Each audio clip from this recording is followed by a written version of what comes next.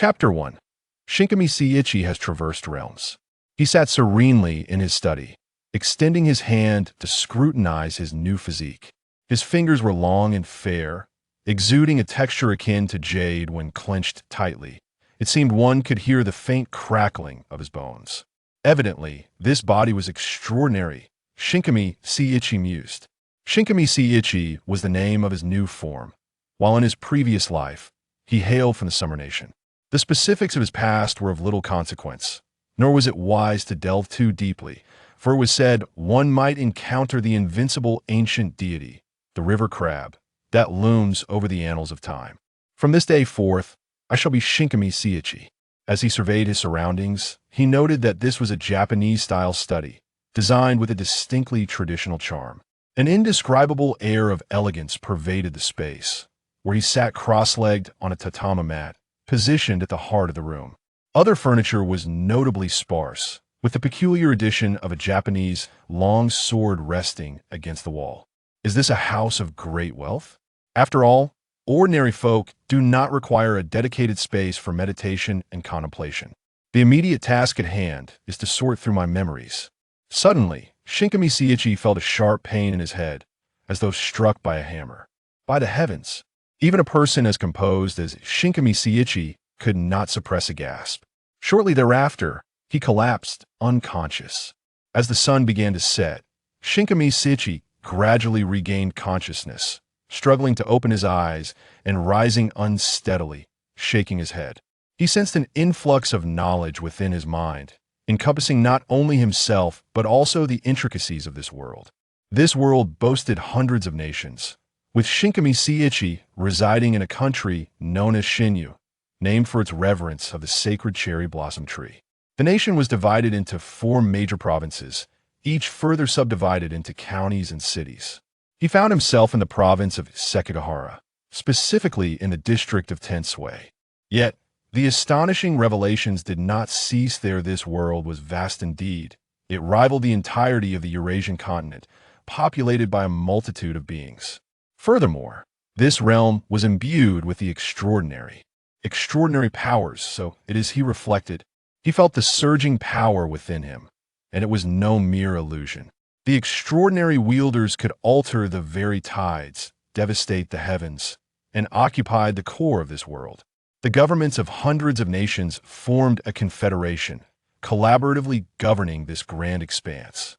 It is quite remarkable that hundreds of nations, sharing a similar culture, the wind of Japan, have yet to unify, existing instead in this unique manner. Shinkami Seiichi mused. Approaching the weapon rack, he grasped a tanto, slowly drawing it from its sheath, the gentle sound of the blade resonating as it emerged, glistening like the purest snow.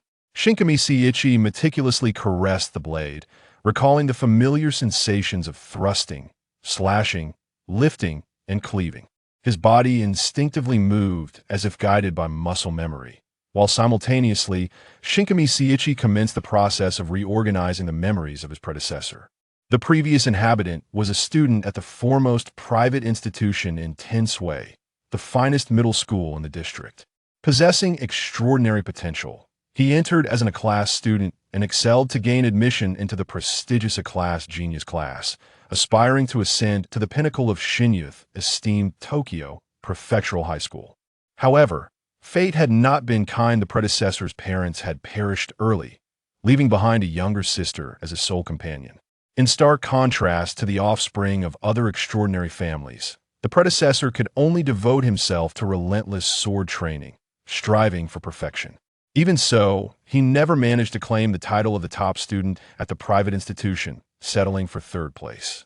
It was not merely a desire to practice swordsmanship, it was the absence of resources from any martial arts sect, let alone extraordinary resources. Such talent wasted, how frustrating. The predecessor was perceived as an arrogant genius, relying solely on fundamental movements to vanquish opponents without employing any sword techniques, skillfully simplifying complexity into simplicity, leading many to believe he was concealing his true strength. Shinkami Seiichi found the situation both amusing and lamentable. The predecessor had succumbed to exhaustion before ever revealing his prowess. Yet now, A formidable challenge lay before Shinkami Seiichi. Nonetheless, he felt no trepidation. He focused intently on wielding the blade, revisiting the powers etched in his memories. Sweat cascaded down his cheeks, yet before it could touch the ground, the long sword sliced through the air with a fierce gust, dispersing it into mist. Sheathing the blade, Shinkami Seiichi navigated smoothly to the bathroom, for his garments were thoroughly soaked. As he soaked in the bath, Shinkami Seiichi's mind wandered. Open the panel. Name, Shinkami Seiichi.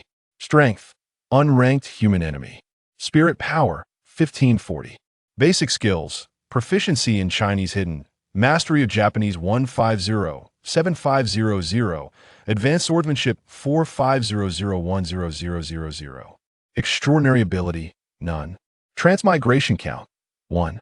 Initial template assignable points, 20. Indeed, the sole reason for his lack of concern was the possession of the essential golden finger of the transcendent. Though this golden finger appeared rudimentary, it was not at all complex. Its capabilities primarily encompassed two facets, the panel and the act of transmigration. During transmigration, one could enhance the innate talents of the body in that world akin to redistributing points and select a temporary ability, with the latter often outweighing the former. This is my means to alter the current situation and even ascend to the pinnacle. However, the time is not yet ripe. After finishing his bath, Shinkami Seiichi stood before the mirror, examining himself. Unsurprisingly, he bore a striking resemblance to his former self: fair skin, sharp brows, and bright eyes. The only notable difference was that his hair now flowed long, casually tied back, lending him an air of ethereal grace. An alternate dimension counterpart, perhaps? A singular self amidst the myriad of realms, he mused, for as a devoted reader, he was well-versed in such narratives. A person as handsome as I could exchange hooks for resources as long as my ideals remain steadfast, solutions will always outnumber the difficulties. He jested lightly before returning to the study. The immediate priority is to enhance my strength. The upcoming academy examination looms close, offering a final opportunity for ranking that will determine my entry into the prestigious Cantu Grand Tournament. Following that, there lies the national examination, where I must vie for a place among the numerous prodigies vying for admission to Tokyo Prefectural High School. Seated in meditation, Shinkami Seiichi swiftly crystallized his thoughts. Big brother? A small head peeked through the slightly ajar door, adorned with smooth black hair, a delicate visage, and eyes as blue as amber. This was his adorable younger sister, Shinkami Mochizuki. Though reluctant to admit it, Shinkami Seiichi had a tendency towards being a doting brother, irrespective of whether in his former life or this one. To provide his sister with better resources, the predecessor had strived to enter the private institution in Tensui and had brought Mochizuki along as well. However, due to his intense training and lengthy practice hours, their communication dwindled, making it challenging to engage with Shinkami Mochizuki. Big brother, here is dinner for today, she announced with a sweet, melodious tone, sidling into the room to place the food tray before Shinkami Seiichi. You've worked hard. Big brother, please do not pay heed to the rumors. Shinkami Mochizuki pouted. Shinkami Seiichi contemplated, realizing there was indeed some truth to her words. The predecessor would often concede at third place during the academy tournaments, leading the first and second place contenders to deem him as looking down upon their admirers. Consequently, rumors of Shinkami Seiichi's arrogance circulated throughout the academy. It matters not, I am indifferent to such things. You two have endured much during this time. He reassured her with a smile, gently ruffling Shinkami Mochizuki's hair. She nudged her head against his hand, beaming sweetly. Watching her leave, Shinkami Seiichi understood that the main event was about to commence. With May upon them, only a month remained until the June Academy examination.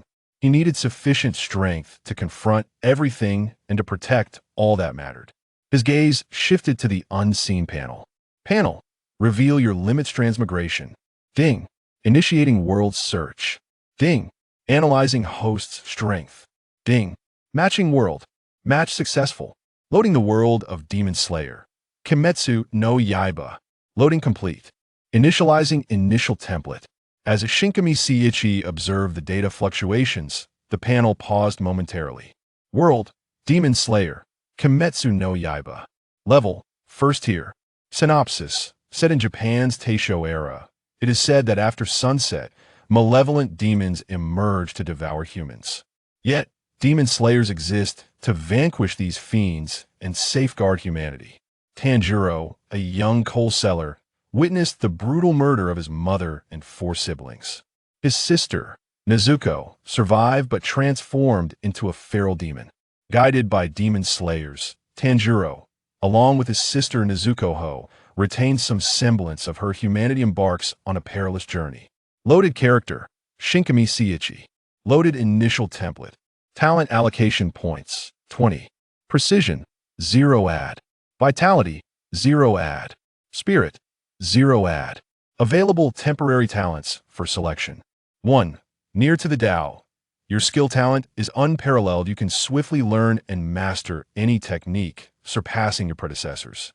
2. Body of the Demon King. You are a newly born Demon King. Your body is immortal and imperishable. Your strength transcends the ordinary, and your blood can assimilate with humanity. 3. The sword is heaven sent. Your swordsmanship transcends the ordinary. Your path of the sword is forged by the heavens, culminating in the pinnacle of this realm, the zenith of existence. Is it the blade of Demon Slayer? It indeed suits my world remarkably well, and there is much to be gleaned from it. Kamiya Seiichi pondered while caressing the long blade in his hand. Demon Slayer primarily relies on breathing techniques, supplemented by physical strength, enhancing the body through breath. If that is the case, then chi and spirit must be of utmost importance. With a limited number of talent points, rather than spreading them thinly, should he not focus on a singular advantage? Panel, allocate my talent points. Chi 10, Spirit 8, God 2. The slight deficiency in divine attributes is undoubtedly disadvantageous, particularly when it comes to learning in a transparent world. However, should there be a temporary talent to compensate, such an extreme allocation strategy becomes acceptable. The temporary talent, Demon King's Body, is immediately dismissed while it serves as a means of overcoming challenges. It holds no long-term benefits for him after departing from Demon Slayer. After all, this is merely a transient talent that will vanish upon leaving the realm. The sword is heaven sent. At first glance, appears to be a direct route to the peak of combat power in this world, allowing one to become the new generation of Yukinori. Yet, Kamiya Seiichi desires to acquire additional non-sword techniques from the world of Demon Slayer, rendering the singularity of the sword path somewhat limiting. Approaching the Tao, he first seeks to hone his swordsmanship within Demon Slayer, mastering techniques such as the Blood Demon art and the understanding of the transparent world. He also wishes to learn skills outside the realm of swordsmanship, such as poison techniques and hand-to-hand combat. Although Kamiya Seiichi has resolved to pursue the path of the sword, it does not preclude him from learning other disciplines. After all, the Myriad of Worlds is rife with unpredictable challenges, and future foes will undoubtedly possess such abilities. Choose the temporary talent. Approaching the Tao. Selection complete. The traversal is about to commence. 10-9-8. Kamiya Seiichi felt a wave of disorientation as the surroundings were gradually enveloped in a brilliant white light, and then darkness consumed his vision. When he opened his eyes again, he found himself amidst a lush forest, the verdant foliage casting dappled shadows on the ground as the waning rays of the setting sun illuminated the landscape, faint wisps of smoke curling in the distance. Kamiya Seiichi took a moment to assess his body. Discovering no significant difference from reality, his spiritual energy and strength felt quite similar. Was I merely a blank slate in the eyes of the panel? Surely, I possess combat capabilities. He noticed a few scattered possessions on him, likely a complimentary offering from this body. Let me first venture to that village. Perhaps I can ascertain my bearings. With a steady pace, Kamiya Seiichi set forth, neither hurried nor slow, exploring the intricacies of this new form as he walked.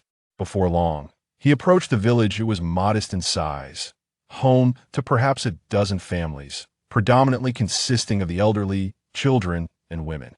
Kamiya Seiichi spotted a middle-aged man chopping firewood in front of his door and decided to inquire. "Excuse me, may I ask where this place is?" I was supposed to accompany my family to the city, but I seem to have lost my way. Kamaya Sichi asked, his expression tinged with impatience, directed at the somewhat wary man. The man gestured in 2 or 3 directions while muttering, "You young man, how careless can you be? Listen closely. That way leads to the famous UUN city, and that direction takes you to the county town."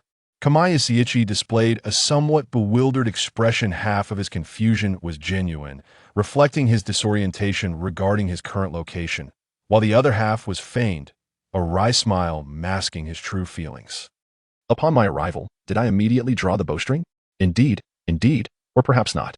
Shouldn't one commence with the selection process from the Demon Slayer's Wisteria Mountain? The elder sighed, gesturing for Kamiyama Seiichi to stay the night. Recently, there have been many lost souls wandering about. Just next door resides a woman named Foreign. You young folks ought to be more cautious when venturing out. What brings you to this village? Something feels amiss. A bead of cold sweat trickled down Kamiyama's forehead. Yet he refrained from inquiring further, well aware that curiosity can lead to peril. As nightfall approached, the wilderness would prove somewhat treacherous for him, and he could only muster the courage to step inside. Upon entering, he found 2 little girls and a woman, presumably the elder's daughter and wife, who greeted him politely. The dwelling was a quintessential Japanese countryside home, modest yet adequate, as constructing homes was not as exorbitant as in modern times. After expressing his gratitude, Kamiyama's gaze was drawn to a katana displayed on the wall. Noticing his interest, the elder smirked. Do not underestimate us country folk. My ancestors were once samurai. However, that sword has hung there for quite some time and is no longer of use. Elder, might I purchase this sword when I leave tomorrow? I can offer something in exchange. Kamiyama rummaged through his pockets, emptying them entirely to present all his belongings to the elder. This is quite dangerous. What do you intend to do with such a thing, young one? Well, I have become separated from my family. The journey is fraught with peril, and I desire a means of protection. After all, you are not without your own complexities. The elder pondered briefly before nodding in agreement. Kamiyama was then shown to the guest room, his expression grave. He sorely needed a blade. He relinquished his possessions to allay any suspicions the elder might harbor, while simultaneously fearing that the elder might perceive him as a threat should he retain his belongings. When traveling, such nuances are of utmost importance. From the casual dinner conversation with the family, Kamiyama gleaned the current time. The recent uproar regarding a train derailment had reached this locale. The elder spoke animatedly, and Kamiyama responded with a smile. I knew the contraption was unreliable. The flame Hashira had met a tragic end, and it was expected that Tanjiro and the sound Hashira were en route to the entertainment district to investigate the demons, although it remained uncertain if they had arrived. Thus, with a joyous family and a sword at his disposal, according to the script, was it not imminent that demons would soon attack? Yet, given the strangeness of this place, would demons dare to approach? Kamiyama pondered silently. As dawn broke, the morning mist enveloped the surroundings. After a night of vigilance, Kamiyama exhaled in relief. Yet he had not remained idle. He had been meticulously attuning himself to the intricacies of this body, growing familiar with it. He could distinctly sense an energy coursing through him, strengthening his muscles with each inch it traversed. Even without exertion, he felt himself steadily growing stronger. Was this the power of chi saturation, the might of 8 points of spirit? It was indeed formidable. Kamiyama flexed his slightly hardened arm and prepared to depart, his goal set on the entertainment district. After collecting the sword from the elder, he waved goodbye to the 2 little girls, a peculiar feeling blossoming within him. A sense of familiarity, an eerie power. Was this indeed the world of Demon Slayer, perhaps a beginner's village? On his journey to the entertainment district, Kamiyama continually elevated the chi within him while striving to develop a unique breathing technique. What the original swordsman had achieved, he too could accomplish, possessing a nearly Tao-like essence. Though they had assistance from the likes of Kagaya Ubuyashiki, he felt an inkling that success was within reach. Of course, another method would be to observe and learn from others' breathing techniques. This concept may seem far-fetched, yet with the near Tao-like prowess aiding him, it would not be insurmountable. Lost in thought, he continued walking, his internal chi both depleting and regenerating, rapidly increasing in totality. The entertainment district was now within sight. Upon entering the city, he was greeted by bustling streets filled with people in kimonos and vibrant lanterns adorning the eaves of buildings. Kamiyama chose a modest inn for his stay. As for finances, he had discreetly acquired a fair sum from the haughty samurai passing by. Seated cross-legged in his own room, Kamiyama's chest rose and fell rhythmically, warm energy flowing through him. Had anyone else been present, they would have sensed the unusual movement of air within the room. His figure, seated at the center, resembled a black hole, voraciously consuming the surrounding atmosphere, even causing the decorative paintings to sway. With a deep breath, Kamiyama opened his eyes, an expression of calm upon his face. He had been recalling various breathing techniques from Demon Slayer, attempting to replicate them, which proved fruitful. He sensed a significant enhancement to his physique and perception upon entering the breathing state. The augmentation from the breathing technique followed a pattern. If one's physical strength was rated at 1, the breathing technique could elevate it to 2. The deeper one delved into the study of breathing techniques, the greater the enhancement. A true warrior might possess a base strength of 3, which, when augmented by breathing techniques, could reach 6, 9, or even 12. Kamiyama understood this principle well. Hence he had specifically chosen to invest in chi and spirit to ensure both the breathing technique and physical strength would harmoniously amplify. So, what breathing technique do I possess? Kamiyama pondered with curiosity, as he had not sensed any distinctive attributes while in the breathing state, such as the brightness of flame or the gentleness of water. Could it be a completely new breathing technique? He opened his status panel. Name, Kamiyama Seiichi Strength, Non-Entry Level, Human Enemy, Spirit Power, 60-60 Basic Skills, Fluent in Japanese, 150-7500. Mastery of Basic Swordsmanship, 950 10,000. Extraordinary Ability, Introduction to Breathing Techniques, 10-100. Temporary Talent, Near-Dao Evaluation. Non-entry level. At least the status panel was not as disheartening as before. Kamiyama unsheathed the katana. Though it bore some age and rust, the blade remained bright, its snowy edge exceptionally sharp. Breathing technique, slashing. Kamiyama murmured, and in an instant, the sword was sheathed, as if it had never been drawn. The room was enveloped in silence, yet Kamiyama wore a satisfied smile. All was in readiness. Save for the wind at his back. He continued to refine his breathing technique, striving to attain a state of constant equilibrium before the impending battle. Meanwhile, at the headquarters of the Demon Slayer Corps, Tanjiro, having just completed a mission, encountered the Sound Hashira, and together with the trio, they officially set off for the entertainment district. Time had swiftly passed, and Kamiyama had spent a considerable duration in the world of Demon Slayer. Aside from his daytime sword training outside the city, he largely devoted his time to honing his breathing techniques. Today, he unexpectedly ventured out at night, sensing that his foundational swordsmanship was on the brink of a breakthrough. Seiichi Kamiyama practiced the foundational sword techniques in a methodical manner, harmonizing his movements with his breathing as he thrust, slashed, and sliced. Suddenly, he sensed that a certain shackle within him had shattered. His practice transformed from rigid repetition into a fluid dance, the speed of his strikes accelerating, with the glimmer of his sword enveloping him, leaving no room for error. His mastery of the fundamental swordsmanship had reached an ethereal level. Calmly, he inhaled deeply and sheathed his sword. He opened his interface. Name, Seiichi Kamiyama Strength. First tier Spiritual Energy, 70,100 Basic Skills, Proficient in Japanese, 550-7500. Mastery of Fundamental Sword Techniques, 105-0000. Extraordinary Ability, Continuous Breathing Technique, 101000. Temporary Talent, Nearly Taoist Evaluation. First tier Ordinary. Have I ascended? He pondered. Indeed, with this destructive power, I could obliterate an entire neighborhood with ease. While reveling in his newfound strength, he reminded himself to remain vigilant. The distinction between ascending and not ascending was a realm apart. In the private academy of Tensukyo, the top two competitors were of first-tier strength. Thus his previous self understood the disparity in prowess. Within the realms of Demon Slayer, first-tier strength likely belonged to the upper echelon. Though uncertain of the exact ranking, he was assured he possessed the power to contend. From a distance, a rustling sound emerged. 4 figures approached, 3 with heavy footsteps, while one moved almost imperceptibly. A master. Seiichi Kamiyama turned his gaze toward them. Emerging from the darkness, 3 individuals came into view, a peculiar boar-headed man leading the way, followed by a boy with fiery red hair carrying a wooden box, marked by a scar on his forehead, and lastly, a golden-haired youth with a woeful expression. His gait peculiar, as if he were malformed. Clearly, they were the trio from Demon Slayer, Tanjiro Kamado, Zenitsu Agatsuma, and Inosuke Hashibara. Their distinct characteristics made them easily recognizable.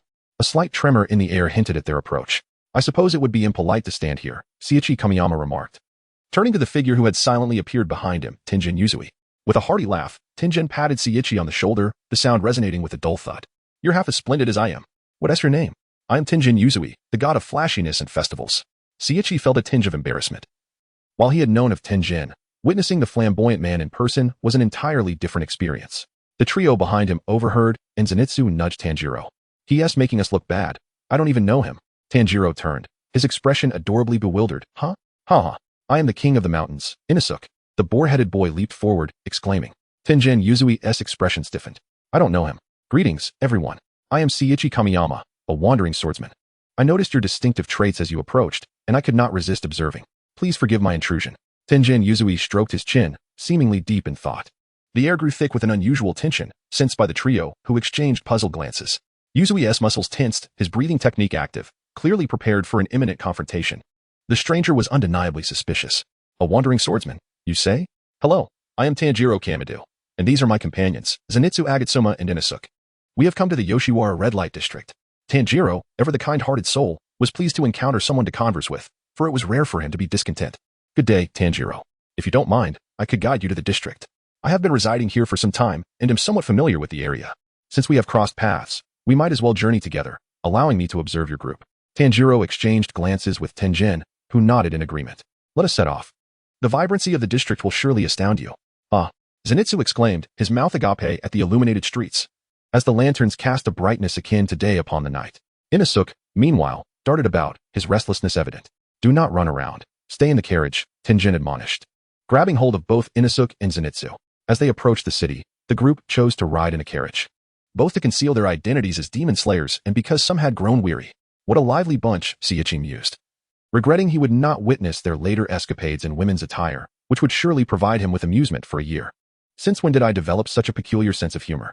Perhaps it is the result of prolonged training with no outlet for release. Everyone, I shall take my leave here. Should you need anything, I will be at the inn nearby. You are welcome to find me." Seiichi bid farewell to the quartet and returned to his room at the inn, aware that a battle loomed on the horizon, necessitating a swift adjustment of his mindset. This was not like the Academy's grand competition, where fellow students would not seek to endanger one another's lives. Demons, however, would relish in tormenting their victims to death. Calmness is essential in times of great significance.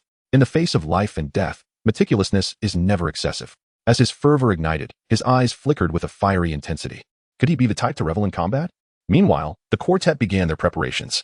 "That Seiichi Kamiyama is no ordinary individual," Tenjin Uzui remarked, causing the trio to exchange bewildered glances. "Mr. Uzui, he likely isn't a demon slayer. He lacks a Nichiren blade, and he is not a demon," Tanjiro questioned, perplexed. "Precisely because he is not a demon, I chose to observe him as we entered the city. So far, he has shown no malice towards us. His curiosity appears to be genuine. However, we must remain vigilant. The critical issue at hand is the presence of demons in the Yoshiwara district, and we must ascertain the truth." With that, Tenjin shifted the conversation, revealing his unique situation of having 3 wives, leading to a lively exchange among the trio. Ultimately, it was decided that the 3 would don women's attire to visit the various geisha houses. As the quartet embarked on their mission, Seiichi Kamiyama delved into the essence of the Demon Slayer narrative, reflecting on the world's backstory. The core of the Demon Slayer universe, as its name suggests, revolves around the extermination of demons. In a distant past, a nobleman afflicted with an incurable ailment sought the aid of a physician to concoct a remedy, hoping to extend his life. Unbeknownst to him, the physician was using him as a test subject. Yet, as time passed, the nobleman realized that his condition showed no signs of improvement. In a fit of rage, he murdered the doctor, however, shortly after the physician's demise. He was astonished to discover that his ailment had vanished, and he had become powerful, omnipotent. The sole price for this transformation was the need to consume human flesh. A triviality in his eyes, yet he was troubled by another cost. He developed an aversion to sunlight. Thus, in the ensuing ages, he transformed humans into demons by distributing blood, aiding him in the quest for the elusive blue flower on the other side, which could help him conquer his fear of the sun. As the number of demons grew, so did the instances of cannibalism. Observant individuals noted the presence of these demons and, at the behest of the Kanamori clan, formed the Demon Slayer Corps to exterminate the man-eating fiends. Consequently, a protracted conflict ensued between the demons and the Demon Slayer Corps. The demons possessed an immortal strength, which could only be vanquished by severing their necks with a Nichiren blade, imbued with the power of the sun, or through exposure to sunlight. The breathing techniques were devised by humans as a means to counteract the demons' formidable powers, significantly enhancing human capabilities. The original swordsman created various forms of these techniques, which have been passed down through generations. It is said that the sun breathing, wielded by the formidable warrior Yorichi Tsujikuni, is the very origin of all breathing techniques, thus earning the title of the first breathing style.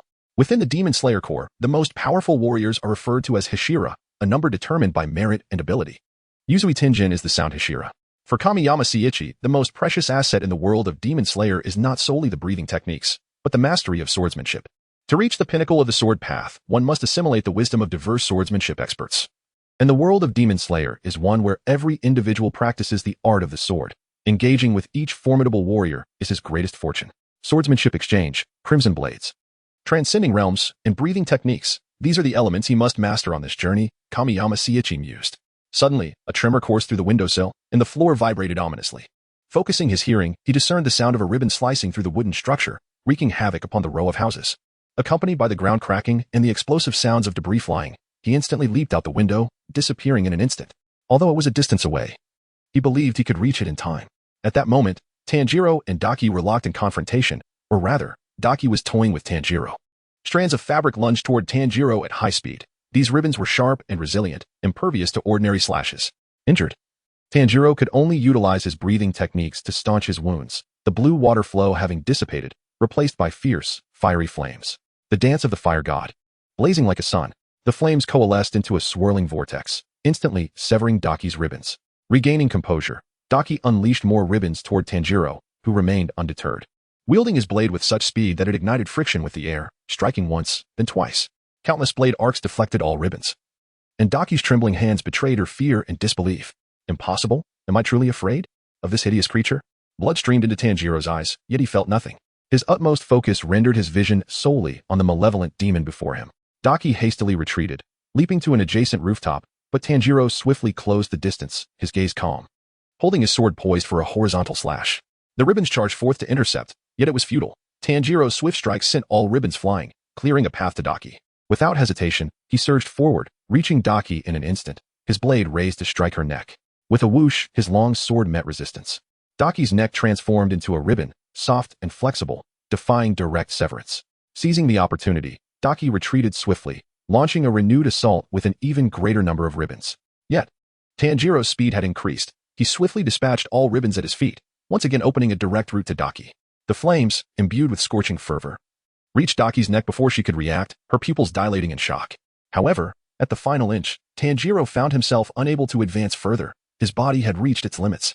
The explosive surge faded, and Tanjiro collapsed, gasping for breath, retching.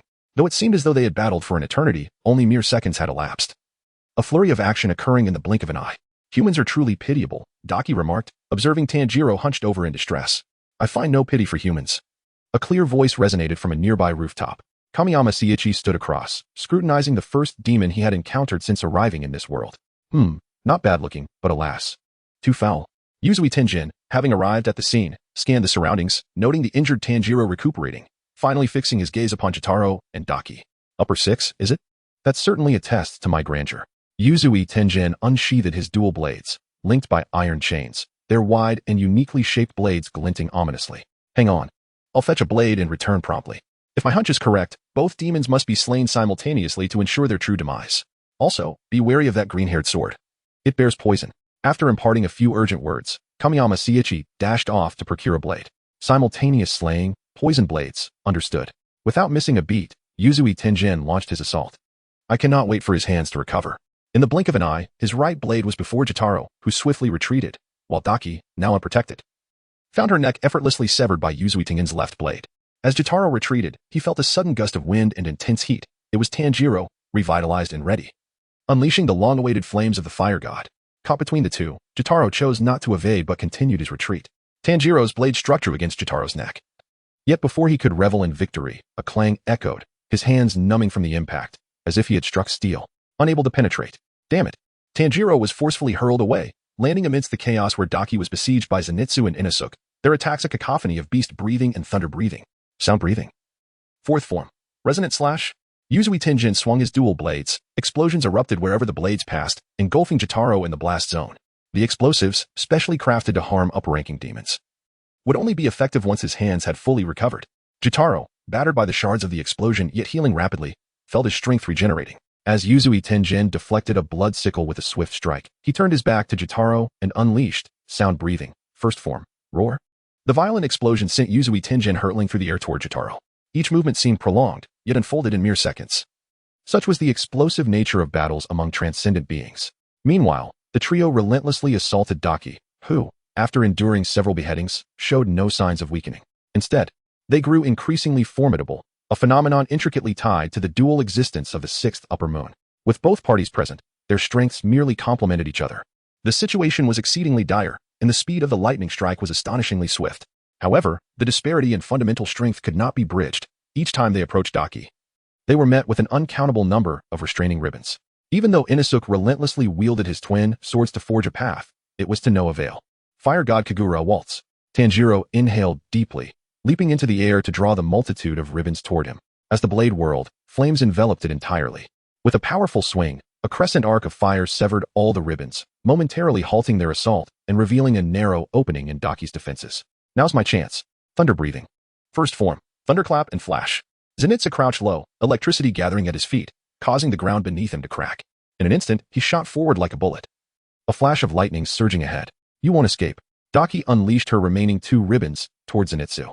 With such rapid advancement, His trajectory was nearly unalterable, and the only fate awaiting him was to be cleaved by the ribbons. Daki could not suppress a cruel smile at the thought. Beast breathing, 8th form, explosive charge. A figure descended from above. Though slower than Zenitsu, Inosuke's speed surpassed that of the oncoming ribbons. He brought his swords together, using his own body as a projectile to deflect the ribbons aside. Impossible. Daki's defenses faltered, and in an instant, Zenitsu's blade was at her throat. With no other option, Daki transformed her neck into ribbons, attempting to evade the blade. Fire God Kagura, 5th form, fire train.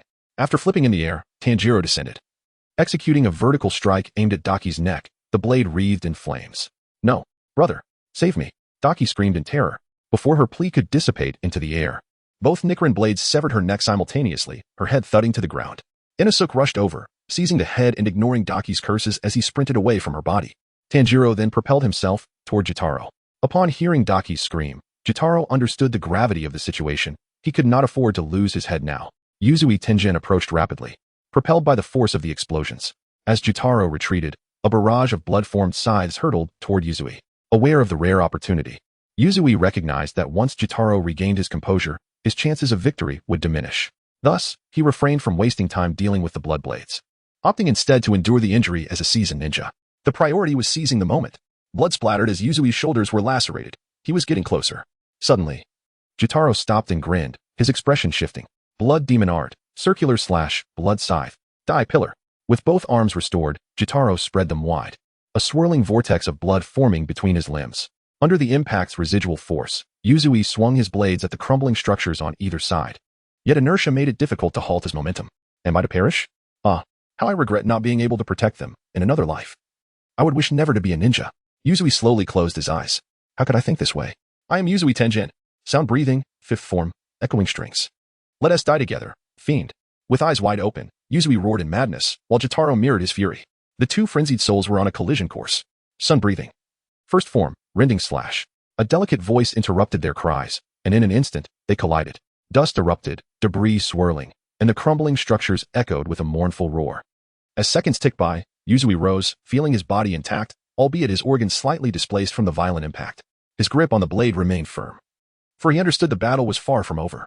However, as the dust settled, Jotaro's condition appeared dire. His torso was cleaved, a bloodline slicing through from his left elbow to his right shoulder, while his lower body lay mangled, his left leg nearly obliterated. With his arms no longer under his control, Jotaro's blood demon art ceased, leaving him to confront Yuzui with sheer physicality. Gasping for breath, Yuzui noticed Kanamori Seiichi, armed with a broken blade, realizing that it was Kanamori who had saved him and severely injured Jotaro. His consciousness began to fade. Was it the poison taking effect? Damn it. Yuzui sensed his body growing increasingly immobile. At that moment, Kanamori was unarmed, and Jotaro was beginning to heal. There was no time to waste, Yuzui shouted. Tanjiro. A fiery-haired youth charged through the haze. This time, he must sever the enemy. Tanjiro surged forth, reaching Jotaro in no time. Jotaro's face twisted in rage as blood formed into scythes, but before he could mount an attack, Tanjiro swept them aside. This was his most vulnerable moment. Inosuke was currently cradling Daki's severed head, fleeing with her. Brother, think of something. I don't want to die. Be silent. At that moment, it seemed as though the world had come to a halt for Tanjiro. The fragments in the air, the splattered blood appeared to freeze in time. He could see the panic and urgency on Jotaro's face, acutely aware of the vulnerability at his neck. In that instant, the scar upon Tanjiro's head ignited with fervor, expanding into a shape of roaring flames. Fire God Kagura waltzed, with a fierce howl and a menacing glare. He swung with all his might. The blade tip was stained crimson by the intense heat. Time resumed its flow, and a head soared into the air, crashing heavily to the ground. Daki's head was cast aside, landing far from her body. It is over. No. Jotaro and Daki cried out in despair. Be careful. Kanamori shielded the exhausted Tanjiro and the immobilized Yuzui, retreating rapidly. Both heads were enveloped in a shroud of crimson. An overwhelming sense of impending doom casting a pall over all present. An explosion was imminent. Zenitsu and Inosuke quickly retreated upon sensing the disturbance. Boom. A tremendous shockwave hurled Inosuke and Zenitsu away. What the hell? Kanamori realized he could not match the shockwave's speed. With a leap, he propelled himself off the ground, causing the earth to fracture, creating a makeshift pit where he and the others could take cover. Though it was night, the scene was illuminated more brightly than day. A massive mushroom cloud surged skyward, the shockwave obliterating all structures in its path, the sand and debris swirling faster than bullets, enveloping the entire entertainment district in a thick fog. As the explosion subsided, the world fell silent at last. At the Demon Slayer Corps headquarters, Obiyashiki observed a letter brought by Shina, his trembling hands betraying his excitement. This was a change unprecedented in centuries. The mission to slay Muzan Kibutsuji lay upon their shoulders. Cough, cough. Excellent, excellent. We have slain the sixth upper moon together. Coughing, heedless of the blood trickling from his lips, he conveyed the good news to all members of the Demon Slayer Corps. His wife responded affirmatively and helped him recline in the delivery room once more. The battlefield had been reduced to ruins. Amidst the debris, a figure was swiftly searching, occasionally exclaiming in disbelief at the sheer brutality of the conflict. What a devastating battle it is to behold.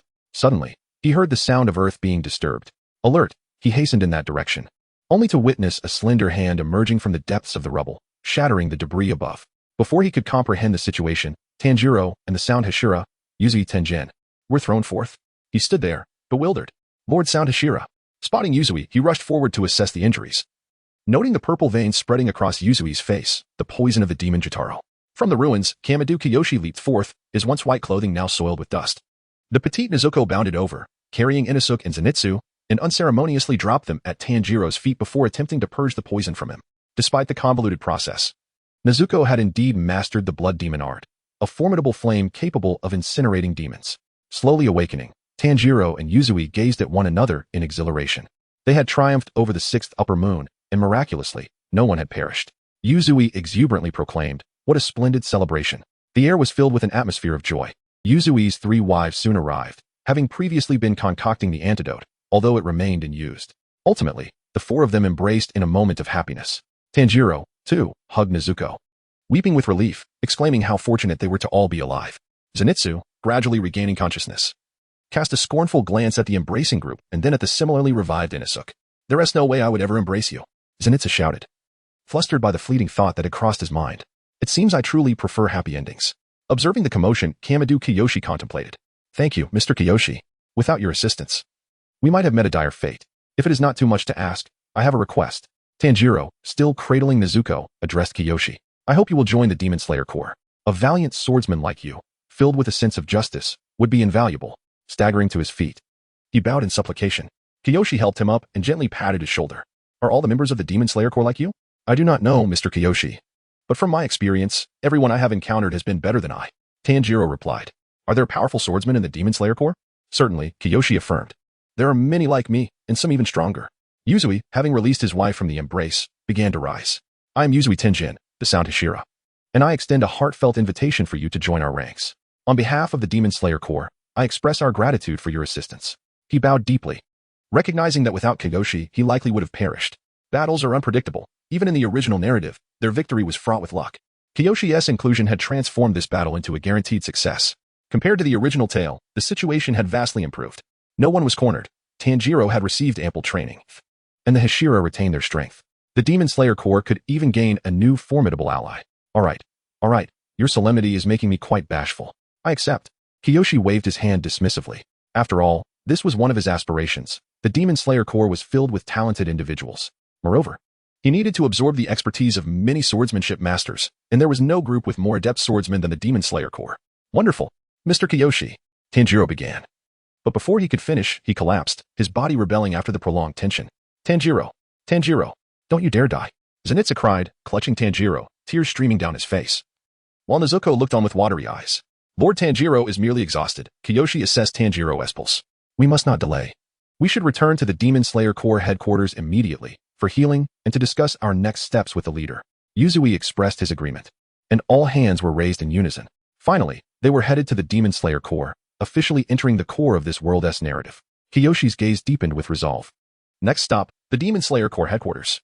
Several small carts, filled with individuals of varying conditions, were being pulled by the group, marking their return to the headquarters. The morning sun shone warmly, gently caressing the earth without scorching it. Lush trees lined the road, their leaves glistening with dew, periodically releasing droplets that fell heavily from the boughs. Zenitsu, still in slumber, was jolted awake by a droplet landing on his face. Confused, he glanced around before nestling back into sleep. "Mr. Kiyoshi, we still have a ways to go to the headquarters. Allow me to share some insights about the Demon Slayer Corps." Tanjiro settled cross-legged on Kiyoshi's cart. Kiyoshi observed the spirited youth, whose smile radiated with hope, unaware of the arduous fate that awaited him. However, since he had arrived in this world, Kiyoshi would ensure that tragedy did not unfold as it did in the original tale. "Please tell me, I am quite intrigued by demons and the Demon Slayer Corps." "Mr. Kiyoshi, the Demon Slayer Corps was established specifically to hunt demons. The nefarious Musen Kibutsuji has the ability to transform humans into flesh-eating demons, resulting in countless tragedies. In their anguish, people banded together to hunt these malevolent beings and protect the innocent. Thus, most members of the Demon Slayer Corps bear tragic pasts. Tanjiro spoke earnestly, punctuating his words with gestures to enhance Kayoshi's understanding. The leader of the Demon Slayer Corps is Lord Ubuyashiki, a wise and enlightened individual who organizes the Corps to combat the encroachment of demons and safeguard its members. To him, every member of the Corps is akin to family. Tanjiro recalled the ailing youth, gentle yet insightful.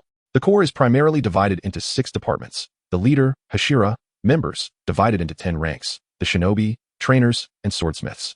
We are currently accompanied by the shinobi, who are formidable and responsible for our daily affairs and aftermath. Trainers are the teachers of the swordsmen, imparting the breathing techniques. They were once formidable swordsmen themselves. My water-breathing style was taught to me by Sakanji Urokadaki, a truly remarkable man. The blacksmith is responsible for forging the Nichiren blades for everyone. Mr. Kamiyama has long been in need of a fine sword, and I believe that with the blacksmith's skill, he will surely be able to craft a blade that meets your satisfaction. At this point, Tanjiro paused, suddenly realizing that he might have damaged his sword again, as the blade was marred with numerous irreparable nicks. The thought of the horrors of the steel grave caused his expression to fall, his face contorted in distress. I truly lack a good sword, Mr. Kamiyama concurred. By the way, could you tell me about the breathing techniques? Breathing techniques?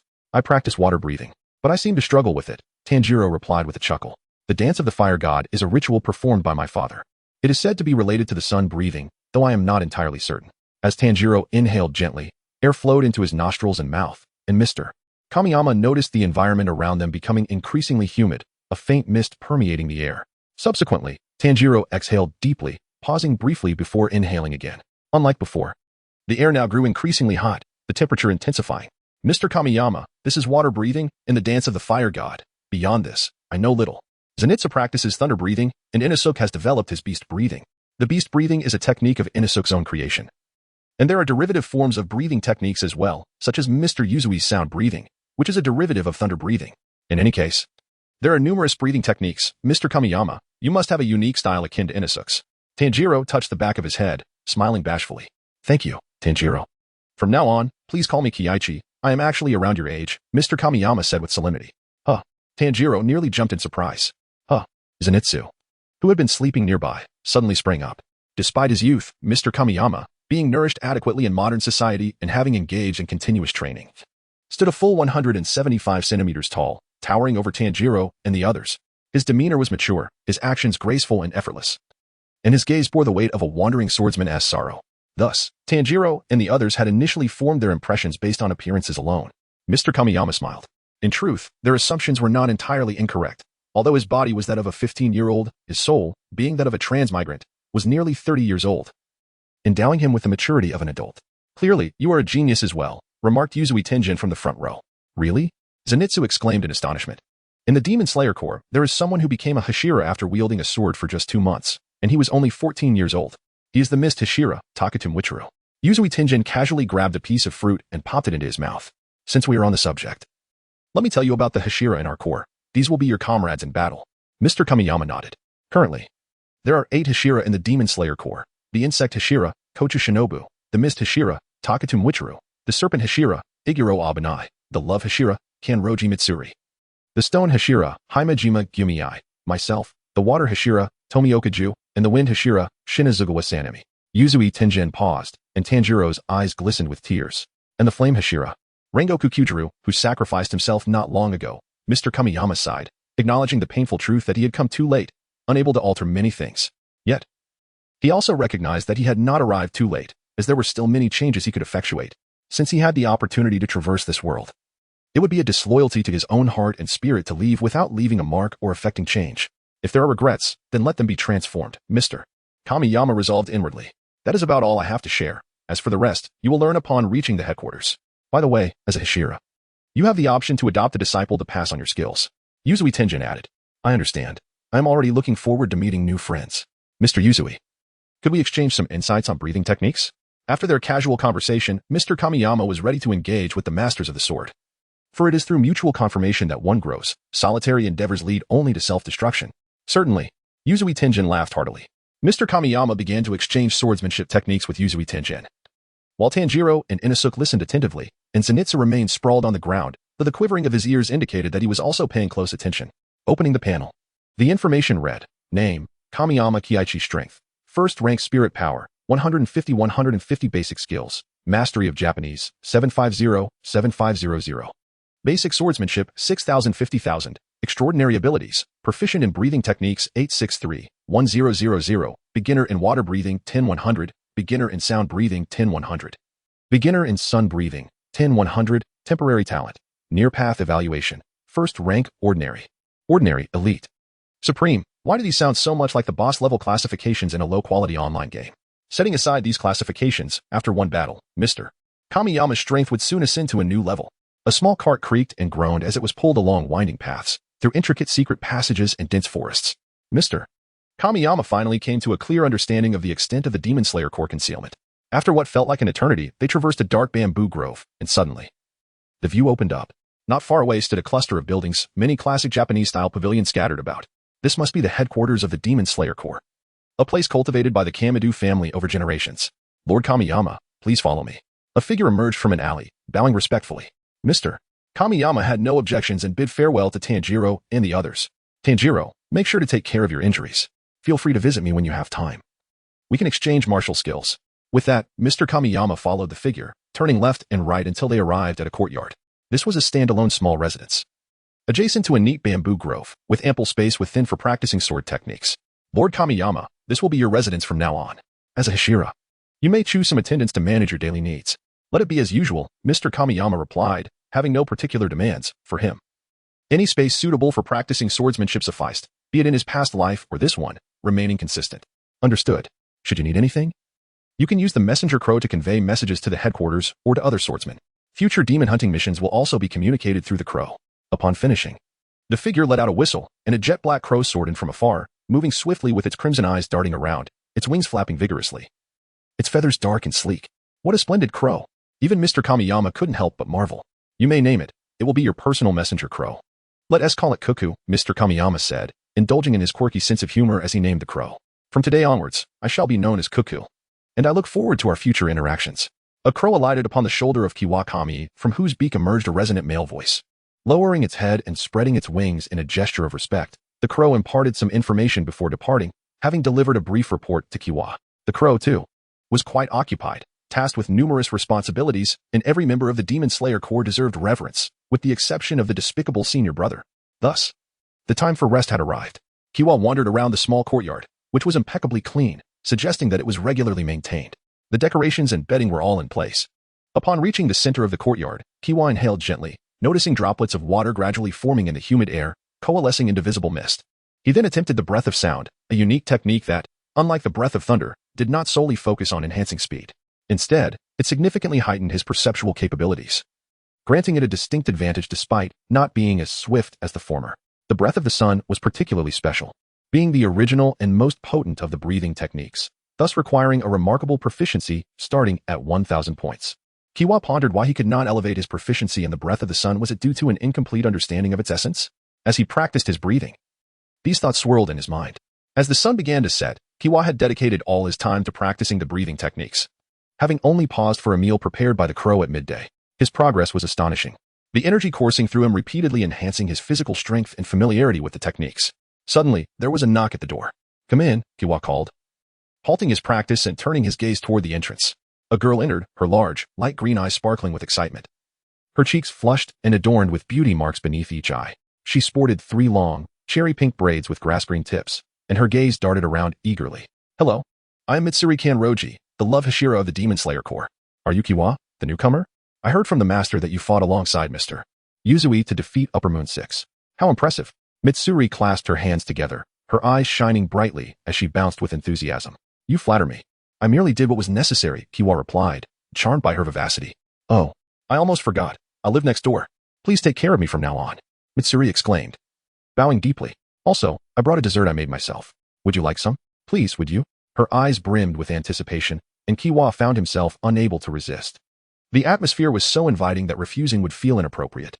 If he ate, it might provoke the serpent Hashira's ire, but if he declined, it would sadden the love Hashira. What a predicament. The world knew of the serpent Hashira's hidden affection for Mitsuri, yet she remained blissfully unaware. With a light-hearted chuckle, Kiwa welcomed Mitsuri into his abode. They began to savor her delightful confectionaries, and it became evident that Mitsuri not only enjoyed eating, but possessed an exceptional talent for culinary creation.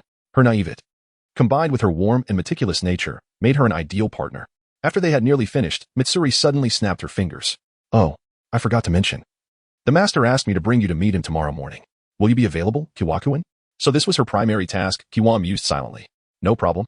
After listening to Tanjiro on the way here, I feel quite familiar with Mr. Obuyashiki," he replied, and Mitsuri nodded sweetly. Before long, having finished the dessert, Mitsuri took her leave. Kiwa returned to his room, resuming his breathing exercises. One could hardly blame him for his fervent dedication to training. After all, those gifted with talent are termed geniuses, while those with strength are called powerful. Those who fail to convert their talent into strength are merely sheep. If one does not wish to become prey, relentless diligence is required. The following day dawned bright and clear. Kiwa opened his eyes, his cerulean gaze deep and enchanting. After washing his face, he awaited Mitsuri's arrival. Shortly thereafter, she waved to him from outside the door. They navigated through several twists and turns before arriving at the front of a building. Obuyashiki Wise-Eye was undoubtedly a young man. Yet he bore significant scars, his face severely disfigured, blind eyes, and a visage marred by purple toxins, creating an intimidating appearance. In stark contrast, his voice was gentle, possessing a soothing quality. Kiwa held immense respect for this warrior, who devoted his life to exterminating demons. From a racial standpoint, he was, in many ways, the leader of this world's resistance. "I have been eagerly anticipating your arrival, Kiwakuin," Obuyashiki said, coughing lightly after a few words. "I apologize for my appearance, Mitsuri. Would you kindly wait outside for a moment? I wish to speak with Kiwakuin privately." Kiwa was taken aback. This was unexpected. Mitsuri complied and exited the room. "Kiwakuin, you are not from this area, are you?" Obuyashiki queried, his cough interrupting his speech. An hour passed before Kiwa departed Obuyashiki's residence, leaving only the two of them aware of their conversation. Obuyashiki expressed his gratitude to Mitsuri for her successful mission and advised her to rest before the Hashira meeting concluded, after which she would accompany Kiwa to the swordsmith village to collect specially forged Nichiren blades for them. The Hashira were perpetually engaged in hunting demons, and it was precisely their relentless pursuit that earned them their titles. After bidding farewell to Obuyashiki, who watched them depart under the sunlight, and saying goodbye to Mitsuri, Kiwa finally enjoyed a moment of solitude. He returned to his quarters, took a refreshing bath, and brewed himself a cup of tea. Opening his status panel, he observed, name, Kiwa Kami Strength, first rank Spirit Power, 190 basic skills, proficient in Japanese, 850-7500. Mastery of fundamental swordsmanship, 1,050,000, extraordinary abilities, constant practice of the breath of the sun, 996-1000, constant practice of the breath of water, 256-1000. Constant practice of the breath of sound, 310-1000, beginner's breath of love, 10-100, beginner's breath of the sun, 1000. Beginner's scarlet blade, 1100-1000, temporary talent, near path evaluation, first rank, ordinary. The increasing number of exclamation marks suggested a rise in his strength, a remarkably simple classification. Indeed, his power had seen significant enhancement. Compared to the barren state of his panel upon entering the world of Demon Slayer, the changes now, while not revolutionary, certainly reflected qualitative growth. He took a delicate sip of tea, savoring the moment. Since arriving in the realm of Demon Slayer, Kanami Seiichi has seemingly been grasping at straws. Yet every action has been meticulously calculated. Regardless of the situation, he ensures his own safety remains paramount. In the face of uncertainty regarding whether he has truly traversed dimensions or merely reconstructed his form, his security takes precedence. Although the sixth upper moon is formidable, Kanami maintains an advantage in speed. Even in the event of defeat, a swift retreat is always an option, much like at the headquarters of the Demon Slayer Corps. Following a conversation with Obuyashiki, the likelihood of the Corps taking any hostile actions against him has been significantly diminished. Thus, the only formidable adversary that remains is Muzan Kabutsuji. A rare sense of ease envelopes him. In reality, he grapples with immense pressure from the Great Selection, and his time in the Demon Slayer world has been fraught with life and death battles. However, the circumstances have shifted. Kanami is now confident in his ability to effortlessly secure first place in the Academy S competition. Within the realm of Demon Slayer, unless he embarks on a reckless path, he is unlikely to encounter peril. Moreover, his strength is ever-evolving. In a month or two, it will be Muzan who must flee. This week, he resolves to enhance his strength here, seeking counsel from various Demon Slayer members regarding different breathing techniques, with the hope of mastering the sun breathing. During his free time, he intends to delve deeply into swordsmanship discussions with Kanroji, and once the Hashira return, he will seek them out for further guidance. He sets a modest goal for himself, to become the foremost master of swordsmanship in this world. With determination, Kanami raises his teacup and consumes its contents. To be honest, he prefers plain water. Grasping the katana from the rack, he heads to the training room. The Heket, one of the ultimate techniques within the Demon Slayer universe, derives its name from the red-hot blade that emerges upon activation. When the Hecate is unleashed, one's physical, mental, and technical prowess experiences a significant enhancement. With its unstoppable force, it cleaves through all, embodying the essence of purity and strength, effectively countering malevolent entities.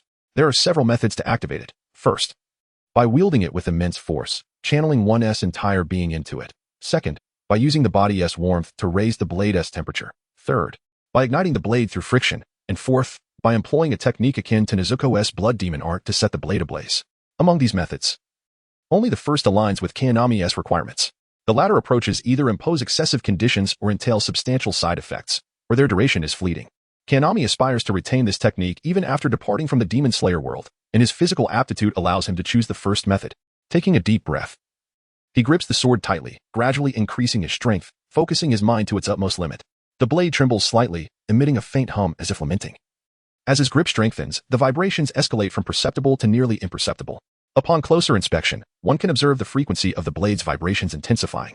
The pristine white blade begins to turn red, transitioning from orange to crimson, eventually evolving into a deep scarlet. The air surrounding the blade crackles, singed by its extraordinary heat.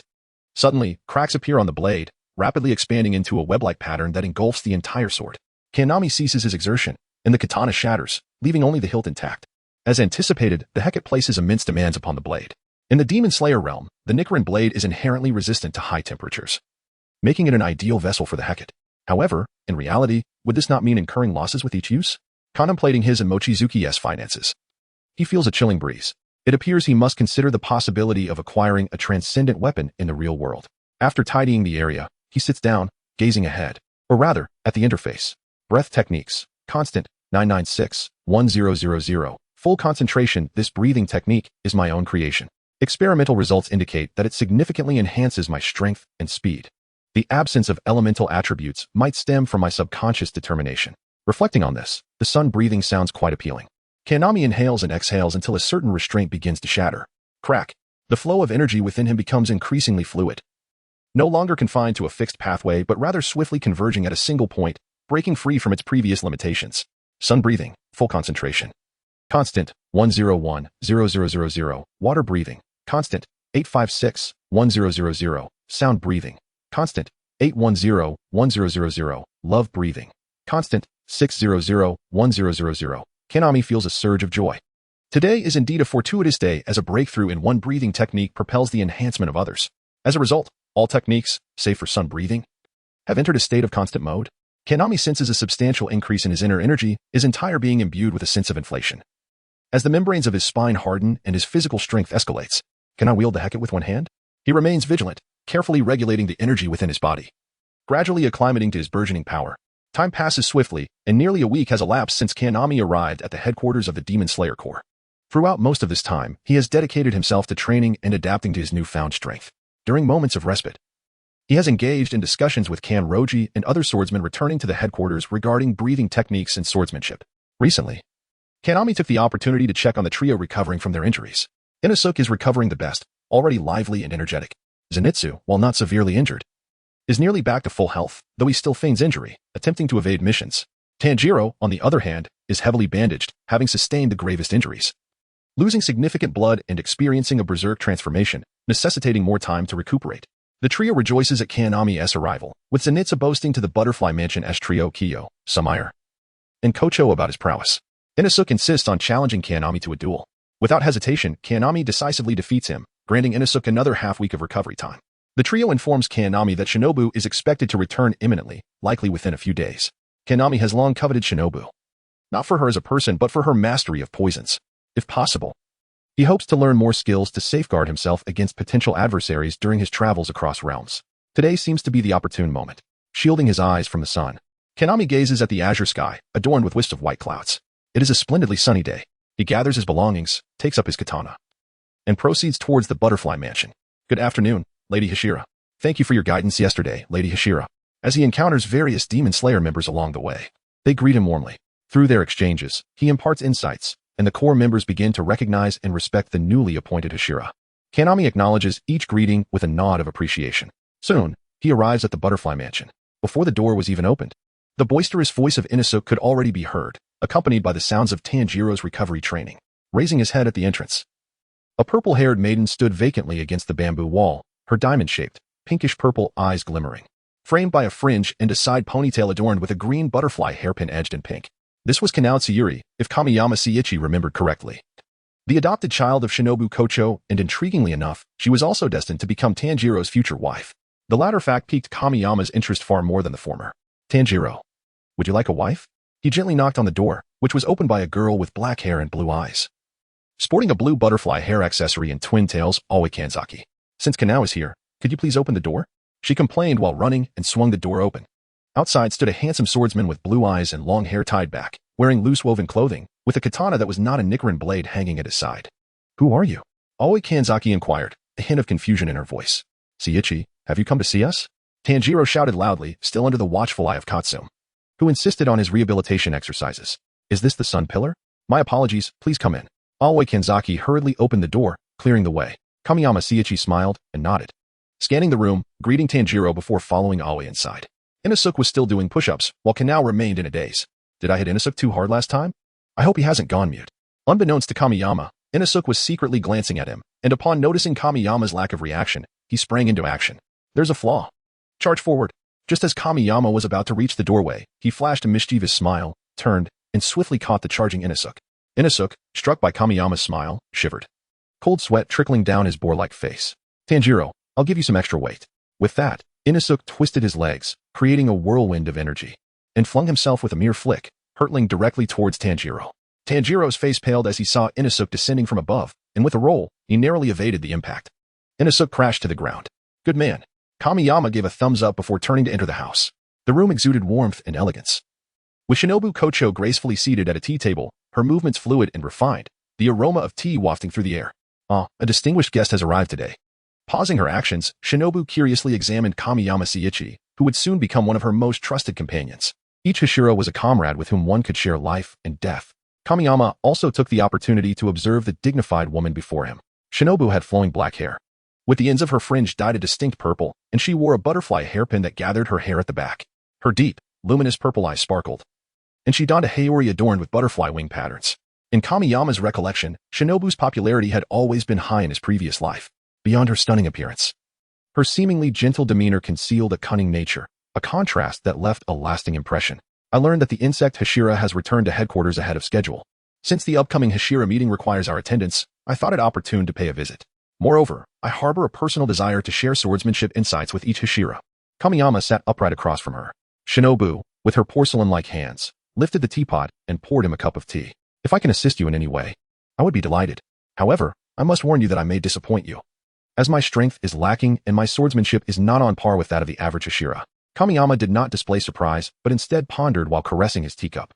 I see. I have heard that the insect Hashira possesses profound knowledge in pharmacology and poisons, which more than compensates for any deficiencies in strength. To be honest, I am quite interested in the field of potions as well. Would it be possible for us to exchange knowledge? Now it was Shinobu's turn to be surprised. Knowledge of potions was often tedious and dull. As far as she knew, this Hashira excelled in direct combat swordsmanship. That would be acceptable. However, if you wish to discuss it, I would be more than happy to oblige. Then I shall begin to intrude upon you starting tomorrow. The two then engaged in a lengthy conversation, sharing their experiences from the outside world and Kamiyama's past. As the hour grew late, Kamiyama prepared to take his leave. Passing by Tanjiro's room, he glanced in and saw the boy secretly training. What a diligent fellow. Without disturbing him, Kamiyama quietly exited the butterfly mansion. From that day onward, Kamiyama became increasingly busy. Mornings were spent enjoying desserts with Kanroji while exchanging sword techniques. Afternoons were dedicated to learning various breathing techniques from returning swordsmen. Evenings were reserved for studying pharmacology with Shinobu and constantly refining his breathing techniques while summarizing the swordsmanship lessons learned throughout the day. Although his schedule was hectic, Kamiyama could distinctly sense his own transformation. He relished this feeling of continual growth, especially as the progress was visibly tangible. Mr. Kamiyama, if all goes as planned, the Hashira will be returning in succession over the next few days, Shinobu said with a smile as she ground herbs, sunlight streaming through the window and illuminating the room, casting a long shadow of Shinobu. Kamiyama, who had been observing Shinobu preparing potions and perusing books, set down his scroll. Is that so? I have been looking forward to it for quite some time. Indeed, I imagine you have been anticipating this for quite a while, Shinobu replied with a chuckle, placing the ground herbs aside. It seems you have a tendency to change your preferences rather quickly. Their relationship had improved significantly since their initial meeting, allowing them to share lighthearted banter. Observing the flustered Kamiyama, Shinobu chuckled softly and organized her belongings before turning to him. The training grounds for the stone Hashira are located on the mountain behind us. The wind and serpent Hashira reside nearby, so you may visit Mitsuri. Mr. Ju Tomioka. The water Hashira lives to the west of the village, requiring you to pass by Lord Obuyushiki's residence. As for the mist Hashira, Michiro Takido's. He is rather introverted and often away on missions, so you may not encounter him until the Hashira meeting. Shinobu meticulously advised Kamiyama on various matters. Mr. Himejima has an extraordinary sense of emotions, while Mr. Shinazugawa, though seemingly hot-headed, is actually very kind. Mr. Tomioka has a rather peculiar personality. When Shinobu mentioned Ju Tomioka, she paused, revealing a blank smile. Oh, Ju, I wonder if he is disliked. Kamiyama found himself both amused and perplexed. Mr. Rengoku is truly a wonderful person. Butterfly Shinobu unexpectedly added a remark, her gaze dimming slightly. Unlike herself, who believed that even sacrifice might be worthwhile, Kaname Kiwa could sense the sorrowful atmosphere enveloping them. Though Shinobu appeared outwardly calm, he could detect subtle differences in her words. Beneath her demeanor lay an abyss of endless hatred and fury. This seething anger, fueled by hatred, would inevitably one day erupt, reducing her to ashes. Without uttering much, Kiwa gently patted Shinobu's shoulder, offering a measure of comfort. Words were unnecessary. The best course of action was through deeds. Once he vanquished Muzan Kabutsuji, the hidden hatred lurking in the shadows of the Demon Slayer Corps would naturally dissipate. Days later, as Kiwa prepared to leave, he heard a series of knocks at the door. The visitor, adorned in a peculiar fire-themed mask, appeared rather comical. Is he a swordsmith? Kiwa pondered. My apologies for interrupting, Lord Kaname. I am Kanetetsu from the Swordsmith Village. The main body of your Nichiren blade has been completed, and I am here to discuss some specific details regarding it. Kanetetsu bowed and took out a small notebook. Kiwa had no objections. As he harbored some ideas about the Nichiren blade himself, he invited the swordsmith inside, and the two sat down to converse. As the sun climbed higher, their discussion concluded around midday. I will visit the Swordsmith Village soon to retrieve the sword myself, Kiwa instructed, and after Kanetetsu acknowledged his words, he took his leave. Reflecting on his intentions for going out, Kiwa remembered he was to visit the Wind Pillar, Sanemi Shinazugawa, and the Serpent Pillar, Iguro Abanai. With that thought, Kiwa hurriedly exited once more. First, he made his way to Kanroji's residence. Kanroji rushed out of the house, remnants of food still lingering on her fingertips. The two walked side by side towards the Wind Pillar's courtyard. I have heard that she seems to have a rather tragic past. Most members of the Demon Slayer Corps carry some form of sorrowful history, Kanroji remarked, her face reflecting a hint of sadness. Kiwa could not help but internally scoff. Is your sorrow merely the disdain of your suitor? It seems you are the happiest among the Demon Slayer Corps. As they walked, they exchanged a great deal of conversation. Lately, Kiwa had visited Kanroji significantly less, having already grasped her swordsmanship techniques and exhausted her combat knowledge. He planned to return once she had new insights to share. Unbeknownst to Kanroji, Kiwa's thoughts were rather impolite, as she continued to chatter away. Upon reaching the small courtyard of the Wind Pillar, they knocked on the door, which was unexpectedly opened by the Serpent Pillar. The Serpent Pillar froze upon seeing Kanroji. How fortuitous, to visit two individuals at once, Kiwa mused. Amused by the Serpent Pillar's reaction. Who is it? A somewhat irritable voice called from within, belonging to Sanemi Shinazugawa. After a brief exchange, the four pillars gathered in unison. When Kiwa expressed his desire to exchange swordsmanship experiences, both Iguro and Shinazugawa appeared eager to participate. It was evident that Iguro, given his close relationship with Kanroji, felt a tinge of jealousy. As for Shinazugawa, his love for combat made the pursuit of strength his sole creed. I too wish to witness the prowess that Yuzui raves about. He grinned, revealing his silver teeth. Kiwa slowly drew his blade, favoring a traditional sword until his Nichiren sword was completed. Shinazugawa took the lead, his azure Nichiren blade reflecting a verdant glimmer in the sunlight. Before any words could be exchanged, Shinazugawa vanished from sight, reappearing instantaneously before Kiwa. The breath of wind, perhaps? Kiwa mused. Contrary to his expectations, the wind techniques in Demon Slayer did not emphasize speed, but rather focused on penetration, slicing, and area damage. With both hands gripping his sword, Shinazugawa executed a horizontal slash. Noting Kiwa's lack of reaction, he felt a hint of confusion. A thunderous clash resonated as dust exploded around them. Shinazugawa's blade was halted by Kiwa's ordinary katana, held steady without budging. Kiwa, with one hand, blocked the strike effortlessly. Shinazugawa retreated a step to create distance before launching another ferocious assault, his blade enveloped in azure energy, increasing both speed and penetrating power. The razor's edge was mere inches from Kiwa, who could sense its sharpness. With effortless grace, Kiwa parried every attack, the sounds of their combat echoing throughout the courtyard. That afternoon, the courtyard was engulfed in dust as Kiwa skillfully countered Shinazugawa's moves, occasionally feeding him openings, even drawing Kanroji into the lively exchange. Days passed after their sparring session, during which Kiwa continued his visits to the Rock Pillar, Himejima Jiomiai, and the Water Pillar, Tomioka-ju. Engaging in duels with him proved immensely fruitful. Ju was just as he had remembered, cold on the outside but warm at heart, often misinterpreting Kiwa's visits as provocations. Fortunately, Kiwa understood his nature, Otherwise, he might have assumed you to be unbearably proud. Opening his status panel, Kiwa observed. Name, Kiname Kiwa Strength. Rank 1 Spirit Power, 240. 240 Basic Skills. Proficient in Japanese, 900-7500. Mastery of Basic Swordsmanship, 4,000-50,000. Introductory Medicine and Poison, 1,000-10,000. Extraordinary Abilities. Sun Breathing Total Concentration, 8,000-10,000. Water Breathing Total Concentration, 1656-10,000. Sound Breathing Total Concentration, 1999-10,000. Love Breathing Total Concentration, 561-10,000. Thunder Breathing Constant, 600-1000. Wind Breathing Constant, 600-1000. Sun Breathing Constant, 1,010-10,000. Hekido Introductory, 1,010,000. Temporary Talent. Near the Tao Evaluation, Rank 1 Elite. An exquisitely luxurious status panel. Kiwa's strength had increased once more. It was remarkable considering he had been in the Demon Slayer world for less than a month. The power of the Near the Tao talent was evident. He suspected that this might be due to the novice protection period in the first world, which allowed such a talent to manifest. All breathing techniques, except sun and daylight breathing, converged. The panel blurred momentarily before gradually coming into focus. Extraordinary Abilities. Sun Breathing Total Concentration, 8,000-10,000. Daylight Breathing Constant, 1,010-10,000. Hekido Proficiency, 1,010,000. Breathing Techniques. Unfold. Temporary Talent. Near the Tao, the other breathing techniques entering the total concentration level did not significantly enhance his overall power, which was not entirely unexpected. If buff stacking were truly possible, demons would have been eradicated long ago. There appeared to be a limit to the energy of this world. The human limit seemed to be where he currently stood. Yes, if we exclude Yorichi Tsujikuni, he was not a normal human, while demons might possess a higher limit. Kiyoshi Kamiyama felt the surging and profound energy within him, as deep as an abyss or the vast ocean.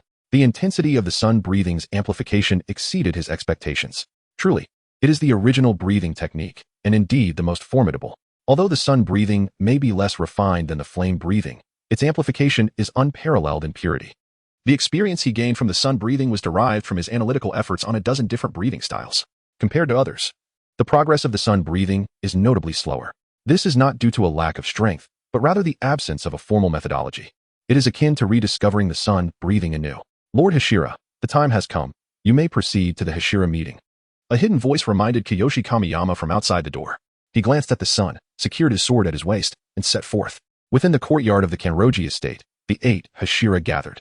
The first to enter was the stone Hashira, Jiomi I Himejima, followed sequentially by the wind Hashira, Sanami Shinizugawa. The water Hashira, Jitomioka, the sound Hashira, Tenjin Yuzui, the serpent Hashira, Abanai Iguro, the mist Hashira, Michiro Takido, the love Hashira, Mitsuri Kanroji, and the insect Hashira. Shinobu Kocho. Standing together, their unique and formidable presence emanated, capable of instilling fear in any demon that dared to approach. Yoya Kanroji sat calmly on the back courtyard platform. His wife, Kanroji Amano, beside him. I hope I am not late, Kiyoshi Kamiyama announced as he stepped into the courtyard. Instantly, all 8 pairs of eyes turned towards him, their gazes imbued with strength. In the presence of such powerful gazes, an impure heart could easily falter. Though there were not thousands, each Hashira was worth a legion. Far more daunting than a mere multitude. Unfazed by their scrutiny, Kiyoshi felt a refreshing breeze upon his face, and he continued his approach without hesitation. Soon standing alongside the Hashira. Not at all. We still have some time before we commence. It seems we were the ones who were anxious, he replied. The Hashira meeting is convened only when necessary. Today, I have gathered you all to share 2 important matters. Amano gently reassured Yoya, soothing his internal energy. The 9 Hashira listened intently, their expressions solemn. The first matter, thanks to the efforts of Kiyoshi, Tenjin, Tanjiro Kamadu, Nezuko Kamadu, Zenitsu Agatsuma, and Inosuke Hashibara, we have successfully slain the Upper Moon 6. This is an unprecedented victory in centuries. Even Yoya Kanroji could hardly contain his excitement at this moment. Although the 8 Hashira were already aware of the news, the formal announcement still piqued their curiosity, especially for the Mist Hashira, who had not previously met Kiyoshi Kamiyama. Kiyoshi cast a glance at Michiro, who appeared to be a boy lost in thought, awaiting Tanjiro's rescue. The second matter concerns granting Kiyoshi the title of Hashira. I would like to seek your opinions, Yoya Kanroji stated kindly. The Hashira, already informed, had no objections. If there are no dissenting voices, then it is settled. Kiyoshi, according to the Demon Slayer core regulations, you must still fulfill the prerequisite of becoming a Hashira by slaying a sufficient number of demons or eliminating an Upper Moon. Next, Yoya Kanroji began to elaborate on his thoughts regarding training swordsmanship, even suggesting specialized training. He felt a sense of urgency, as he anticipated that the demons would retaliate following the slaying of the Upper Moon, signaling that a decisive battle was imminent. The meeting lasted approximately an hour. Following its conclusion, The news of the Upper Moon's demise was disseminated far and wide by countless crows, reaching the hands of every swordsman. The successful slaying of an Upper Moon sent shockwaves through the Demon Slayer Corps, for the 12 Kazuki were the most powerful of demons. Despite the efforts of the Demon Slayer Corps, the lower moons had continually been replaced, yet the upper moons remained unaltered, resulting in numerous Hashira being slaughtered by them. How powerful is Lord Tenjin? Someone exclaimed. Does anyone know who Kiyoshi Kamiyama is? Did you not read the second letter? He is our future new Hashira. Is that true? Wonderful. We have gained another Hashira. Ever since Lord Rengoku left, this is delightful news. Tanjiro, reading the letter with joy, felt genuinely happy for Kiyoshi. Damn it. I too will slay an upper moon and become a Hashira. Just wait for me. In a shadowy corner. A fierce-looking individual with dark rooster-like hair and a prominent scar on his right cheek clenched the letter tightly. Yes, yes. The trembling figure of Sakanji Urokadaki held the letter with anticipation. Zenitsu, currently on a mission, felt invigorated by the news. The upper moon has perished? This is remarkable. A beautiful woman, with long black hair styled in an elegant low bun secured by a floral hairpin, donned a deep purple kimono that exuded charm. As the entire demon hunting community reverberated with excitement, Kiyoshi Kamiyama was diligently preparing for his mission, ready to head to the swordsmith village. The following morning, based on the hidden message, Kiyoshi arrived at the rendezvous point, where he spotted Tanjiro waiting in the distance, his crimson hair strikingly visible in the sunlight. Hey, Tanjiro. Are you also heading to the swordsmith village? Tanjiro's face lit up upon seeing Kiyoshi, and he waved enthusiastically. Kiyoshi, I am so glad to see you. With you here. Mr. Haganazuka should trust me, right? Tanjiro had previously damaged the sword forged by Haganazuka. The Nichiren blade could typically only withstand one breathing style. Frequent switching could lead to irreparable damage unless specially crafted.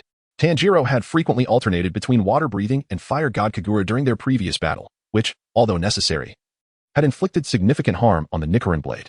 After sending it to the swordsmith village for repairs, Haganazuka wrote back, "You shall not take a blade from me with such an ominous aura. I can only do my best." Kiyoshi Kamiyama couldn't help but revel in Tanjiro's dismay. "My lords, please wear these." A hidden figure presented earplugs and eye masks. Without further ado, Kiyoshi and Tanjiro donned them and soon felt themselves being lifted away. It seemed they had set off. Though unable to see or hear anything, this posed no challenge for Kiyoshi Kamiyama. The flow of air against his skin enabled him to discern direction with remarkable precision. In truth, he had lost track of just how strong he had become. In terms of combat prowess, he was significantly stronger than an average first rank yet not quite at the level of a second rank. He had witnessed the battles of second-rank warriors online. The entire region has been reduced to ruins, not merely spanning hundreds of meters, but extending over several kilometers. In comparison to the first tier, which can easily obliterate neighborhoods, the second tier possesses the formidable power to annihilate streets in an instant, turning multiple communities to ash.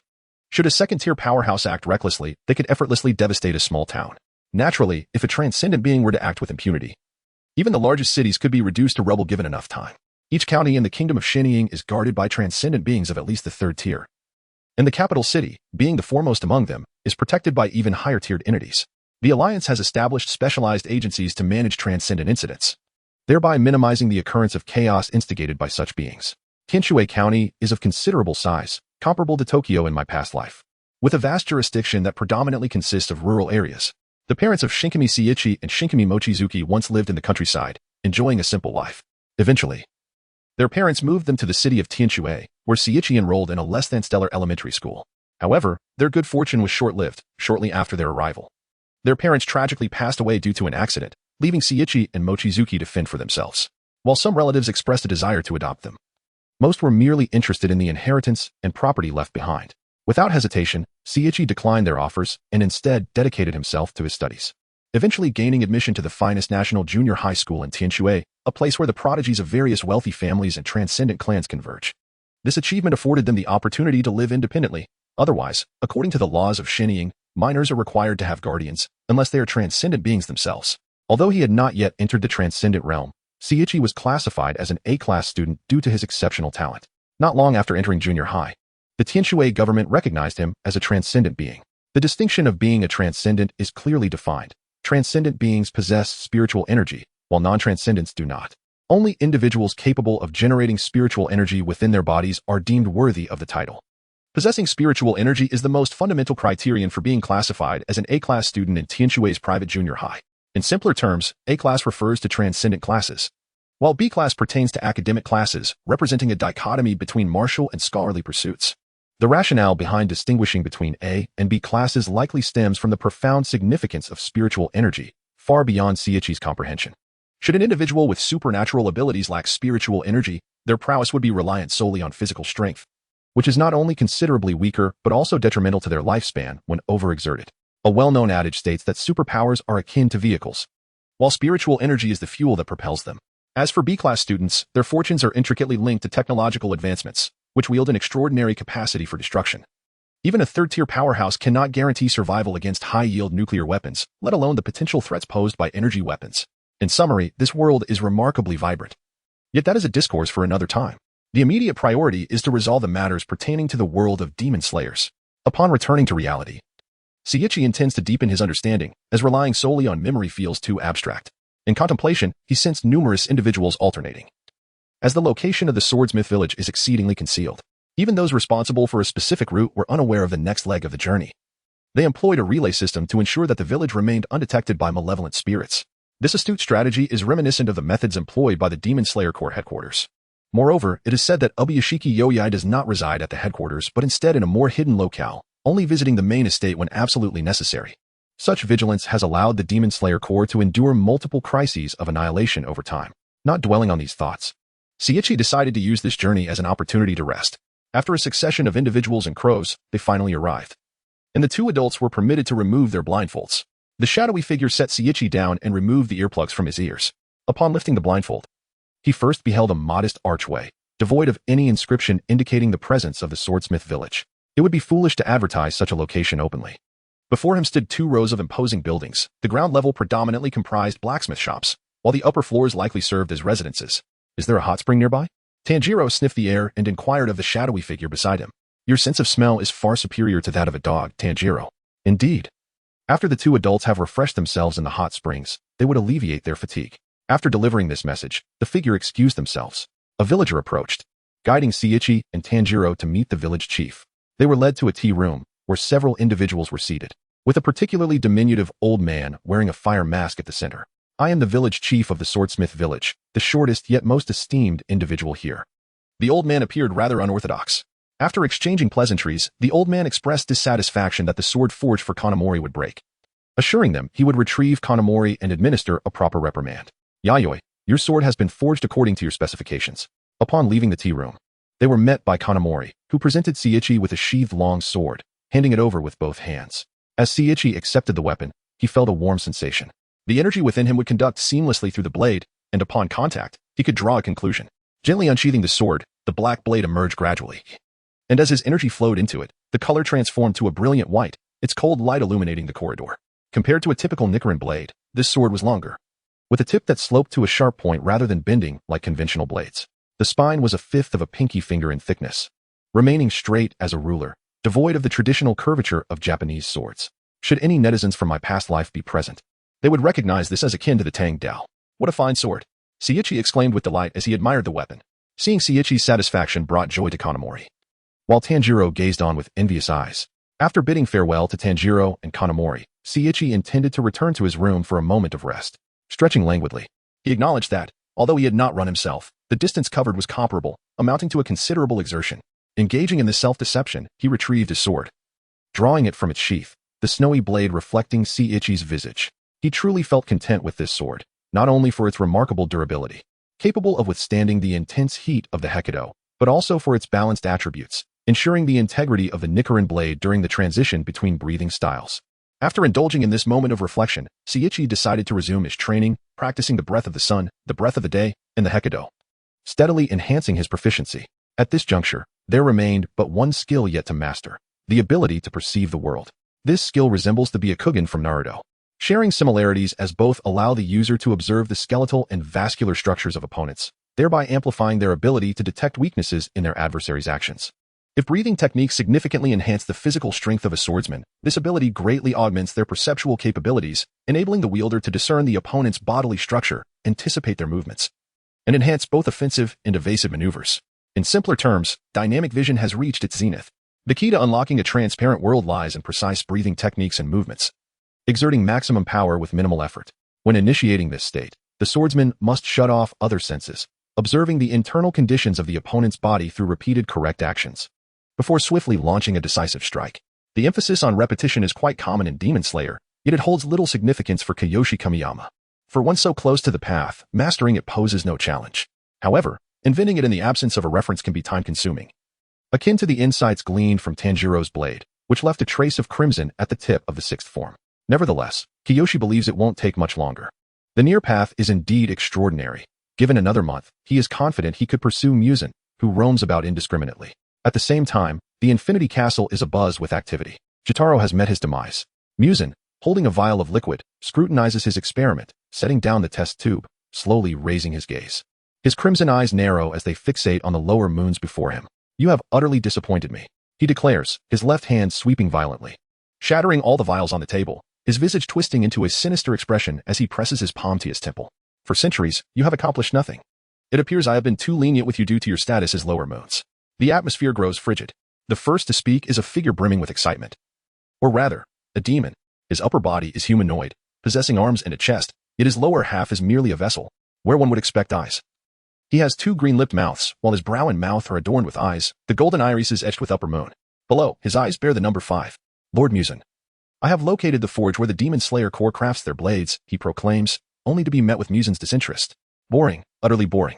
In a swift motion, Jotaro's head is severed from his body, thick blood spilling as his corpse collapses to the ground. "What I seek is information regarding the blue spider lily." He discards Jotaro's severed head, blood splattering everywhere. Myriad turns away, casting a glance at the trembling figure on the ground, before vanishing into the shadows. "Verify the information and take Hantengu with you." "Yes, my lord," Jotaro exclaims, eagerly reclaiming his head. He then observes the figure on the ground, a hunched old man. His visage grotesque with a massive growth on his forehead and 2 horns protruding from his head. Curiously, his eyes lack the upper moon markings like the others. Despite being upper moon 4. Licking his lips, Jotaro shows no inclination to depart from Infinity Castle. Retracting half his body to watch the 2 silhouettes on the platform with keen interest. One sits cross-legged, exuding a childlike joy with a blissful smile. His white hair swaying as he mimics a weeble. His hair is the color of white oak, draped in a black cloak. With his iridescent eyes inscribed with upper moon and 2. The other stands upright, back to Doma, with short peach-colored hair, golden irises, pale skin, and deep blue tattoos etched across his body. His eyes, aside from the upper moon 3 inscription, reveal his displeasure. "Ah, what news do you bring, Jotaro?" Doma inquires. No longer regarding Akaza, as he approaches Jotaro and pokes at his vessel. "Has Lord Myriad given you any orders?"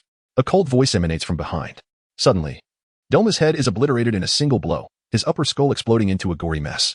Akaza, having appeared behind them, stands with his bloodied hand raised, having dealt the fatal strike. A spray of blood follows as Akaza's hand is severed in retaliation. "You have gone too far, Akaza." The calm words echo in Akaza's ears as his pupils contract, revealing a man with long crimson hair tied in a high ponytail, standing behind him.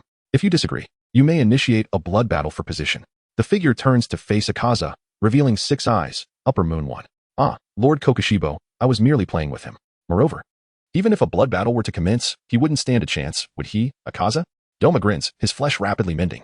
Akaza's veins bulge, yet he remains motionless. Cast aside that tedious defiance, Akaza. Myriad reemerges from the shadows, slowly materializing.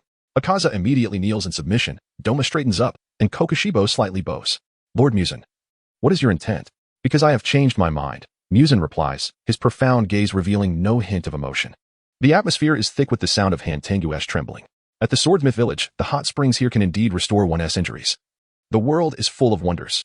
Tanjiro and Kiyoshi Kamiyama traverse the path to the mountain hot springs, with Kiyoshi being drawn along by Tanjiro, although he was initially reluctant. Kiyoshi is genuinely curious to experience the sensation of soaking in the hot springs. Upon reaching the foot of the mountain stairs, a melodic voice echoes from afar. "Tanjiro, Kiyoshi-kun." Kenroji, clad in a bathrobe, races down the stairs. "Listen to me. I was just ignored, boo-hoo." With a woeful expression, Kenroji spins in circles with both of them. Dizzied by the motion, Kiyoshi chuckles softly. Thus begins the mundane life of the Swordsmith village. On the following morning, Kiyoshi Kamiyama opens his meditative eyes. After bidding farewell to Jinya and Tanjiro the previous night, Kiyoshi had explored the Swordsmith village and its surroundings. A tranquil night has passed without any demon attacks, and the narrative seems to be progressing along its original path. At this moment, Tanjiro should be training. It won't be long before he acquires the sword from the Yorichi Type 0 and the affection of Mitsuri Kenroji. Of course, this is merely jest. Only someone as gentle as Tanjiro could ever soften Mitsuri's heart, Kiyoshi muses, acknowledging that his own self-deprecating humor needs refinement. Kiyoshi's primary objective is to minimize casualties among the Demon Slayer Corps as much as possible. Since he possesses prophetic abilities, he can create a significant information gap.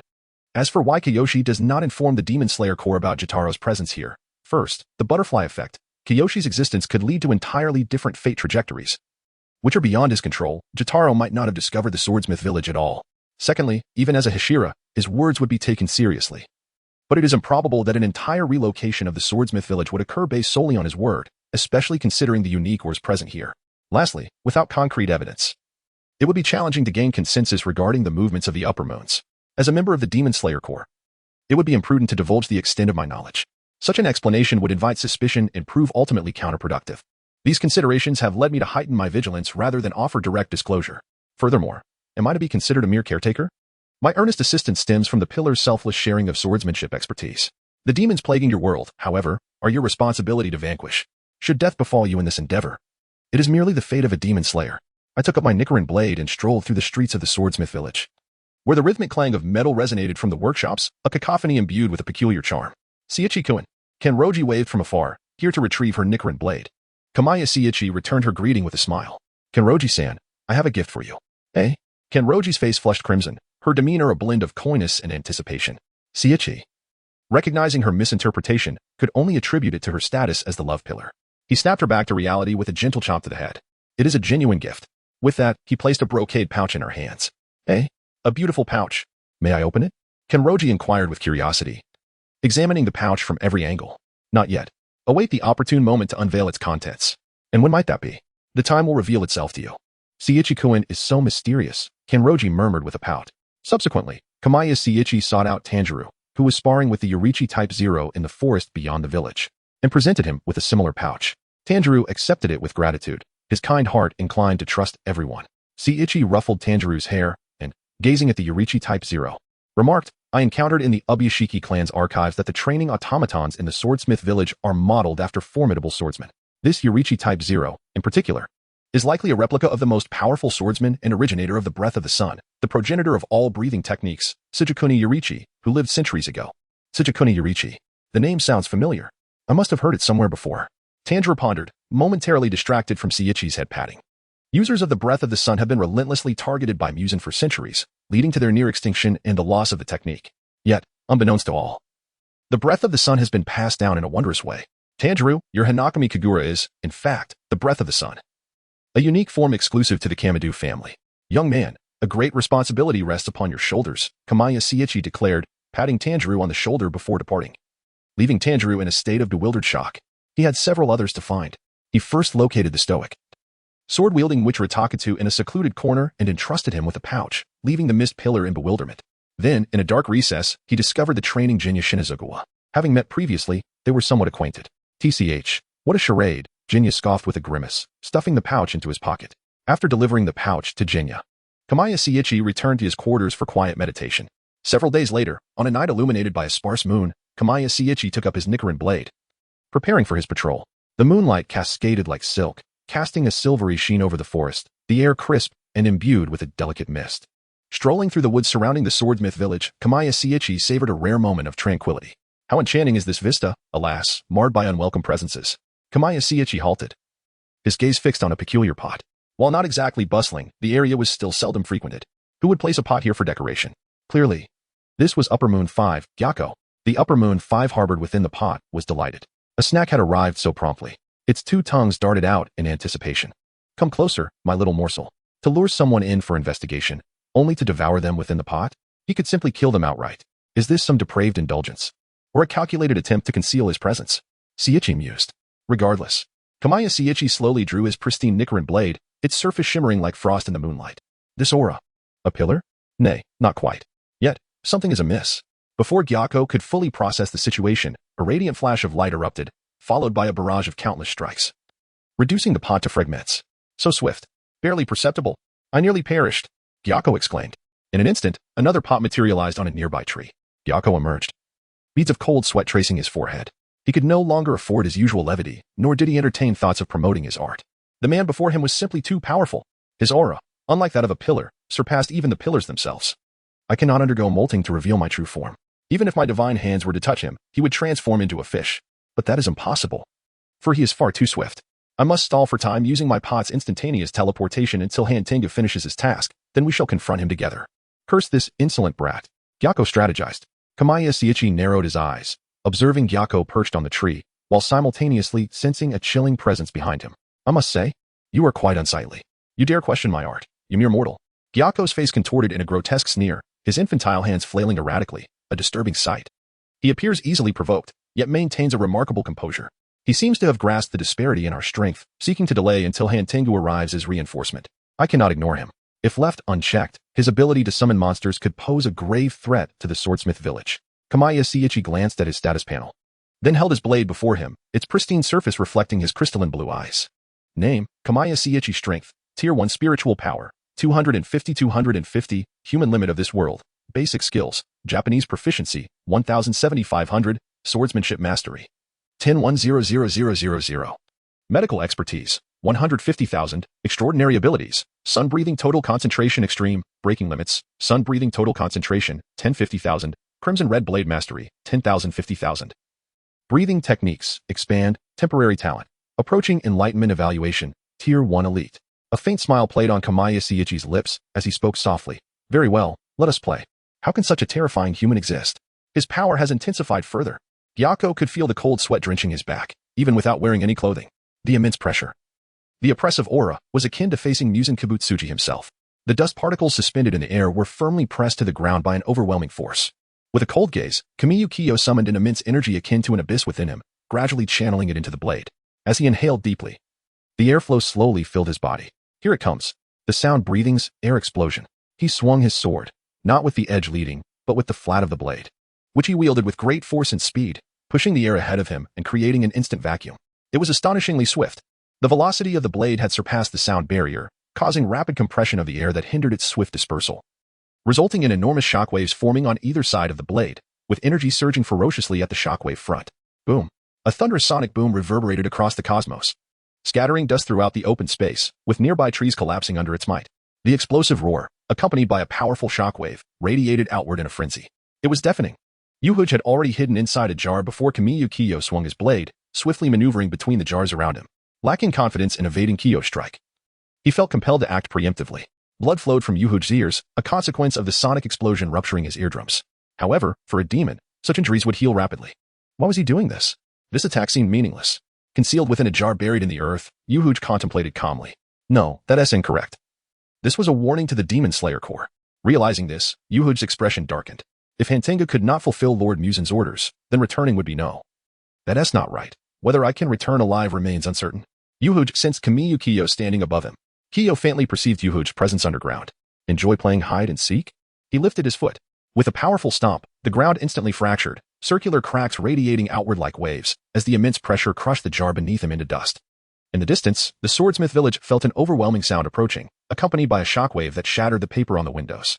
Whether resting or forging, the villagers were jolted by the impact. The first to react were Tanjiro and his companions, who were chatting in Michiro's room. Upon hearing the tremendous noise from afar, they immediately grasped their swords. What is that sound? Kiyo? Tanjiro grasped Michiro, who was rushing outside. Wait, Kiyo entrusted me with a pouch earlier. He must have meant this moment. I have one too. Michiro swiftly opened his pouch, revealing a small note. Do not come near. There are demons in the village. Evacuate the swordsmiths and concentrate on breaking through. Upon comparing notes with Tanjiro, they found them identical. The two exchanged a glance and nodded, preparing to trust Kamiya Kiyo and act according to the note's instructions. Just as they were about to move, a withered hand slowly emerged from the doorframe. Accompanying it was the foul stench of a demon and a palpable pressure that sent shivers through both of them. A demon? This sensation, it's an upper moon. Their pupils dilated as time seemed to slow. Tanjiro's right hand reached for the sword hilt, but Michiro had already lunged forward.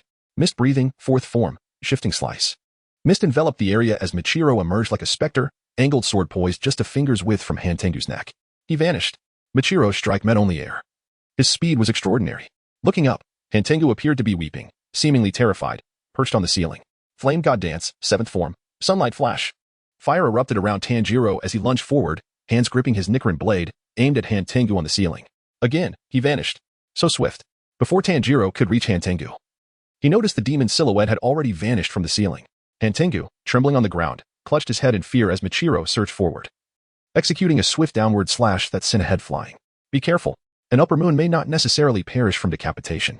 Before the words faded, the headless Hantengu quickly regenerated its body, and the severed head reformed into another demon. Now there were two? They can split? Tanjiro's eyes widened. Michiro pressed forward, his sword poised for a horizontal slash, as a phantom hand wielding a fan waved gently at him. Bang! A powerful gust erupted, directly striking Michiro and sending him flying from the loft, lost from sight. Tanjiro, similarly affected, clung to a piece of wood, ensuring he did not get swept away by the gale. What is this force? It's immense. With only himself remaining, he needed to resolve this swiftly. The two split demons, one wielding a cane and the other a fan, bore the characters for anger and joy upon their tongues, Hantengu's manifestations, accumulating wrath and mirth. Tanjiro observed the fan aimed at him, realizing the danger. With a thunderous crash, Joy's form was abruptly severed in two, revealing Jinya, gun in hand, swiftly reloading. With a fierce expression directed at the two demons, he declared, "You must be upper moons. If I slay you, I can become a Hashira too. Jinya, be careful. They can split." Huh? Joy's scattered form began to writhe and reassemble into two new demons, now inscribed with the characters for happiness and sorrow, Hantengu's other manifestations. Joyful and sorrowful. Joyful sprouted wings, while sorrowful brandished a spear. Anger swung the cane, unleashing a torrent of electricity that surged towards Jinya. There was no time to evade. Jinya was struck by the lightning. His scream cut short as Sorrowful lunged forward, piercing Jinya's flesh with a spear. Jinya, regaining his stance. Tanjiro chose not to attack Sorrowful but charged directly at Anger. A pair of claws raced towards him, slicing through the air. Joyful sought to impede Tanjiro. This is amusing. Ha ha ha. Joyful cackled, raking Tanjiro's body with deep gashes. Silence. End them swiftly. Anger urged impatiently, continuing to administer electric shocks to Jinya, who cried out in agony. Jinya. Rolling to evade another strike from Joyful, Tanjiro glared at Jinya, fury igniting within him, bending low to inhale deeply. Just as Zenitsu advised, concentrate fully, concentrate fully. The airflow converged within him, surging to his legs, unleashing a bolt of lightning that shattered debris throughout the loft. Thunder breathing. First form, thunderclap and flash. In an instant, Tanjiro elevated his blade, appearing before Anger, whose eyes blazed with fury. Now, breathing technique transformation. Flame God Dance, first form, Rondo. A tremendous arc of flames erupted, and the embodiment of wrath, alongside his staff, was cleaved in two. Naturally, a being severed in half could no longer continue to unleash electric shocks upon Schwani. Schwani's agonizing cries ceased, and with a charred but fierce gaze, he turned towards the still controlling AI Ju. Lunging forward, a spear pierced Schwani's body entirely, and AI Ju found himself face to face with him. What? How is this possible? In AI Ju's astonished eyes, Schwani bit down fiercely on AI Ju's neck, tearing away a large chunk of flesh and swallowing it without a moment's chewing. Seizing the spear with his right hand, he executed Tanjiro's signature technique, a headbutt. The immense force sent AI Ju flying. Schwani yanked the spear from his own body, thrust it into the ground, and roared in defiance. Come on, Schwani, are you all right? Tanjiro inquired, confirming Schwani's condition, fully aware that he had been impaled. I'm fine. My constitution is rather unique. But that can wait. Let's eliminate these wretched creatures first. Schwani brandished the spear, thrusting it forward and launching AI Ju into the air, then forcefully stabbing him down to the ground. He leaped up, standing on AI Ju to prevent any further movements. Well done, Schwani. You don't need to tell me. I am the future Hashira. Little brat, don't get too cocky. From the sky, Saraki dove down with astonishing speed, his claws poised to puncture Tanjiro. Kola, meanwhile, raised his fan, preparing to strike Tanjiro. Considering the situation, if Kola were to blow Schwani away, he would also send AI Ju flying. In case of unforeseen circumstances, targeting Tanjiro was the best option. Oh no, he is going to use that fan. Tanjiro's thoughts raced, but there was no time. He had to evade Saraki's attack. With a roll, he barely avoided it, only to hear the sound of slicing air. Saraki was attacking once more. Kola seized the opportunity, lifting his fan. Now, with a swift motion, a flash of pink light cut through the air, severing Kola's arm along with the fan, blood gushing forth. Apologies for my tardiness. I was busy relocating the villagers as instructed by the note. A pink figure appeared on the battlefield. It was Kanroji Mitsuri, causing Tanjiro to beam with joy. Tanjiro-kun. I've also seen to Nezuko's safety, rest assured. Thank you, Miss Kanroji. All right, leave the rest to me. I am a Hashira. Kanroji placed her hands on her hips, her uniquely soft pink blade at the ready. A Hashira, how unfortunate. It seems I must resort to this. Revitalized, the embodiment of wrath scanned the battlefield, suddenly lunging at Kola and swallowing him whole. Raising his staff, lightning shot towards Saraki, who, in fear, was struck down and swiftly devoured. Before Tanjiro and the others could react, the embodiment dashed to Schwani's side, kicking him away and consuming the tearful AI Ju as well. So fast. A bead of cold sweat formed on Kanroji's forehead. She had acted the moment the embodiment moved, but it was too late. Such speed, could this be an upper moon? No. It was tea like this before. Tanjiro, equally drenched in cold sweat, gazed in shock at the surreal scene. After consuming the other three manifestations, the embodiment transformed, ultimately taking the form of a youthful boy, his visage childlike, with two prominent curved horns protruding from his forehead and cracks marring his skin. His sclera were a deep crimson, his irises a golden yellow, with the left eye inscribed with 4 and the right with upper moon. clad in golden armor. He bore 5 drums marked with the character for hate on his back, wielding S-shaped drumsticks. What is this creature? It exudes an ominous aura. Tanjiro's hands trembled as he gripped his sword tightly. Why bully the weak? The embodiment of hatred spoke in a chilling voice, incomprehensible to Kanroji and the others. Who would explain themselves to a demon? Without hesitation, Kanroji surged forward, her soft sword swirling like ribbons, aiming straight for the embodiment's throat. Unmoved, the embodiment merely struck the drumsticks, producing a resonating boom. From his back emerged a colossal stone dragon, its maw agape, ready to devour. Watch out, Tanjiro shouted. Kanroji leaped, evading the dragon's jaws, landing atop its massive form. The pink blade extended like a ribbon, ensnaring the entire stone dragon, and with a powerful thrust, Kanroji cleaved it into enormous fragments. Incredible! Is this the power of a Hashira? Before Tanjiro could finish his admiration, the embodiment struck the drum several times, unleashing 5 stone dragons that surged from his back, their massive forms nearly blotting out the moonlight and cloaking the area in darkness. Kanroji weaved through the chaotic dance of the stone dragons, her vibrant pink figure flickering, evading their grasp as they collided in their pursuit of her. Tanjiro, too, sprinted forward, gripping his Nichiren blade tightly, leaping onto one of the stone dragon's backs and delivering a downward slash, the sound echoing like steel against steel. So tough, but that's all right. I only need to clear a path for Miss Kanroji. Suddenly, a tremor coursed through Tanjiro's body. No, there's another scent. Are there other demons? What could it be? His gaze scoured the battlefield, spotting a sphere wrapped in layers of wood behind the embodiment. Of course, that's a manifestation. The old man must be the true body. If it's merely a manifestation, then its abilities can't be that formidable. Tanjiro suddenly realized, shouting, Miss Kanroji, don't get too close. At that moment, Kanroji was already in close proximity to the embodiment, having dodged one stone dragon's charge while ignoring the other 2 flanking her. Her blade was poised to strike the embodiment's neck, with the attacks from either side too late to intervene. Hearing Tanjiro's warning, she glanced sideways. The stone dragons had ceased their movement, slowly opening their jaws, a massive energy gathering within. What is that? Kanroji stared in bewilderment at the impending danger. Both side dragons and the embodiment before her, all readying to unleash their might. A profound sense of impending doom enveloped her. Though I know not what it is, I feel as if I am about to perish. But I have yet to experience love, nor wed the one I cherish. I do not wish to die yet. I apologize, Tanjiro. I have brought you trouble? Kanroji felt a deep sense of frustration. From a young age, her physique far surpassed that of ordinary individuals, with a muscle density 8 times greater than that of typical humans. Though her body appeared delicate, it harbored immense strength. Yet, it was precisely this power that led to her being harshly rejected during matchmaking, leaving her profoundly affected, in search of a man who could truly accept her.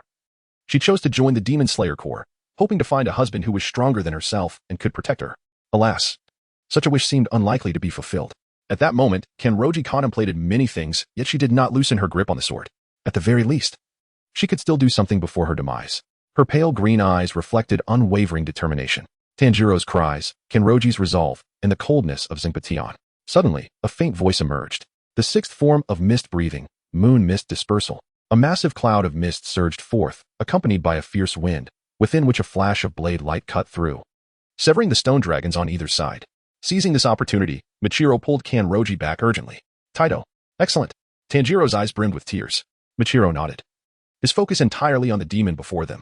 After striking the drum, he could summon the stone dragons. And both he and the dragons could unleash the abilities of the 4 earlier clones: sound waves, lightning, fierce winds, and shock waves. Tanjiro, Michiro, and Kanroji exchanged information. However, he was not the true body that lay within a hunchbacked old man, currently hiding inside a wooden sphere behind him. To defeat him, they must eliminate that true body. Drawing from their previous battle with Jotaro, Tanjiro shared his newfound insight, prompting thoughtful expressions from Kanroji and Michiro. Thus, the immediate priority was to reach that wooden sphere. I will draw attention with a frontal assault. Miss Kanroji will assist me in attacking the demon resembling a young boy, while Tanjiro searches for an opportunity to eliminate the true body. Michiro swiftly arranged the plan. Kanroji and Tanjiro exchanged glances and nodded in agreement. And I too. Jinya emerged from the rubble, his body infused with the combined strength of 2 demons, though it took him some time to recover. All right, Jinya, join me. We shall confront the true body, Tanjiro instructed. As the strategic meeting concluded, Michiro gave Kanroji a knowing glance and, with a powerful push, darted forward. Zenpation struck the drum behind him, and the stone dragons reappeared on the battlefield, launching an attack on Michiro. 2 stone dragons gathered strength while 3 others opened their massive jaws, diving towards him. The 2nd form of mist breathing, eightfold mist. Michiro swiftly swung his sword, executing a vertical slash that collided with the 3 stone dragons, causing them to halt mid-swoop, deep cracks appearing on their heads. The head was tougher than the body. Striking at the neck was the most effective approach. Michiro's mind raced as he blocked a side-approaching stone dragon with his sword, sending him soaring into the air. The fifth form of mist breathing, sea of mist clouds. A thick mist gradually enveloped the air, and the chilling winds from the stone dragons could not disperse it. Performing a somersault in mid-air, Michiro vanished into the fog. Meanwhile, the two outer stone dragons, fully charged, prepared to unleash a gale into the mist. Yet, a pink figure swiftly approached from behind them. The second form of love breathing, the regretful dance of love. Moving at high speed, Kanroji swung her flexible blade. The ribbon-like edge swiftly slashing at the backs of the stone dragons, causing the wooden blocks to splinter without producing any impact. Zingpation, unable to discern the situation, watched as the three stone dragons became disoriented within the mist. In a flash of azure blade light, once the mist dissipated, the stone dragons lay shattered. Seizing the moment, Tanjiro and Jinya charged towards the wooden sphere. The thunder-breathing, thunderclap flash. Without hesitation, Tanjiro accelerated with all his might, quickly closing the distance to the wooden sphere during the brief lapse of stone dragons. This is unbearable. Zingpation bared his sharp teeth, striking the drum repeatedly, unleashing a torrent of stone dragons from his back. How can there be so many? Tanjiro gritted his teeth, pressing forward, confident that Kanroji and Michiro would assist him. His sole objective was to reach the true body swiftly and sever its head. The seventh form of mist breathing, hazy, enveloping mist spread around, successfully obscuring Zingpation's vision. Yet Tanjiro remained steadfast in the fog. Within the mist, flashes of pink blade light flickered, and soon several stone dragons were obliterated. Outside the mist, the charged stone dragons unleashed powerful shockwaves. The winds howled, and dust swirled as multiple colossal columns of storm surged into the mist, rapidly dispersing it and revealing the four advancing figures. Simultaneously, several stone dragons opened their jaws around Zingpation, their mouths crackling with lightning. The situation grew dire. It was too far. Without a doubt, Michiro and Kanroji could evade the attack. However, Tanjiro, advancing behind them, might be struck, repelling one stone dragon. Michiro and Kanroji did not evade, embracing the belief of certain death. In fact, every individual battling the upper moons, whether Hashira or otherwise, held the conviction of inevitable demise. Hesitation in battle was a grave error. Michiro, Miss Kanroji, please move aside. Tanjiro shouted from behind. Without a moment's hesitation or reluctance, Kanroji and Michiro leaped to the sides. A tempest of lightning surged forth, splitting the ground beneath, creating a vast chasm. The sun breathing, returned to heaven. Tanjiro inhaled deeply, air rushing into his body. Transforming his aura from the violent fire god dance to a warm tranquility, embodying the sun breathing of Kiyoshi Kamiyama. Countless layers of blade energy coalesced into a massive white sphere, which then spun at high speed, expanding in a storm of blade energy that repelled the lightning shockwaves. Yet it did not end there. Anything caught within the sphere was torn to shreds, and several nearby stone dragons were reduced to mere splinters, clinging to the sphere as it rotated. Before long, a colossal tornado formed above the white sphere. Zingpation's expression darkened significantly. Before he could react to the tornado, two figures, like lightning, surged towards the wooden sphere, Kanroji and Michiro, who had just been on either side. They were so close. Raise your swords. The fourth form of mist breathing, flowing blade slash. The first form of love breathing, the tremor of first love. A tremendous collision echoed. Dust billowing as the wooden sphere was cleaved apart, disintegrating into fragments. Yet nothing was found within. It was so small. It was escaping. Upon hearing the cries of Tanjiro, who had ceased to spin, the two swiftly surveyed their surroundings. Not far away on the flat ground, a small figure was darting away. Zenitsu, now aware of the situation, directed his gaze toward Kanroji and Michiro, opening his mouth wide. His own power eclipsed that of the wooden dragon. Lightning flickered wildly, yet before it could be unleashed, it was swallowed back. Tanjiro had already approached him. If Zenitsu did not face Tanjiro, he risked having his neck severed, necessitating a period of recovery during which the three pursuers would ensure the demise of Hantengu. He turned to look at Tanjiro. Without hesitation, he retreated, continuing to strike the drum behind him, causing several stone dragons to burst forth from the earth. Tanjiro paid no heed to the stone dragons. He was attuned to the direction of Zenitsu, a perfectly straight line.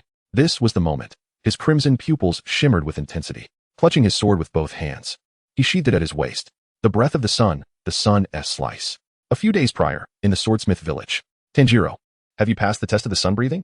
Kanamori Kiyoshi remarked, observing Tanjiro's bruised visage with a smile. Laugh all you want, Kiyoshi. Tanjiro replied while applying medicine to his face. Though it stung, he could distinctly feel his strength augmenting, a sense of fulfillment that emboldened him to persevere. He needed greater power to protect others. Tanjiro, would you be interested in learning the breath of the sun? Kiyoshi's gaze was gentle as he casually proposed this notion. Tanjiro was momentarily taken aback. But I have already learned the dance of the fire god and the water breathing. Is it really necessary to learn another style? He scratched the back of his head, puzzled by Kiyoshi's suggestion. Theoretically, each breathing style accommodates different individuals, and it is not advantageous to know too many.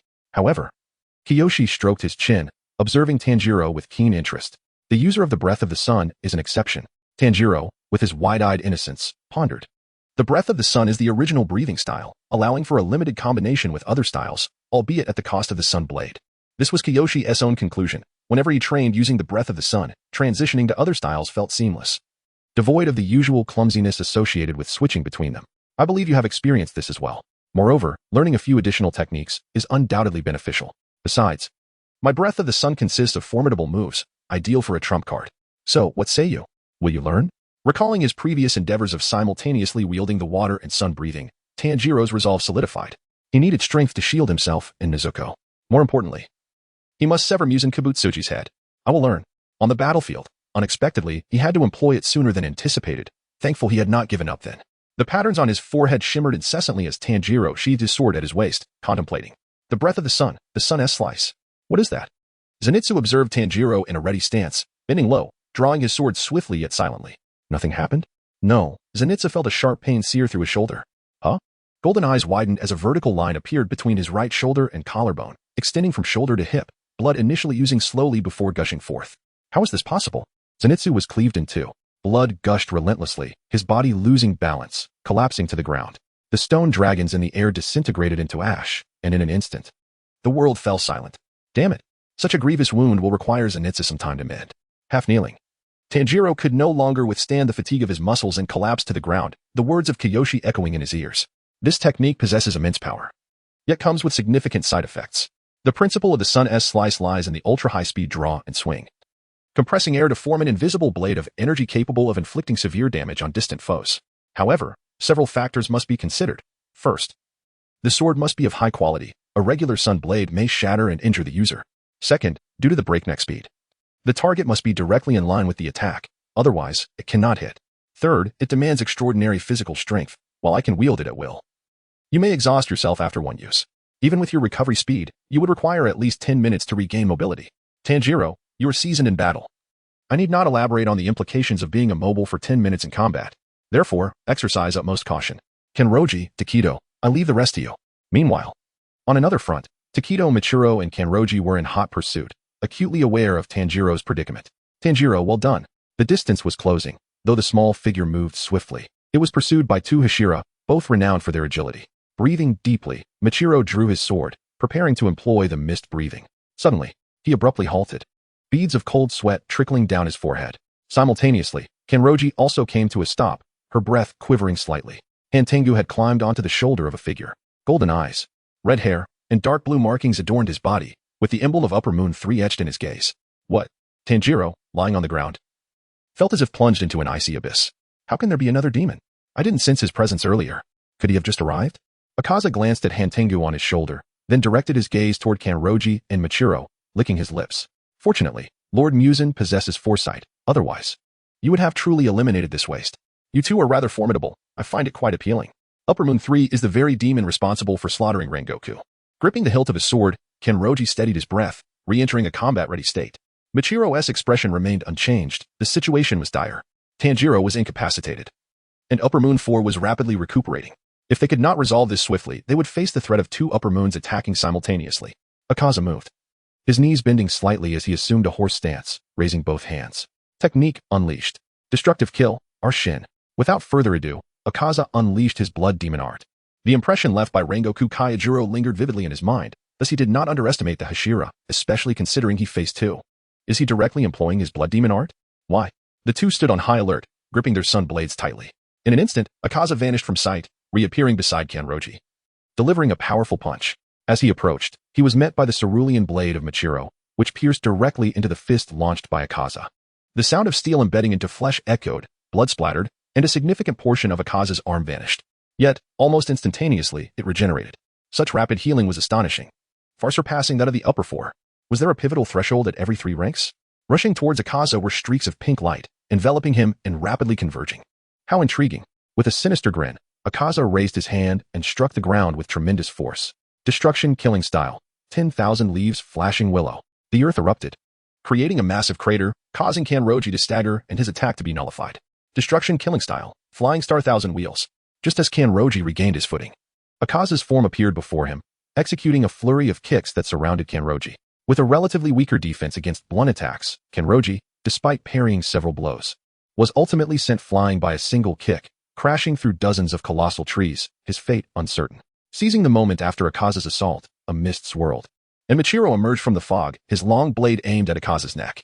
Akaza merely tilted his head, evading the strike, and retaliated with a fierce punch aimed at Michiro's abdomen. Michiro was sent hurtling backwards, smashing into the ground and creating several craters, finally collapsing beside Tanjiro, motionless. Pausing momentarily, Akaza glanced towards the forest. That location was where Kamado Kiyoshi had battled the Tamakuro. Although it seemed much had transpired, in reality, little time had passed. Still ensnared by the Tamakuro, Kamado Kiyoshi felt an ominous premonition, furrowing his brow as an unsettling sensation lingered, a creeping sense of peril binding him. Regardless, he must attempt to resolve the current dilemma and return swiftly, but how to achieve that remained a question. The ability to teleport was indeed troublesome. And unlike in the original narrative, the Tamakuro was not underestimating him, which only underscored the formidable prowess of the upper five. Kamado Kiyoshi glanced at the scattered jars, shifting from a one-handed grip to a two-handed stance. Without utilizing the Hecato, swiftly vanquishing an upper rank would be exceedingly difficult, but it was worth a try. If he could catch the concealed demon off guard and slay the Tamakuro, Kamado Kiyoshi would be free to focus on this treacherous foe. Even if that failed, merely drawing the adversary out would suffice. A visible enemy is always easier to confront than an unseen one. The Tamakuro was hidden behind a tree. Witnessing Kamado Kiyoshi wielding his blade with growing trepidation, could he possibly be stronger? With a swift motion, the jar split in two, along with several surrounding trees, a true lumberjack. Emerging from a nearby jar, the Tamakuro bore a shallow knife wound on its chest. This was absurd. Now, he could no longer rely on sight, only instinct. Before his thoughts could fully form, the Tamakuro retreated into its jar. Unbeknownst to him, Kamado Kiyoshi had already positioned himself there. Boom. The base of a nearby tree was severed into two segments. If he were to act a fraction quicker, it would not be impossible, yet it would be futile. Was the Tamakuro judging his attacks through the perspective of each jar and preemptively reacting? If so, then exhaling softly and inhaling deeply, Kamado Kiyoshi held his snow-white blade at an angle. Breath of the mist, seventh form, obscured. A vast mist billowed forth, obscuring all visibility. The Tamakuro, unable to see anything, felt a surge of panic and resolved to flee the area, rapidly creating jars and teleporting away. In a flash, a snow-white sword struck the upper edge of a newly formed jar just as the Tamakuro began to teleport. A cold snort echoed, "Fool. You are about to meet your demise and remain oblivious." As if doused in ice water, an overwhelming sense of danger surged through the Tamakuro, which, without hesitation, dove into its vessel. The strike met with emptiness. Kamado Kiyoshi sighed. Attempting to swiftly eliminate the upper rank under the cover of other demons proved far more challenging than anticipated, but he had indeed achieved his goal. The enemy had revealed themselves. Should he employ the breath of the sun and the Hecato? However, doing so might keep Musen hidden for centuries. His gaze turned towards a specific direction, sensing a powerful aura emanating from there.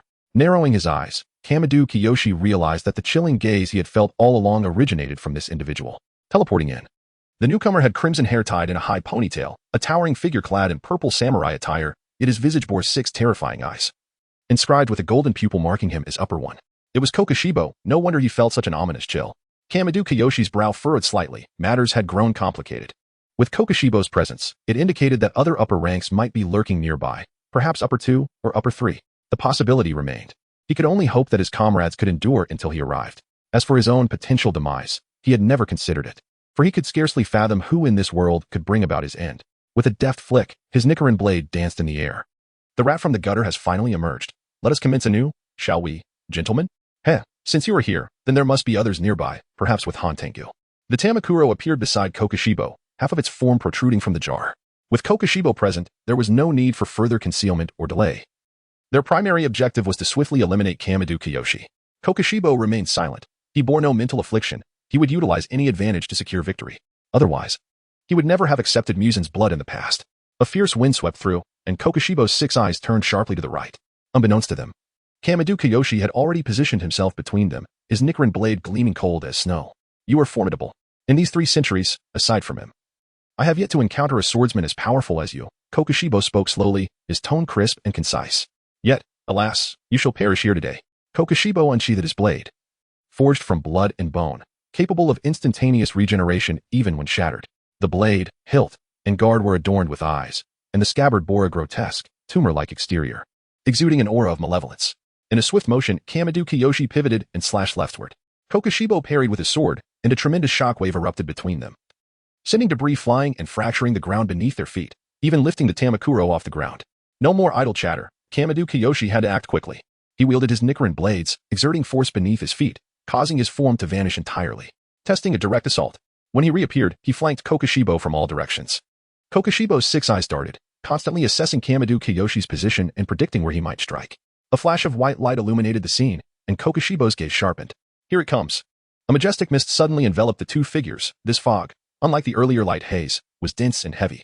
The droplets of water suspended in the air gradually soaked through the garments of Kokushibo. Continuously surveying his surroundings, Kokushibo had already invoked the transparent world.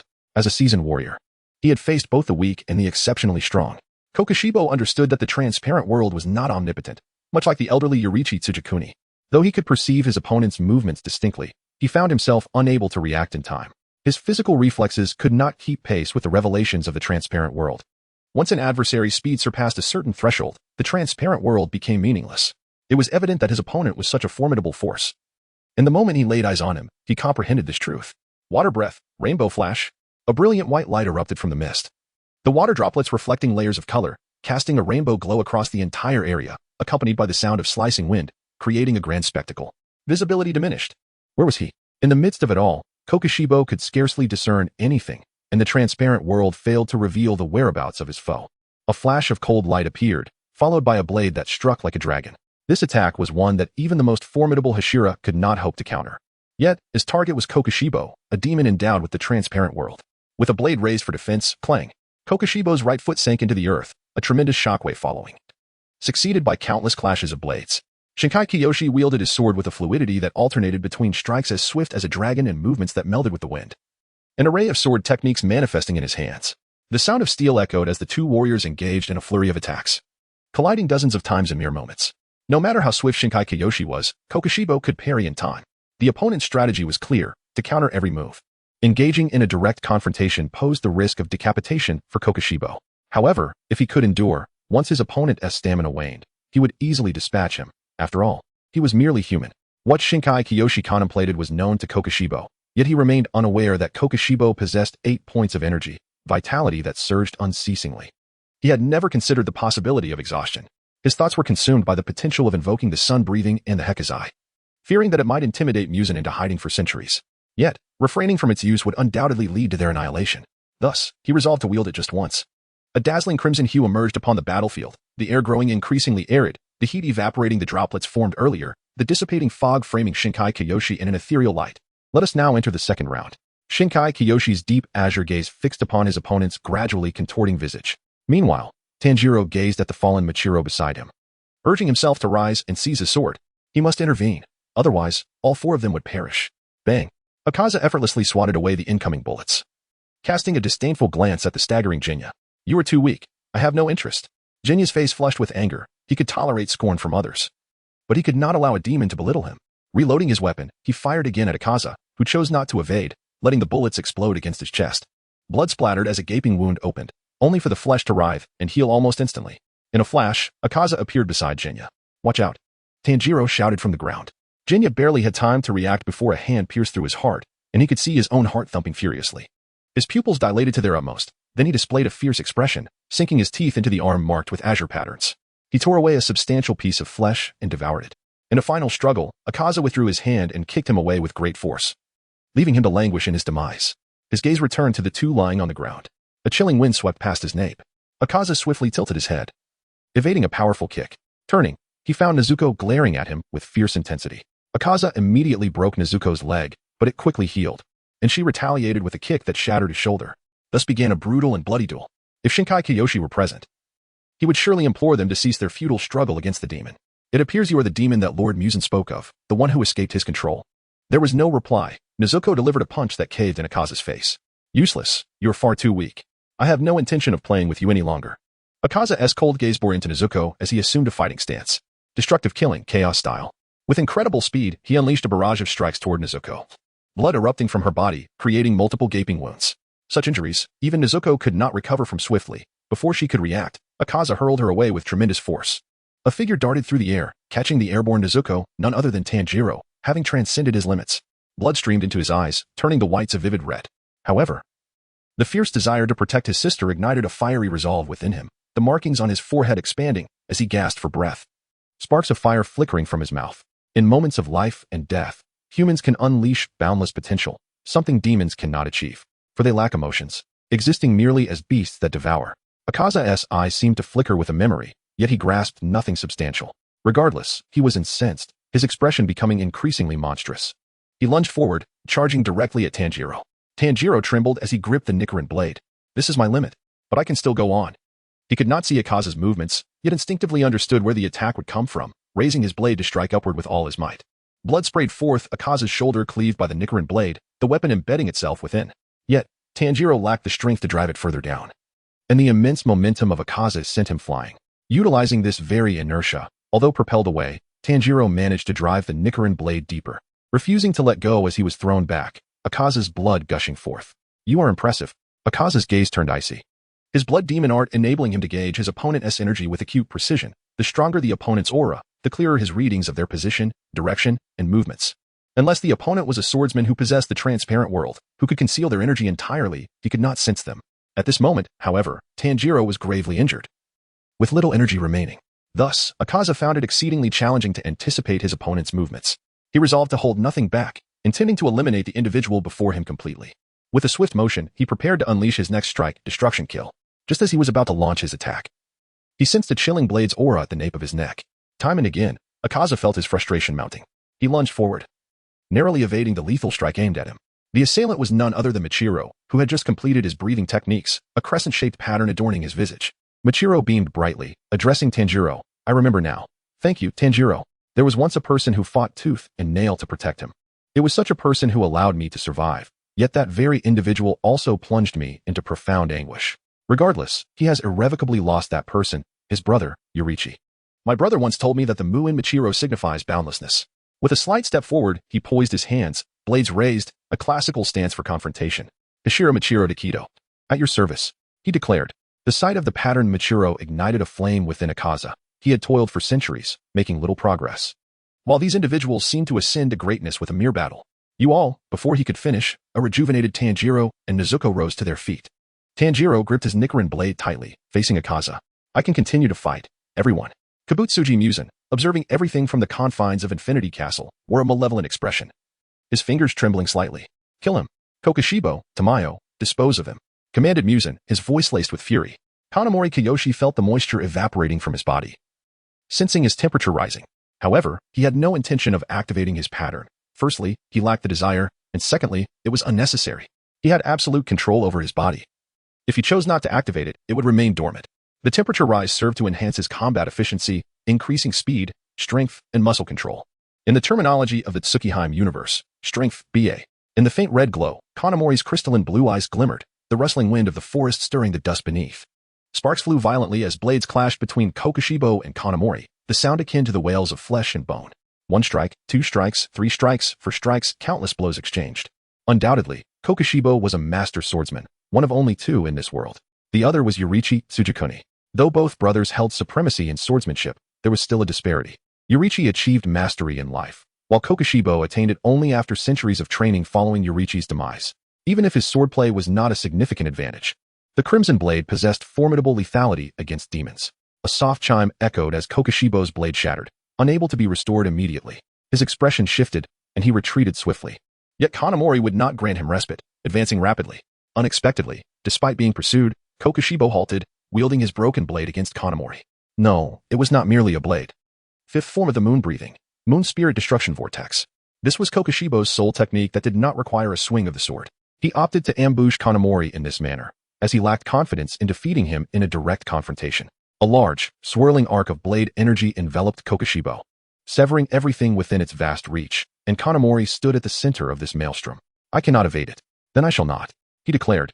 Invoking the 3rd form of sun-breathing, Reverse Heaven, Kanamori swung his blade with fervor, creating a sealed network of blade energy around him.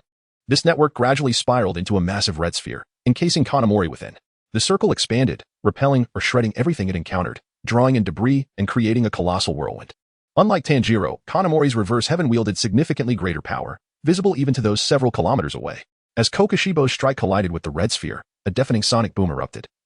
The whirlwind dissipating and Kokushibo was sent hurtling backward. It was no wonder, for such a potent defensive sword technique had likely never existed in this realm. As Kanamori observed Kokushibo's trajectory post-impact, A sticky hand silently crept toward his back. This was their true lethal maneuver. Tamayo's hand, self-proclaimed as the god's hand, was his core blood demon art, capable of transforming anything it touched into fish. While Kokoshibo was embroiled in combat, Tamayo seized the opportunity to touch Kanamori. I have awaited this moment, Tamayo. Following the conclusion of his reverse heaven, Kanamori did not relent. Instead, he was accumulating energy for another technique.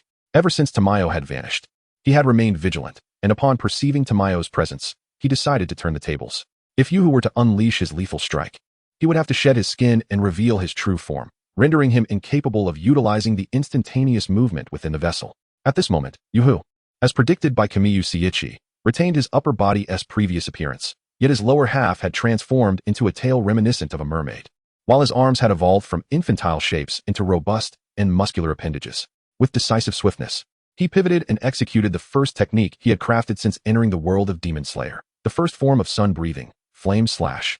It was, of course, merely an imitation of Yamamoto Jinryusai from the Soul Society, and thus bore numerous flaws. However, one element remained unaltered, the maximization of his own power. An overwhelming force capable of cleaving through anything. A crimson line of blood manifested upon Yuhu's head, extending from the crown to the base of his tail, bisecting his entire body with a single strike, blood gushing forth. Observing the incapacitated Yuhu, Kamiyu Seiichi would not squander the opportunity for battle. He swung his blade to cleave at the neck of the now severed Yuhu, aiming for decapitation. The approaching Kokoshibo raised his broken sword to block, shielding Yuhu. Given the severity of Yuhu's injuries, he would require ample time to recover. During this interval, if Kokoshibo remained preoccupied with protecting him, he would inevitably be hindered. As he engaged in combat with Kamiyu Seiichi, Kokoshibo's mind raced at lightning speed, and he resolved to abandon Yuhu, rather than shield him. He chose to use Yuhu as bait. Should Kamiyu Seiichi opt to attack the wounded Yuhu, Kokoshibo would strike from the side, aiming to eliminate him. Deflecting Kamiyu Seiichi's crimson blade, Kokoshibo retreated a few paces, maintaining a distance where he could seize the opportunity. Kamiyu Seiichi found himself in a precarious situation. Kokoshibo was exceptionally rational and possessed vast combat experience. Confronting him proved far more challenging than facing 5 Yuhas, and their strengths were closely matched, with Kamiyu barely holding the advantage. However, the prospect of defeating Kokoshibo seemed nearly impossible. The best course of action would be to eliminate the 5th upper moon, Yuhu, allowing him to engage Kokoshibo without constraints and hoping to draw him out until dawn when Kokoshibo would surely flee. Yet, under such circumstances, Tanjiro's group would likely face annihilation. Furthermore, Kokoshibo's use of Yuhu as bait was evidently a ploy to provoke Kamiyu into revealing a weakness. What should be done? Should he employ sun breathing? Utilizing it might indeed enable him to slay one of the two. However, the most critical concern was that Muzan might not surface for several centuries thereafter, and Kokoshibo could create as many upper moons as he wished. The current state of the Demon Slayer Corps would remain unchanged. Kamiyu Seiichi could not afford to linger here for long. As both sides stood in opposition, his cold gaze met Kokoshibo's solemn 6 eyes. Back away, Kokoshibo. The voice of Muzan echoed in Kokoshibo's mind. Fear flickered within Muzan. Muzan-sama, why? I command you to retreat. Yes, Muzan-sama. At this moment, Yuhu served as his bait. Should he attempt to rescue Yuhu, he would merely become Kamiyu Seiichi's target. Abandon him. Understood. Kokoshibo continued to face Kamiyu Seiichi, yet his steps gradually retreated. Upon reaching a safer distance, he turned and swiftly departed, heading away from the swordsmith village. Kamiyu Seiichi observed his retreat, but remained motionless, still gripping his blade, employing his transparent vision to vigilantly survey his surroundings.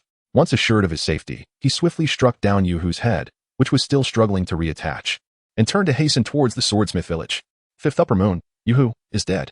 After dispatching Yuhu, Kamiyu Seiichi raced towards the direction of the swordsmith village, where his transparent vision faintly sensed a fierce battle unfolding, bringing him a measure of relief, for it indicated that there was still activity. If silence reigned, it would suggest a complete massacre. Meanwhile, Tanjiro and his companions were faring poorly. Tanjiro, Kenroji, Michiro, Nezuko, and Genya, who had acquired demonic powers from Akaza's flesh, were struggling against Akaza, striving to work together without suffering casualties while seeking an opportunity to turn the tide. Their most promising chance lay in enduring until dawn. Indeed, dawn was approaching, and once the sun emerged, they would undoubtedly flee. Although it was disheartening, their current strength did not guarantee they could retain them here. If they were to force the confrontation, the most likely outcome would be catastrophic losses without any gains. With a punch and a kick, Akaza sent Nezuko, who had lunged at him, flying back, only for her to be caught by Tanjiro, who returned her to face Akaza once more. Accompanied by Tanjiro's dance of the fire god, the dazzling flames illuminated the dimming night, but Akaza deftly evaded the blade, raising his right hand to launch a fierce counterattack. A blue Nicaran blade severed his entire arm and continued upward in an attempt to decapitate him. Akaza tilted his head to the right, the blue blade grazing his face and drawing a drop of blood, which quickly healed. A pink blade wound its way up from the right, seeking to ensnare his neck. Enough, Akaza roared.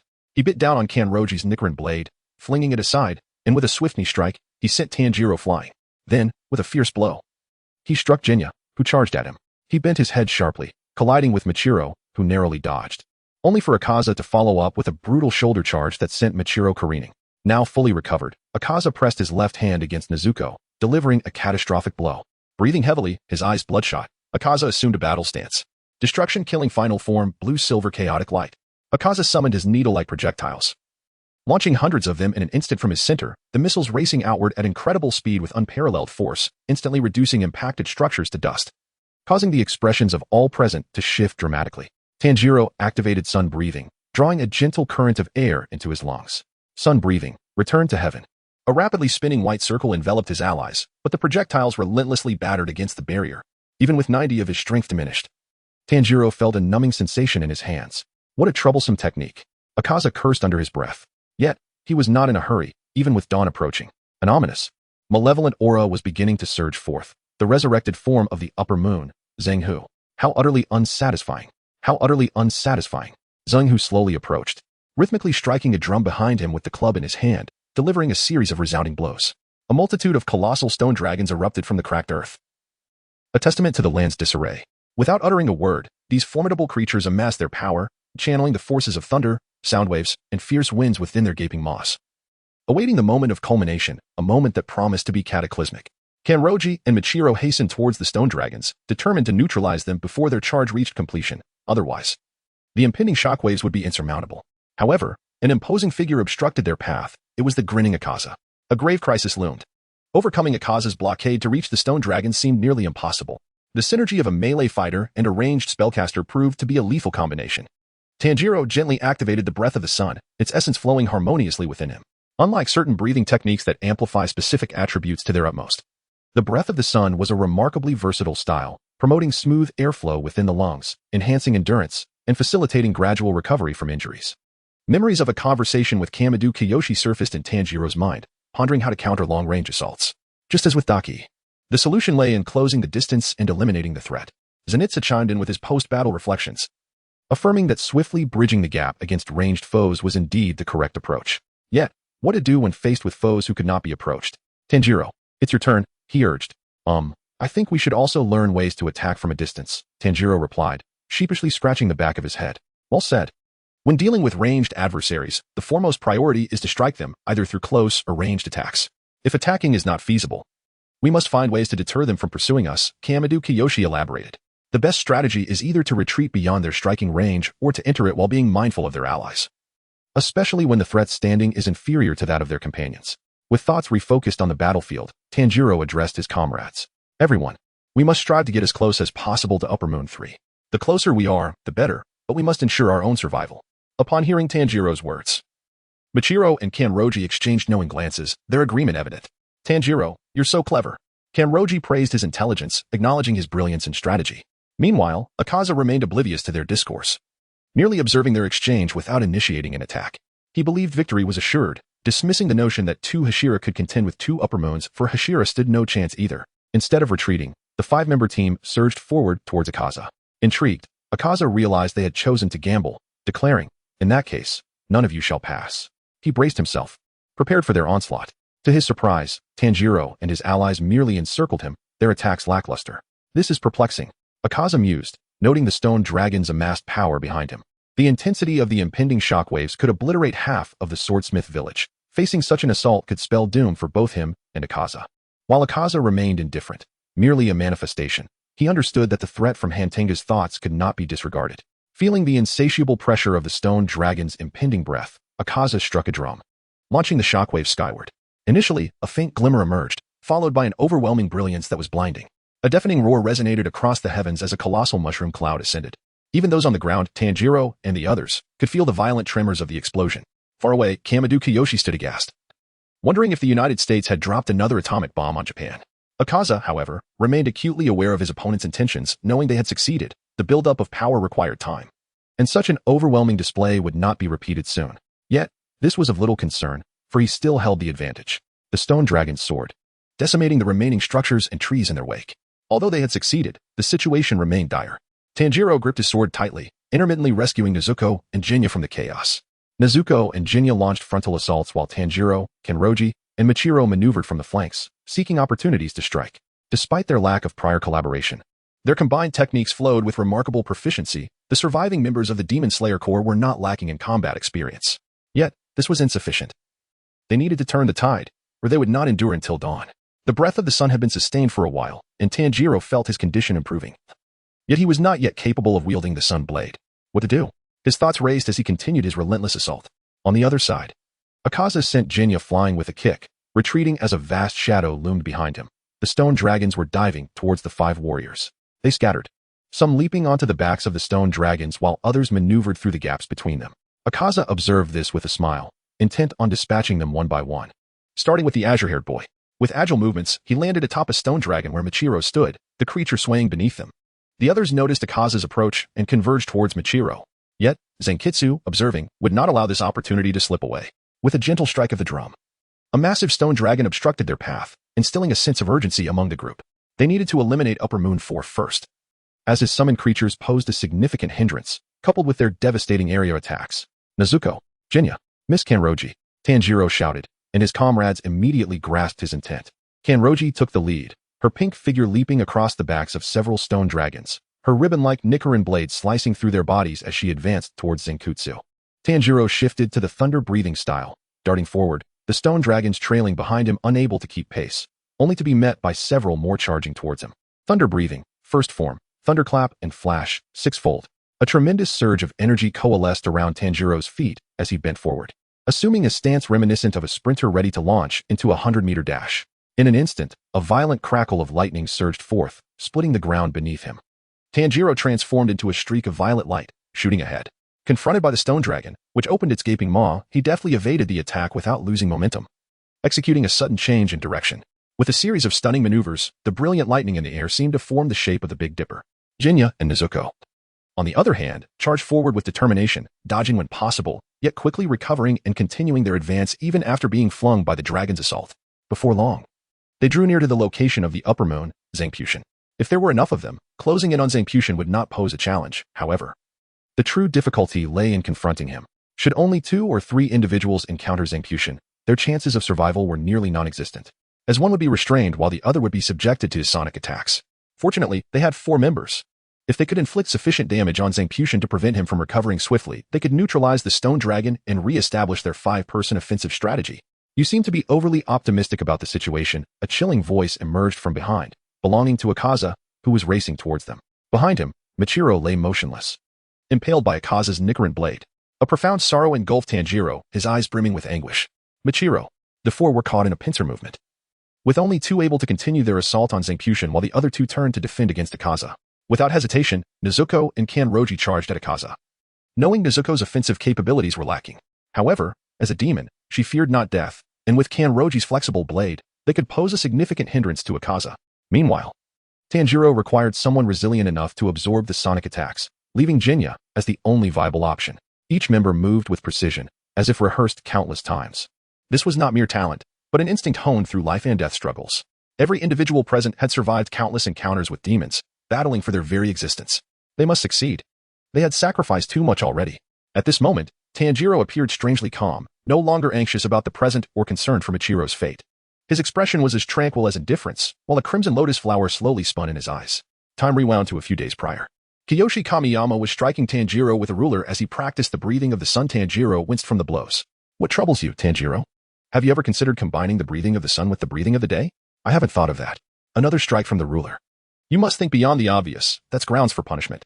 After a brief pause, Kiyoshi Kamiyama continued, in the face of life and death, it may be worth attempting, though I cannot guarantee the outcome. Returning to the battlefield, Tanjiro felt an overwhelming sense of power, perceiving every flaw in Zangpushan's form, something he had been unable to discern before. He also sensed a disconnection from his emotions, viewing the world without fluctuation and feeling. A fiery red lotus mark appeared on his forehead. Inspiration strikes, Tanjiro murmured softly, the breath of the crimson lotus. As he lifted his gaze, the world around him slowed to a crawl. Zangpushan remained still, while Nezuko and Kanroji struggled to withstand Akaza's relentless assault. Raising his Nichiren blade, he felt the emotions emanating from it. Sadness, pain. It was on the verge of breaking. With a flick of his right foot, he left a fleeting afterimage, almost instantaneously appearing at Zangpution's left side. He struck, again and again. Dozens of blows landed upon Zangpution, who seemed frozen in place. In a flash, he shifted to confront Akaza, aiming for the neck with a horizontal slash. Akaza's stunned thoughts were interrupted by a jolt, and he crouched to evade the strike. Time resumed, and everyone was astonished to find Tanjiro had already reached Kanroji's side. Tanjiro. In an instant, Zangpution glanced at his own body, which then shattered into hundreds of pieces. It's done, he thought, resigned to the outcome. Akaza looked at Tanjiro with a grave expression, having narrowly escaped death, the faint burn on his neck affirming the peril he had faced. What manner of demon is this?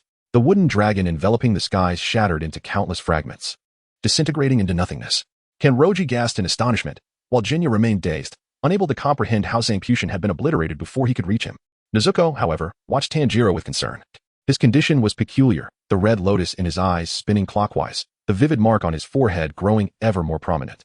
Suddenly, a hand landed softly on Tanjiro's shoulder. In an instant, the lotus in his eyes vanished, the mark on his forehead turning to ash, and he collapsed to the ground, utterly drained. Turning around, it was Kiyoshi Kamiyama. Kiyoshi, thank goodness. Kanroji rushed forward to embrace him, but was held back by Kiyoshi's hand. Nezuko, too, expressed her joy, nuzzling against Kiyoshi's garment. Che. Jinya exhaled a sigh of relief, though his pride prevented him from admitting it outright. Kiyoshi, that sensation I experienced was bizarre. Tanjiro lay on the ground, gasping for breath, feeling as if his lungs were about to burst. Kiyoshi placed a hand on Tanjiro's chest, infusing him with a powerful flow of energy, soothing warmth coursing through him, mending the damage inflicted by his reckless use of power. Didn't I say not to use it unless at death's door? Kiyoshi chastised, concerned for Tanjiro, the first swordsman he had encountered in the world of demon slayers. Had Tanjiro fallen, it would have grieved him deeply. Kiyoshi held a particular fondness for Tanjiro, who fought valiantly to protect his sister, mirroring Kiyoshi's own affection for his sibling. Indeed, the breath of the crimson lotus was perilous, its searing flames beginning within the lungs, incinerating them entirely before spreading throughout the body, culminating in a self-destructive blaze. Kiyoshi understood this all too well, having sensed it from Tanjiro's own body. The clarity of perception was indeed an unparalleled medical boon. Perhaps if one's physical prowess reached a 9, they could wield it without harm? Tanjiro had not been in battle for long. It was merely the blink of an eye, and he had not sustained significant injuries. After infusing himself with the breath of the sun, he was prepared to continue the fight. However, Mitsuri was reassured. He was unscathed.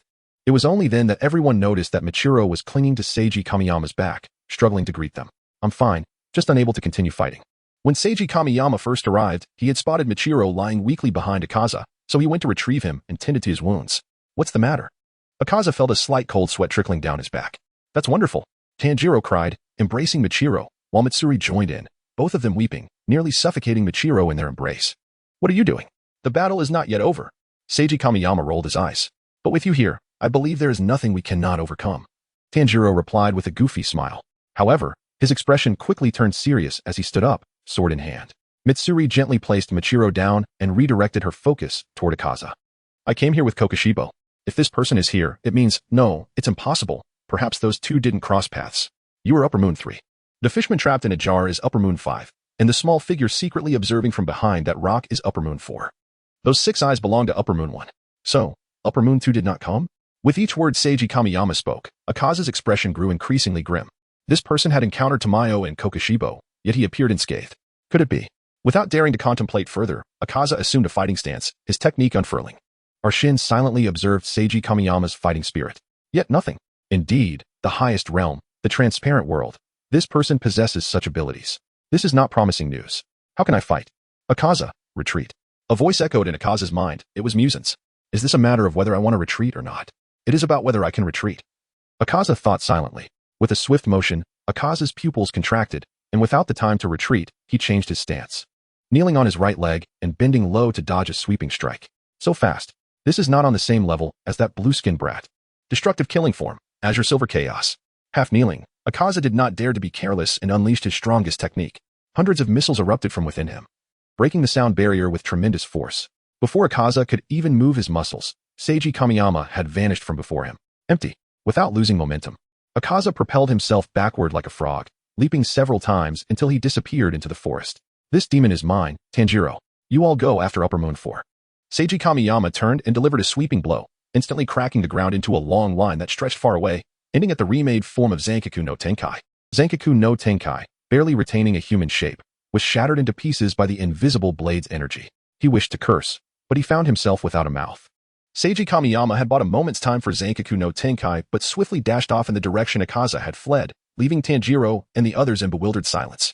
Tanjiro closed his eyes, seeking the sin of Goku. Not here, not there, over there. Opening his eyes, he directed everyone, urging Nezuko to return quickly, for dawn was approaching. The three of them sped toward Goku's location. Meanwhile, Akaza was still sprinting, the distant horizon gradually lightening. He needed to escape quickly. The plague god pursued him. Maintaining a consistent distance, not too far, not too close. Is this a way of using me as a guide? Seiji Kamiyama hesitated. He could swiftly eliminate Akaza with the power of the transparent world combined with the sun's breath, and Muzan would have the most to say about it. Yet the lingering question remained. What if Muzan was hiding? At this moment, Seiji Kamiyama was certain that the power he had demonstrated was insufficient for Muzan to abandon Nezuko, who could bask in sunlight. This meant he could still utilize the element of surprise to launch a sudden strike, given just one chance to eradicate Muzan entirely. After much contemplation, Seiji Kamiyama ultimately decided against killing Akaza. Akaza was indeed formidable. The recent battle had proven this. 3 Hashira and 2 colossal tanks had been unable to overcome him. It was clear that once activated, the Hashira's strength surged, and this group could easily defeat a significant portion of the Demon Slayer Corps from before. Seiji Kamiyama halted, watching as Akaza vanished from sight. Meanwhile, on another front, Goku was fleeing rapidly, driven by his nature. Goku was born a liar, distorting facts to his advantage, believing himself to be the victim. He perceived the world as filled with adversaries, seeking sympathy despite his inherently brutal character, bullying the weak. When faced with blame, he would return home and slaughter his own family. His life was a relentless cycle of such atrocities, truly beyond redemption. To safeguard himself, Goku had fractured into different personalities and avatars, each with its own thoughts, while he, as the original, remained timid and cowardly. Thunder-breathing, first form, thunderclap and flash. The lightning surged forward, swiftly closing the distance to Goku. Gunshots rang out as Ju launched a barrage of attacks, exploding around Goku and hindering his escape.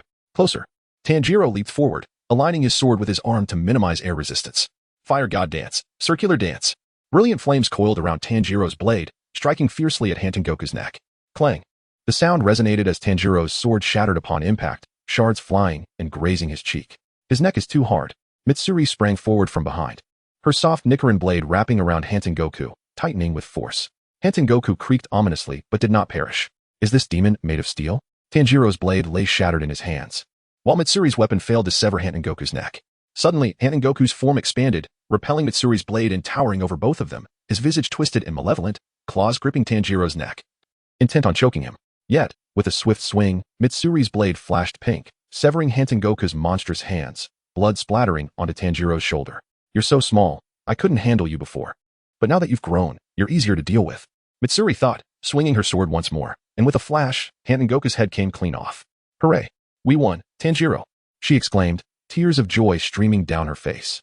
Kenroji embraced Tanjiro joyfully. Tanjiro's nose twitched. No, it wasn't over yet. Miss Kenroji, be careful. The Hantengu behind Kenroji not only remained standing, but also extended its claws toward her neck. Bang! A tremendous gunshot rang out, and Hantengu was sent flying, a gaping hole blown through its chest. Jinya approached from behind, panting, wielding a gun in one hand and a Nichiren blade in the other. The fleshly power of Akaza was waning, and Jinya was on the verge of regaining his normal strength. Here, this is a rather peculiar item for you. Jinya extended the Nichiren blade in his left hand toward Tanjiro. Mr. Tanjiro, thank you. Tanjiro accepted the sword, drawing it from its sheath. Its cold gleam reminiscent of the splendor from 3 centuries past. One could not help but wonder if this signified the end of a 300-year entanglement, finally resting in the dust of this generation. A splendid blade. Tanjiro marveled, the black Nichiren blade standing out vividly against the pale sky. Though I cannot see you, I can sense your presence. Tanjiro took deliberate steps toward the small Hantengu, attempting to crawl away. You have always evaded, demon. Now, it is time for you to reckon with your deeds. With a single thrust, he drove the blade into Hantengu, pinning it to the ground. Hantengu writhed, desperately trying to escape, but it had completely exhausted its strength. On the horizon, the sun began to reveal itself, its radiant half emerging. A stark line of black and white swept over Tanjiro and his companions. Bathed in sunlight, Hantengu let out a wretched scream as its body began to char. Kiyoshi Kamiyama also arrived, carrying Michiro. Tanjiro was about to joyfully inform Kiyoshi of their victory over Upper Moon 4 when he froze upon seeing the silhouette behind Kiyoshi. It was Nezuko, drenched in sunlight. Not the small Nezuko or the grown Nezuko, but the Nezuko of a maiden, tears glistening in her pink eyes. And Nezuko? Nezuko nodded vigorously. Tears streamed down Tanjiro's face as the siblings embraced, crying. Kenroji, also teary-eyed, joined their embrace while Michiro wore a radiant smile. Witnessing this scene, Kiyoshi felt a surge of happiness. Through Hantengu's perspective, Musen's face twisted in horror. Trembling, he was not angry but exhilarated. After centuries, finally, a demon unafraid of sunlight had emerged. If I consume her, I can. In the Infinity Castle, Musen's maniacal laughter echoed. Ultimately, Hantengu perished. This despicable being who had spent a lifetime cowering yet showed no mercy when it came to murder. Kiyoshi naturally felt no sympathy for him. He was simply unworthy. Among the 6 upper moons, only Kakashibo and Akaza had tragic pasts before becoming demons. However, once they transformed, they were no longer themselves. Seizing the moment, Kiyoshi affectionately patted Nezuko's head. After all, it would be more challenging to do so in the future. Kiyoshi had not intentionally brought her to provoke Musen. Upon returning and seeing Nezuko in the sunlight, he had been utterly taken aback. If it was fate's design, then so be it. In the distance, the villagers of the swordsmith village were arriving, carrying stretchers and medical supplies. Tanjiro, amidst his tears, suddenly realized he was gravely injured, and an overwhelming fatigue washed over him, causing him to collapse to the ground. This alarmed Nezuko and Kenroji, who called out in concern. Don't worry, he's just exhausted. Kiyoshi bent down to check Tanjiro's pulse. He looked around at everyone, genuinely glad for them all. Today, everyone has worked hard. Fortunately, we have triumphed. The brilliance of humanity lies in their unwavering resolve to advance even in the face of death. In this brutal, man-eating world, this group had illuminated the land for centuries, generation after generation, embodying the essence of humanity. The village chief, Tetsuzan Hara, directed the villagers to lift everyone onto stretchers, including Kenroji, who was severely injured. Tetsuzan bowed in gratitude to Kiyoshi, who swiftly helped him up. Without you, the people of the swordsmith village would have been wiped out. This is what we ought to do. If the swordsmith village hadn't forged the Nichiren blades for us, we could not have harmed the demons. And your peril would have been our fault. Kiyoshi, having been a corporate worker in his past life, was well versed in the art of conversation. Did you see how the old village chief was moved to tears by those words? With a hearty laugh and a wave, Kiyoshi followed the group carrying the injured away. A new chapter awaited. At the Demon Slayer Corps headquarters, Yurichi Tsujikuni lay in bed, listening to Kanamori's report on the battle at the swordsmith village. His body was wrapped in bandages, and the purple toxins had spread across his entire face, causing him to cough violently several times. Nevertheless, upon hearing of their resounding victory, he felt a surge of joy. They had repelled Upper Moon 1, Kiyoshi Kamiyama, alongside Kenroji and Michiro, while Tanjiro had advanced remarkably. It seemed that the hope of eradicating Kabutsuji Musen lay within this generation. Kanamori, please draft an announcement. Yurichi gasped as Kanamori took out paper and pen, meticulously recording his words. Kanamori, for the upcoming Hashira meeting, I entrust it to you. You have worked hard all along. Yurichi gazed tenderly at Kanamori, whose tears began to fall uncontrollably. Yes.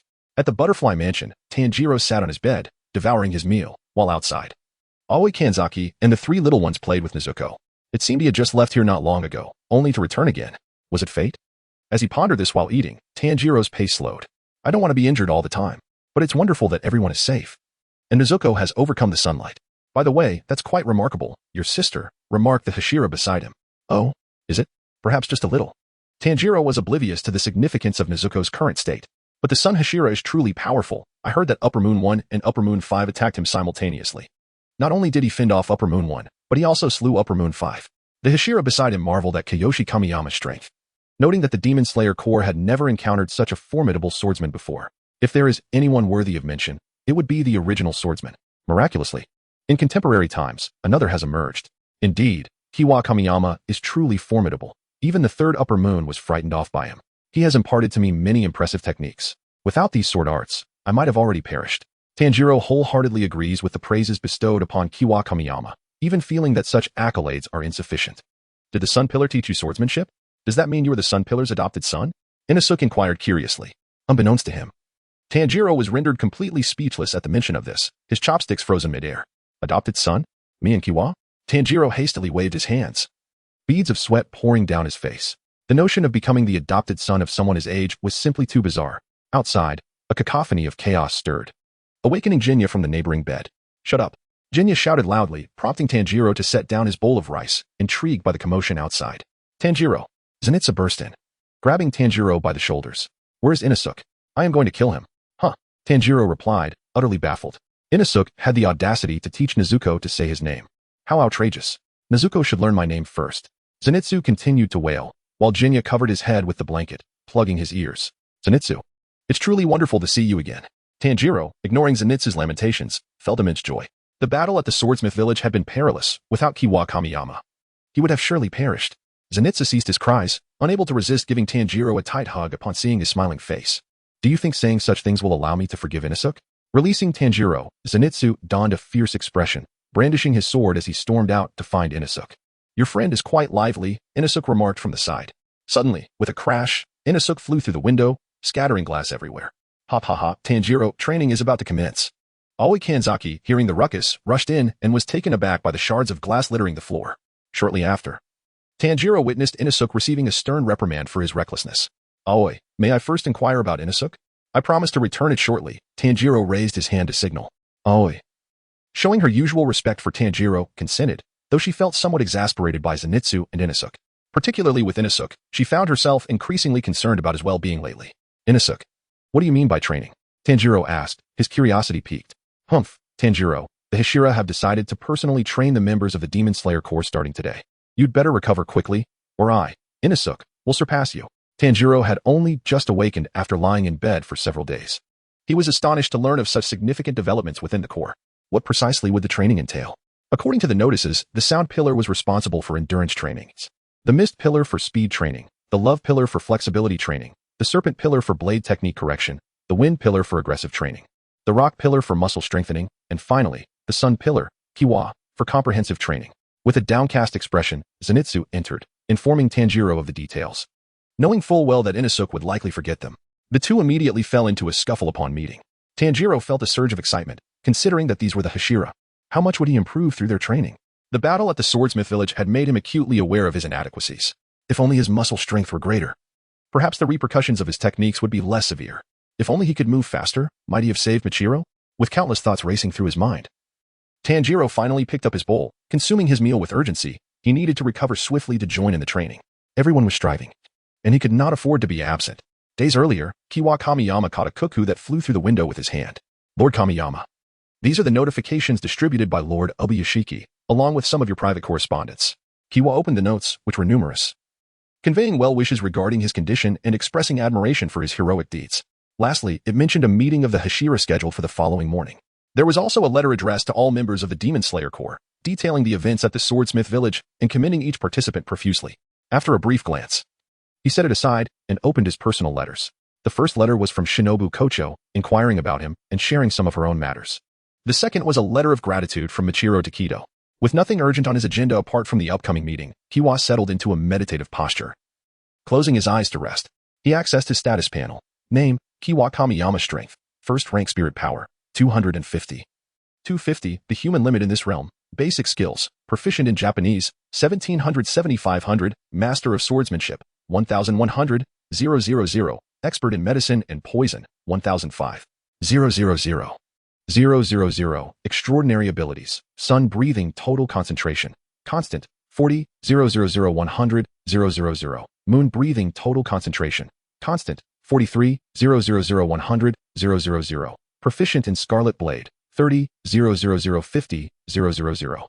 Skilled in perception of the world, 1, 0001, 000, 000. Beginner in breathing technique fusion, 110, 000. Breathing techniques, expand, temporary talent, near divine evaluation, first rank supreme.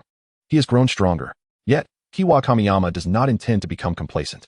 The house fell silent once more, save for the rhythmic sound of breathing. At this moment, he remained unaware that the news outside had sent the Demon Slayer Corps into a frenzy. Did you see that?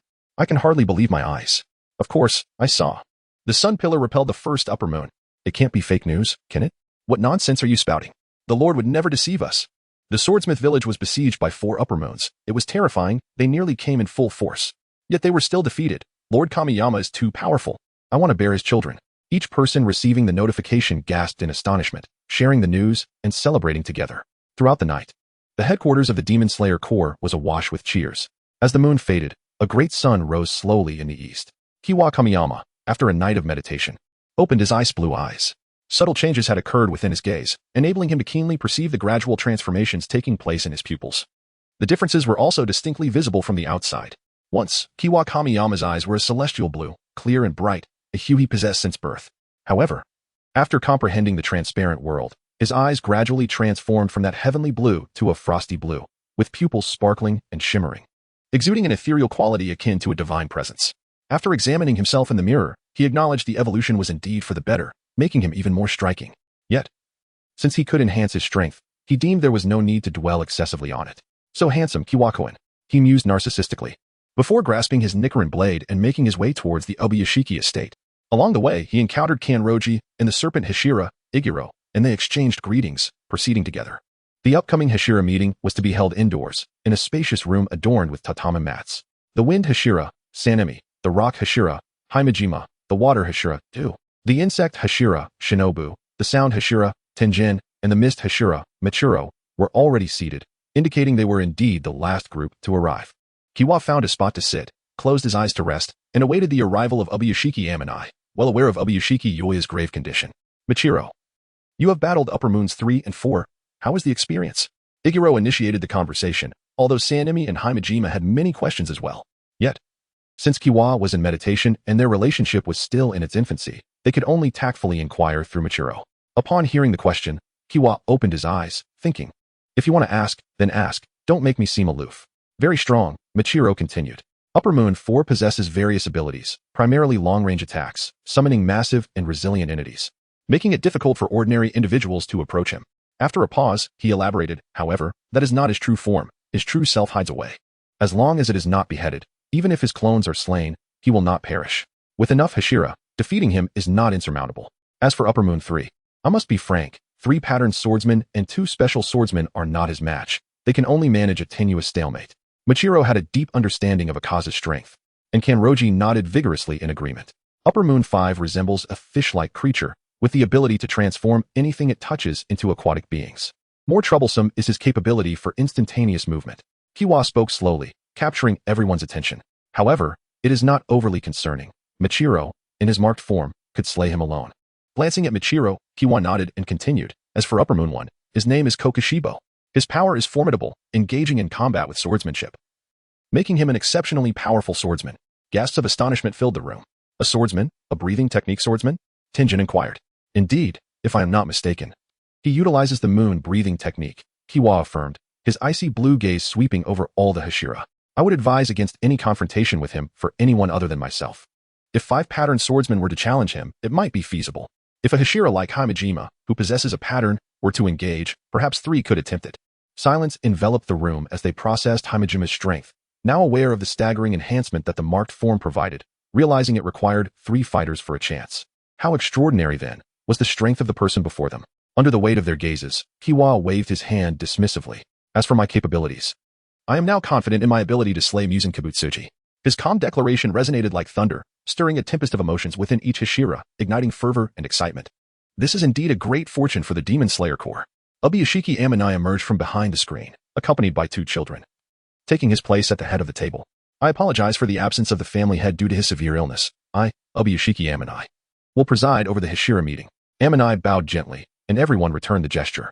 Due to the catastrophic events at the Swordsmith village, and with Kamadu Nezuko overcoming sunlight, the circumstances ahead will differ drastically. We must seize the moment to strengthen ourselves. Amanai's gaze shifted toward Kanroji and Michiro. Miss Kanroji, Mr. Michiro, could you share with everyone the process of unlocking your patterns? Kanroji, beads of sweat forming on her brow, stammered a few sentences, her face flushed and silent thereafter. I was struck by Upper Moon 3 and hurled into several craters. The intense pain rendered me unconscious. Yet, even in my stupor, I sensed Tanjiro protecting us. A wave of profound anger surged within me, and as I recalled my past, my body temperature began to rise. I quickly activated my breathing technique. My heart rate soared beyond 200, alleviating the excruciating agony. Michiro recounted his experience to the group. Elevated heart rate, increased body temperature. Keep those 2 keywords in mind. The Hashira began to contemplate how they might achieve similar feats. Amanai, gazing forward, spoke softly. For those who have already unlocked their patterns, there's no turning back. However, for those yet to unlock theirs, be warned. There may be significant side effects, and you may not survive past the age of 25. Please approach with caution. What a sorrowful power, Himejima lamented, his hands clasped in prayer, tears welling in his eyes. Time flowed slowly as the Hashira deliberated various matters ahead, unanimously deciding to protect Nezuko at all costs and prepare for the impending battle. They resolved to initiate Hashira training, providing each member of the Demon Slayer Corps with conscientious guidance from every Hashira. This serves as the foundational outline for the training. If there are no objections, we shall proceed accordingly. Himejima set down the documents and clasped his hands together. Finally, concerning ourselves, all Hashira must participate in Kiwa Kamiyama's training. Kiwa unleashed his aura. a thunderous force that seemed to collapse the very heavens, overwhelming all Hashira with an immense pressure that rendered them immobile, their bones creaking under the strain. Next, I will instruct you in various techniques. Until I am satisfied, you shall not embark on your missions. Kiwa spoke gently to everyone present. Sanemi's grin widened. Unable to contain his laughter, the situation had taken a delightful turn. The Hashira training commenced with fervor, and the news reached the Demon Slayer Corps members, who were initially exhilarated at the prospect of receiving guidance from such powerful Hashira, something they had never dared to dream. However, as the training ensued, it felt akin to hell. Each day leaving them utterly exhausted and sore, with no glimmer of hope for relief in sight. Only a select few can transition smoothly to the next level after a period of rigorous training. The first phase, the physical conditioning under the sound Hashira, is relatively gentle, merely involving exercises such as weighted marches, push-ups, squats, and climbing, aimed at exhausting their stamina to unleash their hidden potential. The second phase, the speed training with the Mist Hashira, Shinobu Kocho, involves direct sparring with wooden swords, where swift movements result in strikes before they can even perceive them. In the third phase, the seemingly cheerful Love Hashira, Kanroji Mitsuri, conducts flexibility training that truly enhances one's pliability. A painful endeavor that anyone who has ever attempted a seated forward bend or a split in school can attest to. The fourth phase, the sword path correction under Serpent Hashira, Iguro Abanai, requires swordsmen to engage in combat within a confined space, following predetermined sword paths, while continually practicing their strikes. The fifth phase, the intense combat training led by Wind Hashira, Sanemi Shinazugawa, is essentially a relentless barrage of attacks that leaves participants feeling thoroughly battered. The sixth phase, the strength training under the Rock Hashira, Himejima Jyomiai, includes enduring impacts beneath waterfalls and pushing massive boulders, a feat that seems nearly impossible. The seventh and most daunting phase is the comprehensive training administered by the Sun Hashira, Kagaya Kiyoshi. Few reach this point, for they all yearn to meet the most formidable warrior of the Demon Slayer Corps. However, as they step into the courtyard, a wave of immense dread and pressure engulfs their beings, causing the strong to quiver while the timid prostrate themselves. The figure standing with his back turned to them seems perpetually out of reach. Only those who withstand this pressure test will receive further training from Kiyoshi. If they cannot endure this level of stress, how will they face the pressure exerted by upper moon demons? Upon passing this test, Kiyoshi will impart numerous practical combat techniques that can enhance their capabilities by 100 or even 120%. Yet, failing this test signifies a lack of composure in the face of formidable demons, rendering any talk of technique utterly moot. Which phase are you on? Oh, don't ask. I'm still enduring the blades of the Love Hashira. The training from the Rock Hashira is truly inhumane. I'm in tears. Why are you silent? I'm contemplating how I must complete the training under the Sun Hashira to become a warrior of his caliber. How splendid it would be to receive combat techniques directly from him. The gathered members of the Demon Slayer Corps exchanged glances, discovering flames of determination flickering in each other's eyes, and they shared a knowing laugh, realizing they all harbored the same thoughts. The arrival of Kiyoshi had inspired countless individuals. You are the first to reach the finish line. You have done exceptionally well. Congratulations, Kiyoshi spoke gently to the swordsman before him, who had successfully overcome the pressure training and approached Kiyoshi. The swordsman blushed with excitement upon seeing Kiyoshi's handsome face, while those sprawled on the ground behind him hastened to crawl forward, yearning for Kiyoshi's praise. From today onward, I will conduct pressure tests in the morning and share combat techniques in the afternoon, Kiyoshi announced to all the eager participants. Those who have passed the pressure test must continue to participate in the morning sessions, but the intensity will gradually increase. Kiyoshi is remarkably benevolent. His pressure tests are set at the level of Upper Moon 6, and those who pass will face progressively greater challenges, ultimately reaching the level of Upper Moon 1. On one side, the training fervently unfolded, while on the other, Tanjiro diligently aided in the recovery of the Water Hashira, Tomiokage's spirit. Tanjiro. Zenitsu arrived at the Butterfly Mansion, lamenting about the hardships of his training. However, Tanjiro simply offered him comfort and expressed envy. Envy? Tanjiro, you truly are a peculiar one, Zenitsu exclaimed, running out with tears streaming down his face, leaving Tanjiro, who genuinely felt envious. Several days passed, and Tanjiro's injuries had fully healed. He packed his bag and prepared to depart, waving goodbye to Aoi Kanzaki and the three little ones. He jogged over to the physical training area of the Sound Hashira. Yuzui Tengen. Ah, are you fully recovered, Tanjiro? Yuzui joyfully leaped down from the rocks upon seeing Tanjiro. Thanks to you, I am completely fine, Tanjiro replied, equally delighted. Next, welcome to hell, Yuzui chuckled heartily, welcoming Tanjiro back to the team. Tanjiro began his training with the Hashira, while Kiyoshi prepared the training content for others. Training the Hashira. It has been ages since I last taught, not since my university days when I earned pocket money, Kiyoshi mused to himself. After a night of contemplation and revision, he finalized the training content for the Hashira. Well, my teaching skills seemed quite commendable, although it was designated as Hashira training. Kenroji also hoped to include some non-Hashira members in his special training. Even without being prompted, Kiyoshi had the same intention, initially considering the trio, Tanjiro, Inosuke, and Zenitsu. These three, being the destined protagonists in Demon Slayer, possess immense potential and adaptability. Most importantly, they can achieve explosive growth. Then there are others, such as Kanao and Jinya. The conflict between Sanemi and Jinya might be a bit troublesome, but that is of no concern, if need be. He could just give them both a good thrashing and lock them in a room together for an evening. After a night of open dialogue, they might emerge as brothers, united in camaraderie. Moreover, he has the unparalleled psychological healer, Tanjiro Kamado, at his disposal. He had previously heard about the altercation between Tanjiro and Sanemi. All right. So you are both brimming with energy, are you? Tomorrow, I will arrange something special for you too. With his thoughts racing, Kiyoshi set aside his book. Speaking of which, he may not have much time left in this world. He sensed an underlying rejection from this realm. Perhaps upon reaching a limit, he would no longer be able to exert his full strength, or he might be expelled. After vanquishing Kibutsuji Musen, if time allows, he wishes to pursue further advancements in this world. After all, he learned from the panel that upon traversing into Demon Slayer, the primary world remains static, and what he desperately lacks is time. Having gathered his belongings, Kiyoshi made his way to the Butterfly Mansion to discuss some confidential matters with Ubuyashiki Aoi, Ubuyashiki Eminai, and Ubuyashiki Hirai.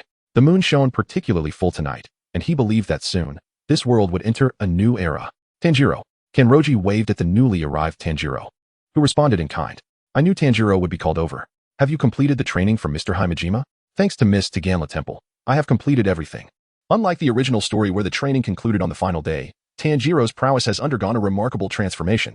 The scar on his forehead has evolved into a distinctive pattern that will not fade, and he has successfully finished all the training with the Hashira ahead of time. Zenitsu and Inosuke have also arrived. Zenitsu's expression is as calm as still water, while Inosuke is brimming with enthusiasm. Due to the presence of Kiyoshi Kamiyama, Musen will need some time before he dares to approach. However, should he choose to come now, Kiyoshi Kamiyama would gladly welcome him, once everyone is gathered. Kiyoshi Kamiyama surveys the assembly with his icy blue gaze and counts them. The Hashira, led by the Stone Hashira, the trio of Tanjiro, Zenitsu, and Inosuke, and the successors led by Kanaho. Nodding slightly, Kiyoshi Kamiyama begins to speak. Everyone, I am delighted to see you all here today. This signifies that all present are among the strongest members of the Demon Slayer Corps and possess the greatest potential to vanquish Musen Kibutsuji. Among you are Hashira, newcomers, and successors. However, here, at least in my eyes, you are all equal. I shall not show leniency or mercy based on your status. That would be irresponsible towards you all and a slight towards Musen Kibutsuji. With narrowed eyes, Kiyoshi Kamiyama's hair seems to sway in a non-existent breeze, and his garments rustle. From today onward, I will conduct a 5-day training regimen, focusing on the mark, the Hecato, and the transparent world. You are all aware of the immense power of the mark, but you must also recognize its significant drawbacks. The strength gained at the cost of one's lifespan is ominous. I understand that each of you harbors a deep-seated grudge against demons and may not care for your own lives. Pausing momentarily, Kiyoshi Kamiyama continues, however. I do not wish for any of you to perish before encountering Musen Kibutsuji. Therefore, I will not conduct specialized training for activating the mark, but rather grant you opportunities while training in the other two areas. Should you activate the mark, it will be your own choice. Kiyoshi Kamiyama looks at the gathered individuals and nods, stating, the first step is a pressure test. The atmosphere shifts dramatically. The dust in the air crashes heavily to the ground, and a profound sense of fear and pressure immobilizes everyone, as if the very ground beneath their feet threatens to crumble. This training is on an entirely different level. Tanjiro's bones crack audibly, his complexion reddening as if stained with blood. Incredible, Kiyoshi, he thinks. Indeed, this is pressure akin to that of a demon king, or perhaps even greater, as it is the full force of Kiyoshi Kamiyama's aura. If an ordinary person stood here, they would likely be overwhelmed and faint. The first to inhale deeply are Shinobu Kocho and Kanaho, followed by Jinya, Zenitsu, Tanjiro, Michiro, Iguro, and then Inosuke, Ju, Mitsuri, and Tenjin. The Stone Hashira, however, nearly sweats a few beads. This does not reflect strength, but rather the intensity of their muscular endurance. Such formidable physique, the Stone Hashira must have reached the peak level. Kiyoshi Kamiyama muses, please draw your swords. Tanjiro trembles as he unsheaths his Nichiren blade, its body quivering lightly, and the others follow suit. With Shinobu struggling the most to draw her sword, Kanamori finds it effortless, gripping his hammer with unwavering steadiness. They all immerse their minds in their blades. The concept of Hecato involves raising the blade's temperature until it glows red, harnessing the sun's most potent power to considerably slow a demon's healing process and enhance the force and penetration of their attacks. There are various methods to activate it. First, by gripping with immense strength to heat the blade through sheer force. Second, by transferring body heat to the blade, a method unique to marked swordsmen. And third, by the friction of two swords colliding, which allows two swordsmen to quickly heat their blades. We shall begin with the first method, gripping with immense strength. This is an incredibly powerful technique, particularly effective in hindering a demon's regeneration. Everyone thinks to themselves. Shinobu is already drenched in sweat, biting her pink lips and gritting her teeth to endure. Kanamori's hammer has begun to glow red, but the temperature rises slowly. Your approach is incorrect. Apply gentle vibrations.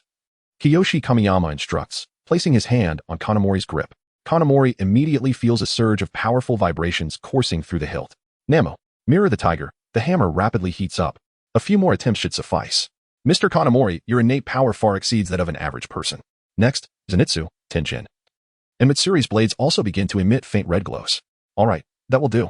The pressure dissipates instantaneously, and everyone feels a lightness in their bodies, as if they might ascend. Shinobu nearly collapses, supported by Kanaho. Kiyoshi Kamiyama offers her a handkerchief, and amidst her sorrowful gaze, he continues speaking. Under pressure, you will find it easier to immerse yourselves in focus. However, without my deliberate assistance, achieving that state again will require you to explore it meticulously. Each morning, I will conduct this process, and you can gauge whether you can master Hecato through the method of immense strength. After all, it is the most effective approach, requiring no mark to achieve. Next, we will explore the unique method for marked swordsmen.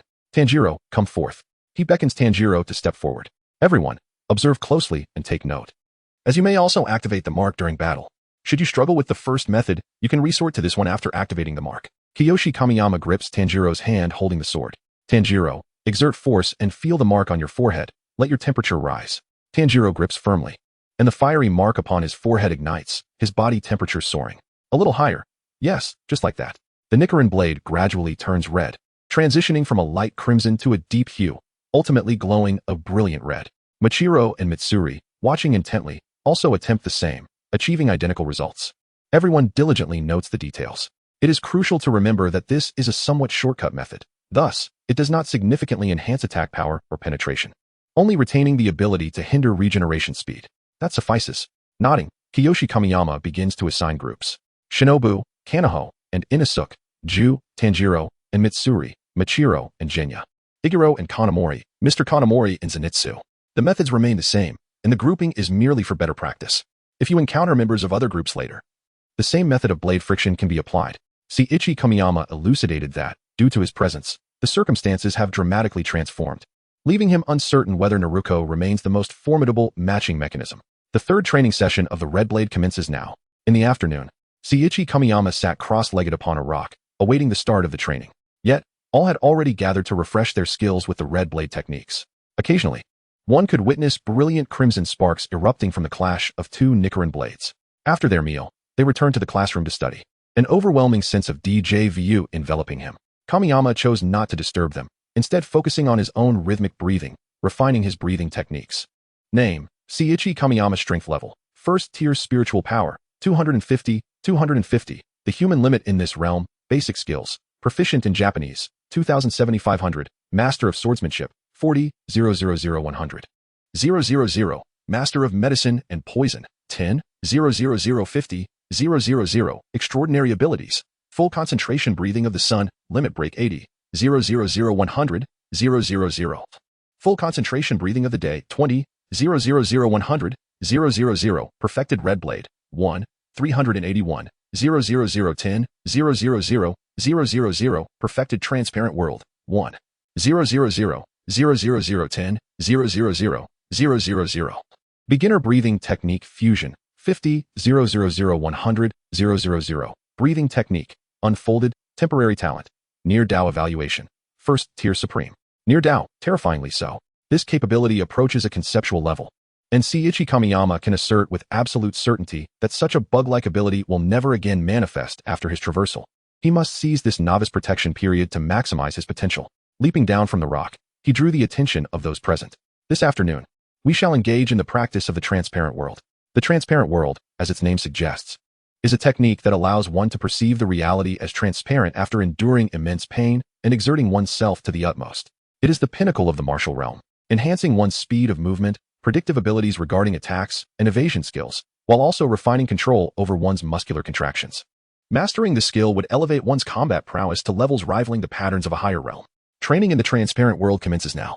Time swiftly passed, and after 5 days of intensive training, who acquired the Red Blade, who mastered the transparent world, and who unlocked the patterns remained a mystery known only to the participants. Perhaps even they themselves could not ascertain the progress of their peers. The impending battle looms. The scent of smoke is palpable. Ichi Kamiyama mused dramatically, his shoulder companion. The cuckoo echoed his sentiment. Subsequently, he departed from the Demon Slayer Corps headquarters, clutching his blade. In a secluded corner, an eye resembling that of a spider emerged, its purple pupil inscribed with the character for 4. Meanwhile, within the Infinity Castle, Muzan Kibutsuji lounged with his legs crossed, a map in hand.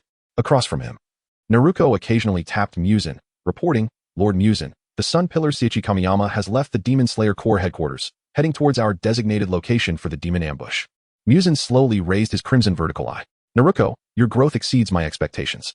Thank you for your praise, Lord Muzan. We shall observe him closely. Once he distances himself from the headquarters, it shall be our moment to strike." "Understood." A crisp sound resonated as the peep vibrated. The eye shifted, continuing its surveillance of Seiichi Kamiyama. Upon receiving his mission to exterminate the demon, Seiichi set off at a steady pace, guided by the cuckoo above. In this fleeting moment, I should make further enhancements, he pondered. He aimed to achieve breakthroughs in the breathing technique fusion and the limit break of the sun breathing before departing from the Demon Slayer world. The mastery of swordsmanship, however, seemed unattainable before his exit. He sensed that the rate of experience acquisition had begun to slow.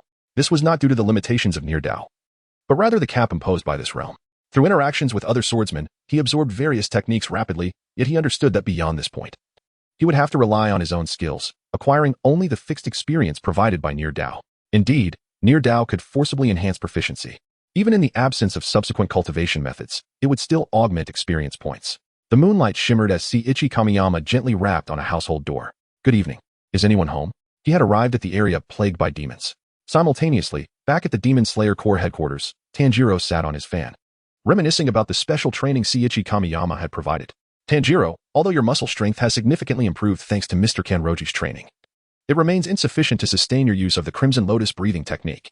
However, your progress is commendable. Now, you must focus on mastering the sun breathing to its fullest concentration and limit. Its formidable recovery capabilities and foundational enhancements will enable you to accomplish much more." "Such as?" Tanjiro inquired, curiosity piqued. "For instance, as long as you do not use the Demon Slayer technique consecutively within a short time frame, it will not burden you.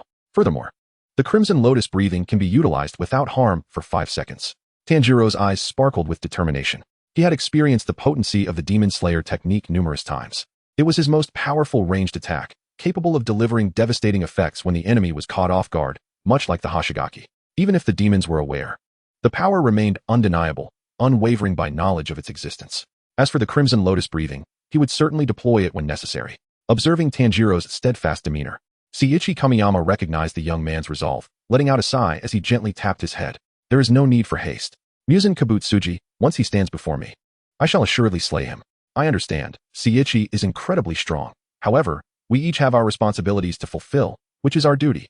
"Indeed, it is our duty."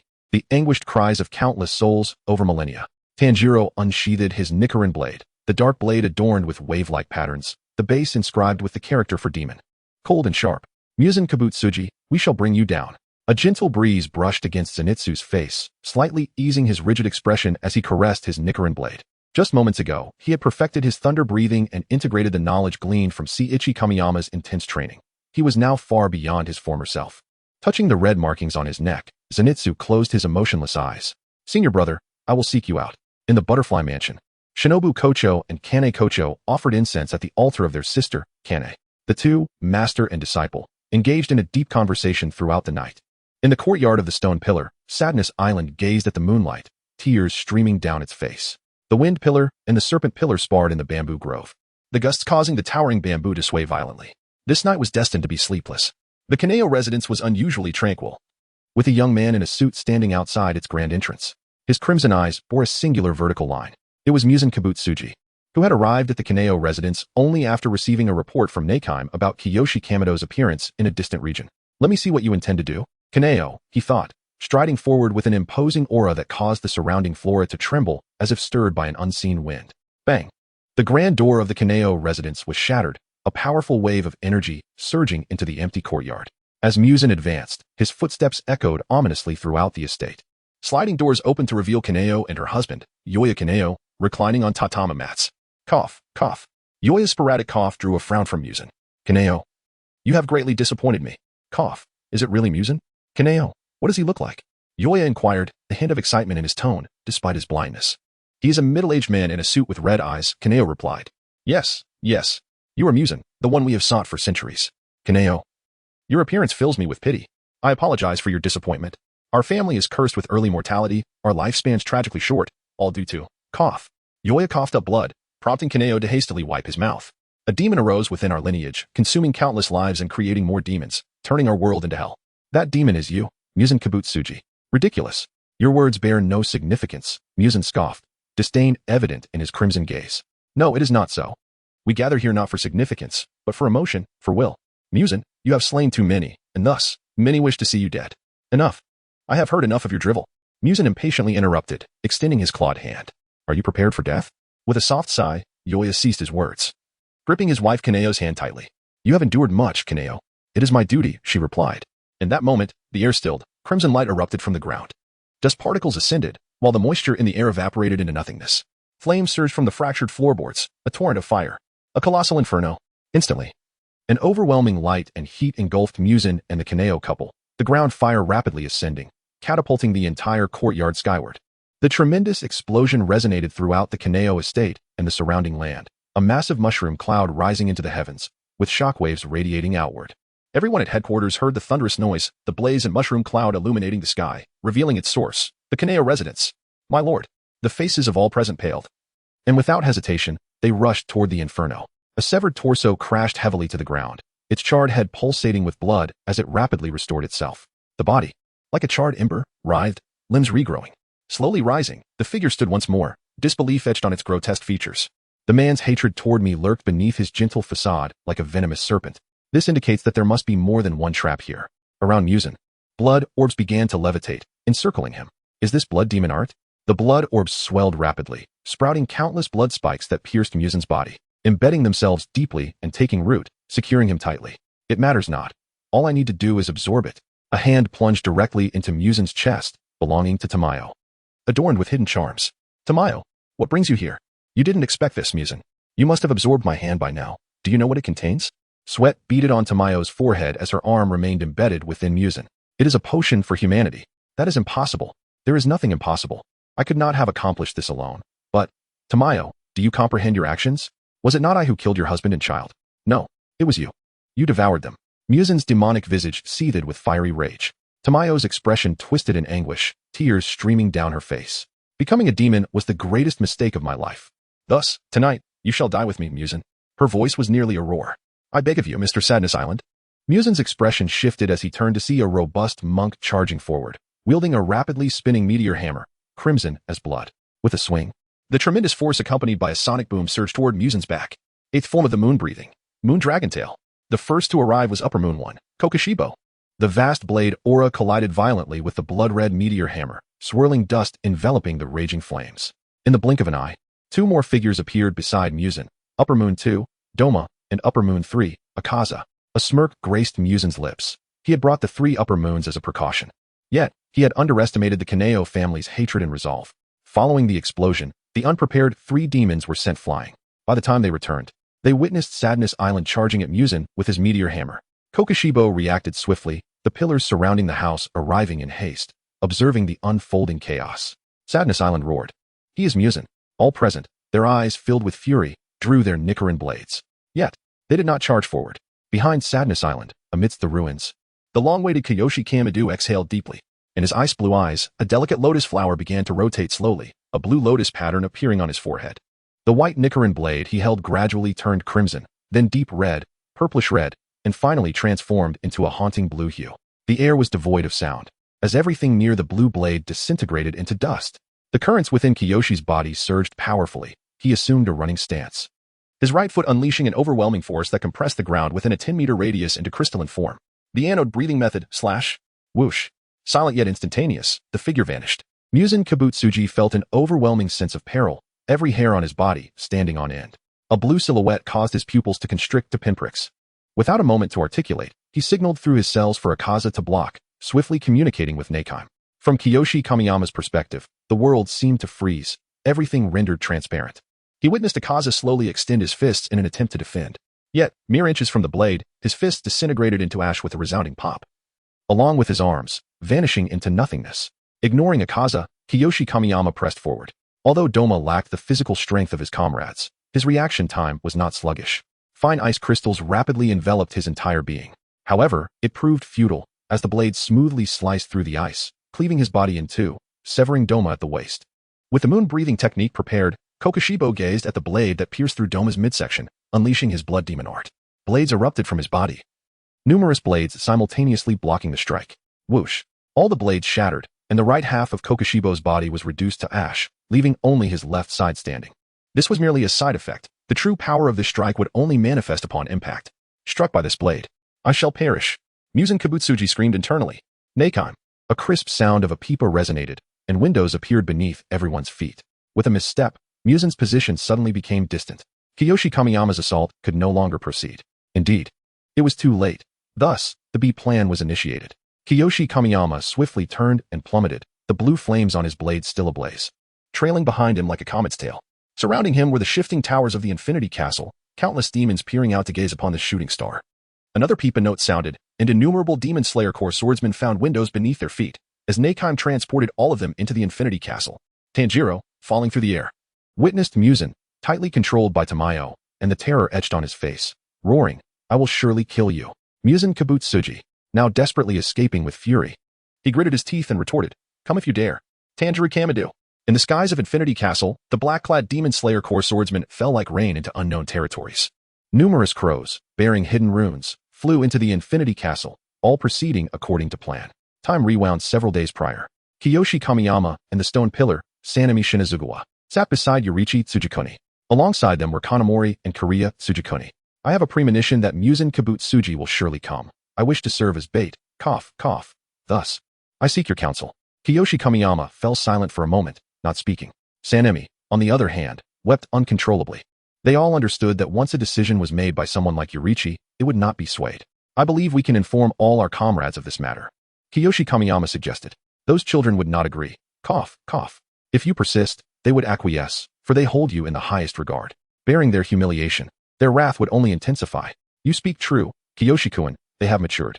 After a moment of hesitation, Yorichi Tsujikuni dispatched crows to summon all those who participated in Kiyoshi's special training. Soon, everyone gathered, and Sanemi conveyed the Lord's will, immediately inciting fierce opposition. Under Yorichi's insistence, they reluctantly ceased their objections and agreed to the proposal. They recognized that the paramount objective was to eliminate Musen Kabutsuji. Every sacrifice would fuel the flames within their hearts. Following Sanemi's ineffective attack against Musen, at this juncture, please refrain from engaging. I shall take the offensive. Should my attack also falter, concealing our strengths will grant us the upper hand. Kiyoshi Kamiyama delineated the subsequent plan. I will have someone impersonate me and leave the Demon Slayer Corps headquarters. Musen would not dare approach unless he sees me depart. I have already commissioned the Swordsmith Village to forge a Nichiren blade model identical to mine, and I will have a crow accompany this impersonator. The most crucial aspect is the means of communication. Should Mitsuri and Ehei discover that the space they witnessed is indeed Musen's lair, and if a dispersal occurs, the crows marked with concealment runes will swiftly follow you. Those at headquarters must quickly draft maps and coordinates. I entrust the concealment runes to you, Yashiro. The map-making task, I ask all of you to lend your utmost effort. Kiyoshi Kamiyama cast his gaze towards Tamayo and Yashiro in the corner. Yashiro trembled slightly and responded affirmatively. Such an overwhelming presence. Miss Tamayo, please take care to restrain Musen. We shall rescue you as swiftly as possible. It is of no concern. As long as Musen Kabutsuji perishes, I will not mind perishing alongside him. Tamayo's resolute words left Yashiro beside her visibly anxious. Yet he understood, Tamayo's conviction was unwavering. The Demon Slayer Corps had grown accustomed to the presence of good demons. After all, with Nezuko leading the way, they found it easier to accept Tamayo and her kind. As for those stationed at headquarters, Kiyoshi Kamiyama turned to Yorichi Tsujikuni, who extended his hand, promptly caught by Kariya Tsujikuni. Kariya, I shall entrust you with this. Your sisters will guide you as well. Tears welled in the eyes of the handsome youth as he nodded solemnly. Everyone, the aspirations of the Demon Slayer Corps spanning a millennium rely upon you. The assembly echoed words of reluctance. The flames of determination flickered in their gazes. Inside the Infinity Castle, there was no astonishment. All maintained control over their descent. Gazing upward at Musen, a suffocating murderous intent pervading the air. Several empty doors opened, and Nakime allocated different individuals to various locations, hoping that both upper and lower moons would annihilate their targets completely. Her most pressing dilemma was where to send Kiyoshi Kamiyama. Nakime's transportation was not without limits. Her power was drained by teleportation within the Infinity Castle, and the amount required varied based on the size of the individual. Kiyoshi Kamiyama, in her perception, was as unfathomable as an abyss, opening a spatial portal to draw him and had already consumed a considerable portion of her strength. If she attempted to transport him again, she risked being utterly depleted. At that point, She could not guarantee her ability to contend against the pillar assigned to her. After much contemplation, Nakime resolved not to teleport him, but rather to allow Kiyoshi Kamiyama to wander within the Infinity Castle. After all, the terrain was intricate, without a map. It resembled a labyrinth. With each node of the pipa, everyone was engulfed within the empty doors. Nakime miscalculated many factors. Yet the greatest error was failing to contain Kiyoshi Kamiyama. As the relentless descent of Kamori Kiyoichi came to a halt, he surveyed his surroundings before executing a deft leap onto a nearby platform. With unwavering resolve, he engaged several members of the Demon Slayer Corps, demonstrating his prowess. It appeared that Nezuko would no longer be able to teleport him. After a moment of contemplation, he spoke calmly under the admiring gazes of the swordsman. Let us proceed to vanquish Muzan Kibutsuji. The battle in Infinity Castle begins now. The atmosphere in Infinity Castle grew vibrant and lively. Kamori Kiyoichi led a group of Demon Slayer swordsmen, ruthlessly exterminating the malevolent demons.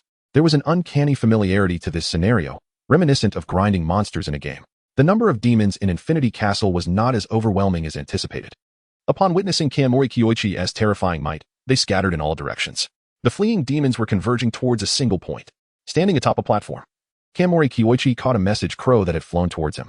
Unfolding the note, he read a progress report indicating that the Hashira were diligently working on mapping the area and confirming the locations of the personnel. Kanroji Mitsuri informed Kamori Kiyoichi of a significant gathering of demons not far from his position. After reading, he crumpled the letter, which instantly ignited into ashes. Were the demons gathering spontaneously, or was it orchestrated by Nezuko? Her abilities were indeed a flaw in the fabric of the demon-slaying world. He hoped that Tamayo would hasten to locate her whereabouts. Tamayo's blood demon art could manipulate Nezuko's powers, effectively countering Muzan's control over demon blood to a significant extent. As the brief respite concluded, they were poised to face an uncountable horde of foes. Are you afraid?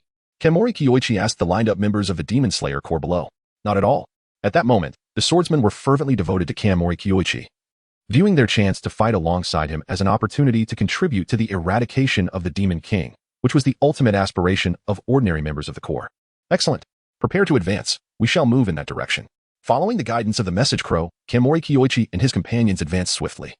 Finding themselves before a congregation of hundreds of demons, the entirety of Infinity Castle's demon populace, save for the upper-ranked ones. Kamori Kiyoichi's assessment had proven accurate. Although Nezuko was reluctant to teleport him again, she could not allow him to roam aimlessly within Infinity Castle. Should he inadvertently stumble into another battlefield, the balance of power could swiftly tilt. The most alarming scenario would be if he ventured into Muzan's domain, which would spell disaster, since no one could rival him. The only course was to buy time until Muzan completed the synthesis of the human transformation serum, at which point they could choose to engage or retreat. If quality was lacking, then quantity would compensate. With swift fingers plucking the strings of fate, the demons were inexplicably drawn together. Transporting such a caliber of demons posed little strain on her. Before Nezuko, two figures materialized, the love Hashira Kanroji Mitsuri and the serpent Hashira Iguro Abanai. These adversaries were arranged by Nezuko herself. With her abilities, detaining two Hashira was hardly a challenge, and their absence significantly alleviated the pressure on the upper-ranked demons. On a massive platform, hundreds of demons looked up at the several figures on the upper tier, none other than Kamori Kiyoichi and his recently acquired comrades. Their presence was even more imposing than anticipated. Kamori Kiyoichi flashed a hearty smile and gestured to his comrades to remain behind. Stay here, I shall return shortly. With that, he leapt into the air, the force of his descent creating a tempest that crashed violently onto the ground, sending dozens of demons tumbling and forming a white circle amidst the ink-stained chaos. As he surveyed the throng of adversaries surrounding him, Kamori Kiyoichi chuckled heartily. Indeed, the blood is pumping. Drawing his pristine Nichiren blade, he unleashed a dazzling arc of light. The battle commenced. Hundreds of demons roared as they charged at Kamori Kiyoichi. He neither employed breathing techniques nor utilized his Hekizai blade. Instead, he executed simple yet elegant movements, thrusts, slashes, and cuts that were both rapid and artistically refined. Blood flowers blossomed upon the demons as they fell, their necks severed before they could even react, turning to ash.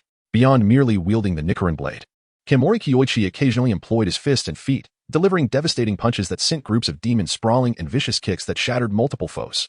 The immense platform transformed into a battleground, drenched in blood that streamed towards the edges, creating a veritable sea of crimson. As the saying goes, after 100, a mountain of corpses and a sea of blood, and the blood of hundreds of demons painted the ground, immersing all in a sanguine ocean. The observing swordsmen were utterly captivated, their attention riveted on the figure whose movements were almost imperceptible. The Sun Hashira is truly formidable. It was indeed true.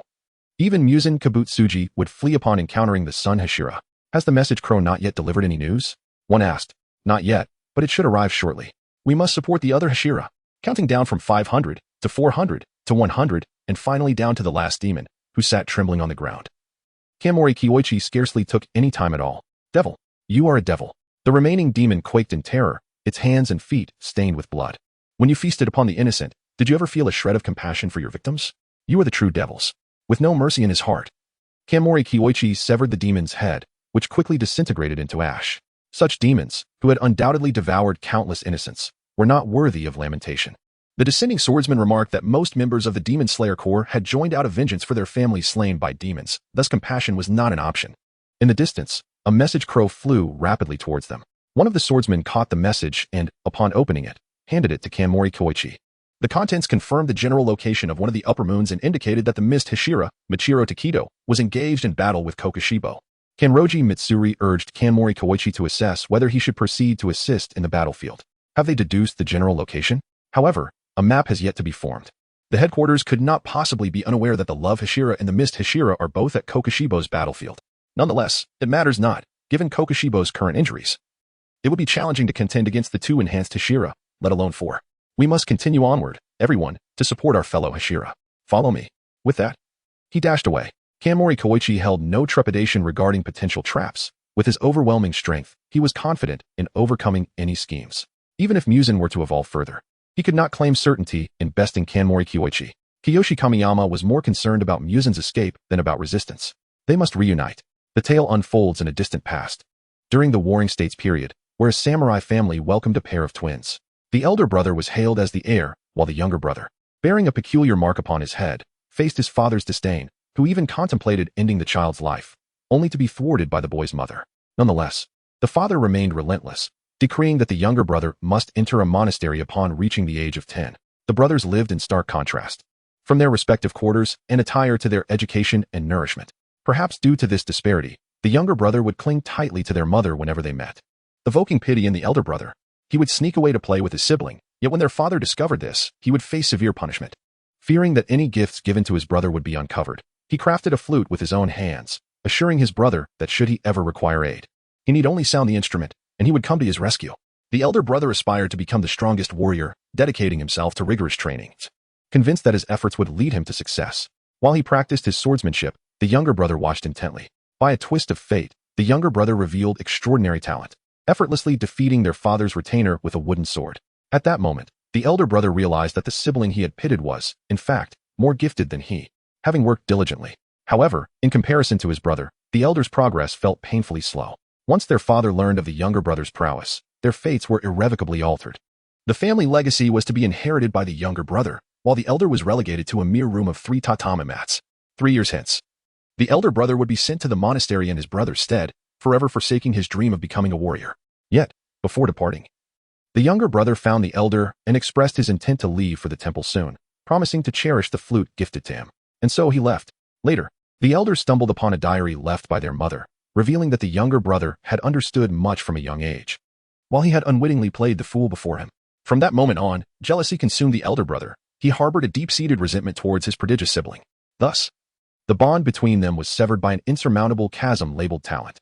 The younger brother did not go to the monastery, but instead vanished without a trace. When the brothers met again, it was many years later, under the cover of night. During a camping trip, the elder was attacked by a demon.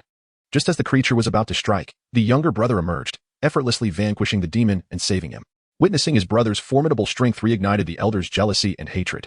Without hesitation, he abandoned his wife and children to join the demon-slaying corps where his brother served, who taught every member the art of breathing techniques.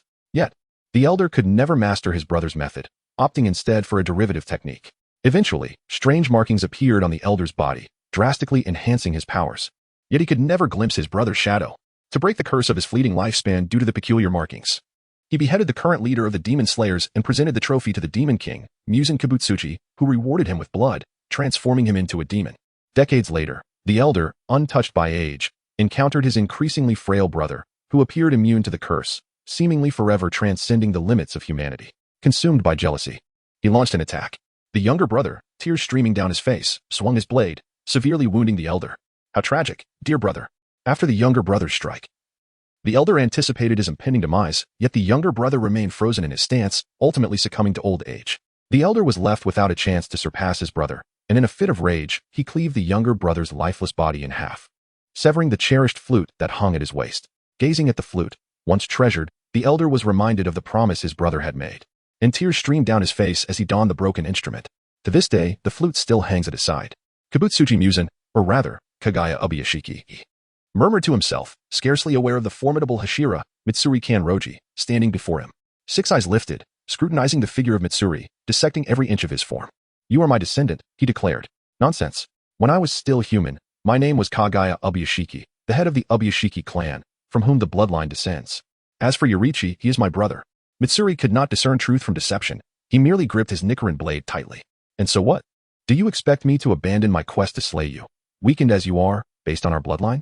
Indeed, Muzan had not anticipated that the Upper Moons, injured by Kiyoshi Kamiyama, would recover at a painfully slow rate.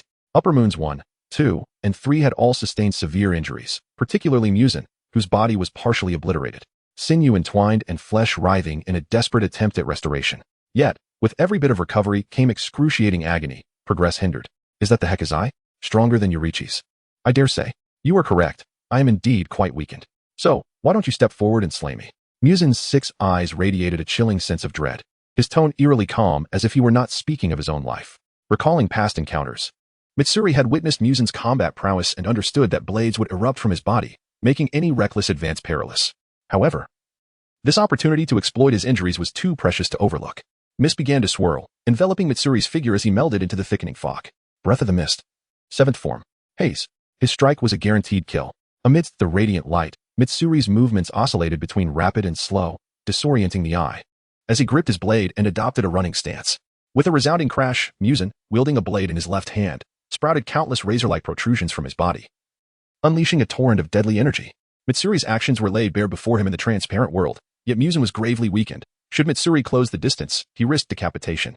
Evading the lethal onslaught, Mitsuri sidestepped, dodging the lethal waves of energy, as his Nichiren blade began to glow crimson. With a powerful stomp, the ground shattered beneath him as he propelled himself forward, the sound of an explosion reverberating around him. "Is that the Hekazai?" Muzan's 6 eyes fixated on the orange-red blade as Mitsuri closed in. Slowly, Muzan opened his mouth, and a blade extended from it, stretching twice as long as the others. With a fierce jerk of his head, the elongated blade swept towards Mitsuri's direction. Breath of the Wind, 2nd form. Gale. Just then, the wind Hashira, Sanemi Shinazugawa, arrived, his crimson blade crashing against Muzan's extended weapon, producing a sharp clang as shards flew, effectively severing Muzan's attack. Breath of the Rock, 2nd form. Mountain Splitter. The arriving rock Hashira stomped down on his chains, swinging a massive, fiery hammer with ferocity.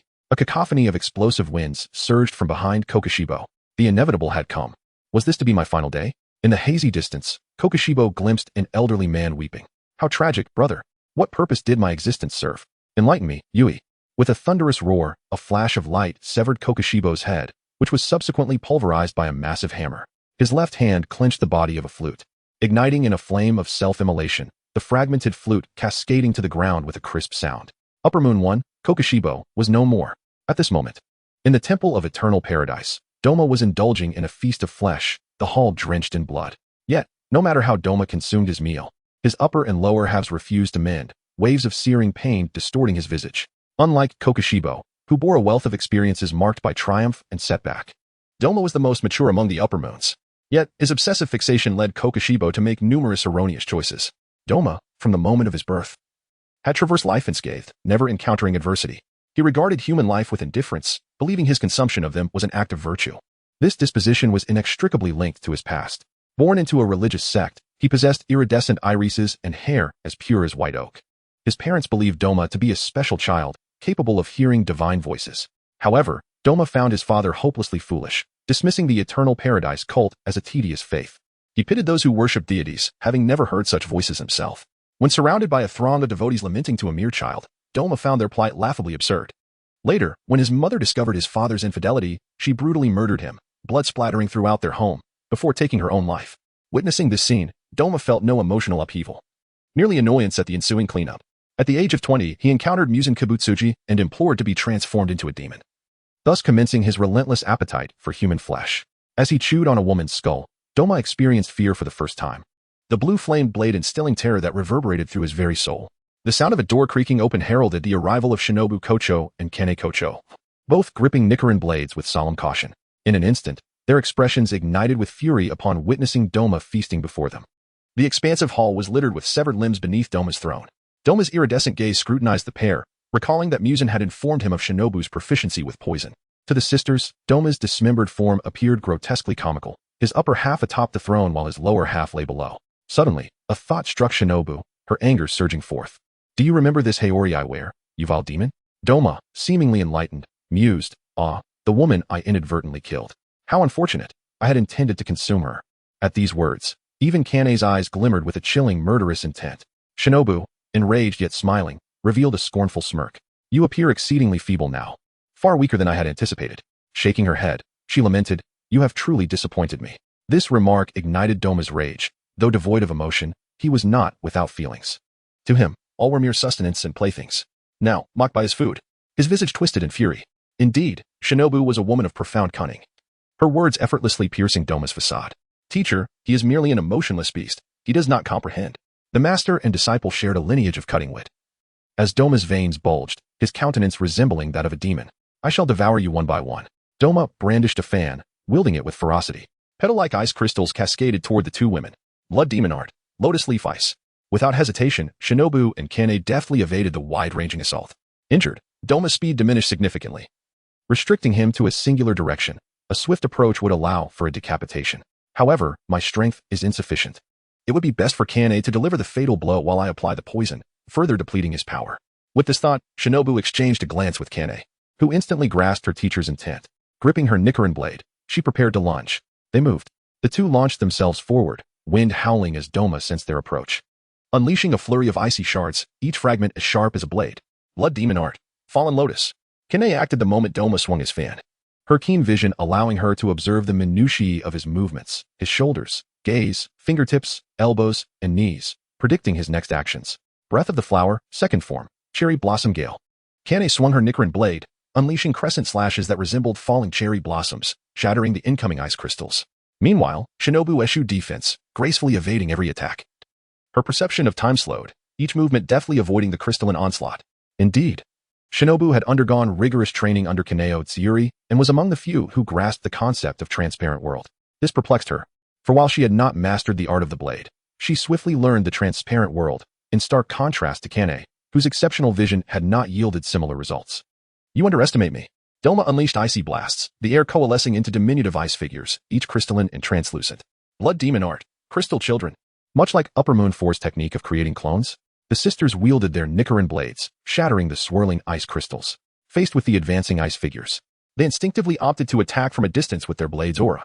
According to Kaneo's research during the Upper Moon meetings, it was imperative to assume that an opponent's clones could utilize blood demon arts rather than merely blocking. Recognizing the ineffectiveness of the ice figures against them, Doma inhaled deeply.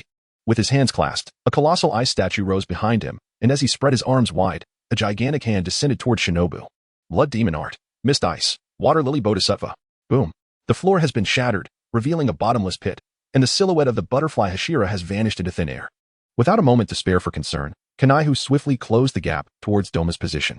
Doma remained unperturbed, as the icy Buddha behind him slowly opened its mouth, exuding an air of frigidness. Beast breathing, 8th form, explosive charge. A violent figure surged forth from the back of the ice Buddha, crashing into its form like a cannonball, only to burst forth from the front, shattering the ice Buddha into fragments.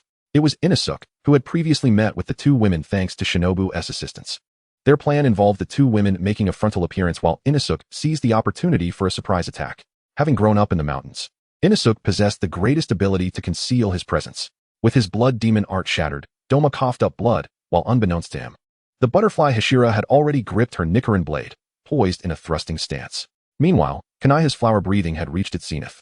From behind, two slicing winds surged toward Doma's neck, and he could already feel the searing pain at his throat. Is this the end? The long blade pierced through Doma's chest, flooding his body with a torrent of poison. The pink blade light, accompanied by the sound of slicing winds, struck fiercely at his left side, while two serrated Nichiren blades slashed across his right side. With a swish, a head soared into the sky, dropping down to roll upon the discarded limbs of women below. What is there to lament?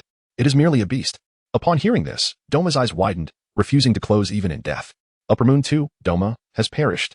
Waizakura sat casually upon the ground, his arms now absent, the flesh at the severed ends writhing yet unable to mend his broken limbs. How powerful he has become. Among the trio, the most grievously injured was Kakushibu, Half of his body turned to ash, followed by Doma, who was bisected and rendered immobile. The least injured was undoubtedly Wizakura, suffering merely from the loss of his arms. However, such calculations should not apply. The distinct battle styles of the three determined their capacity to retain strength. Doma's blood demon art primarily relied on long-range attacks. Losing his legs was fatal, yet his capacity for resistance remained formidable. An ordinary Hashira might still fall before him. Kakushibu fared worse, being a swordsman. Losing his right side meant many techniques were beyond his reach, though his blood demon art still afforded him basic counterattack capabilities. In contrast, Wizakura had nearly lost all combat ability. As a martial artist, his entire body was a lethal weapon, yet his hands were paramount, with their absence. His combat prowess had dwindled to a mere fraction. His remaining legs could still launch attacks, but struggled to maintain balance. Especially as he had yet to master the art of controlling every sinew within his body, his legs offered the sole advantage of enabling him to escape. Injured as he was, his speed had significantly diminished. He could evade ordinary Demon Slayer Corps swordsmen, but escaping from a Hashira would be a daunting task. Two pairs of footsteps approached swiftly from afar, light and steady, unmistakably the harbingers of skilled combatants. Wizakura rose, preparing to depart from this place. Water breathing. Third form, flowing dance. A surge of water erupted forth, a mighty torrent obstructing Wizakura's advance. Standing before the water wall, he sighed. Realizing he could no longer escape. To fight? It would be difficult. This indecisive demeanor felt foreign to Wizakura. He sensed a peculiar sensation as fragments of memories flickered in his mind. What is this? My memories? Why had I never known? Before him. Tanjiro and Ju stood firmly grasping their Nichiren blades. Even though this Upper Moon 3 was gravely injured, and their strength had significantly increased. Carelessness could very well lead to death. Wizakura ignored them, sitting down upon the ground. I wish to tell you a story. Once, there was a boy born in Edo. From the moment of his birth, he bore sharp fangs, earning him the title child of the demon, named Kamaji. As he grew, his family gradually passed away, leaving only his father. However, his father fell gravely ill, compelling Kamaji to seek ways to procure medicine for him. Yet at that time, medicinal herbs were far beyond the means of a poor child. Thus, to preserve his father's life, Kamaji was forced to resort to theft to obtain funds for medicine. He believed that if he became strong enough, he could evade the grasp of societal enforcers. Thus, he relentlessly honed his skills, living a life of crime for several years. Until one day, his father hanged himself, believing he had burdened his son, forcing him into a life of crime, becoming a loathed sinner. In immense anguish, Kamaji despised the world. Even after choosing to become a sinner, he found no respite. He began to vent his wrath upon passers-by. Just then, a figure intervened. This man was Kuwai's. Kuwai's recognized Kamaji's martial talent and brought him back to his dojo, which was devoid of students, save for Kuwai's and his daughter. Kuwai's needed to work and could not care for his ill daughter, thus imploring Kamaji to look after her. Kamaji hesitated, believing himself unworthy of caring for others due to his sinful nature. Kuwai's assured him, saying, I have already reprimanded you for your transgressions, so it is of no consequence. Kamaji acquiesced, beginning to care for Kuwai's daughter, Koyuki, during which she gradually fell for him. As time passed, Kamaji reached the age of 18. Yet the dojo remained without disciples aside from him, while the neighboring dojo often caused trouble. Kuwai's approached Kamaji, inquiring if he wished to inherit the dojo and marry Koyuki. Only then did Kamaji realize Koyuki's feelings for him. He agreed to Kuwai's request, vowing to protect Koyuki for all eternity. As fireworks lit the sky during a festival, Kamaji confessed his love to Koyuki, promising to become stronger than anyone else to safeguard her for a lifetime. Kamaji returned to his hometown to visit his father's grave, sharing his intention to marry, fulfilling a long-held aspiration to restart his life. However, upon returning to the dojo, he was met with the lifeless forms of Kuwai's and Koyuki. Trembling and distraught, he painstakingly unraveled the truth behind their deaths. It was merely jealousy from the neighboring dojo that had poisoned and murdered them. Driven to madness, Kamaji once again failed to protect what he cherished. He annihilated the neighboring dojo, wandering the region, not as a mere demon, but worse than one. Until he encountered Kibutsuji Musen, he transformed into a true demon. Forsaking his past, renaming himself Wizakura, 2 lines of tears streamed down the cheeks of Akaza. It dawned upon him that his desire was not to grow stronger, but to protect Koyuki. How could he have forgotten? How could he forget? Akaza murmured, seemingly chastising himself. Tanjiro, upon hearing this, was deeply moved, while Ju remained expressionless. Yet Tanjiro could sense his profound emotions. I have come to understand your past, yet your sins remain unchanged. Tanjiro's gaze regained its resolve. Both Kibutsuji and Akaza bore tragic histories. He felt immense sympathy for them as humans, yet harbored a deep loathing for them as demons. The Nichiren blade began to heat up, glowing a crimson hue reminiscent of blood. I should have sought out Koyuki long ago. I wonder if she harbors resentment for my prolonged absence. At the thought of Koyuki, Akaza, no, Komasuki, felt a surge of tenderness in his eyes. You must vanquish Kibutsuji Musen. Komosuke had not willingly turned into a demon. He had been forcibly transformed by Musen's blood. We shall do so. Tanjiro responded with unwavering determination, nodding slightly. Komosuke closed his eyes. Tanjiro stepped forward, and in a flash of red light, Akaza's head soared from his body. Amidst the flames, Komosuke seemed to see his master, Kuai's, and Koyuki beckoning to him, while his father looked at him with reproachful eyes. I am sorry, everyone. As the dust settled, Upper Moon 3 Akaza was no more. The golden-haired youth was transported to a platform, where he stood steadily, a familiar figure looming in the distance. It was Zenitsu Agatsuma. Alongside his former mentor, Kaigaku. Zenitsu's gaze was chillingly cold. It was this very person who had groveled before demons and chosen to betray his comrades, leading to their master. Sanemi Shinazugawa, resorting to seppuku in atonement. Kaigaku, turning around, bore little resemblance to the person Zenitsu once knew. He had grown fangs, his ears had sharpened. His skin turned pale, his scare blackened, and there were black tiger-striped markings on his face. His nails elongated and darkened. And he wore a black kimono cinched at the waist with a blue sash. I heard the old man has died. How refreshing. Kaigaku looked disdainfully at the golden-haired youth, dismissing him entirely. Just from his first words, veins throbbed on Zenitsu's forehead. Yet you still appear as pathetic as ever. Long time no see, Zenitsu. You truly haven't changed. Still small, still miserable, and still weak. By the way, have you learned any techniques beyond the first form? Kaigaku taunted, swiftly closing the distance between them. Have you mastered the first form? Zenitsu shot back without hesitation. Veins bulged on Kaigaku's forehead. Do not dare compare yourself to me, you worthless fool. A cold smirk curled Zenitsu's lips as he boldly replied, You do not know, brother, that Kibutsuji Musen is nearing his end. Once he falls, all demons will perish. And you, clinging to life, never realized that your pitiful pleas would not extend your days. Kaigaku's expression shifted, and he retorted, Musen-sama will not die. Rather, you Demon Slayer Corps will be eradicated. Zenitsu, merely chuckling at Kaigaku's grotesque visage, chose to remain silent. Slowly, he drew forth his golden Nichiren blade. Indeed, after all, brother, you will never witness the day Musen meets his demise. Cowardly and weak, all he could do was spew empty bravado. He remained as insufferable as ever. Kaigaku too unsheathed his blade, identical to the Nichiren sword he once wielded, yet this one was forged from his own flesh and blood. Its blade a dark golden hue adorned with lightning-like patterns.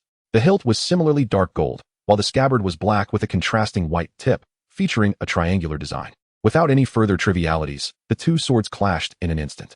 Zenitsu felt a surge of overwhelming power coursing through his blade as he took a step back. After becoming a demon, Kaigaku's base strength had seen a substantial increase. Is that all you can manage in terms of bravado? The duel continued, with Kaigaku's blade relentlessly swinging, while Zenitsu blocked with his own. In mere moments, the two had exchanged dozens of blows, their blades creating a radiant circle around them, while Kaigaku's strength was evidently superior. No matter how he intensified his power and speed, his attacks were consistently thwarted by Zenitsu, which began to frustrate him. Seizing an opportunity to create distance, Kaigaku's blade began to crackle with black lightning, the air filled with the sound of crackling electricity. This was Kaigaku's blood demon art. A technique that transformed the golden lightning generated by his breathing technique into a peculiar black lightning, which inflicted continuous damage to his enemies upon impact. The slashes could tear through an opponent's skin, creating lightning-like wounds, while the accompanying high temperature would spread through the injury, inflicting excruciating pain akin to being burned alive. Zenitsu, unaware of the implications of the black lightning, sensed the gravity of the situation. Should he be struck, it would spell trouble. Thunder breathing, sixth form, rumbling thunder. Kaigaku transformed into a streak of black lightning, lunging towards Zenitsu. However, as Kaigaku initiated his assault, Zenitsu's thunderclap and flash was already unleashed, morphing into golden lightning to evade the strike. The speed of rumbling thunder could not match that of thunderclap and flash. How pathetic. Zenitsu couldn't help but mock, knowing full well Kaigaku could never master the first form, thunderclap and flash. Silence. A massive surge of lightning erupted around Kaigaku, striking outwards. Thunder breathing, fifth form, heat lightning. Dense black slashes surged towards Zenitsu at an incredible pace, forcing him to either defend with a technique akin to a counterattack or retreat to dodge. Naturally, Zenitsu opted for the latter, quickly leaping back. Observing Zenitsu's retreat, Kaigaku grinned widely. In a flash, Kaigaku altered his swordplay. Thunder breathing, fifth form, heat lightning. A colossal bolt of black lightning surged towards Zenitsu, who had just leaped into the air, witnessing a stream of darkness shoot forth at an untraceable speed. Boom. A cloud of smoke billowed, dust swirling. When the wind settled, Zenitsu stood unscathed. Impossible. Kaigaku exclaimed in disbelief. Under normal circumstances, one suspended in midair could not evade such a rapid attack. Yet Zenitsu was no ordinary individual. To him, the world moved slowly and transparently. He was one of the two who had mastered the perception of the world during intense training under Kanamori Kiyoshi. Zenitsu reminisced about the training period. Kanamori, observing Zenitsu's repeated attempts at the Hekareki technique, noted that the blade's slight reddening was already at its limit, rendering it impractical for combat. There is no need to become fixated on Hekareki, Zenitsu. Kanamori placed a comforting hand on Zenitsu's shoulder, recognizing the young man's current mindset as one of stubbornness. After all, having just lost a loved one, the overwhelming emotions of sorrow and anguish consumed his heart, and the burning desire for vengeance would lead one to resort to any means necessary. Initially, Kiwa Kamiyama did not take this matter seriously, due to his very existence. The upper moon could hardly emerge again. Kokushibo was even less likely to encounter the likes of him. In truth, Kokushibo never did meet Kokushibo, but he did encounter Muzan Kabutsuji. Seated beside Zenitsu, Kiwa Kamiyama appeared to be engaged in casual conversation. Do you know what is most essential when you are moving at high speed? Is it stamina? Zenitsu pondered for a moment, recalling his battle with Daki and recognizing the importance of endurance. Not quite. A senior named Kakashi once said that dynamic vision is paramount when moving rapidly. Zenitsu was taken aback, a dawning realization crossing his mind. When you possess both speed and precise control, you become invincible. Thus, strive to comprehend the transparent world fully. The words echoed in his ears. Zenitsu gazed at this former senior, a radiance of murderous intent surrounding him, while an immense sadness enveloped his heart. Despite everything, they had shared a significant chapter of life together. He had once looked up to him as a role model, yearning for the day they could fight side by side. I'm sorry, senior. Zenitsu erupted into a dazzling spectacle of golden lightning, his breath resonating with thunderous roars. Another flash of lightning? Enough already. I have endured more than enough of your speed, which the demons I can hardly perceive. With a swift and powerful thrust, Zenitsu's attack traced a path reminiscent of a dancing lightning dragon, his eyes clear and bright. Seventh form of thunder breathing. Fire thunder god. It was astonishingly swift. At such velocity, Zenitsu, once unable to adjust, could now continually recalibrate his movements with the aid of the transparent world, directing his strike with lethal precision towards the neck. Whoosh! A flash of electricity swept by, leaving Kokushibo utterly bewildered, overwhelmed by a sudden, excruciating pain at his throat. Zenitsu was already behind him. Thud! The head fell, producing a dull thud upon impact. Tears welled up in Zenitsu's eyes. Grandfather, forgive me. Mingnu, sensing the dissipating aura of the upper moon, grew increasingly anxious. Such a significant upheaval was entirely unforeseen, especially with Akaza's sudden descent. Traitor. Perched atop a platform, Mingnu occasionally plucked at her pipa, while below, the terrain constantly shifted, obstructing the advance of several figures: Snake Hashira Iguro, Love Hashira Kenroji, and several ordinary Demon Slayer Corps members. Mingnu's blood demon art was not particularly lethal. She could manipulate the architecture to compress her enemies. However, if they were swift, her efforts would be in vain. Nevertheless, her blood demon art was adept at causing trouble. She could manipulate the Infinity Castle to create diverse terrains, ensnaring and impeding her foes' progress, significantly draining their stamina. What a hassle! Iguro leaped between the shifting structures, occasionally rescuing some ordinary members. We seem to be going in circles. Is there any way to close in on her? Kenroji lamented, having been trapped in this area of the Infinity Castle for some time. On one hand, they had yet to devise a countermeasure. On the other, they were also aiming to conserve their strength, given the obvious intentions of their adversary. Meanwhile, a group comprising Shinazugawa, Kanamori, and Michiro, who had assembled with Kiwa Kamiyama, was hastily making their way towards the direction indicated by Shinazugawa. Is it true that Kokushibo has perished? Kiwa Kamiyama sighed softly. Kagaya Ubuyashiki's life has been a tragedy. His faithful brother, destined to inherit the mantle, could never match his brother's pace. His stubborn, bewildered life has finally drawn to a close, sinking alongside his countless sins into the depths of hell. So, his name was Kokushibo. To think that one could so easily deal with an upper moon is truly unimaginable. As Shinazugawa ran, he even clasped his hands together, tears streaming from his eyes. Initially, we had even planned for the sacrifice of 2 or more individuals, Michiro added. Thanks to Kiwa, it is miraculous that even an upper moon with such grievous injuries has not entirely lost its capacity to resist. Indeed, though Shinazugawa remained silent, his pride belied a profound admiration for Kiwa Kamiyama's strength among the Hashira. Let us hope the other upper moons share a similar fate. The group arrived at a dilapidated structure, the ambient temperature dropping sharply.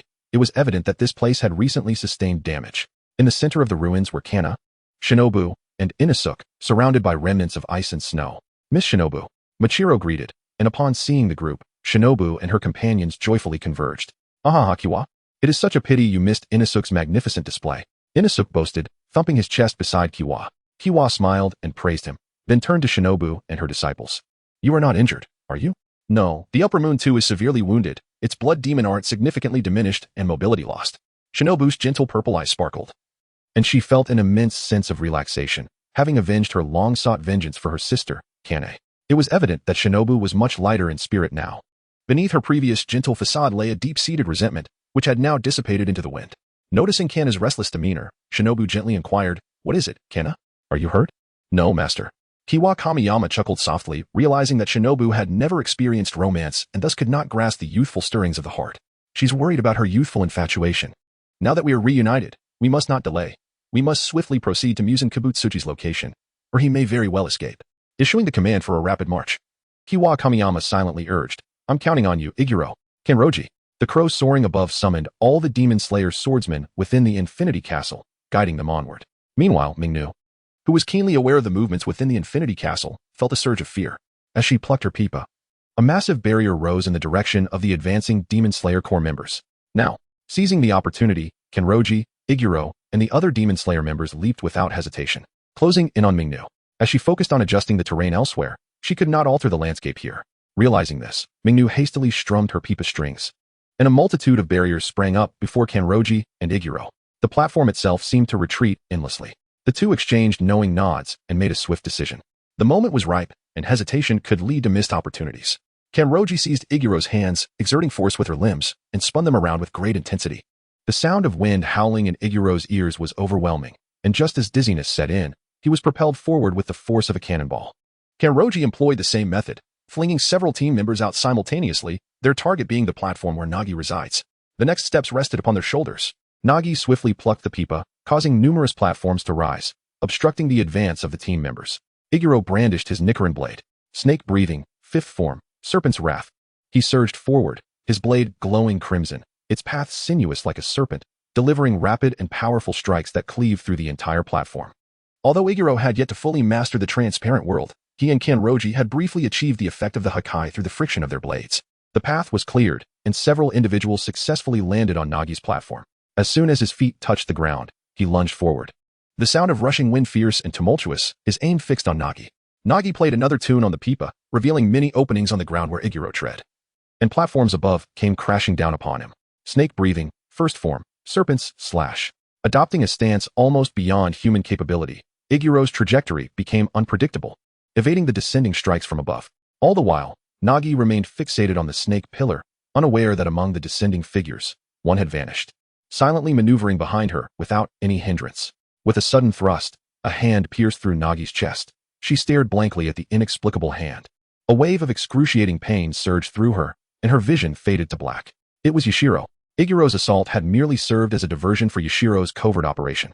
Thanks to his concealment technique, Nagi had found it difficult to detect him, and with Iguro drawing all her attention, their plan unfolded effortlessly.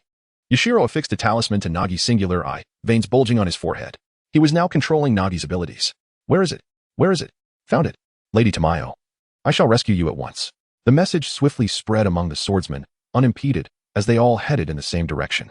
Meanwhile, Yashiro commanded Nagi to transport the formidable swordsmen, such as Kanji Kiyoshi and the various Hashira along with the younger generation.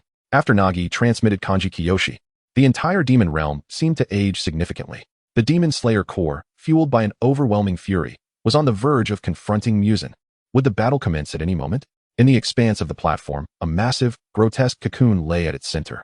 A creation of Muzan Kibutsuji employing his blood demon art to dissect the human transformation drug and Tamayo. One after another, individuals were transported by Nagi under Yashiro's control: Tanjiro, Zenitsu, Inosuke, Kenroji, Shinobu Kocho, Jutomioka, Kanao Tsuyuri, Michiro Takedo, and Kiyoshi Kanji.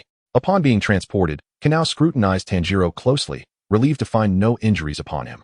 Tanjiro exchanged brief words with Zenitsu, who wore a renewed smile. "Forget about your wife. You should focus on your brother. It's no wonder you're still single." All the Hashira were pleasantly surprised to discover that among the originally planned 13 members, there were no casualties. This was understandable, with Kanji Kiyoshi's almost prescient specialized training.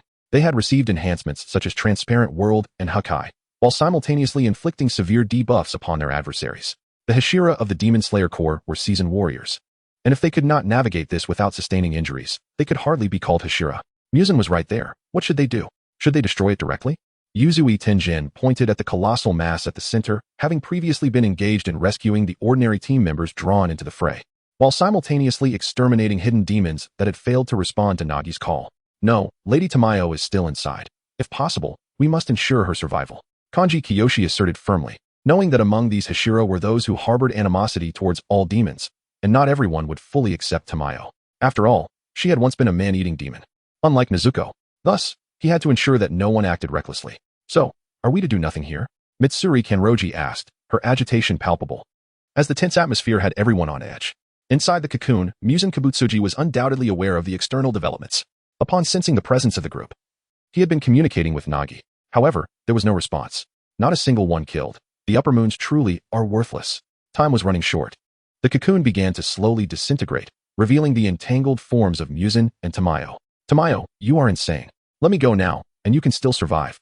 Muzan, upon witnessing the intact ranks of the Demon Slayer Corps, was frantic, pressing his hands onto Tamayo's shoulders in a desperate attempt to separate her. The right half of Tamayo had already been absorbed, but it was far better than the original scenario where only her head remained. This time, the Demon Slayer Corps had acted swiftly. They had vanquished the upper moons and rapidly regrouped. Lady Tamayo, you may release Muzan now. Kanji Kiyoshi had approached the two demons, his leisurely pace revealing a speed that caused Muzan's pupils to constrict. Kanji Kiyoshi, halt! Muzan roared, unleashing several whip-like appendages that ensnared Tamayo tightly. Otherwise, she would perish. Undoubtedly. Tamayo had been a burden to his escape, but now she was his lifeline. Muzan had yet to dissolve the human transformation drug. The best course of action was to keep Tamayo around to gradually decompose, but that was no longer an option. Thus, he was willing to endure the transformation drug, threatening Kanji Kiyoshi with Tamayo's life. Let us make a deal, Muzan. Stopping in his tracks, Kanji Kiyoshi's icy blue gaze fixed upon the two demons before him. He refrained from uttering foolish requests for his own departure, as Muzan pondered how to maximize his own benefit. Mr. Kanji, please be silent.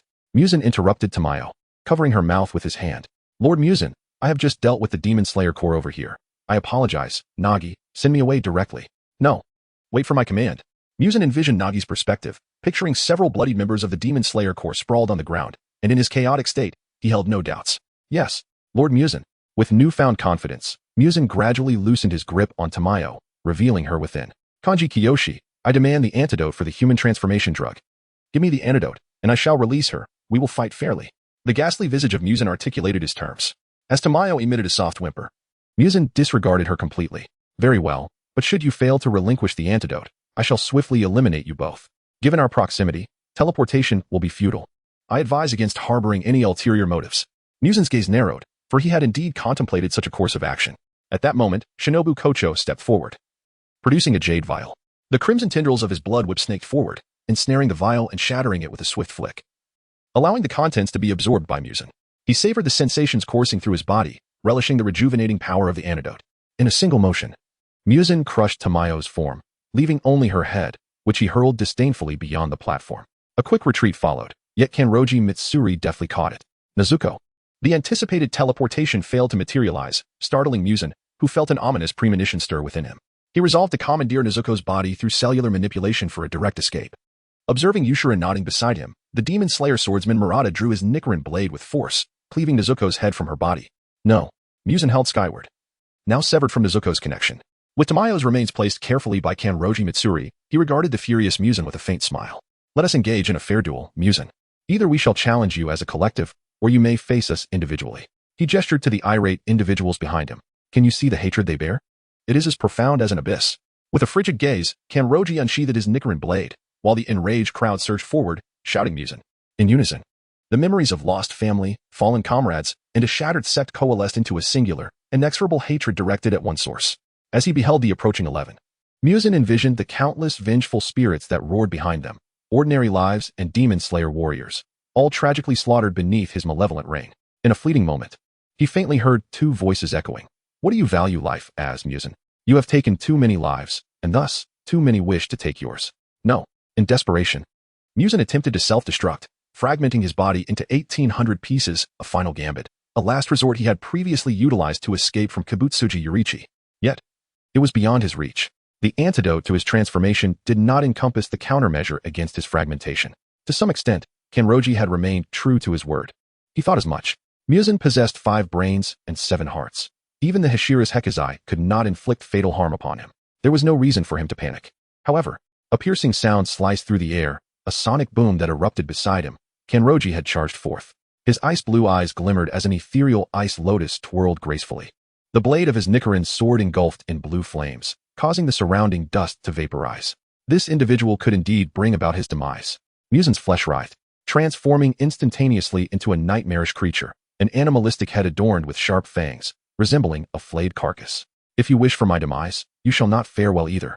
With a powerful incantation, boom, a colossal shockwave radiated from Muzin, uprooting the platform beneath him, sending debris soaring into the sky, while the crows above fell lifelessly. This was one of his trump cards. Anyone caught in the shockwave would find their nervous system disarrayed, leading to spasms and an inevitable demise. I have awaited this moment, Kanroji declared, unleashing the most extensive countermeasure since the inception of his techniques. A blue barrier emerged, repelling all incoming threats. Even the slightest speck of dust found no passage. This cannot be. Where lies the time for your days? Kanroji's allies surged forward, closing the distance. The fourth form of the breath of the rock, flowing rock, swift advance. The first form of the breath of the wind, dust whirlwind, severing slash. The fifth form of the breath of the serpent, twisting long serpent. The seventh form of the breath of water, ripple wave stab. The second form of the breath of love, frustrating circles of affection. The fourth form of the breath of mist, streamlined slash. The fifth form of the breath of sound, resonating strings. The seventh form of the breath of thunder, fire thunder god. The air was thick with the glimmer of countless blades, each inch of space saturated with lethal edges, all converging upon Muzin. Any obstruction would be torn asunder. I cannot withstand this. Muzin's fanged legs struck the ground, causing it to crack as he forcefully propelled himself backward. Behind him, Tanjiro, concealed with a stealth talisman, inhaled deeply. Visible currents surged into him, as if he were a whale consuming the ocean. His crimson hair danced in the wind, and within his scarlet eyes, a lotus spun rapidly. Muzin! The sound reached Muzin, who turned in shock. A colossal golden-red dragon of flame obliterated everything in its path, leaving a profound chasm. With Tanjiro's icy visage leading the charge. Tanjiro Kamadu. Boom, boom. The thunderous crashes shattered eardrums as Tanjiro's crimson Nichiren blade struck Muzin with force. The circular dance of the red lotus breathing, unlimited. Blade after blade, countless fiery edges rained down upon Muzin. The fiery rings manifested repeatedly, etching wounds upon Muzin's flesh, only to be restored instantaneously by his formidable regeneration. In that fleeting moment he was delayed by Tanjiro's defense. The multitude of warriors wielding their crimson blades arrived. Their numbers overwhelming, enveloping the entire space. 1,000 cuts. Muzin roared, his voice echoing through the skies. Countless shockwaves erupted from the battlefield. Meanwhile, the Infinite Castle, weakened by Nezuko's demise, crumbled under the residual chaos. Yushiro administered a vial of transformation medicine to the restored Tamayo, and the three quickly organized the Demon Slayer Corps to retreat. I know you wish to join the fray, but on that battlefield, ordinary people will merely serve as sustenance for Muzin's recovery. Rather than hinder us, it is wiser to remain their steadfast support. Together, they breached the boundaries of the Infinite Castle, working in unison to excavate a tunnel leading to the ground. Thank you, Yushiro. Tamayo expressed her gratitude, acknowledging his significant contributions to the battle. Hearing her thanks, Yushiru's cheeks flushed crimson. They hoped for the success of their endeavor. Boom. Bang.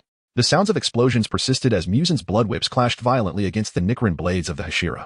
However, there were simply too many. The onslaught of blades was relentless. And for the first time in his millennia-long existence, Muzin experienced the sensation of being cut 1,000 times. Seizing the opportunity, Kanroji transformed into a blue flame, hurtling toward Muzin with great speed. Muzin's expression shifted dramatically. Disregarding everyone else, he gathered all his blood whips to defend against Kanroji's assault. The whips have converged. Now, I can do it. The world around Tanjiro, bathed in a fiery crimson glow, began to grow increasingly transparent. Once more, a gigantic dragon of golden flames manifested upon the battlefield, its head charging towards the myriad whips. The clash resonated like metal striking metal, as if it had cleaved through the hardest steel, causing Tanjiro's hands to bleed from the impact. Thank you, Tanjiro. Time stood still. In Kiyoshi Kamiyama's gaze, everything became transparent, revealing the myriad flaws upon each individual. The sunlit blade of the Nichiren sword blazed with azure flames, gathering immense power at his feet. Boom.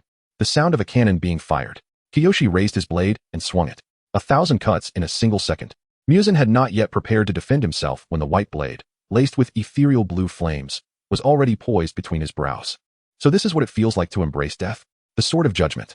A flash of white light flickered, and the speed of the strike was incomprehensible. Muzin was reduced to countless fragments, and under Kiyoshi's blade, rebirth became an impossibility. Fragments of his being writhed chaotically on the ground as the others descended upon them, mercilessly obliterating each piece. No, no, I refuse to die. I shall not perish. Yet, no miracles would transpire. I will not accept this. Muzin's remnants charred, gradually turning to ash. Did we succeed? Tanjiro stared blankly at his sword, as silence enveloped the crowd. Their emotional turmoil transcended mere words. This place is collapsing. We must leave at once. Kiyoshi roused the dazed individuals. In the distance, a member of the Demon Slayer Corps waved to them, leading them towards the designated escape tunnel. Boom. Massive fragments rained down from the sky of the Infinity Fortress, innumerable platforms losing their strength and plummeting, accompanied by rocks, dust, and smoke. A scene reminiscent of the apocalypse. At long last, the millennia-long grievances drew to a close, and the blood and tears of countless souls would ultimately fade into mucinous ashes. As the group crawled out of the tunnel, the sun had risen above the eastern horizon, casting warm, gentle rays upon every face. Initially, a few began to sob. Soon after, more joined in a chorus of wails, embracing one another, wildly brandishing their blades in a cathartic release of pent-up emotions. Even the Hashira could not contain their tears. Sister, did you see? We have slain Muzan Kabutsuji. We have triumphed. Shinobu's violet eyes brimmed with tears, while Kanawo tenderly held her, both weeping together. Grandfather, I avenged you, and Muzan is no more. I wonder if you can hear me? Zenitsu finally succumbed to his tears, having suppressed his emotions since receiving news of his grandfather's suicide. Now, everything had settled at last. The serpent Hashira finally removed his bandages, and Shinjuro apologized to his brother, marking the end of it all. Tanjiro, are you all right? Kiyoshi observed Tanjiro's stillness. I feel like I heard them saying, you were remarkable. Tanjiro lifted his head. A radiant smile on his face, tears streaming down his cheeks. In his eyes, his mother, brother, and sister were all there, waving goodbye to him, gently patting Tanjiro's head. Kiyoshi noticed his own eyes becoming moist. After all, he was merely human, capable of empathizing with their plight. Memories of his family surfaced, and he found himself missing Mochizuki. Hidden within the specially prepared box, Tamayo and Yashiro were equally moved, especially Tamayo, who continuously wiped away her tears. Tamayo, I have something to say to you, Yashiro stammered. I wish to start anew. Will you join me, Tamayo? With courage, Yashiro finally voiced his plea. Tamayo gazed at him in astonishment. Weren't we always together? We shall continue to be, until the day I grow old and pass away. Yashiro's face flushed, overwhelmed with happiness. How wonderful. History has turned a new page. The headquarters of the Demon Slayer Corps was alive with festivity, far surpassing any ordinary celebration. Talented individuals showcased their skills, a bonfire was lit, and everyone gathered around it, feasting, dancing, and discussing their futures. Tanjiro was chosen by Kiyoshi as the solo dancer, awkwardly performing the Kagura dance of the fire god before the crowd. And by the time he stepped down, his spirit had waned. Inosuke and Zenitsu rolled on the ground, laughing heartily. Seeing their joy, Kiyoshi, with fervent encouragement, compelled Inosuke and Zenitsu to take the stage to share jokes, ultimately leaving everyone in stitches. What do you wish to pursue in the future, Tanjiro? Seated beside him, Kiyoshi observed the boy, whose eyes reflected the flickering flames of the bonfire. I haven't decided yet. I just feel. It's wonderful. Tanjiro shook his head. Thank you, Kiyoshi. I know that if it weren't for you, even if we had achieved victory, it would not have been so effortless. Tanjiro retrieved a wooden carving from his pocket, a finely crafted figurine of Kiyoshi. Ah, you possess such skill? Kiyoshi took the figurine, admiring it intently. It's for you. I hope you like it. Tanjiro's face radiated with a sunny smile. And what are your plans, Kiyoshi? Let me think. Perhaps I should set a modest goal, to become the greatest sword master in history. Upon hearing modest goal, Tanjiro was initially intrigued, but when he heard the latter half, his eyes widened in disbelief. Is that truly a modest goal? Haha. As Kanawa approached, Kiyoshi clapped his hands, rising to his feet, and waved goodbye. If you're not in a hurry to leave, perhaps you should linger a while longer. Your future may hold unexpected possibilities. With that, he departed, leaving Tanjiro in a state of contemplation. Surveying his surroundings, he noticed Iguro and Kanroji seated together, Zenitsu clinging to Nezuko, while Inosuke was pinned down by Kanesaki Aoi. Oh, youth is truly wonderful. You're not that old yourself, are you? Shinobu approached from behind, walking alongside Kiyoshi. Indeed, it seems so. And what are your plans? Having avenged my sister and slain Muzan, I wish to pursue endeavors I am passionate about, such as becoming a doctor to study pharmacology, though I currently lack an assistant. Shinobu playfully winked, as if hinting at something. Moreover, I aspire to resolve the curse of lifespan afflicting the Hashira. Thus, I will be spending considerable time with Lady Tamayo. Do you have a plan? Lady Tamayo proposed some innovative ideas, and we are in the process of verifying them. And what comes next? Perhaps I shall establish the Butterfly Mansion in beautiful Kyoto to heal and save lives. In the future, I shall pay you a visit. What are your thoughts, Kiyoshi-kun? Will you continue to delve into the art of swordsmanship? Shinobu chuckled helplessly, her delicate jade hands brushing through her purple tresses. Perhaps. I shall return home first. I find myself missing my family. Does Kiyoshi-kun have family as well? I have never heard you mention them before. Are they far from here? Very, very far. Kiyoshi-kun is truly enigmatic, as if not one of us. Shinobu's words, tinged with a hint of resentment, left Kamiyama Kiyoshi in a daze. recalling his secret conversation with Wise-Eye Kanazuchi upon his arrival at the Demon Slayer Corps. Kiyoshi-kun, you seem unlike the rest of us. Wise-Eye spoke gently. My home lies very, very far away. To be estranged from one's homeland must weigh heavily upon you, Kiyoshi-kun. If possible, consider the Demon Slayer Corps as your home. The children here, though each unique, are undeniably kind-hearted. Sabito is a sensitive soul, while Shinazugawa may be gruff but possesses a soft heart. Jo is clumsy yet exceedingly noble. Listening to Wise-Eye speak of each member of the Corps with a tenderness akin to that of a parent warmed Kiyoshi's heart. However, I have a foreboding, Kiyoshi-kun. I fear that many among them may perish due to the demon hunt. Each time I contemplate this, sorrow envelopes me. Why must so many die because of the failings of a single member of our clan? If sacrifice is necessary, let it be only my own. Coughing softly, Kamiyama Kiyoshi discerned the sincerity in his words. I too sense that Kiyoshi-kun possesses the power to alter this fate. Thus, I implore you, assist these children, if you will. Returning to the flickering campfire, Kamiyama Kiyoshi shook his head. Wise-Eye, I cannot refuse such a request from you. That night, the campfire gathering lingered on for a long while, with all present too excited to sleep, filled with both hope and uncertainty for the future. Days later, Wise-Eye called everyone together. Friends, Muzan Kibutsuji has been vanquished. The mission of the Demon Slayer Corps, spanning millennia, has finally reached its conclusion. On behalf of the Kanazuchi clan, I extend my heartfelt gratitude to you all. The young boy bowed to the crowd, who quickly expressed their disbelief. Furthermore, I have decided to disband the Demon Slayer Corps. No one was surprised. With no demons left in this world, the Corps has lost its purpose. Those wishing to depart may do so at any time, while those who wish to remain shall be employed under the name of the Kanazuchi clan. The crows shall continue to serve everyone, facilitating communication, while the Kanazuchi estate will remain a gathering place for all. Please do visit often. As he spoke, the young boy's eyes glistened with tears. After all, he was still so young. Sabito and the Shinazugawa brothers promptly declared their allegiance to Wise-Eye.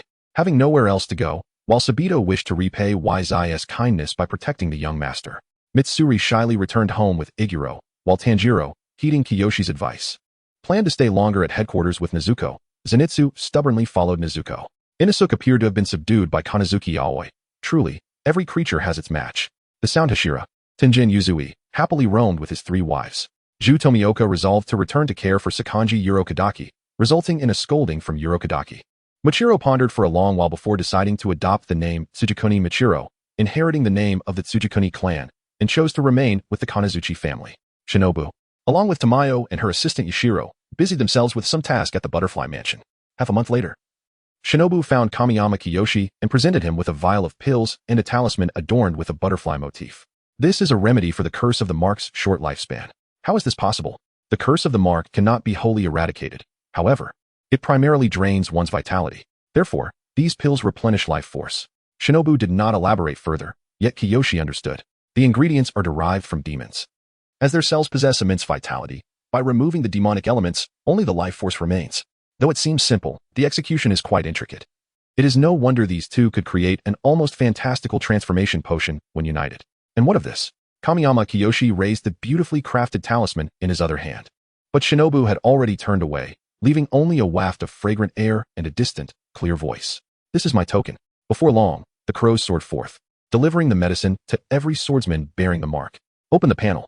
Name, Kamiyama Kiyoshi. Strength, first rank spirit power, 250. 250, the ultimate limit for humans in this realm. Basic skills, proficient in Japanese, 257, 500. Master of swordsmanship, 50, 100, 000. Mastery of medicine and poison, 1. 100, 000. Extraordinary abilities, full concentration breathing, sun breathing, limit break, full concentration breathing, moon breathing, limit break 20, 500, 000. Crimson blade limit break. Perfect clarity of the world, 600, 0001, 000. Proficient in breathing technique fusion, 10, 200, 000. Breathing technique, unfold, temporary talent. Near Dao evaluation. First rank supreme. After breaking the limit of sun breathing, it transformed into full concentration breathing, Sunday. During the battle in Infinity Castle, Kamiyama Kiyoshi attempted to merge sun breathing with moon breathing, resulting in a remarkable reaction. The crimson blade transformed into blue flames, and a lotus mark appeared in his eyes, strikingly similar to Tanjiro's. Yet it was not the crimson lotus breathing. Rather, it was another manifestation. Each individual's fusion of sun and moon breathing varies according to their unique characteristics, does it not? The crimson lotus may symbolize the destiny of this world, uniquely belonging to Tanjiro. During this time, Kiyoshi made significant strides in his medical and poison skills through numerous exchanges with Shinobu and Tamayo. His swordsmanship had likely reached its zenith, making further breakthroughs in this realm exceedingly challenging. Kiyoshi intended to dedicate the remaining time to refining his breathing technique fusion and pushing the limits of sun breathing. However, as experience acquisition in this world slowed, he suspected that substantial breakthroughs would soon become improbable. Yet, gazing at his illustrious panel, Kamiyama Kiyoshi realized he had far exceeded his original purpose for coming to this realm. Who could stand against the long blade? In this world, I am invincible. Drawing the Nichiren blade, its snow-white blade gleamed coldly. With a gentle tap, it emitted a crisp chime, as if reluctant to part. Not yet, not yet. I too am loath to bid you farewell, my old friend. Half a month later, Butterfly Shinobu, with a gaze filled with lingering resentment, arrived at the courtyard of Kanamori Seiichi, followed closely by Kane. Inside the courtyard, Kanamori Seiichi was engaged in conversation with Tanjiro. Without any hesitation, Shinobu pushed open the door, stepping inside amidst Kanamori's astonished expression. I have never witnessed Miss Shinobu in such a demeanor. Confess honestly, Tanjiro, what mischief have you been up to? Kanamori tossed Tanjiro aside. Tanjiro scratched the back of his head, looking rather embarrassed, while Kane stood behind Shinobu, remarkably composed. Our butterfly mansion has never been crowded. And now you've even taken my apprentice, Tanjiro-kun. Shinobu extended her hand, and Tanjiro, with a flushed face, showed no intention of evading it. Instead of reproaching him as one might expect, she gently caressed his hair and began to impart some wisdom, speaking of familial matters. Under her tender gaze, both Tanjiro and Kane felt their eyes welling with tears. Master, Kane attempted to interrupt, but Shinobu held their hands together. Tanjiro is someone worthy of trust. Kane, I feel assured with you by his side. Once this matter is settled, I shall establish the butterfly mansion in Kyoto. Do come to visit us often. Tears streamed down Kane's face as she rushed forward to embrace Shinobu. How wonderful! Kanamori, observing the scene, thought to himself. Oh, by the way, Inosuke is now part of our butterfly mansion. Shinobu playfully stuck out her tongue, casting a glance at Kanamori before departing, leaving the two in a state of bewilderment. Kanamori was momentarily taken aback by the contrast in Shinobu's demeanor. Ever since she avenged her grievances, she has become quite lively. Tanjiro. Kanamori called to awaken the still-dazed Tanjiro, giving both of their shoulders a gentle pat. I too am preparing to leave the headquarters. You may contact me through the messenger crow for any matters. Oh, and I wish you both a swift arrival of children. Kanamori mischievously winked and vanished in an instant. Tanjiro's face was now bright red, while Kane gently rubbed his hand, offering him comfort. Parting always brings a tinge of melancholy. Everyone, you must find happiness. Tanjiro, coming to his senses, tightened his grip on Kane's hand, lost in thought. In the distance, embarking on his journey, Kanamori pulled out a small map, marked with the locations of various cities and all swordsmanship venues. Truly, the craftsmanship of the Kanamori family is impressive. Next, he thought, let us go play the role of a sword saint. Putting away the map, with a light heart, Kanamori strolled leisurely, humming a tune from Girin no Yumiya, heading toward the rising sun. Years later, have you heard? Kanamori Seiichi is coming to our dojo. Who? The Sword Saint Seiichi. How could that be? Our dojo is so weak. The Sword Saint Seiichi would never challenge us here. It is said that he has already completed challenges at all the other martial arts venues in the city. What? I am to face the Sword Saint. Outside, a cacophony of voices echoed, with countless heads crowding closer. What is all this noise? That person hasn't even arrived yet. An elderly voice resonated, the sound crackling like stone, and the crowd fell silent. From behind the screen emerged an elderly man with white hair and skin as weathered as parchment. Yet his posture was erect, akin to a sword piercing the heavens. Yamada Ryosuke, known as the Old Man Kai, was a disciple of the Oda style. In his youth, he was competitive and enjoyed dueling. In his later years, he established an Oda-style swordsmanship dojo and occasionally instructed his students. Old Man Kai, are you up for it? Familiar acquaintances of the old man called out, having never witnessed Yamada Ryosuke in action, assuming him to be an ordinary swordsman. In truth, Yamada Ryosuke was the last living inheritor of the Oda style's complete transmission. He has arrived. The crowd buzzed with excitement as a figure emerged, the crowd instinctively parting to make way. Soon, he entered the dojo. Yamada Ryosuke's sharp gaze assessed the young man before him. Ice blue eyes, handsome features, long hair casually tied back, clad in a white samurai outfit, with a long sword at his waist. It was Kanamori Seiichi, the renowned sword saint who had traversed the world of demon slayers, undefeated in his challenges, earning a formidable reputation. Please, grant me your guidance. The gentle request flowed from Kanamori's lips. Without further ado, Yamada Ryosuke drew his sword, adopting the Oda-style stance. With a powerful stomp of his right foot, the ground reverberated, accompanied by the whistling sound of wind, as Yamada Ryosuke lunged forward. In a mere flash of blade light, a crisp shattering sound echoed. Yamada Ryosuke's sword was cleaved into two, and the hair at his ear was severed. I concede. Yamada Ryosuke conceded decisively. His strength was not lacking. Nearly reaching the limits of breathing technique, yet regrettably, his opponent defied all common understanding. Kanamori nodded, turned, and departed. In the quiet crowd, an eruption of cheers erupted. This signified that the Sword Saint had conquered yet another city, possibly his final conquest. This man had become invincible. The Butterfly Mansion seemed to be located in Kyoto. Perhaps I shall visit my old friends before leaving.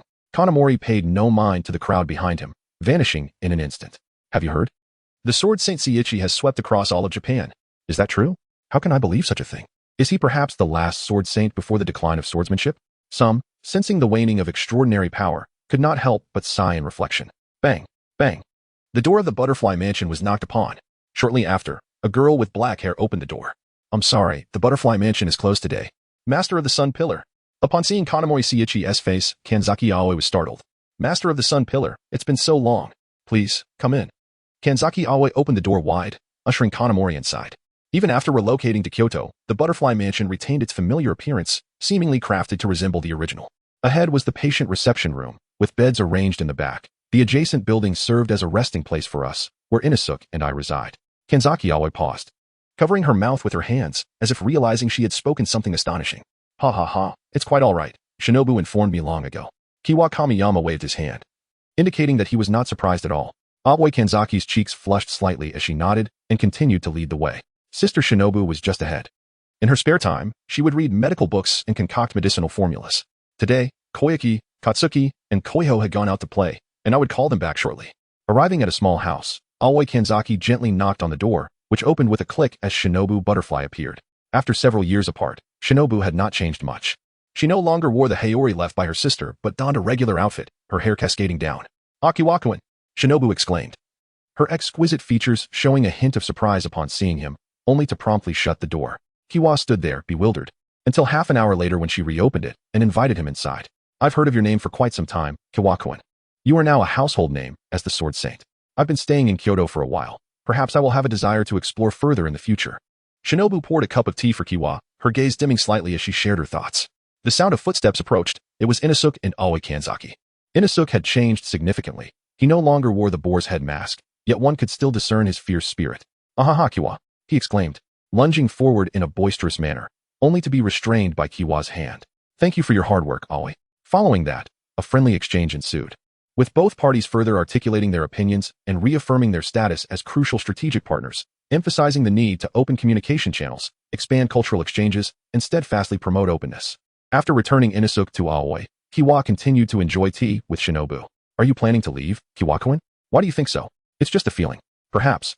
I am merely returning to where I belong. Rest assured, I will come back to visit you. Do you truly expect me to believe that? You can't stay here? Shinobu gazed earnestly at Kiwa, who drank his tea and smiled ruefully. Shinobu simply smiled faintly, extending her delicate hand to take the talisman hanging from Kiwa's waist. Then, please do not return. Kiwa was unceremoniously pushed out of the room, the door closing firmly behind him. Inosuke and Aoi escorted him to the gate. You need not see me off any further, Aoi, we shall meet again. In an instant, Kiwa's presence vanished, leaving the two behind with lingering hesitation. Subsequently, Kiwa visited Teruki Ubuyashiki, who was busy with business in Tokyo, and met with the Kanroji and Hashibara brothers, who now primarily served as Teruki's bodyguards, finding their days rather leisurely.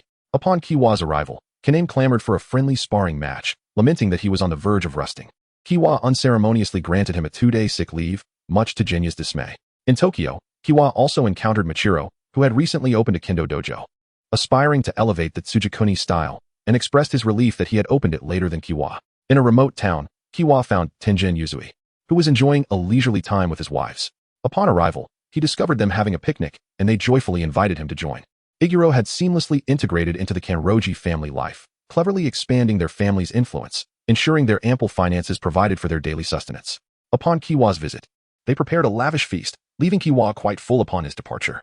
Zenitsu had undergone significant transformation, becoming more mature and reliable. And he and Nezuko were successfully running a kimono shop together. Before Kiwa left, he even crafted a set of clothing for him. In a secluded mountain, Kiwa found the reclusive Sakanji Urokadaki and Ju Tomioka, who lived a simple life. Kiwa regaled them with tales from the outside world. Tamayo and Yashiro welcomed Kiwa warmly in Osaka, sharing many stories from their time as demons. Arriving in a small town with curling smoke, Kiwa recalled it was the home of Tanjiro. Indeed, Tanjiro had chosen to return to his hometown. Gently knocking on the door, it was Kanaho who opened it. She paused for a moment upon seeing Kiwa, then happily invited him inside. The interior was spacious and meticulously clean, as both spouses were of the homemaker type. 2 Nichiren blades hung on the wall, crossed together. One bore a fiery red tsuba, while the other was adorned with plum blossom patterns. "Tanjiro, look who has come," Kanaho called upstairs, and Kiwa soon heard the sound of hurried footsteps descending the stairs. Tanjiro had grown taller, his red hair now tied into a high ponytail. The markings on his forehead mysterious and striking. He bore a resemblance to Yukaku Tsujikuni. "Kiwa," he exclaimed, swiftly closing the distance between them. "Both delighted to see one another. It is evident that you are all doing well. We are running a wood carving shop together, and I wish to document the stories of the Demon Slayer Corps through our carvings." "Haha, that sounds splendid. I look forward to that day. So, has your child been born? Please do not tease us any longer, Kiwa." Kiwa occasionally jested with Tanjiro as the 3 of them shared a meal and conversed. They were all surprised to hear of each other's many changes.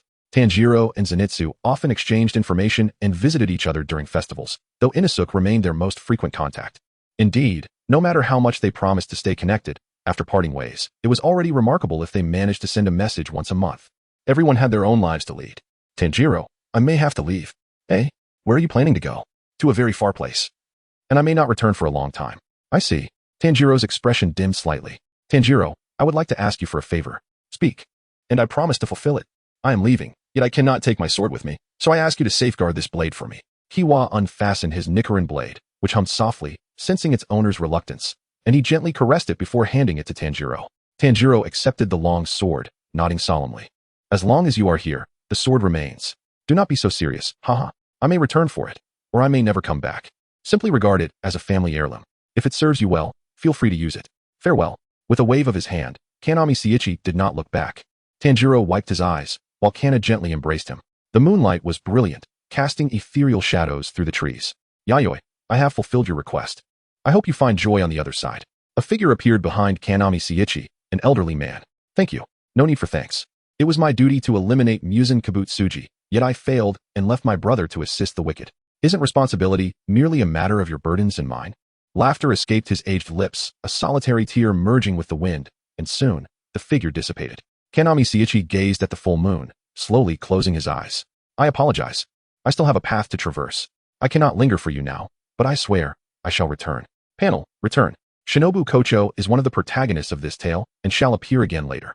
I kindly urge readers who have reached this point to leave a favorable review. In a room, both familiar and strange, Kanami Seiichi returned after many years. Feeling the changes in his body, he realized the power within him had vanished. His physique slack and, most importantly, devoid of any traces of breathing techniques. Was it truly not the same body? System settling in. Ding. Settlement successful. Loading world. Demon Slayer. Main quest. None. Settlement evaluation. S. Panel integration in progress. Integration successful. A torrent of overwhelming power surged through him, instantly traversing the meridians, organs, and continuously reshaping his body to resemble that of the Demon Slayer universe. What is it like to soar from the ground to the heavens? Kanami Seiichi would respond, feeling as if he could obliterate the earth with a single punch. Taking a deep breath, he swiftly adapted to the fluctuations of power. As this strength was honed through his own efforts, allowing him to regain mastery with remarkable speed. Settlement complete. Indeed, there are no selectable rewards. As it stands, my sword cannot be brought out. A pity, but possessing a golden finger is already quite splendid. There is no need to be overly picky. He began to experiment with his abilities, making subtle adjustments to acclimate to this entirely new world. The breathing techniques, true to their nature, were powered by breath. Even if he could not directly summon flames or lightning as in the Demon Slayer world, he could still significantly enhance his physical strength. Once infused with spiritual energy, the breathing techniques equaled their counterparts in the Demon Slayer universe, perhaps even surpassing them in potency. After completing his trials, he stretched and resolved to indulge in a restful slumber. Ever since entering the Demon Slayer realm, he had devoted nearly all his time to refining his breathing techniques. For the skeptical reader, he often chose to close his eyes and rejuvenate during breaks. He collapsed into sleep. In a daze, Kanami Seiichi felt someone gently caressing his face. He instantly opened his eyes, alertly surveying his surroundings. A pair of delicate, fair hands was kneading his cheeks. Upon closer inspection, it was Kanami Mochizuki. When Mochizuki noticed Kanami Seiichi had awakened, she shyly withdrew her hands and placed them on her hips. "Good morning, dear brother. Breakfast is ready. Please come down to eat." She then hurriedly fled from his room. What mischief is that girl up to? After rising and washing his face with clear water, he dried his visage with a towel, revealing his handsome features, ice blue eyes, smooth yet damp black hair cascading down. He was nearly as attractive as the readers, who were considered the most charming stars in all realms. Is it truly so delightful to touch? Kanami Seiichi pinched his own cheek, feeling little. Descending the stairs, he found Mochizuki, clad in an apron, frying eggs. Upon closer inspection, it was evident that Mochizuki was a natural beauty. Though still young, her figure was beginning to take shape. Her porcelain skin was delicate, and her petite face bore soft, pink lips, with eyes as azure as his had once been, clear as a tranquil lake. Mochizuki placed the fried egg onto a plate, embellishing it with a heart of ketchup. Kanami Mochizuki was a B-class student at the prestigious Tanshui Private First Junior High, having enrolled the previous year. As a beautiful young girl, coupled with her enigmatic older brother Kanami Seiichi, a third-year student, she maintained a high popularity on campus forums. Mochizuki's admission to Tanshui Private First Junior High was attributed to her own diligence and Kanami Seiichi's financial support. The top 3 A-class students were awarded substantial scholarships, which Kanami Seiichi dedicated entirely to covering Mochizuki's tuition. As for Kanami Seiichi himself, he was a special student and required no financial expenditure at the school. Naturally, the most discussed topic on the Academy Forum was the extent of Kanami Seiichi's strength, a question that had been debated for 3 years. With countless enthusiasts engaging in lengthy analyses, they believed that during the final Academy competition for third-year students, Kanami Seiichi would no longer conceal his abilities. They were indeed correct. It was the weekend. Did Mochizuki have any plans? As Kanami Seiichi savored his fried eggs, he casually inquired, glancing at Mochizuki, who occasionally lifted her little head to look at him. Mochizuki had no specific destination in mind. Her brother's affairs were of greater importance. She was concerned for Kanami Seiichi, though she had always trusted in his strength. Yet, the upcoming Academy competition was surrounded by much speculation, followed closely by the Shinsakura General Examination. Kanami Seiichi was well aware of the significance of this competition. Although he had witnessed the clashes between the first and second-place contenders, they posed no threat to him. Nevertheless, he needed to devote a month to focused training, familiarizing himself with the variations of his breathing techniques in different realms. After this competition, I shall take you out for a day of fun. Mochizuki's eyes brightened, and she nodded obediently, though she hesitated, as if something lingered on her mind. Is there something you wish to say, Mochizuki? Your eyes, dear brother. For the siblings who spent every day together, the change in Kanami Seiichi's eyes was unmistakable. Shifting from azure to ice blue, and his skin had taken on a notably smoother and more resilient quality. Hence, Mochizuki had touched his face that morning. Ah, it is due to a breakthrough in my training. This explanation sufficed, as a complex response would be difficult for Mochizuki to grasp. That's wonderful. Indeed, Mochizuki was quite easy to please. Setting down his chopsticks, Kanami Seiichi finished his breakfast, assisted in washing the dishes, changed his attire, and prepared to step outside. Take care, dear brother, and return early. With a casual wave, he departed from the entrance. Tanshui County, a sprawling metropolis, is divided into numerous districts, with the city center located some distance away from the county hall.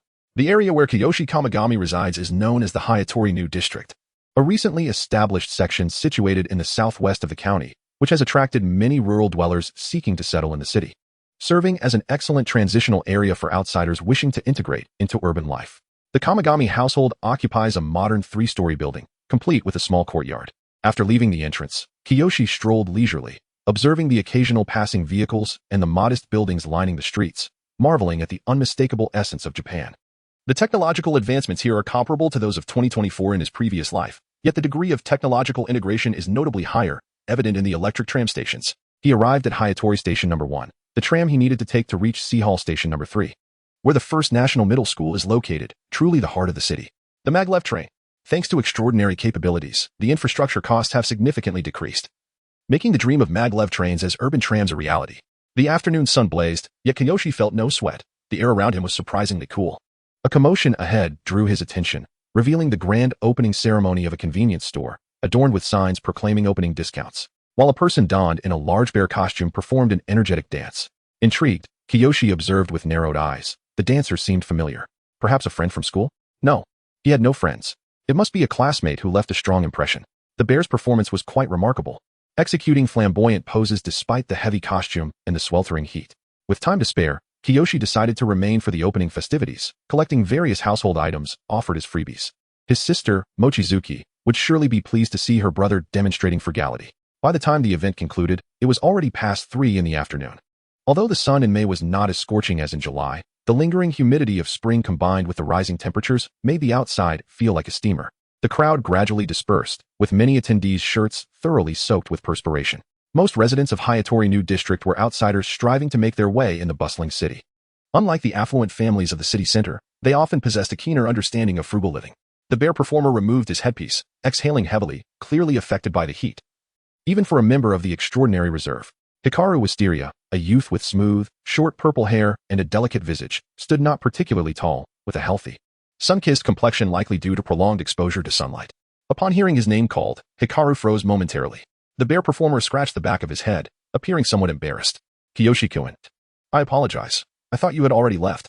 I saw you earlier and thought I was mistaken, but it turns out you're quite down to earth. Feeling as though he had stumbled upon a monumental secret, Hikaru appeared flustered. No, I live nearby. His forehead glistened with a bead of sweat. I don't think I should be listening. Can I leave? Kiyoshi, regarded as the center of attention at the First National Middle School, made Hikaru anxious. As a mere ordinary Class A student, he feared that too much interaction might lead to unfavorable consequences. Kiyoshi rummaged through his memory of Hikaru Wisteria. Among the few individuals he remembered, Hikaru left an impression. He ranked among the top 20 Class A students and was one of only 2 ordinary students in that prestigious ranking. His demeanor towards Kiyoshi was notably neutral, devoid of the jealousy and criticism exhibited by many, nor the adoration and admiration shown by others. For these reasons, Kiyoshi retained a clear memory of this young man. Are you working here? Yes, I'm temporarily employed here. The pay is quite generous.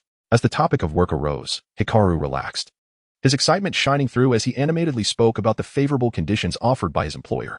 Suddenly aware of his own exuberance, he quickly apologized. I'm sorry, Kiyoshi-kun. I got carried away. No worries. I'll be coming here often to shop, so please take care of me. Kiyoshi bid farewell and headed home, clutching his items. As he saw Kiyoshi finally depart, Hikaru sighed in relief. Removing the bear costume, he began to sweat again, even though he had felt cool during their conversation. His thoughts paused. It seemed Kiyoshi was far more formidable than he had anticipated. Indeed, it was wise not to wade into such murky waters. Anitada, I'm back. Welcome back, my esteemed brother. Kiyoshi removed his shoes and stepped inside. Brother, did you buy this? It was a gift. A new convenience store opened nearby, and they were holding a promotion. After sharing a brief account of the event, Mochizuki's eyes brimmed with tears of joy as she wiped the corners. Brother, you've grown up. Oh, come now, that's a bit exaggerated. Brother, go rest for now. I'll prepare dinner shortly. Today is a day worth celebrating. Mochizuki declared with determination, ready to whip up a grand feast. Kiyoshi affectionately patted her head. This was a tender moment between siblings, a source of motivation for his continuous growth. Brother, it's time to get up. You need to go to school today? His sister's cheerful wake-up call reminded him that it was Monday, and he would be attending school with Mochizuki, necessitating an early rise. I've already become invincible. Yet I still have to attend school in this pitiful world. After breakfast, he tied back his long hair and donned the uniform of the First National Middle School, a white shirt adorned with the flowing, interwoven emblem of the institution on the right side of his chest, complemented by flowing decorative patterns along the sides. Mochizuki wore a similar top, paired with safety shorts and a black skirt, her slender legs encased in black stockings, holding a handbag in her left hand. The siblings stepped outside, heading towards the tram station. Say, Mochizuki, if I wanted to carry a weapon in public, what would I need to do? For Kiyoshi, not carrying a knife wouldn't affect his speed and escape, yet it would hinder his capacity for counterattacks. His skills in hand-to-hand combat were commendable as well. Although there exists a flaw such as the transparent world, it pales in comparison to the mastery possessed by the swordsmanship grandmaster. If circumstances permit, it would be prudent to acquire some combat techniques in the next world. Does my esteemed elder brother wish to carry a blade into the streets? According to the unified regulations of the Extraordinary Association, upon reaching first-tier strength and obtaining verification at the local Extraordinary Association venue, one is permitted to bear blades in public spaces. Mochizuki, classified as a B-class individual, engages in a broader curriculum than A-class students. Typically, when issues arise, Kiyoshi Kamiyama seeks counsel from his academically accomplished sister. However, regarding such foundational knowledge, Kiyoshi has also studied it, though he has a tendency to rely on his sister. First-tier strength? It appears that a visit to the Extraordinary Association venue is in order. Upon boarding the train at the early departure station, it was unsurprising not to see Wisteria and Hikari, as they might be at points 4 or 5, gazing out at the scenery. The buildings along the route grew increasingly tall. Eventually, the towering sky tower revealed a mere glimpse of the bustling metropolis. Approximately half an hour later, the train arrived at the provincial hall station, which presented itself as a bustling transportation hub, in stark contrast to the early departure station, which consisted of a single railway and a few concealed buildings. The ceiling, crafted from glass, formed a shell-like structure, with a spacious and luminous interior where escalators guided individuals from the train platform to the main hall. The crowd was substantial. Kiyoshi Kamiyama also spotted many students clad in First National Junior High uniforms. Following the route etched in his memory, he weaved through several intersections amidst the towering edifices. At the end of one such intersection stood an imposing stone gateway. What a grand door! It is no wonder Kiyoshi Kamiyama gasped in awe. This portal stood a remarkable 20 meters high, with an entrance width exceeding 50 meters. Inscribed upon the stone beam were colossal characters, Tenchi Water Private First National Junior High.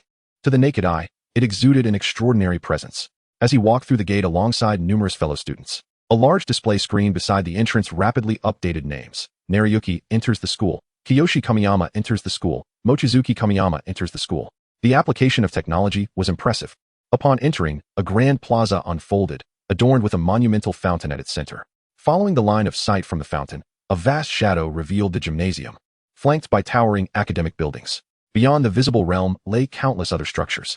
This is the profound heritage of Tenchi Water's finest national junior high. Elder brother, my classroom is over there. Mochizuki bid farewell at an intersection, proceeding toward another educational building. Kiyoshi Kamiyama continued along the path etched in his memory, encountering several classmates along the way, though none greeted him. Naturally, he relished the tranquility. He was not particularly fond of meaningless social interactions. Those who stood shoulder to shoulder with him in battle were his comrades and valuable sources of experience. What were these others to him? Arriving at the A-class building, he ascended the stairs, and the classroom for Class 1, Year 3, was the first on his left. Entering, he smoothly settled into his seat with a fluidity that was almost poetic. Kiyoshi's seat was typically positioned at the back by the window, often referred to as the king's homeland, while an unfamiliar girl occupied the front and an unknown boy sat behind him. It seemed no one remembered him from before. Scanning the room, he could only recall the names of a few, highlighting how deeply engrossed he had been in his sword training, indifferent to social exchanges. Did you see the video online yesterday? I did. His extraordinary abilities are phenomenal. If only I possessed such innate powers. Don't hold your breath. Either it's hereditary or a genetic mutation. Why does my family only have wealth? Kiyoshi Kamiyama listened to the discussions echoing in the classroom, silently reflecting. In this world, extraordinary individuals can be classified into two primary categories, both centered around spiritual energy. The first category comprises those born with innate abilities and spiritual energy, a minority. They possess unique abilities from birth, such as pyrokinesis or hydrokinesis, with some even exhibiting spatial capabilities. Their life's mission is predetermined, to continually enhance their spiritual energy and develop their abilities. The second category consists of those born without innate powers but with spiritual energy, encompassing the majority. These individuals must also strive to enhance their spiritual energy. However, they need to learn various combat techniques, swordsmanship, magic, summoning, and so forth. In terms of time investment, they do not hold an advantage over the first category, and the skills they acquire do not guarantee strength. Kiyoshi Kamiyama undoubtedly belongs to the latter category. Through relentless honing of his swordsmanship, he shines brightly at Tenchi Water's private First National Junior High. Many harbor suspicions that Kiyoshi possesses innate abilities, but simply chooses not to utilize them. Ding ding ding. The class bell rang, prompting everyone to return to their seats in preparation for lessons. A-class students also partake in cultural courses, where teachers impart foundational knowledge of this world and the laws governing extraordinary individuals, with the most complex being the classifications and weaknesses of magical beasts. Magical beasts? They inhabit most of the uninhabited areas in this world and occasionally intrude upon human society. However, in most instances, ordinary people do not perceive these creatures. They come in a myriad of forms, ranging from weak to strong, with the weakest being unranked and the strongest exceeding Tier 3. At present, the Extraordinary Association has recorded over 1 million types of magical beasts, with the number continuously rising, representing the most formidable force beyond the realm of humanity. Though they are perilous, they are also a source of extraordinary materials. For human society, they constitute a resource ripe for exploitation. The morning classes passed amidst the sound of lectures. The afternoon was dedicated to practical lessons, specifically combat courses, where professional extraordinary instructors assist students in developing their abilities or enhancing their skills. Herein lies a significant divergence between A-class and B-class students. Each morning, both A-class and B-class students attend cultural courses. However, by afternoon, B-class students remain in cultural studies while A-class students transition to the gymnasium for martial arts training. Kiyoshi Kamiyama also resolved his lunch independently, as it made little sense to venture to the first-year area merely to share a meal with Mochizuki. Furthermore, Mochizuki had her own life. Unlike Kiyoshi, she was quite popular in her grade and had many friends. Kiyoshi's supporters and admirers primarily hailed from the first-year cohort, likely due to Mochizuki's influence. All right, after the lunch break, please assemble in Gymnasium 1. The teacher reminded the students in the classroom before retreating to the office. Typically, the homeroom teacher for the A-class is also the instructor for the afternoon classes, a genuine tiered, extraordinary individual. Approaching the gymnasium, the sheer scale of the structure became increasingly apparent, as if it could eclipse the very sky. How many individuals could it accommodate? Tens of thousands? It is merely a gymnasium within a national school. Yet its grandeur is astonishing, indicative of the profound impact that extraordinary powers have on this world. At the heart of the gymnasium lies a vast platform, surrounded by sloped seating that accommodates hundreds of thousands of spectators. Major events hosted by the Heavenly Water County are predominantly held here. However, Kiwa Kamigami and his companions are not in the main arena. They find themselves at the periphery, where several smaller venues exist. These centers are approximately the size of 10 basketball courts, with a seating capacity for only a few thousand spectators, which is more than adequate for educational purposes. As students gradually enter the venue, those not yet engaged in classes gather in clusters, conversing animatedly. How infuriating it is to witness such small factions. Even Wisteria and Hikari are surrounded by multiple boys, laughing and chatting. The sight is unsettling for Kiwa Kamigami, who prefers to close his eyes and meditate in solitude. Suddenly, a thought strikes him. Today marks a significant encounter. Is that not Saki Shikigami from Class 7? How stunning she is. And there is Koji Kendata from Class 19. A cacophony of voices draws Kiwa's attention as he opens his eyes. Several boys and girls from other classes stream in. It is quite common to encounter students from different classes in such a large venue. One cannot expect only a single class to occupy the space. However, the serendipitous meeting of the three titans among dozens of classes has never occurred before. Indeed, Kiwa Kamigami from Class 1, Saki Shikigami from Class 7, and Koji Kendata from Class 19 are collectively known as the triad of the Heavenly Water County's first national school for this academic year. They occupy the top 3 positions on the strength ranking and have never faltered in 3 years. The students from Class 1 cannot help but cast curious glances at Kiwa, eager to observe his reactions. In turn, Kiwa's gaze shifts towards the two figures. As a direct descendant of the Shikigami family, Saki exudes an air of aristocracy. While she occasionally engages in conversation with those nearby, her demeanor remains composed and serene. Notably, her hair is as white as snow. Her eyes a pale blue akin to agate, and though her figure is somewhat modest, her long legs, adorned in black stockings, are striking. Upon noticing Kiwa's gaze, she turns her head toward him. Currently ranked first, her extraordinary ability primarily stems from the ancestral ice magic of the Shikigami family. It is worth mentioning that the Shikigami family firmly holds the position of the most prominent extraordinary family in Heavenly Water County. With a powerful lineage, striking beauty, and formidable abilities, it is no wonder that her popularity ranks first as well. Koji Kendata, a scion of the Kendata family, possesses short, neatly styled hair and a handsome visage, his eyes often squinted, revealing a flicker of brilliance from within. His extraordinary power lies in the manipulation of crimson flames, which is the hallmark ability of the Kendata family, currently ranked 4th among the extraordinary families in Heavenly Water County. However, this does not imply weakness. Rather, it signifies their considerable strength, as being among the top 4 is a testament to their prowess. In response to Kiwa's gaze, Koji meets it without hesitation, a spark of challenge evident in his eyes. Surely they do not intend to engage in a confrontation here? Kiwa has never faced either of them in battle. During the annual grade competition, he consistently opts to withdraw at the 3rd round. His rationale remains unchanged. It is meaningless. In the past, Kiwa's words were often misconstrued as arrogance, akin to the spirit of Jutomioka. To claim that these two possess immense strength solely due to their familial backgrounds implies a disdain for their capabilities, a sentiment Kiwa does not wish to convey. A commanding voice reverberates through the hall, silencing the crowd instantly as a robust figure strides forward. Yoshio Motoyama, the teacher for Class 1's extraordinary curriculum, a first-tier extraordinary being. Prepare for class. Redirecting his gaze, Kiwa becomes intrigued about the practical lessons that await. This afternoon's curriculum is divided into 2 parts. First, the development of abilities. Second, practical combat training. Students may take breaks as needed. I shall refrain from elaborating further. Although your innate abilities are complex, the direction for improvement remains consistent prior to ascension, spiritual energy and potency. Yoshio's voice is resonant and clear. Utilize it. Practice diligently. The enhancement of spiritual energy can occur through 2 methods, self-driven progress and external assistance. Today, we shall focus on self-driven enhancement. The reason for not addressing external enhancement is to accommodate students from non-privileged backgrounds who lack access to extraordinary resources, thereby hindering their rate of spiritual energy enhancement compared to those from affluent families.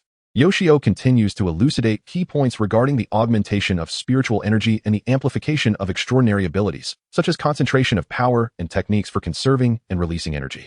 Kiwa discerns that Yoshio is imparting foundational combat experience, emphasizing the timing of movements and the application of strength.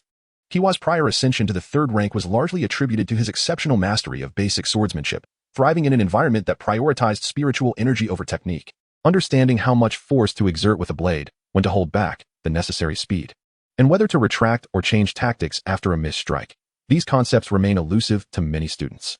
The young men and women are fixated solely on maximizing their extraordinary abilities, continuously boosting their spiritual energy to gain strength. However, to a certain extent, this perspective is not entirely incorrect. Most students at Heavenly Water County's premier private national school hail from extraordinary families, naturally endowed with ancestral abilities. While those from wealthy families can consistently procure resources to enhance their spiritual energy, rendering the meticulous pursuit of technique seemingly unnecessary. Yet Kiwa's situation diverges. His technique is the source of his strength. Unlike magic or summoning, swordsmanship does not demand vast extraordinary resources. With merely a blade, one can continuously refine their skills. As time flows steadily, the first half of the class gradually draws to a close. Kiwa has gleaned enough understanding of the teaching methodology employed. Essentially, it comprises a question-and-answer format, where students reveal their extraordinary abilities and the teacher offers guidance based on experience regarding enhancement methods prior to ascension. Others inquire about challenges they faced during their training, and Kiwa primarily listens, refraining from actively participating like the other students in Class 1. Alongside him, Wisteria and Hikari share a similar demeanor. As common students, they have not been fortunate enough to awaken innate extraordinary abilities. Instead, they have opted for the most economical yet high-potential swordsmanship training. According to Kiwa's recollection, Wisteria and Hikari's spiritual energy totals around 35, with their swordsmanship lagging 2 tiers behind that of Kiwa's former self. Wisteria-kun, may I partner with you for the practical session in the second half of class? Wisteria approaches Kiwa after exchanging a few words with several concerned boys, who express their worries. However, Wisteria merely waves them off and strides toward Kiwa. Upon receiving Wisteria's invitation, Kiwa nods in agreement, having no objections. Until now, he had been practicing alone, distanced from the group. Well, I do have friends. With Kiwa's affirmative response, Wisteria returns joyfully to her small group. Wisteria-kun, everyone, I understand your concerns for me, but with the impending Shinsakura Unified examination, I must seize every opportunity to enhance my abilities. Kagami and I, both practitioners of the art of swordsmanship, find great benefit in our sparring sessions together. Upon hearing this, a few boys cease their attempts to persuade him and place their arms around his shoulders. Since you say so, we will undoubtedly support you. Rest assured, if he bullies you, even if we cannot defeat him, we will never allow you to face him alone. Please don't make it seem as if I'm the villain here. With his keen senses, Kagami Kiyoshi heard every word and felt utterly speechless. Had his image deteriorated to this extent? I am no devil. After that, let us take a 20-minute break.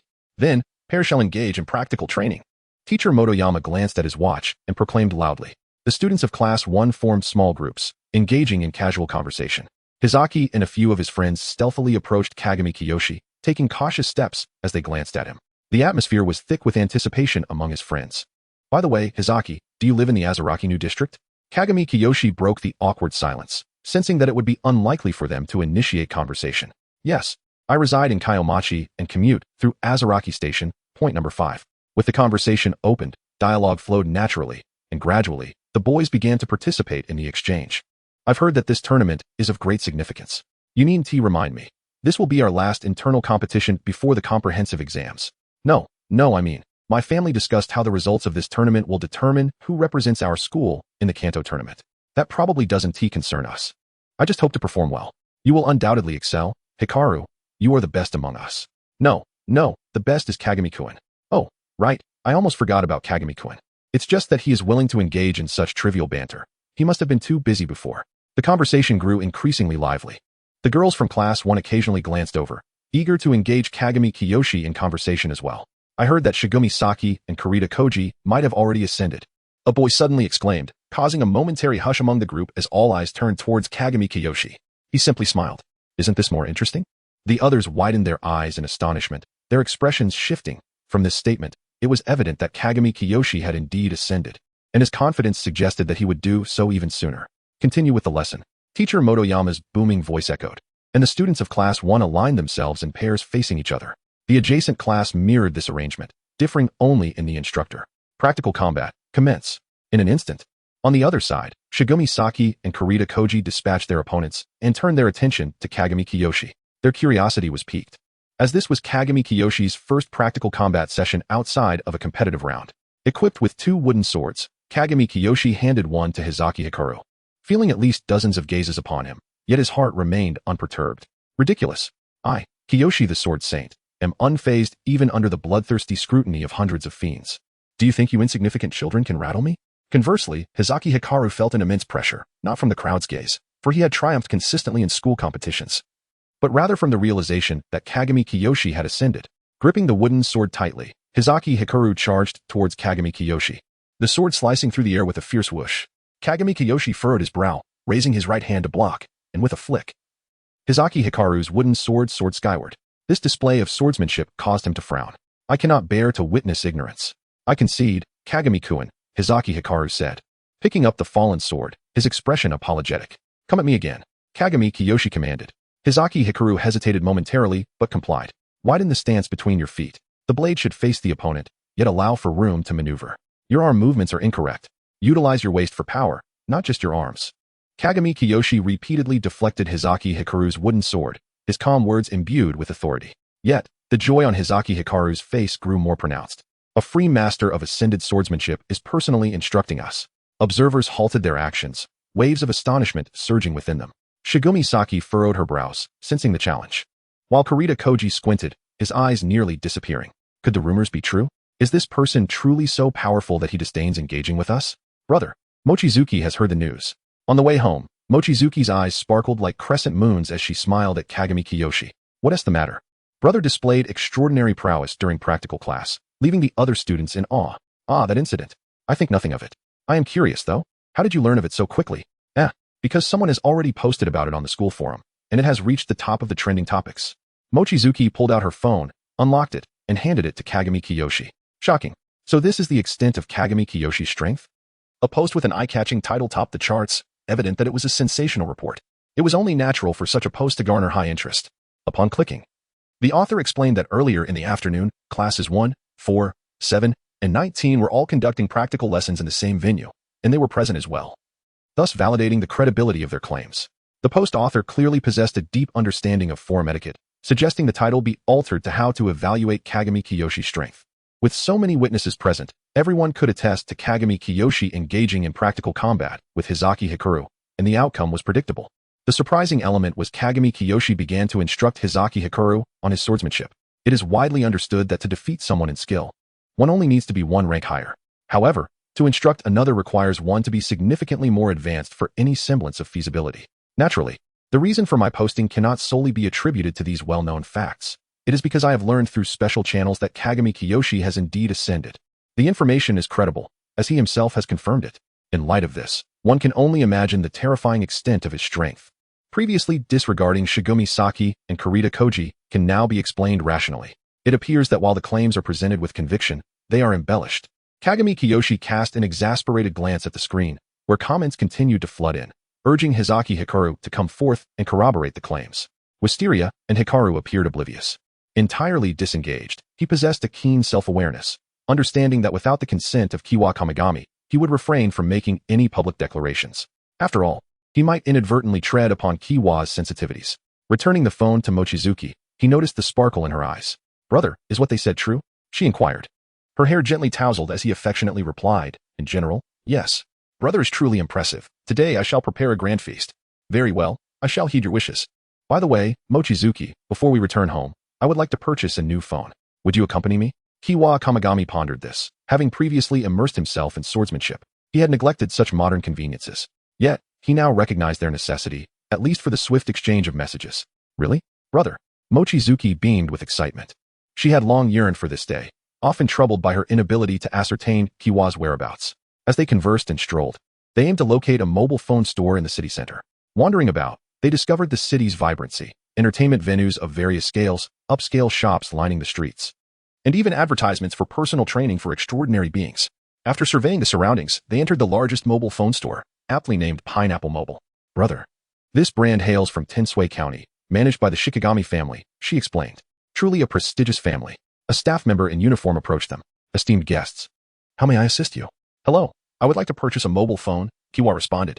The attendant gestured graciously, guiding them to a display of exquisite devices showcased in glass cabinets. You must be students of the First National Academy. These models are the most popular among your peers. Do any catch your eye? Clad in their uniforms, their affiliation was unmistakable. This one, Kiwa pointed casually. The technology in this world was indeed advanced. Smartphones required minimal charging, allowing for years of continuous use before needing a battery replacement at a service center. The attendant elegantly packaged the phone and handed it to Kiwa. That will be 10,000 cherry coins. Would you prefer facial recognition or card payment? Cherry coins served as the legal tender in Kamiyama, devoid of denominations. As cash transactions had largely become obsolete, Kiwa felt a twinge of discomfort. 10,000 coins could sustain both him and Mochizuki for several months. However, Mochizuki was unfazed, believing that any expense was worthwhile now that her brother would be utilizing modern technology. Facial recognition, please. The attendant's badge glimmered, and a notification of successful payment appeared on Mochizuki's phone. Thank you. Esteemed guests, please take care. The attendant responded with utmost courtesy, ensuring they were not overwhelmed with excessive chatter. Such establishments were abundant throughout Tensui County, prompting Kiwa to admire the Shikigami family's influence. Upon returning home, after dining and bathing, Kiwa unwrapped the phone, marveling at this small device. Why hasn't the world developed brain chips or similar technology? Perhaps such advancements exist, but I have yet to attain the privilege to access them. After her bath, Mochizuki naturally opened Kiwa's door, dressed in a delicate white camisole, her long, fair legs approaching him while her freshly dried hair radiated the fragrance of shampoo. She seated herself on his lap, instructing him on how to operate the device. Brother, this is the power button. Hold it to turn it on. The first boot will automatically scan your face to register your information, and thereafter, unlocking will be done via facial recognition. Mochizuki guided Kiwa through several commonly used applications, including the largest communication platform, Sparrow, and the most popular video website, Weidu. Additionally, she introduced some local applications, such as the campus forum for the First National Academy, teaching him to register, authenticate, and unlock. Upon accessing the forum, the most trending post was indeed about her. I understand now. Thank you, Mochizuki. It is my duty, brother. Kiwa began exploring the phone independently, while Mochizuki nestled her head in his lap, lost in her thoughts. Opening the communication app revealed only one friend, the one just added, and no groups, leaving the screen blank. The video app, on the other hand, was rich in features and categories, allowing users to browse by region, preventing them from becoming overwhelmed by an endless array of videos. Focusing on Tensui County, most content consisted of lifestyle and entertainment videos, with only a few pertaining to extraordinary beings, primarily announcements regarding changes in leadership within various organizations. Closing the phone, he noticed Mochizuki still sleeping peacefully in his embrace. Rather than waking her, he intended to carry her back to her room. I want to sleep with you, brother, she whispered, her small hand tugging at his clothing. Such childishness at this age, he mused. Given her recent changes, it was entirely understandable for Mochizuki to feel a bit uneasy. Very well. But let us establish some ground rules. Time flowed like water, quietly passing in unnoticed corners, and in the blink of an eye, a month had slipped by. June's heat intensified. The cicadas began their chorus in the schoolyard, and the sultry air stirred restless hearts. The grand competition was nearly upon them. Hikaru, do you feel confident about breaking into the top 10 this time? During their lunch break, Kiwa, Wisteria, and Hikaru gathered to enjoy a meal. He savored the lovingly prepared bento by Mochizuki, adorned with a large heart. I cannot say for certain. I suspect everyone will be giving their all this time. Wisteria hesitated. Although Kiwa occasionally offered guidance, the extent of his progress ultimately depended on his own insight. This month, I have reduced my work hours considerably to focus on mastering swordsmanship. Just do your best, Kiwa encouraged. Indeed, putting forth one's effort while accepting the outcomes was the wisest approach. I have no doubt about you, Kiwa. I shall cheer for you from the sidelines. The boys laughed and bantered, discussing the impending competition. Their excitement mirrored that of students before final exams. The pressure palpable among these extraordinary aspirants. With rankings at stake, everyone held their breath, unwilling to let anyone overshadow them. Of course, if the gap was insurmountable, that was an entirely different matter. Like Kiwa Kamigami, they regard him as a deity, never contemplating competition with him. During the afternoon practical class, Teacher Motoyama distributed materials outlining the rules for the upcoming grand competition. The rules remained unchanged, yet I hope you all will exhibit a different spirit. After a brief pause, Teacher Motoyama continued, his voice resonating. The significance of this event far exceeds previous ones, especially for capable students. I urge you to strive for excellence. The capable individuals undoubtedly refer to Kiwa Kamigami and Kazuki Shit, the strongest students in Class 1. The chorus of agreement echoed through the room. Kiwa Kamigami held the documents detailing the competition rules. All Class A students must participate, barring exceptional circumstances, in which case their rankings will automatically fall to the bottom. The competition consists of 3 phases. The initial stage employs a point system, followed by an elimination round, culminating in a ranking system. Under the point system, each victory earns 1 point. Accumulating a sufficient number of victories allows advancement to the elimination phase. Those who fall short in points will be ranked based on their earned points, and if ties occur, a tie-breaking match will be held post-competition. In the elimination phase, opponents are assigned randomly. Defeating an opponent guarantees advancement, while defeat leads to elimination, continuing until only 32 participants remain. Upon the conclusion of the elimination round, those defeated may challenge any of the remaining 32 contestants. A successful challenge results in their replacement. Failure leads to an automatic ranking of last place in the elimination phase. Contestants of equal rank will engage in separate matches to determine precise standings. The final 32 will compete in a ranking tournament, progressing through rounds of 32 to 16, 16 to 8, 8 to 4, 4 to 2, ultimately culminating in the final match. It appears equitable, affording even the less fortunate students a chance to challenge their fate. Motoyama presented an additional document concerning the Kanto Grand Tournament. The joint competition of the 6 counties in the eastern region of the Kanto, including Tensui County, will take place after the Shinny Unified Examination. Each school will send participants based on their strength, with victors gaining direct admission to the Tokyo Metropolitan High School, the finest institution in Shinny. The latter part of the document contained more confidential information. Based on the strength of Tensui County's first private national school, we can send 32 students to the Kanto Grand Tournament this year, with a similar number from the county's national school. As for other national schools in Tensui County, the numbers vary. A detailed list of rival schools and noteworthy peers was compiled. Kiwa, have you finished reading? Kazuki Shid approached Kiwa Kamigami. I've finished. It's my first time learning about the Kanto Grand Tournament. Taking a deep breath, Kazuki realized this was a monumental opportunity. Gaining admission to the Tokyo Metropolitan High School could transform his entire life. Kiwa had been aware of the Kanto Grand Tournament for some time. As he was certain to participate, teacher Motoyama had discussed it with him previously. He gently patted Kazuki's shoulder, signaling him to refrain from further remarks. Kazuki quickly understood the urgency of preparing for the grade competition and the Shinny Unified Examination, avoiding any distractions. I will do my best. Kiwa hoped he would succeed. After all, if he were to go to the Tokyo Metropolitan High School alone, he would have to start anew in building relationships. As time passed, the grand competition was about to commence. On a bright and clear day, the vast gymnasium was filled with a cacophony of voices. Nearly 10,000 vibrant youths filled the expansive venue, their chatter reverberating throughout.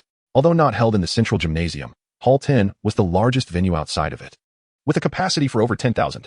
At the front, a dais was occupied by numerous figures, exuding an imposing aura. These were the school's most esteemed teachers and the principal and vice principal. Teacher Motoyama was seated among the faculty beneath the dais. Silence. A figure rose from the dais. An elderly man with graying hair and spectacles, appearing unremarkable at first glance. Upon closer inspection, one could see the spark of intelligence in his eyes. Vice Principal Shinji Nido, a second-tier powerhouse. With a simple yet commanding statement, his voice overshadowed the raucous crowd of thousands, resonating in every ear. I hereby declare the opening ceremony of the Tensui County First Private National Schools Grade Competition. The thunderous applause echoed throughout the hall. Now, let the participants enter. Over 3,000 students streamed into the center of the vast arena from the entrance below. Next, I will announce the competition rules and important notes. Shinji Nido's tone was steady yet powerful as he meticulously elaborated on the various aspects of the competition. Remember, competitors must engage with restraint. Though it was stated to engage with restraint, there were no prohibitions against inflicting injury. It appeared that as long as no one was killed, anything was permissible. Given the advanced medical care in this extraordinary world, standing amidst the throng, Kiwa felt the peculiar sensation of being under the gaze of thousands. Next, please distribute the competition-specific devices. The administrative staff approached, handing each student a wristwatch-like device featuring a small LCD screen. Scan successful. Kiwa Kamigami, data entry in progress. Entry successful. Matching in progress. Match successful. Kiwa Kamigami, your competition venue today is Hall 1. Expected to commence at 9:30. Please arrive promptly. Failure to appear will be considered a forfeiture of the match. Note, expected start times may fluctuate. Please remain vigilant. The screen displayed the progress point match. With the current score as 0, the competition had officially begun. He sent a message to Mochizuki, informing her of his location in Hall 1. Prior to the match's commencement, no one knew their opponents, only their designated venues. After the opening ceremony, participants gradually exited, except for those matched in Hall 10. Upon leaving the venue, Kiwa Kamigami prepared to head to Hall 1 for the point match. At the entrance, he spotted the eagerly waiting Mochizuki and her friend. With waist-length, silky purple hair adorned with a pink star-shaped hairpin, her sparkling black eyes darted around with a hint of shyness, her delicate features strikingly beautiful. Brother, this is my good friend, Chio Nida. Chio Nida, if memory served correctly, was the legitimate daughter of the second-ranked Nidu family among the 4 great extraordinary families of Tensui County. The elderly Shinji Nidu, who had just spoken, belonged to the Nida clan. Hello, Nida-san. Chio Nidu, feeling a bit apprehensive, hid behind Mochizuki, only revealing half of her small head and a hand waving in greeting. Wait a moment. The legitimate daughter of the Nida family is good friends with Mochizuki. Could she possibly be a B-class variant? Her questioning gaze sought Mochizuki's, who instantly comprehended her confusion and nodded. It seemed the situation was rather intricate, yet now was not the time for contemplation. Mochizuki, let us proceed. The time is drawing near.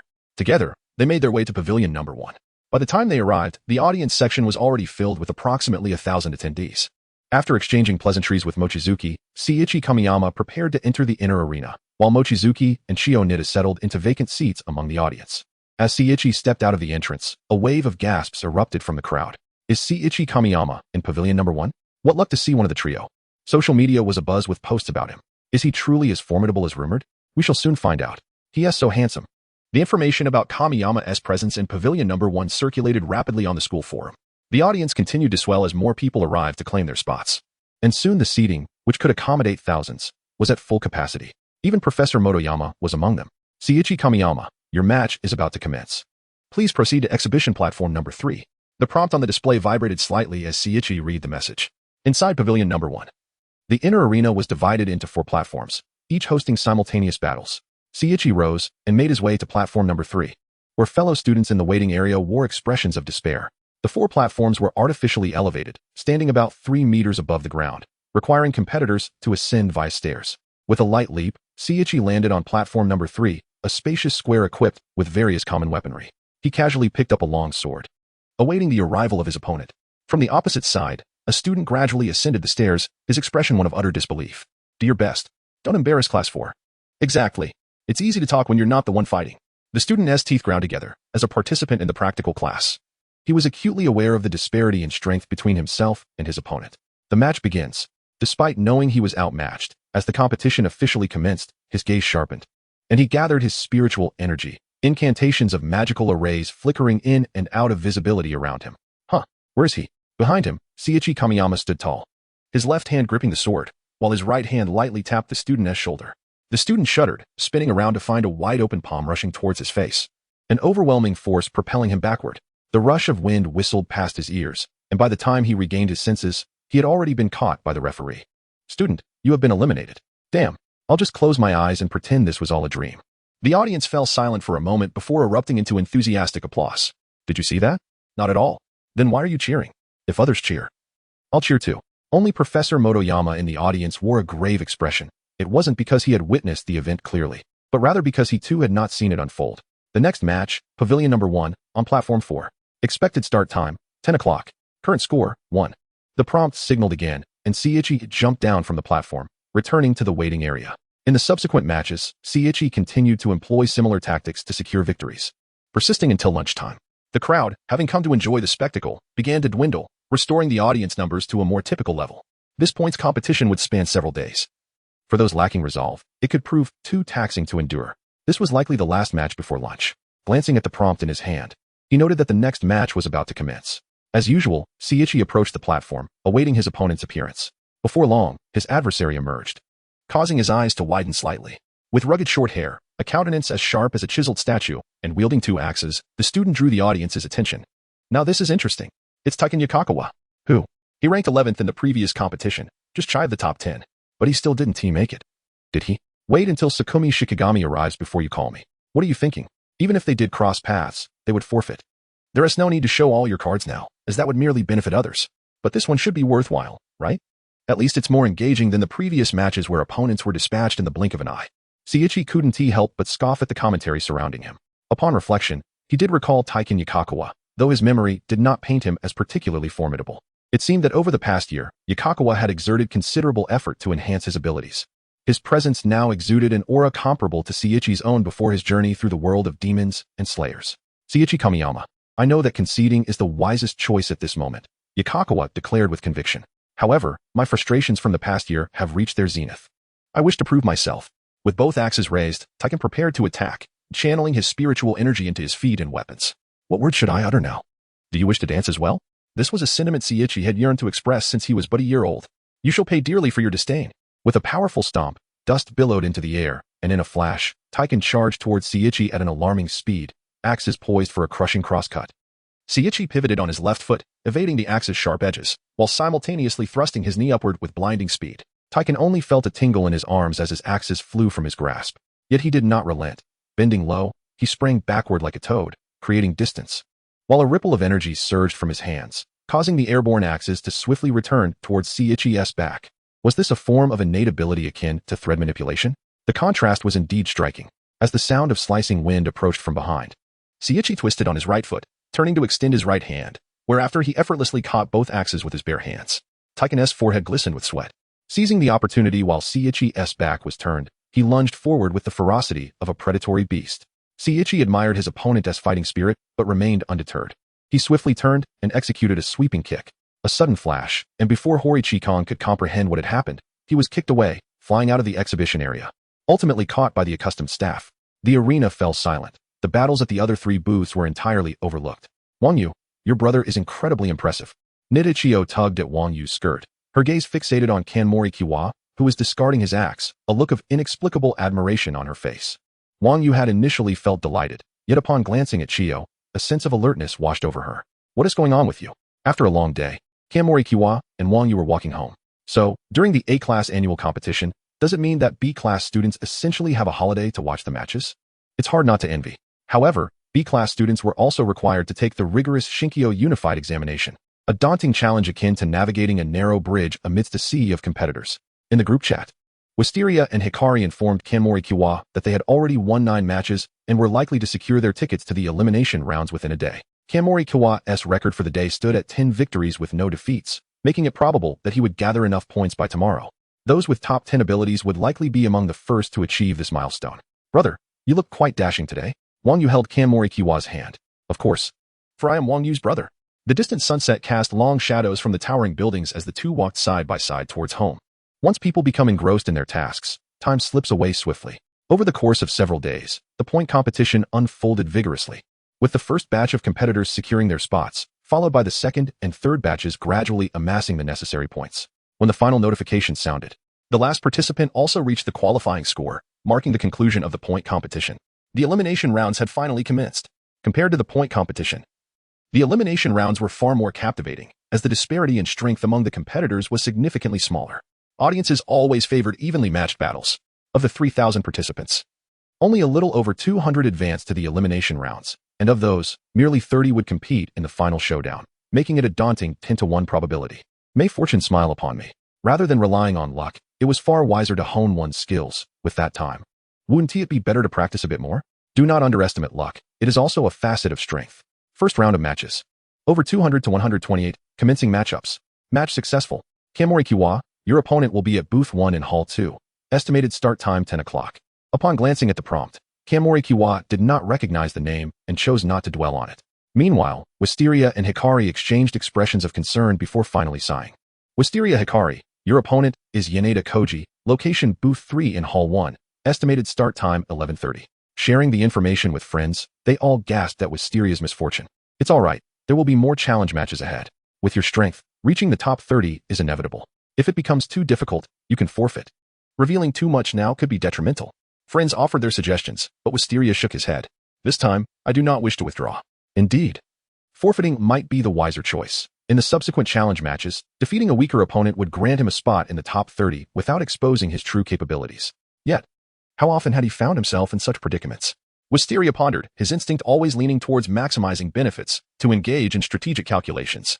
However, a true swordsman must advance without retreat. He recalled Kanmori Kiwa's words during a training session. Wisteria's resolve grew increasingly steadfast. Kanmori Kiwa cast an appreciative glance at him. A promising student indeed. A swordsman without the courage to forge ahead, without the audacity to face peril, truly cannot call themselves a swordsman. I shall watch your match. Kanmori Kiwa declared before proceeding to his own bout. Wisteria took several deep breaths, striving to adjust his demeanor. At 11:30, Hall 1 was bustling with spectators. In contrast to the overwhelmingly dominant performances of Shirkong Saki and Kanmori Kiwa in other arenas, the match between Wisteria and Yaneda Koji, which had garnered significant attention, was eagerly anticipated. Having easily dispatched their opponents, Kanmori Kiwa and Wang Yu rushed towards Hall 1, managing to secure 3 seats at the last moment. Securing seats is more exhausting than the match itself. Indeed, the competitors merely needed to exert their utmost in battle, while the spectators had a multitude of considerations to ponder. Brother, do you think Wisteria-senpai can win?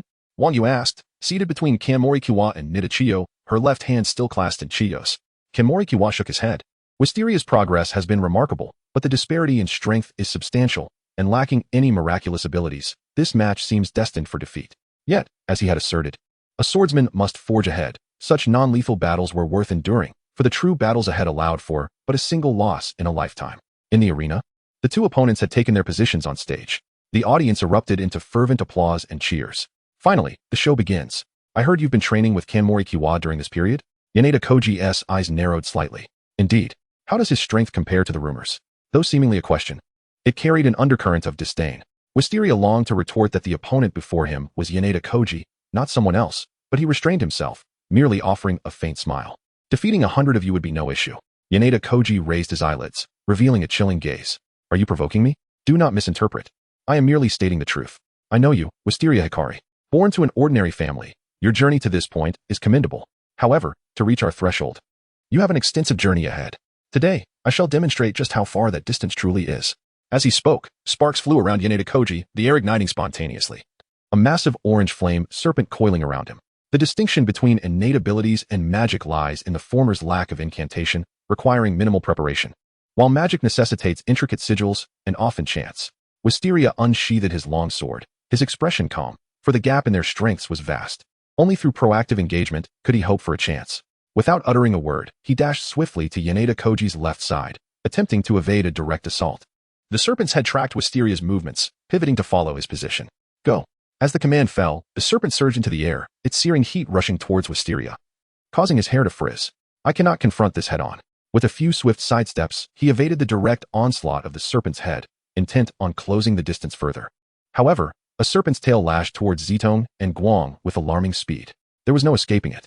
Gripping his long blade firmly, Zitong and Guang remained remarkably calm, adopting a defensive stance. In this world, there exists nothing that cannot be severed, save for one's own heart.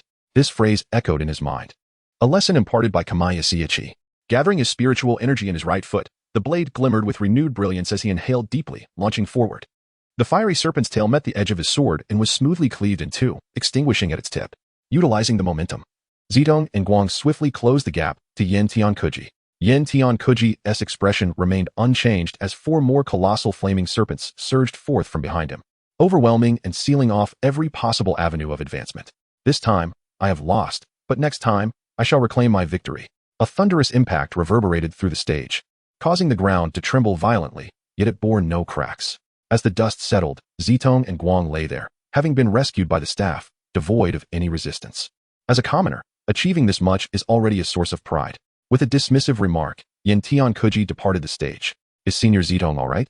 Mochizuki inquired with concern. He is fine, just a minor injury. Our school boasts the finest campus medical staff in the entire county, replied Kamaya Seiichi, who observed the match from the audience. Acutely aware of the proceedings, perhaps even more than the combatants themselves. The disparity in strength was vast, a qualitative leap between their levels. Only after Zitong and Guang ascended in rank could he hope to challenge him. Yet, his opponent would not halt his advance. It remains exceedingly difficult for commoners to surpass those of noble lineage. Upon visiting the medical room to check on Zitong and Guang, he found that his injuries had healed, though a further observation period of half an hour was required. Such medical prowess must be attributed to extraordinary ability. Kamaya-kun, I'm sorry for making a fool of myself, Zitong and Guang said, his spirits dampened, having received considerable guidance from Kamaya Seiichi. You did not shy away but chose to confront the challenge. That alone satisfies me. You are a true swordsman. Hearing Kamaya Seiichi's praise caused a flush of embarrassment to rise on his face. Kamaya Seiichi placed a reassuring hand on Zitong and Guang's shoulder, offering him a few comforting words. Do not worry, I shall deal with Yen Tiankuji. His word shall not go unchallenged. With his heightened senses, Kamaya Seiichi had clearly heard their conversation. Even his usually good-natured demeanor was slightly irked. However, Zitong and Guang felt a jolt of alarm. Did Kamaya Seiichi hear all of his boastful words? What a disgrace. Holding Mochizuki's small hand, Kamaya Seiichi exited the medical room, glancing at his wrist device for information about the next match. Mochizuki, Nidakuin, let us proceed. As they advanced from 128 to 64, then to 32, Kamaya Seiichi encountered no unforeseen events. The strongest opponent he faced was a previously 9th-ranked student who wielded magical abilities. Without uttering a word upon taking the stage, a torrent of fireballs and wind blades surged towards him, the wind intensifying the flames until they ballooned to basin size upon reaching Kamaya Seiichi. Clearly, he was well prepared. With a mere sweep of his long blade, all fireballs and wind blades were shattered, and as he stepped forward, his adversary was sent flying, leaving a distinct footprint on his school uniform. Thus, the 32 contenders were established, leading into the challenge matches.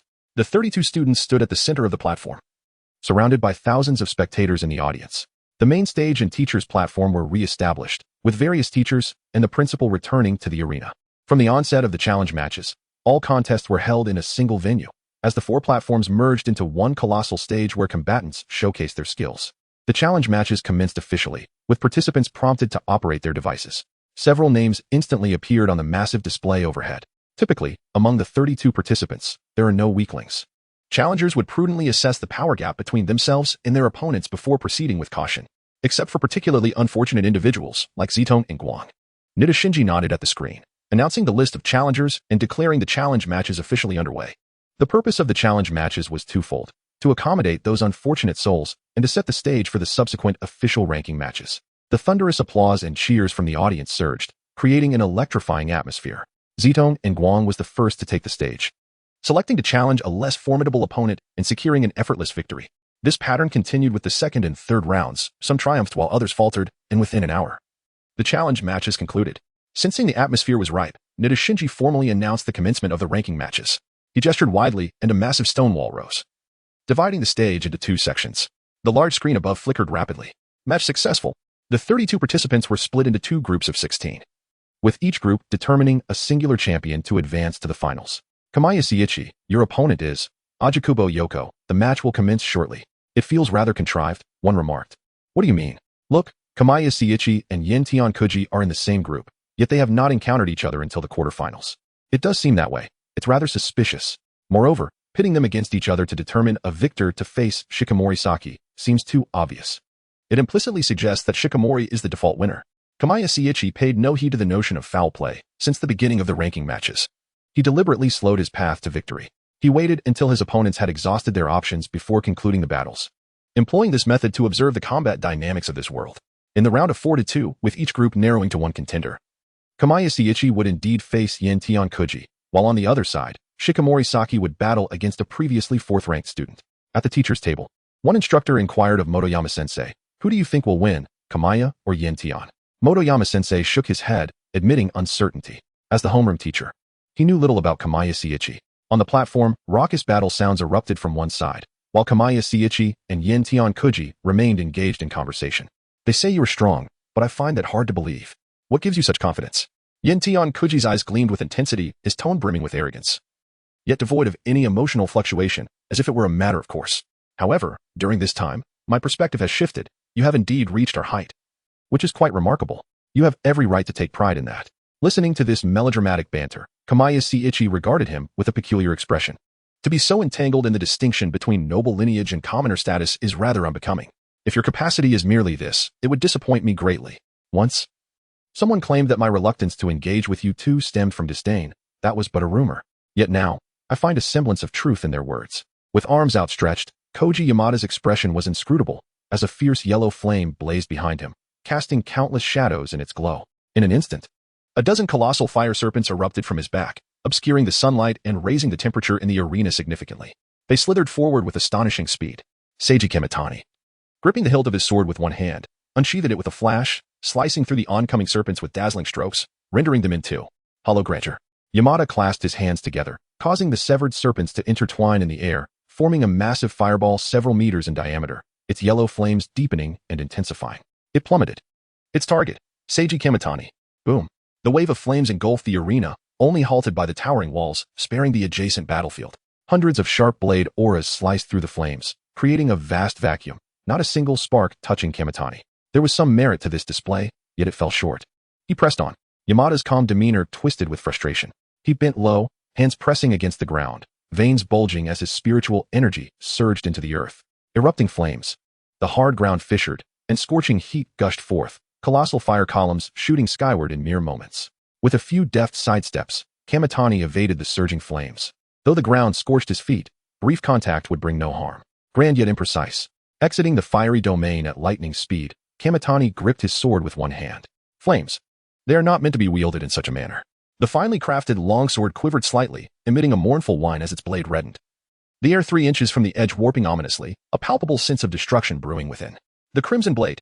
In the vast arena, only the crackling flames and the soft shattering of ice could be heard. On the opposite side, Saki Shikami, who had been effortlessly dominating her opponent, paused, taken aback by the sudden silence. What is that? Someone murmured, their face devoid of expression. In the teacher's section, Professor Motoyama sprang up at the sight of the crimson blade. The other instructors, unfazed by his reaction, merely stared at the scarlet blade. At the head table, the principal, who had been with eyes closed, felt a twitch in his eyelid and turned to Vice Principal Shinji Nida, saying, "You should go." Nida, without inquiry, nodded and vanished, reappearing beside the judge in the arena. "You should leave," he instructed. The referee, startled by the sudden command, shivered and, upon recognizing the vice principal, exhaled in relief, hastily exiting the stage. To expect him to save someone under such an attack was no different than being cut down by that very blade. The tension was palpable as sweat trickled down Chiyo Nida's delicate hands, her heart pounding audibly. Mochizuki gazed intently at the figure in the arena, standing as straight as a sword piercing the heavens, his long blade tilted, mere inches above the ground, which was crumbling beneath him. Though unsure of what he faced, he knew that being struck would surely lead to death. Yamada, releasing his grip on the ground, straightened his back, feeling perplexed. Had I ever used such a technique? Would I truly mock you? Would I be so blind to my own foolish arrogance? Staring solely at the deep crimson blade, he could feel its searing heat. An inferno that could annihilate all, pure and unyielding. Any flicker of malice in the heart would elicit profound terror. Perhaps he was right. My flames are grand yet imprecise. This is the true essence of fire. With that thought, Yamada inhaled deeply. Come forth. Bearing the honor of the Yamada family, he could only leave the stage lying down, not standing. In the audience, a middle-aged man remained composed while those around him fidgeted restlessly. Master, the young master, silence. What a disarray, he scolded. The head of the Yamada family, Yamada Naoto, a second-tier powerhouse. He held satisfaction in his son but disappointment in those around him, who understood only protection but lacked the wisdom to let go. Perhaps that was why the Yamada family lingered at the bottom of the four great clans. Nita-senpai is a transcendent being even stronger than I. If he falters, how could I save my son? Be quiet and continue watching. The group fell silent, eyes fixed on the arena. Will you not yield? Seiji Kamitani, holding his sword with one hand, advanced slowly towards Yamada, the blade tip pointing downwards. An unseen force scraping against the ground, carving a deep trench. I will leave lying down. Yamada's eyes widened, bloodshot with strain, revealing the immense pressure he faced. How could he not feel it? This was the Crimson Blade, a weapon that had evolved significantly since the battle against the Demon King Muzan. While he was not unleashing its full power, its normal state rivaled Muzan's strength at that time. To say there was no pressure would be a lie. This man is not inherently wicked. His defeated opponents were often lightly wounded, healable within an hour. He was merely spoiled by his family, indoctrinated with an inflated sense of superiority. Thus, dealing with such a reckless child required only a firm lesson. One strike, he quietly declared. Very well. Yamada nodded vigorously. His body engulfed in surging yellow flames, wrapping him in layers like a colossal rice dumpling. He bent his legs in readiness to evade. At the edge of the platform, Niru Shinji prepared for action, his feet charged with formidable spiritual energy, his abilities taut and ready. The long sword raised above his head, swinging the blade. Buzz. Boom. The resonant cry of the long sword echoed through the arena, followed by a thunderous roar. The scarlet blade aura traveled with blinding speed. There was no time to evade. In an instant, it sliced through all flame defenses, an overwhelming pressure pinning Yamada to the ground, his legs trembling, utterly immobile. Helplessly watching the red blade's light flash past. Is this it? Surely not. The enormous blade aura veered away from Yamada, barely grazing him as it shot forth. Dust billowed. Rocks were hurled skyward, scattering in all directions as the staff deployed protective shields to intercept the debris. As the dust gradually settled, onlookers beheld a profound chasm emerging from the platform's surface, akin to a canyon, stretching from beneath the feet of Kiyoshi Kamigaya, past Koji Itani, and extending to the towering stone wall. The imposing wall had been cleaved through, revealing a vast passageway, while Sakumi Shiguma gazed in astonishment at Kiyoshi Kamigaya. Indeed, the platforms on either side had been bisected. Shinji Nita let out a soft sigh. With a single stroke, dominance was asserted. He sensed that the strike had not been aimed at Koji Itani, thus he refrained from intervening. This year's Kendo Grand Tournament promised to be intriguing. The principal, seated at the podium, narrowed his eyes, displaying a cunning smile reminiscent of an old fox. Each tournament served as a testament to the school's strength and heralded a redistribution of resources. On stage, the utterly exhausted Koji Itani was carried away by the staff. The long sword in Kiyoshi Kamigaya's grasp turned to ash, dissipating into the air. A crowd of thousands erupted in cheers, chanting Kiyoshi Kamigaya's name. The fervor escalating with each passing moment. Kiyoshi Kamigaya had triumphed over his opponent with a commanding presence, overwhelming all students of the First Nation with his unparalleled strength. After 3 years, His Majesty Kiyoshi Kamigaya had finally arrived at his loyal First Nation. Mochizuki's eyes sparkled, glistening with tears. Kiyoshi Kamigaya's journey had been fraught with challenges, be it through relentless training or the resolute abandonment of distractions to master the sword. Beside her, Chiyo Nita's gaze reflected envy. After exchanging pleasantries with Shinji Nita, Kiyoshi Kamigaya exited the arena. On the other side, Sakumi Shiguma had also dispatched her adversary, yet she felt no exhilaration, for a high wall now obstructed her path. And at that moment, she lacked the strength to traverse it. Her cerulean eyes clouded with disappointment as she pouted and departed the stage, intending to review the footage later. Thus concluded the ranking matches, with the final showdown scheduled for the following day, where Kiyoshi Kamigaya and Sakumi Shiguma would determine who reigned supreme in the First Nation. Though all present were already aware of the likely outcome, one could never be too certain. After all, isn't a genius meant to create miracles? Amidst the collective anticipation, the next day arrived. On the morning of the finals, Mochizuki awoke groggily, having fervently prayed for Kiyoshi Kamigaya's success the previous day, her faith unwavering despite her belief that all would be well. Better safe than sorry. Mochizuki rose to wash up and donned her attire, tying on an apron to prepare breakfast for the Kamigaya household. She mixed the ingredients for sandwiches, layering them between slices of bread, and soon 2 delectable sandwiches were ready. She retrieved 2 eggs from the refrigerator to fry, simultaneously warming fresh milk. Once everything was set, Mochizuki untied her apron and ascended the stairs to rouse Kiyoshi Kamigaya. Upon entering his room, she found his phone in the drawer and began her daily check of his messages. No suspicious girls. All was safe. Setting the phone down, she gently shook Kiyoshi Kamigaya's shoulder. Brother, it's time to rise. Breakfast is ready. As Kiyoshi Kamigaya awoke, his bleary eyes met the close-up visage of Mochizuki. Since returning to the primary world, he had become accustomed to a life of leisure, indulging in late mornings, which was unacceptable. He needed to regain his vigilance akin to his days in Demon Slayer. Just a little longer, he murmured, closing his eyes once more. Brother, today is the final match. If you don't get up now, you'll be late. If you don't rise soon, there'll be no breakfast for you.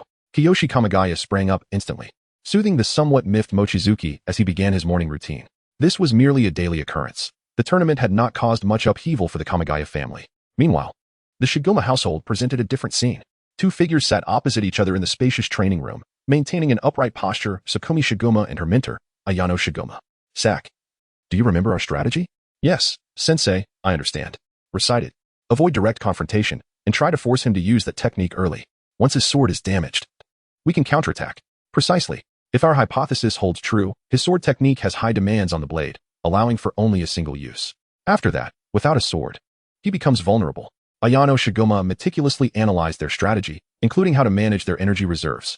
The family no longer insists that you must secure first place, but I hope you can achieve it. Ayano Shiguma, a formidable second-tier warrior, wielded considerable influence within the family. However, she had continuously trained newcomers, ensuring that the Shiguma lineage remained at the forefront of their era. White hair cascaded gracefully over her right shoulder, revealing her alabaster neck. As Sakumi Shiguma affirmed with a soft yes. As dawn broke, the morning light streamed through the window. Let us depart. Both your father and I will be there to support you. Sakumi Shiguma pressed her lips together, responding affirmatively. With nearly half an hour until the 10 o'clock start time, Hall 10 was already brimming with spectators, every seat filled, with some even perching on the stairs, the cacophony of voices resonating throughout. Within the arena, the vast platform appeared pristine and unobstructed, transformed into a complete square stone stage, ample enough for both competitors to showcase their skills. At each corner of the platform, several boundary manipulators had established formidable containment arrays, with even second-tier warriors participating in the setup. Unlike before, a designated VIP section had been marked for distinguished guests, inviting the 4 great families and numerous prominent extraordinary families to witness the event. So many people, exclaimed Wisteria and Akari, having narrowly missed advancing in the previous rounds but achieving 5th place in the individual competition. Compared to before, the progress was remarkable, leaving their parents astounded. Nearly unfurling a banner at their doorstep, while their younger brother idolized them, his eyes sparkling with admiration. Thank goodness we arrived early. Otherwise, we might have missed out on seating. Several boys echoed this sentiment, having arrived an hour prior to secure their spots. Numerous teachers had already taken their seats, with only the podium remaining vacant. In the waiting area, Mochizuki clutched Kiyoshi Kamigaya's hand, scribbling blessings on his palm. Brother, it doesn't matter if you don't win. The most important thing is that you remain unhurt. Kiyoshi Kamigaya affectionately ruffled her hair. When others doubted me, you were filled with confidence. Now that everyone believes I will win, you're the one worrying about me. He playfully pinched her nose. Let her return to the audience seats first, where a golden viewing area has been specially prepared for the family. Aside from her, Kiyoshi Kamiyama has no other relatives here, while Mochizuki sits with Chiyo and other friends in that section. Time flows slowly, with the clock's hands ticking away second by second. The tense atmosphere causes the surrounding noise to diminish, and conversations grow increasingly hushed. Suddenly, a booming bell rings out, silencing the entire arena. On the dais, a dozen formidable figures appear silently, and as customary, it is Shinji Nida who stands to announce the commencement of the finals. May the 2 contestants enter the arena. Kiyoshi Kamiyama steps out from the waiting area, using his legs to leap directly onto the stage. In front of Saki Shikami, a splendid ice staircase materializes, and she gracefully ascends to the platform. As the 2 competitors make their entrance, an overwhelming cheer erupts from the crowd, with over 10,000 spectators. The arena is a sea of faces, densely packed with a dark mass of onlookers. Kiyoshi Kamiyama retrieves a long sword from the weapon rack, while Saki Shikami takes hold of a longbow. She can use a bow and arrow? This is information I was previously unaware of. Whispers of curiosity ripple through the audience. This contest will be conducted with restraint. I declare, begin. Saki Shikami's silken white hair dances without wind as her pale blue eyes glisten with crystalline brilliance. She strikes first, sweeping her hand to conjure a multitude of ice crystals in the air, their diamond-shaped, sharp tips facing downward, causing the temperature to plummet. "Descend," she calls out, and the ice crystals swiftly shoot downward. Kiyoshi Kamiyama unsheathes his sword, its light scattering around him as he shatters the falling ice crystals, a chilling mist enveloping the arena. With a single motion, Saki Shikami clenches her fist, causing the shards of ice on the ground to surge toward Kiyoshi Kamiyama, attempting to immobilize him. However, he merely leaps, evading the icy onslaught. Such an attack could never hit him. What is Saki Shikami attempting? Even the audience begins to wonder. Upon landing, Kiyoshi Kamiyama finds the ground beneath him slick with a thin layer of ice, significantly diminishing his traction. How intriguing. She aims to weaken my mobility. With a disdainful grunt. For ice dragons roar forth from around Saki Shikami, their gaping maws exhaling frigid gales that devastate everything in their path, thickening the icy layer below. The closer an ability is to its user, the greater the control, which explains why the potent attacks of Koji Kurita and Saki Shikami emanate from their very beings. With a forceful stomp, Kiyoshi Kamiyama embeds his toes into the ice layer, stabilizing his stance. The light of his sword flashes as he obliterates the 4 ice dragons. Massive chunks of ice scattering throughout the arena, even sending the weapon rack tumbling off the stage. "You've disarmed my spare weapons. What will you do next?" Kiyoshi Kamiyama muses with anticipation. Drawing in a breath of cold air, Saki Shikami forcefully stomps the ice layer, channeling a vast amount of spiritual energy into the ground, causing enormous ice mirrors to rise from the earth. Snowflakes swirl in the air, obscuring Kiyoshi Kamiyama's vision, while her figure vanishes amidst the frost. Observing the enormous ice mirrors enveloping him, Kiyoshi Kamiyama's sword flashes as he slices through the mirrors, yet they quickly regenerate. Dozens of mirrors reflect his image, making it nearly impossible to discern his true position. A clever tactic to confuse my sight with ice mirrors. Choosing not to utilize the transparent world, Kiyoshi Kamiyama seemingly strolls through the mirrored realm, leisurely observing his surroundings. Suddenly, a streak of light darts toward him. He twists his left foot, narrowly avoiding it. Clang. The light strikes the ice mirror, shattering into fragments, an ice arrow. So this is the purpose of the longbow. It does not require spiritual energy for propulsion. Instead, it is difficult to detect the direction from which it comes, and coupled with the mirror's reflections, it completely conceals the attacker, a remarkably astute strategy. Kiyoshi Kamiyama dodges another ice arrow with agility. The audience cannot help but feel anxious for him. This is not a mere clash of strength, but rather a sophisticated encirclement strategy. Ayano-sensei, this must be your idea, right? The head of the Shikami family, Hiro Shikami, sits in the family section beside Ayanosuke Shikami. Indeed, only through such tactics does victory hold any possibility. The gap between the two is still considerable. Haha, I think it's quite commendable to let Saki make her own decisions. Hiro Shikami remarks, neither praising nor opposing her approach. In the teacher's section, Motoshima watches the stage with growing anxiety. Kamiyama, she is forcing you to use that technique. Do not fall for it. If this continues, she will surely lose. Indeed, in terms of both total spiritual energy and physical prowess, Saki Shikami is significantly inferior to Kiyoshi Kamiyama. With such extensive use of area skills, it won't be long before her energy is depleted. As for Kiyoshi Kamiyama, his reservoir of spiritual energy seems boundless. In Saki Shikami's perception, his aura remains unchanged throughout the match, thus she is gambling. She is betting on Kiyoshi Kamiyama's character, believing he would not wish to win through such a means. Ayano-sensei is correct. In situations where one is vastly outmatched, one must take risks to have any hope of victory. In the true theater of war, one cannot always face those weaker than oneself. When confronted with someone significantly stronger, meticulous strategizing becomes essential. Clearly, she has wagered wisely. Kiyoshi Kamiyama indeed intends to employ the Crimson Blade, not out of a desire to defeat her in one fell swoop, but rather to indulge her strategy and see what she plans to do. With a surge of strength, his long sword emits a melodious chime, its blade glowing red as the rising temperature begins to melt the ice. The layer beneath his feet yields 2 large holes, with evaporating droplets creating a mist that is swiftly dried by the intense heat. The Crimson Blade. Just like that, Ayanosuke Shikami exclaims, invigorated in the audience. Oh no, she's fallen into the trap. The teachers murmur ominously, sweat beads on Motoshima's forehead. The thousands of spectators, bewildered yet exhilarated by the emergence of the Crimson Blade, erupt in cheers for Kiyoshi Kamiyama. Casting a glance around, behind the melted ice mirrors appears the figure of a beautiful girl with white hair, her pale blue eyes serene. With a step and a downward swing boom, the ice layer shatters completely, sending shards soaring into the air. It even creates ripples in the barrier, as the ice is reduced to fragments of varying sizes. Anything obstructing the path of the long sword is obliterated into dust, carving a massive chasm that grazes Saki Shikami's side. Victory? The audience stirs with excitement. Suddenly, Saki Shikami's form grows increasingly transparent, transforming into an ice statue that shatters in an instant. In the distance, a colossal ice block morphs into human shape. It is Saki Shikami. The arena falls silent. Murmurs begin, escalating into fervent speculation. Oh no, Has she missed? The long sword in Kiwa Kamiyama's hand turned to ashes, scattering into the air, leaving only the hilt behind. An ice clone? Quite an ingenious tactic. Indeed, without the transparency of the world, missteps are commonplace. Ayano Shigami, seated in the audience, displayed a rare smile on her usually serious face as her meticulously crafted strategy proved effective. Even Hiro Shigami was taken aback. The referee, Shinji Nida, adjusted his reading glasses. This was becoming intriguing. Next to his father, Naoto Yamada, Koji Yamada furrowed his brow, sensing something amiss. The hands of Wataru Fujimoto and Hikari were tightly gripping the armrests, their palms clammy. Wataru's friends could hardly contain their gasps, bewildered by the sudden turn of events. Were they about to lose? Only Wataru clenched his fists, placing his faith in his brother. Kiwa Kamiyama set aside the hilt, remaining calm as he began to observe the girl across from him.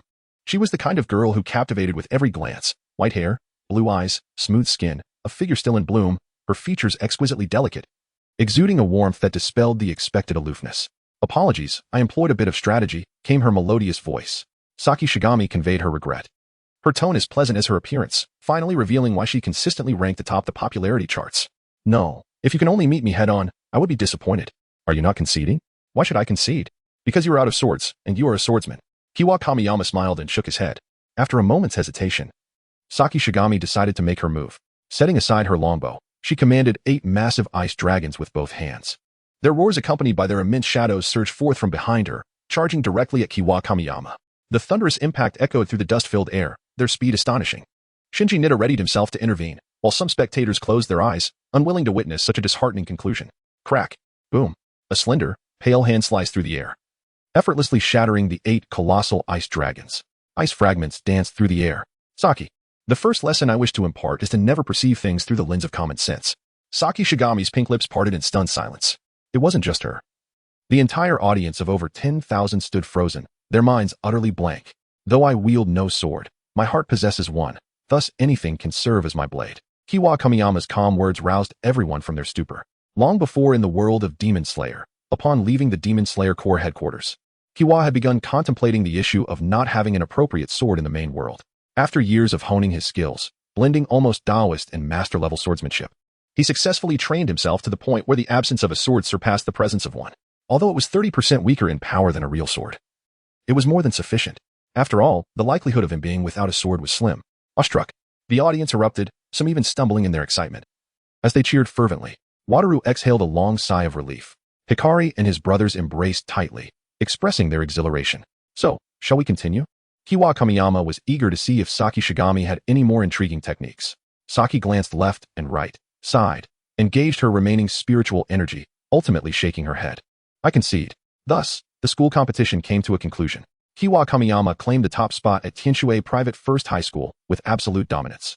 As the school forum buzzed to the brink of collapse, Kiwa contemplated where to take Wataru for some leisure. A grand outing seemed impractical. Considering the limited time before the comprehensive exams, a simple stroll around the city would suffice. Ding. His phone vibrated, signaling a new message. Unlocking the screen, he was greeted by congratulatory messages from Hikari and others, along with a flurry of friend requests. Brother, it's time for dinner. Wataru, carrying a warm dish, approached the table, which was already laden with several dishes. That's enough, Wataru. We can't possibly finish all this. He halted her intention to continue cooking and seated her. Where would you like to go, Wataru? Anywhere is fine. As long as brother is by my side, I am content. Because we are family, being together is what matters. You can't be so dismissive of your brother. Brother. Wataru stood, correcting Kiwa's posture with a serious expression.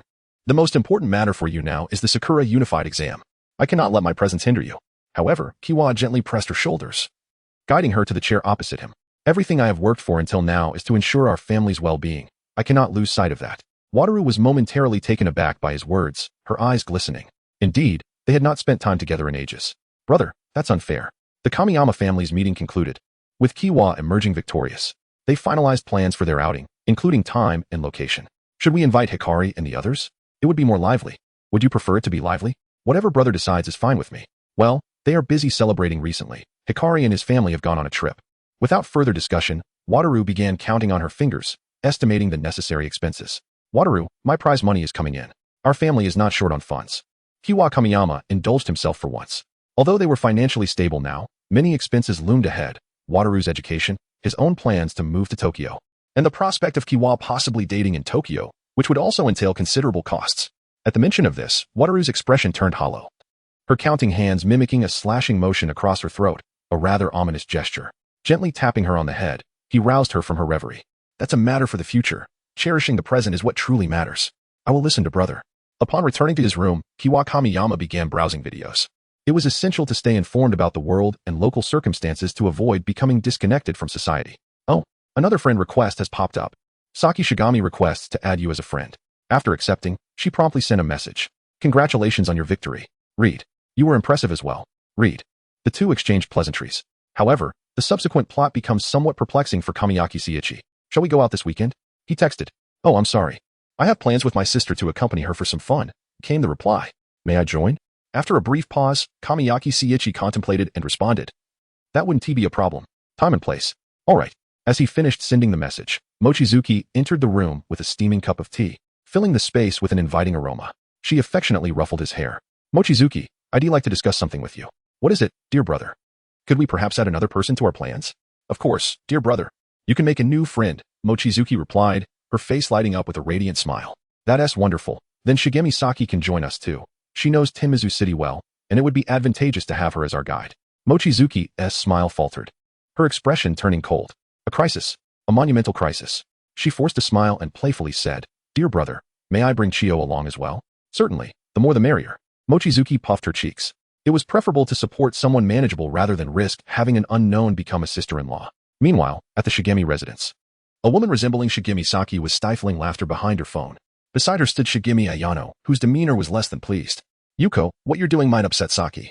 Ayano cautioned. Yuko, now Shigemi Saki's mother, was holding Saki's phone, which displayed messages sent to Kamiyaki Seiichi. Oh, Ayano, your approach has already failed. So it's time to heed my wisdom. Besides, their father has pledged his full support. Yuko winked and waved the phone enticingly. Ayano recalled the man with the mischievous grin giving a thumbs up, feeling utterly exasperated. I did my best for you, Saki. On a clear, sunny weekend. Kamiyaki Seiichi stood at the entrance of Timizu Amusement Park, engrossed in his phone.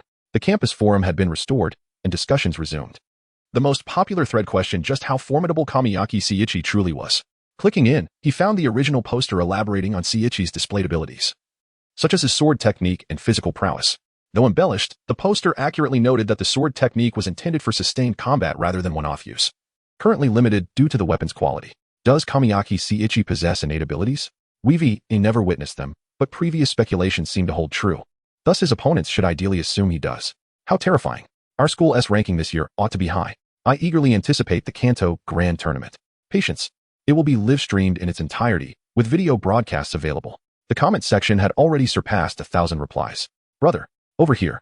Mochizuki called, leading Chio to Kamiyaki Seiichi. Dressed in a black pleated skirt and a shoulder bag, Mochizuki wore light makeup, her lips tinted and her hair styled in a high ponytail.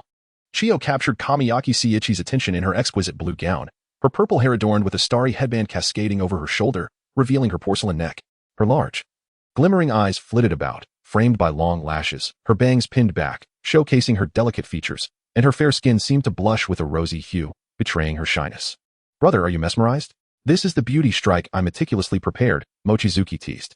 Indeed, it was a sight to behold, Kamiyaki Seiichi mused. At that moment, a figure approached timidly. It was Shigemi Saki. Her alabaster skin flushed with shyness, enhancing her charm. Clad in a graceful white dress, her long, flowing hair reached her waist, and her azure eyes sparkled like rippling waters. Her petite, yet dignified nose complemented her lips, which had been artfully painted, revealing a hint of her teeth, while delicate blue-hued earrings adorned her ears. Under the sun, her pristine hair shimmered, as if a goddess had graced their presence. Mochizuki and Chio were left awestruck, and Kamiyaki Seiichi found himself momentarily entranced. Shigemi, you look exceptionally lovely today, he complimented, his praise sincere. Mochizuki, snapping out of her daze, puffed her cheeks in response. Unbeknownst to them, Shigemi Saki was on the verge of embarrassment and fury. Returning to the previous evening, Yuko embraced her daughter, affectionately ruffling her hair. What are you doing? Mother? Saki protested, pushing Yuko away after the surprise attack. You performed splendidly today, but still lost, Yuko consoled, noticing the glint of dissatisfaction in Saki's eyes. You did wonderfully, my little one. Thus, I have a surprise for you. Tada, look. Yuko revealed Saki's phone, which she often neglected and carelessly tossed aside. Having found it, Yuko had taken a peek, and, upon further examination, Saki's expression grew grave as she snatched the phone away. How do you like the grand surprise I prepared for you, my darling daughter? Yuko inquired, hands on her hips, seeking compliments. However, Saki's gaze dimmed. She slumped to the ground, her hair disheveled. I will not go. Oh, that one do. From this day forth, Ayano has returned you to me, and I shall educate you properly. Tomorrow, I will ensure you are beautifully adorned, and then we shall set off. I. Saki stammered, struggling to voice her thoughts. If she possessed the ability to reject others, she would not be plagued by social anxiety. Indeed, Shikigami Saki is a socially anxious young lady. Whenever someone engages her in conversation, she is overwhelmed with fear, compelling her to maintain a stoic facade and respond in a perfunctory manner. For a long time, Shikigami Ayano meticulously orchestrated her life, and Saki adhered to this regimen daily until she entered middle school. Suddenly, Saki realized that she no longer wished to attend school. All she desired was to remain cocooned within the comforts of home. Consequently, she approached each school day with great reluctance. Despite numerous attempts, Ayano could not find a solution. Due to previous arrangements, Saki was unable to withstand Kamaya Seiichi, prompting her parents to devise a plan. The first step? Desensitization therapy. Nodding slightly, Saki expressed her gratitude in a soft voice. Kamaya Seiichi did not probe further and led the trio toward the amusement park. Tensui Amusement Park, the largest amusement facility in Tensui County, is wholly owned by the Nida family. It sprawls over an extensive area, boasting a plethora of entertainment options from around the globe. Although the admission fee is not insignificant, the daily influx of visitors remains astonishing. The location is not far from the city center, and one can only imagine the exorbitant land prices. Kamaya Seiichi swept his gaze across the towering entrance as the three young ladies followed suit. Given the Nida family's considerable influence in Tensui County, their resources are hardly surprising. Mochizuki squeezed Chiyo's hand and winked at her. Chiyo bashfully murmured a few words in response. Our Chiyo is no less a wealthy heiress than Shikigami Saki. The area is bustling, and on our way here, we encountered numerous grand establishments. There exists a sizable extraordinary training institution nearby. Saki unexpectedly interjected. The three turned to her, and under the weight of their gazes, she felt flustered and quickly added. I used to train there. Training in archery, perhaps?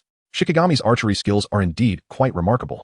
Shaking her head, Saki refuted this notion and instead revealed something astonishing. It was a swordsmanship training program, but I couldn't persevere. As they conversed, the atmosphere grew less tense. Let me see, Kamaya Seiichi said while opening a map and examining the numerous entertainment options. I want to go to the haunted house. Mochizuki raised her delicate arm and proposed. What about you two? The other two had no objections, and they promptly set off toward the haunted house. Chiyo, undeterred by ghosts, exclaimed, Come on, big brother. Witness my excellence. As the group navigated the amusement park, not far away in a high-rise building, in the basement, a raspy breath occasionally broke the silence. Accompanied by the chilling sound of gnawing in the dimly lit cell, two individuals clad in protective gear held recording devices, incessantly discussing experimental changes. Compared to before, the subject had fallen from the second to the first tier. However, its cognitive abilities had significantly improved. Today, as supplies should not be fed just yet. Let it go hungry for a while and observe its stability. After taking notes, the two filled out the ledger hanging beside the cell. Is it true that the headquarters has achieved results? It seems so, but it's said to be due to a newcomer. All experimental progress is rapidly advancing now. Remarkable. Is this person a genius in research or simply well-suited for their abilities? I heard from my uncle's friend's son's wife's best friend that it is because he can communicate with that entity. Wow. As the two conversed, their voices gradually diminished as they moved away.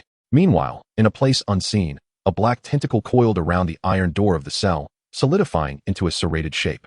Slowly cutting through, while the iron pillars beneath the enchanted door were left in ruins. In the depths of the invisible darkness, a hoarse laugh seemed to echo. A roar erupted from both sides, startling Mochizuki, who was comforted by Kamaya Seiichi. Saki felt beads of sweat forming on her forehead, and instinctively grasped the hem of Seiichi's clothing. Only Chiyo appeared unperturbed, casually surveying her surroundings. This is disastrous. I was mistaken. Boys likely prefer girls who appear delicate before them. Observing Seiichi's demeanor and Saki's state, Mochizuki realized her misjudgment. Chiyo, you are quite brave. After exiting the haunted house, Kamaya Seiichi teased Nida Chiyo. Hearing the compliment, Chiyo's ears flushed with color. You are unafraid of ghosts, yet frightened of humans. The previously composed Saki had regained her aloof demeanor. Let us explore the technology zone next. Accompanying the three young ladies, Kamaya Seiichi admired the holographic projection technology and various gaming experiences, marveling at the advancements of the world. He effortlessly secured 3 large plush toys at the shooting game station, handing them to the trio. As they strolled and played, laughter echoed around them, and time gradually slipped away as the sun began its descent. I want to see the sunset. Saki, for once, proactively expressed her desire. With no objections from Seiichi, the four queued patiently before boarding the Ferris wheel, watching the fiery sun sink toward the horizon. Perhaps spending time out is quite delightful. Saki gazed at Seiichi's face, illuminated by the sun's warm glow. Chiyo, on the other hand, was lost in thought, staring at the sun. Let us go. It's time to return. upon exiting the amusement park. Just as Kamiya Seiichi prepared to call a taxi, he was suddenly engulfed by an overwhelming sense of danger. Something is amiss. Without hesitation, his ice-blue eyes blossomed with clarity, revealing a transparent world. Several kilometers away, a shadow surged forward recklessly, leaving dismembered bodies strewn along the roadside as panicked screams filled the air. Without further ado, he seized Mochizuki and Chiyo, signaling Saki with his gaze before swiftly retreating. As an ascending-level strong individual, Saki sensed something was off too. Under Seiichi's directive, she recognized that an unexpected event had unfolded. Without hesitation, she followed his lead in retreating. Saki, where is the swordsmanship training hall you mentioned? His inquiry was succinct and direct, yet under the current circumstances, it was entirely appropriate. Up ahead, it's south quite close. Saki instantly grasped Seiichi's intent. He was heading to retrieve a weapon. Mochizuki and Chiyo, held in his grasp, understood the gravity of the situation and remained obediently still. Kamiya Seiichi glanced back. The shadow continued its relentless advance toward them, demolishing all obstacles along the way. In mere seconds, the once bustling street was left in shambles, with injured civilians scattered everywhere. Security personnel armed with firearms attempted to engage it, but were swiftly torn apart, flesh and blood flying. What is that creature? What does it intend to do? The two individuals were not slow. However, with the addition of Mochizuki and Chiyo, they were compelled to reduce their pace. It was impossible for ordinary people to endure such extraordinary speeds. Soon, Kamiyama Seiichi and Shigami Saki spotted a luxurious establishment emblazoned with the words Higashikawa Training Hall. A throng of young people bustling in and out greeted them. Without uttering a word, they dashed inside and set down Mochizuki and Chiyo. The group engaged in sword training within the studio was taken aback by the sudden appearance of the four. A teacher from the institute approached with a puzzled expression. May I ask what brings you here? Everyone here, evacuate swiftly. An extraordinary incident is unfolding. The term extraordinary incident refers to chaos instigated by individuals or artifacts of a transcendent level, posing a significant risk of considerable loss. Having conveyed this urgency, Kamiyama Seiichi unleashed a formidable pressure, causing everyone present to momentarily struggle to breathe. The teacher realized the gravity of the situation. Such a formidable individual was certainly not here for mere amusement. He quickly organized the students for evacuation. May I borrow your hairband? He took the hairband from Chiyo's purple hair, letting it cascade down, releasing a fragrant aroma. Grabbing a long sword, Kamiyama Seiichi bundled all the long swords from the rack together with the hairband and held them in hand. Saki, can I trust you? Upon hearing this, Shigami Saki nodded firmly. Mochizuki and Chiyo are in your care. Taking a deep breath, he gazed at her gravely. As long as there is life, there is hope. The image of this young girl seemed to faintly converge with that of a long-lost acquaintance. I believe in you. Mochizuki, though anxious, nodded in agreement. The last thing she wanted was to become a burden to her elder brother. With a swift draw, the long sword gleamed, and a tremendous wave of sword energy erupted, piercing through the entire training hall and creating a gaping hole in the opposite wall. This way, Shigami Saki led Mochizuki and Chiyo away rapidly, while a multitude of teachers and students fled toward the newly created opening. Watching them retreat, Kamiyama Seiichi let out a sigh of relief, sensing an ominous premonition that the dark figure was indeed pursuing them. Was it in search of powerful spiritual energy to devour, or for some other purpose? Moreover, if his perception of the transparent world was not deceiving him, this presence was of the second tier. The disparity between tiers was monumental. Even the mightiest first tier could not contend with the second. The concept of overcoming tiers often found in novels stems from the essence of cultivation stages. However, here, the classification was based on combat prowess rather than cultivation stages. The first tier was capable of annihilating villages, while the second tier could obliterate districts. A figure descended the staircase, an elderly man wielding a long sword. He stood atop the debris, his hair stark white, indicating he was at least a century old. This aura, a first-tier powerhouse. He must be the guardian of this training hall. Then I shall request your assistance, sir. Without hesitation, Kamiyama Seiichi recognized the necessity of every possible reinforcement. I am Higashikawa Oda. The two exited the training room, and in the distance, a thick cloud of smoke billowed as a dark figure materialized before them. How to describe it? A humanoid silhouette, entirely shrouded in black, save for its eyes and a gaping mouth, which bore traces of blood, remnants of its previous victims. Was this akin to a creature from the realm of Conan? The oppressive aura was unmistakably that of the second tier, yet its strength seemed not to reach that level. It was formidable. This was undoubtedly exhilarating news. Casting aside the bundle of swords, Kamiyama Seiichi brandished his long sword, creating a flourish.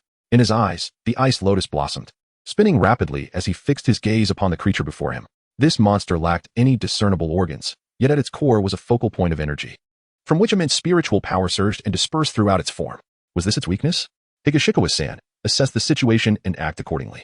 I shall engage first, with unwavering resolve. He unleashed his full strength, employing the young breath technique to inhale copious amounts of oxygen, channeling it through his meridians as a torrent of spiritual energy surged within him.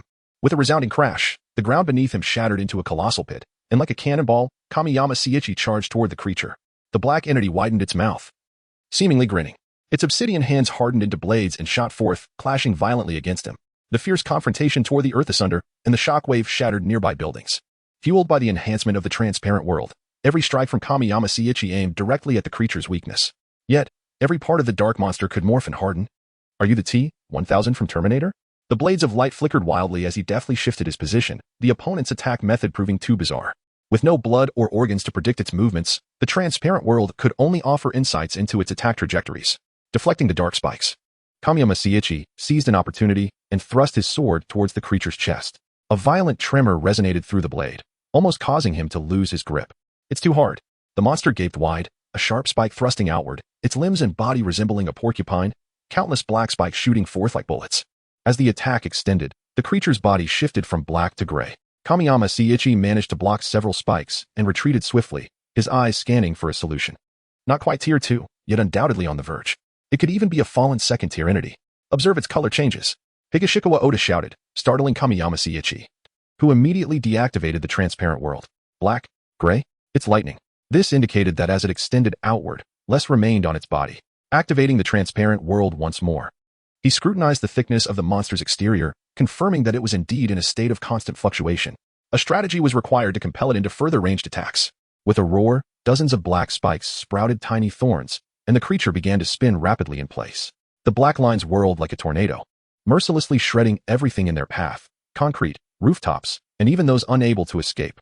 It resembled a natural disaster, akin to purgatory. A direct confrontation was ill-advised. Distance must be maintained. The rampaging black tornado gradually subsided, and the spikes began retracting back into the shadowy entity, its color returning to an inky black. A wave of sword energy surged forth. The shadow swiped its left arm, effortlessly dispersing the attack. Atop a high building, Kamiyama Seiichi surveyed the creature from above. It appeared oddly enraged, its hands assuming a shooting stance. In an instant, the black line shot forth, piercing through multiple structures, aimed directly at Kamiyama Seiichi's face. However, with the protection of the transparent world, he was nearly impervious to harm unless the power disparity was truly vast. A slight tilt of his head, and the black line narrowly grazed his face. A hint of derision flickered across his dark visage. Another spike jutted out rapidly, perilously close to Kamiyama Seiichi's face. The ice-blue lotus eyes gazed askew at the sharp spike, and Shinomiya Kiwa moved with remarkable swiftness. He suddenly crouched, his long blade drawn in a poised stance. The breath of thunder flashed like lightning, swift and fierce. On the rooftop of the cement building, a dazzling bolt of lightning surged forth, racing along the dark line and reaching the shadow's pale gray chest in an instant. Even more astonishingly, a figure silently appeared to the left of the shadow. An elderly man with silver hair gripping the hilt of his sword tightly. Was it an ability of concealment? The two exchanged glances, instantly comprehending each other's thoughts. Draw the sword. Strike. The two long blades shot forth like lightning, one plunging into the shadow's body. The surge of lightning striking precisely at the point of gathered spiritual energy. The other blade struck the neck, producing a resonant clash. Boom. The crystallized point within the shadow shattered violently, an immense wave of spiritual energy emanating from its body, while the neck was nearly severed. Success. The shadow's astonished expression, if it had one, twisted into a gradual delight. Something was amiss. It did not dissipate. In the blink of an eye, the surrounding dark strands converged once more, enveloping the retreat path of Shinomiya Kiwa and Yakakawa Oda.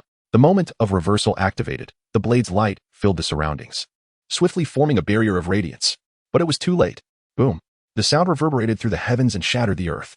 Dust and debris rose, creating a thick fog of soil. Drip, drip. The sound of blood dripping echoed through the haze as Shinomiya Kiwa stood leaning on a sword, his uniform torn, and his left hand pierced through entirely. Yakakawa was hurled backward, lifeless, his sword falling beside him. The shadow emitted a mocking growl, its mouth stretching wide. Rage ignited, and Shinomiya Kiwa felt an indescribable fury. The excruciating pain in his hand, the taunts of the inhuman foe, and the plight of his temporary comrade intertwined. A raging inferno consuming his very soul. Taking a deep breath, he rose. The blood from his left hand had been staunched completely through his breathing technique. The ice lotus in his pupils spun at maximum speed, strands of flame flickering within the lotus, and upon his forehead, the blue fire lotus mark emerged. Channeling all his power into the breathing technique, the breath of the sun and the technique of extreme yang intertwined, the long blade hummed softly, trembling and vibrating. A terrifying wave of energy radiated from Shinomiya Kiwa's feet, with spiritual energy burning fiercely, and an invisible, blue, high-temperature flames surrounded his body. The air grew restless, increasingly hot and dry. Water vapor evaporated rapidly. The crimson blade, Shinomiya Kiwa had not refrained from using it because he lacked the desire, but rather because its quality was too poor, rendering it useless after a single use. He had brought a bundle of blades as a backup. Yet, in the heat of battle, he realized his assumptions were naive. Given the Shadow's cunning nature, it would never allow him to retrieve a blade. Turning his back would mean a fatal strike. But now, sensing the atmosphere around him, Shinomiya Kiwa knew he was ready. The long blade in his right hand trembled, glowing red, then deepening into an ethereal blue, with sparks erupting from it, burning a large hole in the ground. The blade tip hung low, lightly touching the ground. Boom. In an instant, a bottomless chasm appeared, leading to an obscured distance. 3 strikes. You shall perish. Coldly uttering this phrase, Shinomiya Kiwa's legs slightly bent. Whoosh. His figure vanished silently. The shadow ceased to smile, for it could no longer locate Shinomiya Kiwa. And behind it, a ghostly blue long blade glided past. 1. Huh. Boom. Accompanied by a tremendous roar, the shadow was cleaved in half. Nearby, dozens of tall buildings were simultaneously severed in parallel. 2. Shinomiya Kiwa raised the blade in his right hand. Bang. An invisible wave flashed past, and in an instant, a bottomless gorge erupted. The shadow, caught in the onslaught, was split from top to bottom by the colossal blade aura. 3. With a forceful swing of the sword, 1,000 strikes. The blade light resembled hell itself. This time, there was no grand commotion, only an eerie chill that sent shivers down one's spine. Whoosh.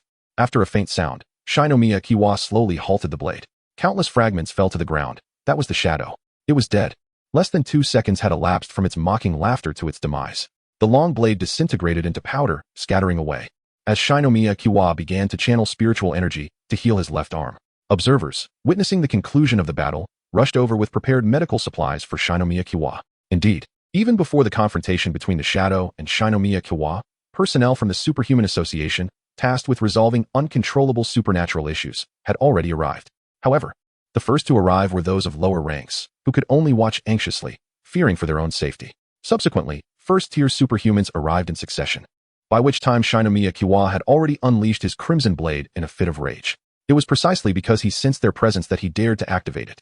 Shinomiya Kiwa's overwhelming strength rendered first-tier superhumans to cower, fearful of being mistakenly harmed.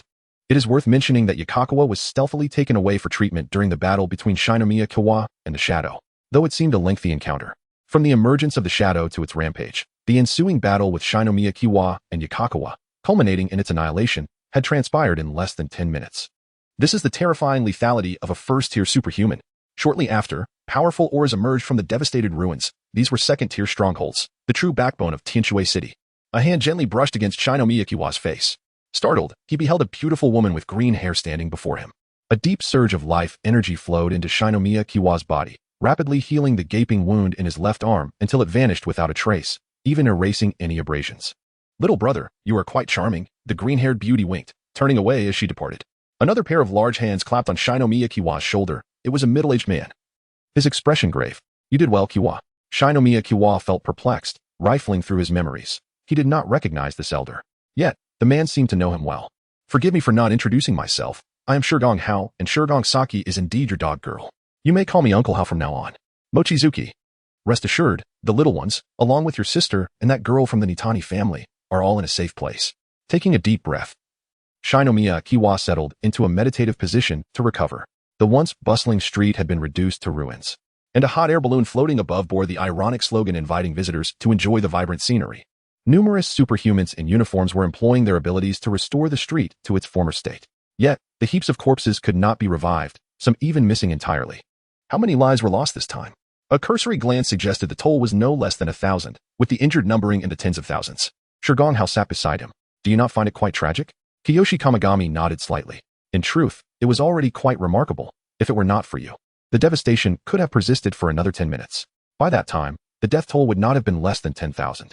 In fact, the average casualties resulting from a first-tier extraordinary being losing control typically hovers around 1,000. This time, however, it was nearly half of a second-tier entity, theoretically resulting in close to 50,000 fatalities." Hiroshi Shikami slowly recounted some previously unheard secrets to him. "This world is indeed perilous." Kiyoshi Kamigami gazed deeply into the ruins, lost in thought. When he next encountered Mochizuki, over an hour had passed. She was weeping softly in his arms, unable to fathom the loss of her brother. The Shikami family was convening a family meeting. Yuko cried as she clutched Shikami Saki tightly, chastising Hiroshi Shikami for his slow response. Meanwhile, Hiroshi had already hurried to the scene, being the first second-tier strongman to arrive. Yet, he refrained from arguing, continually expressing his relief. Chiyo Nidu stood beside the elderly Shinji Nidu, her expression devoid of panic but still somewhat dazed. Shinji offered her words of comfort and praised her composure. Kiyoshi, your contributions in this incident are invaluable. The Extraordinary Association will reward you for your efforts. Hiroshi Shikami, the head of the Shikami family and also the vice president of the Extraordinary Association's outpost in Tianshue City, had no reason to decline. After all, he had not only sustained injuries, but had also revealed much of his strength. Kiyoshi-kun, you are always welcome to visit my Nida family. We have treasured blades passed down through generations. Perhaps you might find something to your liking, as a token of gratitude for saving Chiyo. You mustn't refuse, Shinji Nida invited. Stroking his small mustache. Don't heed this old man's ramblings, Kiyoshi. My Shikami family possesses the deepest roots in Tianshue. Come to our home in a few days, and I shall show you our treasure vault. Besides, this child here constantly speaks of you. You simply must come. Hiroshi interjected, walking over, clearly teasing Saki. Senior brothers. A robust yet noticeably youthful voice called from behind. A burly young man approached. It was Taigo Yakakawa, whom Kiyoshi had not seen for quite some time. Senior brothers. My Yakakawa family has decided to forge a weapon most befitting Kiyoshi-kun as a token of gratitude for your assistance. Taigo Yakakawa? How intriguing. The Yakakawa family was not based in Tianshue City, but rather in a town nearby. Their only presence in the city was the Yakakawa training facility. Guarded by the esteemed Taida Yakakawa, unexpectedly, they had suffered an unforeseen calamity. Fortunately, with Kiyoshi's aid, the casualties were minimal. Mere structures could be repaired, as long as lives were spared. Is Elder Taida unharmed? Kiyoshi felt a profound appreciation for this honorable elder. He is no longer in danger, but he will require time to recuperate. Given the medical standards of this world, it seemed his injuries were quite severe. Hiroshi and Shinji fell silent, with Hiroshi discreetly urging Kiyoshi to accept the offer with a wink. Kiyoshi-kun, my family has forged countless renowned blades over generations. Taigo elaborated on his family's sword-making history. Clearly well-versed in the craft. Then I shall graciously accept your offer. Kiyoshi expressed his gratitude for the Yakakawa family's generosity, recognizing that a fine blade requires rare materials and considerable labor. Subsequently, you may convey your specific requirements for the blade, and we shall ensure your satisfaction. This is the customer-centric service ethos that the Yakakawa family has cultivated over the years. I am deeply grateful. Hiroshi Shikami arranged for a vehicle to take Mochizuki and Kiyoshi home, while the desolate battlefield gradually receded from their view. The following morning, Kiyoshi Kamigami awoke, gently pushing Mochizuki aside to wash up. It seemed she was utterly exhausted, rising later than him for a rare occasion. Today, let me take charge of breakfast. An hour later, Mochizuki gazed at the charred pancake before her with a perplexed expression. Brother, I think it might be better if I handle breakfast from now on. Kiyoshi, equally bewildered, could hardly believe that he, the esteemed Kiyoshi the Sword Saint, could not manage a simple fried egg. It must surely be a curse. Mochizuki returned to the kitchen. Meanwhile, the internet had erupted. A lengthy video was uploaded, showcasing the emergence of a monstrous entity from the ground. Its chaotic rampage through the streets, culminating in Kiyoshi's awe-inspiring display of power. The perspective was impeccable, uninterrupted throughout, and the clarity was remarkable. The uploader claimed that it had been filmed from a hot air balloon, not a movie. This was no mere film. The entire Tianshue City was aware of the extraordinary incident that resulted in thousands of deaths, with an entire street completely sealed off. The video's view count skyrocketed, climbing from millions to tens of millions, then to hundreds of millions, and still rising furiously. So tragic, how many lives must have been lost? Did you see? That black creature turned everything to dust with a swipe. Does anyone know where this is? It's Tianshue City in the Kankaku province of Shinsakura Nation. How do you know? I live in Tianshue City. What do you think? This extraordinary being is incredibly powerful. Can someone knowledgeable analyze this? Given the destruction, both the monster and this extraordinary being are at the threshold of second-tier strength, yet they are so young. It appears they might not even be a high school student. Unbelievable. This level is unattainable even for many top university graduates. He is a third-year student at the prestigious Tianshue Private First National Junior High, ranked first. What? You again? How do you know all this? I attend school there. With each refresh, the barrage of comments grew exponentially. The intense confrontations of extraordinary beings were scarce, and when they occurred, they were rarely of this caliber. Such thrilling skirmishes and unparalleled destruction ignited the audience's fervor. He is so handsome. He executed 3 moves flawlessly. Why didn't he use that move right away? There must be significant limitations. He likely reserved it for a life-and-death situation. He must have unleashed it only after support arrived. Look around. The Extraordinary Association members are already appearing. 3 moves have gradually become a meme. Whenever a scene of confrontation appears in a video, someone will inevitably comment with 3 moves. Many even imitate this during battles, raising their opponent's alertness. Yet, in reality, these are merely ordinary techniques, allowing one to seize an opportunity when the opponent is tense at first and then relaxed. Indeed, Every world has its share of cunning individuals. The information regarding Kamiyaki Seiichi has been acquired by countless extraordinary families. Such a person, barring unforeseen circumstances, is unlikely to find the third tier to be his limit. Investing in him early on poses no drawbacks. Meanwhile, the situation in Kanto is dire. When Kamiyaki's information reaches the principal's office, it is subsequently distributed to the top-ranking students within the school. Am I supposed to fight him? Is this for real? Principal, I strongly suggest we forfeit this year. Teacher, don't look at me. Why don't you step up? Even you might not stand a chance against the principal of the first national school. The principal chuckles, while Nida Shinji mumbles about how to lure Kamiyaki Seiichi over. Outside, the world is in turmoil. Yet Kamiyaki Seiichi remains as calm as still water during his normal school days, with his classmates expressing immense admiration. This world is indeed profoundly intricate. Such monsters are certainly not anomalies. The extraordinary association seems to have grown accustomed to them. After a prolonged period of complacency, Kamiyaki Seiichi feels a renewed sense of urgency. It is time to prepare for the next world. Brother, dinner is ready. Mochizuki calls for Kamiyaki from downstairs. After tidying up, Kamiyaki descends to join Mochizuki for dinner. As he gazes at her figure, he can't help but stroke her head. This time, he fears he may not see her for many years. Though Mochizuki perceives it merely as a fleeting moment. What's wrong, brother? You seem peculiar today. Mochizuki nudges his hand with her head and then embraces him. Regardless of the reason, she will always support her brother. It's nothing, just feels good to have you around, Mochizuki. After dinner, Kamiyaki sends detailed specifications regarding a sword to Hirakawa Taiga, including dimensions, blade style, hilt model, and even blueprints. Kamiyaki, have you forged swords before? How do you know so much about this? Hirakawa is somewhat bewildered. Kamiyaki hopes to create a blade akin to the Nichiren blade from Demon Slayer. Naturally, if he could retrieve that blade and reforge it together, that would be even better.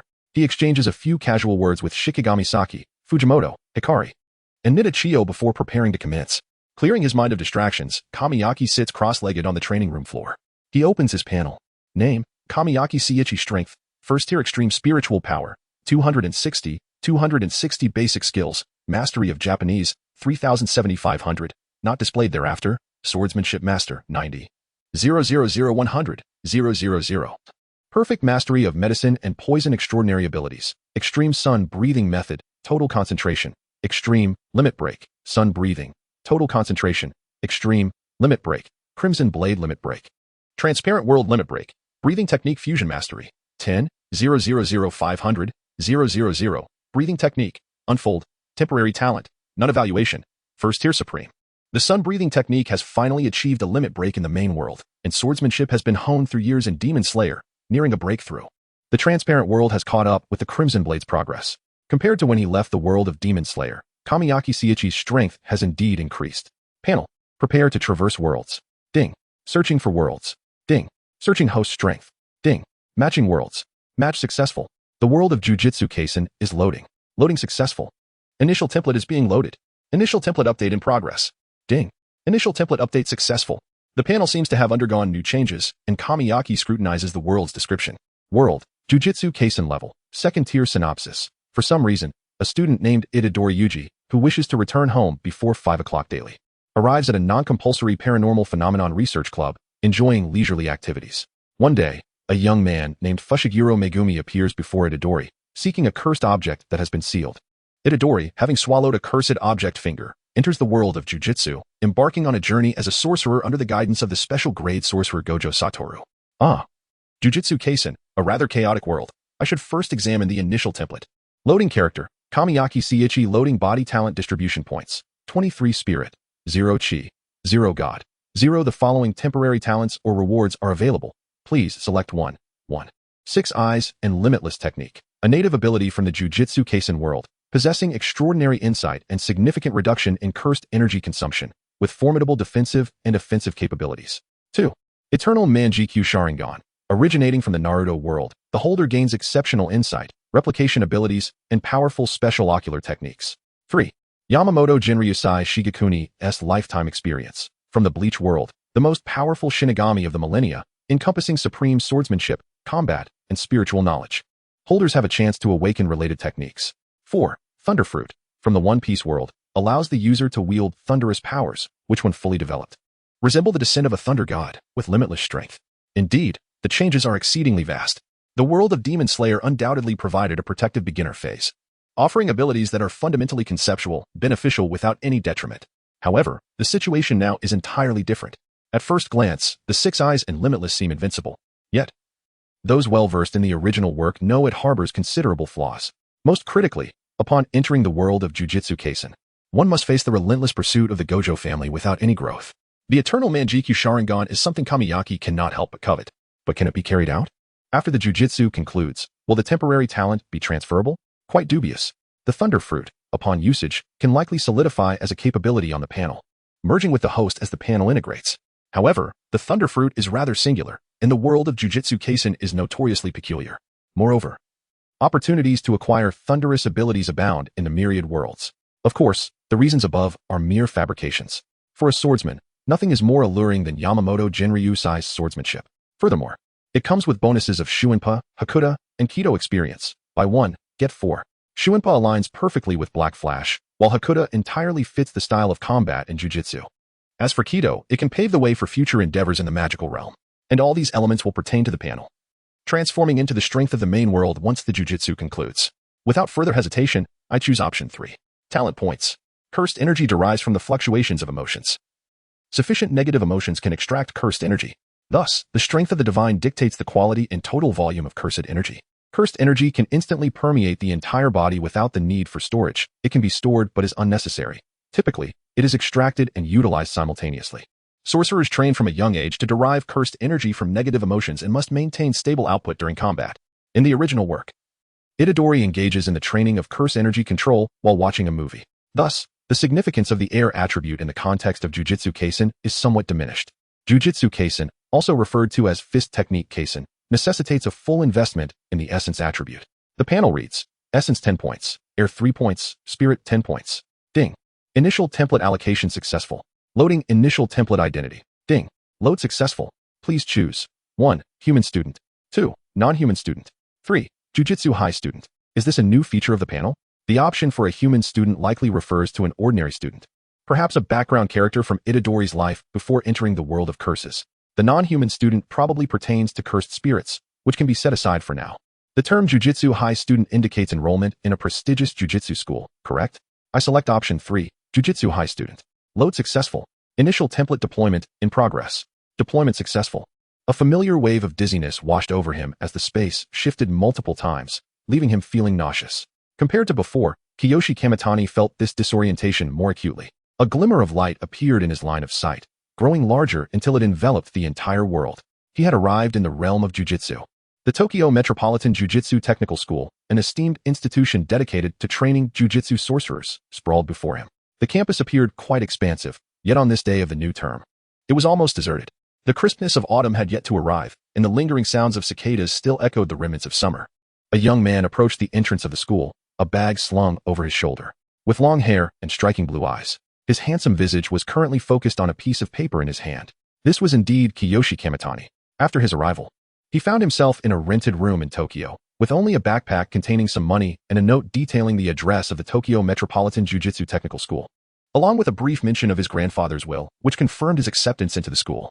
Thus, in this world devoid of parents and having lost his only relative, Kiyoshi Kamitani could only proceed according to the panel's vague directives. Alone, he arrived at the Jujutsu High. Was there no one around? He sought refuge in a shaded spot, taking the time to attune himself to the energy coursing through his body, as well as the vast memories that resonated in his mind.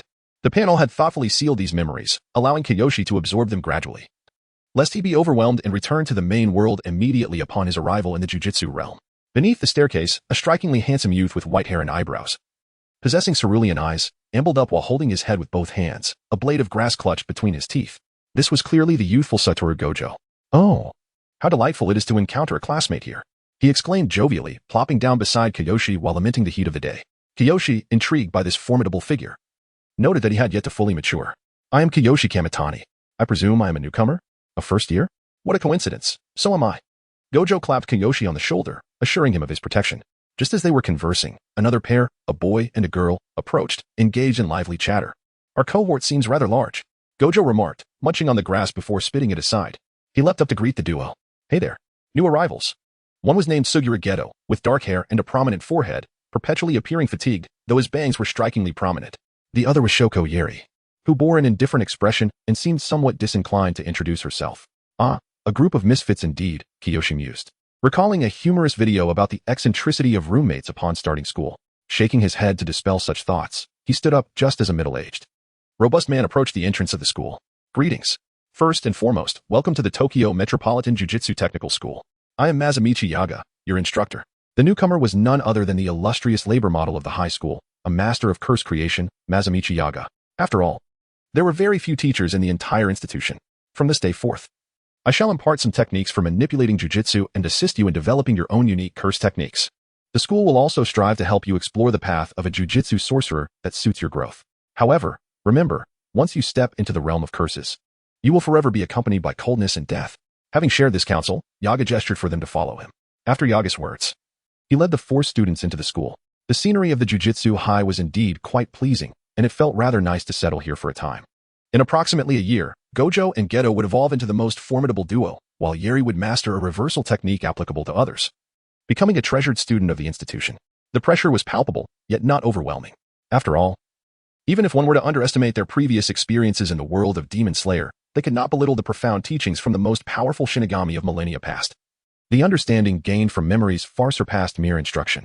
As they walked, Yaga introduced the general areas and functions of the school's buildings. As students of the Jiu-Jitsu High, you must grow rapidly, as there is a significant shortage of sorcerers. This is your responsibility, especially considering the generous financial support provided by the school. This area will serve as your dormitory, while that direction is designated for female students. You may rest here. Kiyoshi expressed his approval, as he had limited funds and living in Tokyo could be quite costly. Kiyoshi Kamitani, please follow me. The others may arrange themselves as they see fit. Following Yaga to a classroom, he opened the door and gestured for Kiyoshi to sit. As a newcomer, it is customary to provide you with a foundational understanding of the jiu-jitsu world. Kiyoshi nodded. The panel had designated him as a novice with cursed energy. In this world, curses exist, arising from negative emotions. When these emotions accumulate sufficiently, they manifest as cursed spirits, resulting in extensive casualties. To exorcise these curses, jiu-jitsu sorcerers emerged. Sorcerers can extract curse energy from their own emotions, enhancing their combat abilities. Additionally, each sorcerer possesses their unique curse technique, akin to superpowers in a comic book, allowing them to continually improve and combat cursed spirits effectively. Kiyoshi Kamitani, you possess cursed energy, which qualifies you to become a jiu-jitsu sorcerer. As for your unique curse technique, it is up to you to explore and develop it. Yaga provided a broad overview of the fundamental knowledge of the jiu-jitsu world and instructed Kiyoshi on how to begin extracting cursed energy. One taught, one learned, and time quickly passed.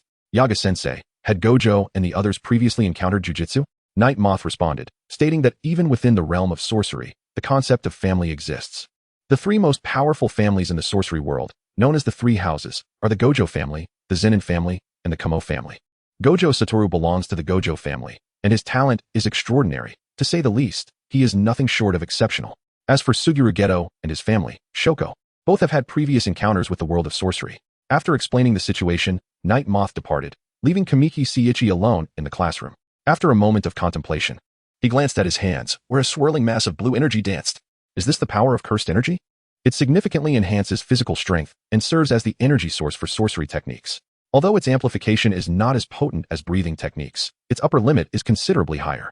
Coupled with the bizarre capabilities of sorcery techniques, reaching the 2nd-tier level comes as no surprise. After briefly assessing the total amount of cursed energy he could extract, Kamiki Seiichi wore a satisfied smile. If others could extract 0.5 units of cursed energy from every unit of negative emotion they emit, Kamiki Seiichi could draw an astonishing 50 units from each unit of his negative emotions, a terrifying 10 points of divinity. In the following months, his primary focus would be to explore his sorcery techniques and continually absorb the combat experiences of the venerable Yamamoto. The calm before the storm. Teacher Night Moth, I desire a blade. Oh, are you also interested in physical techniques?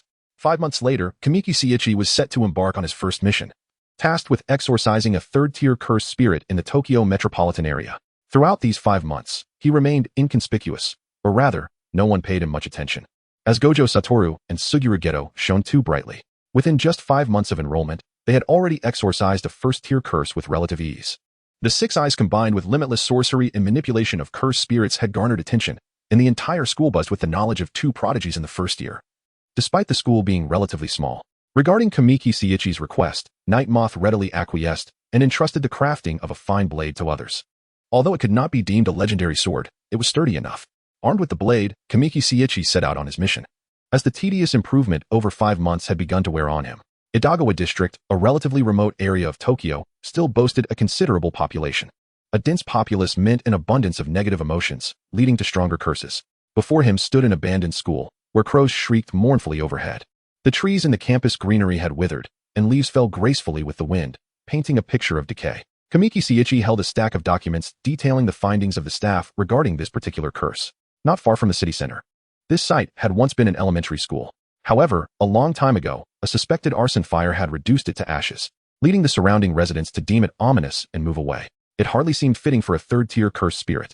Kamiki Seiichi stroked his chin, unconcerned, and casually returned the documents to his bag, fastening the long blade to his waist.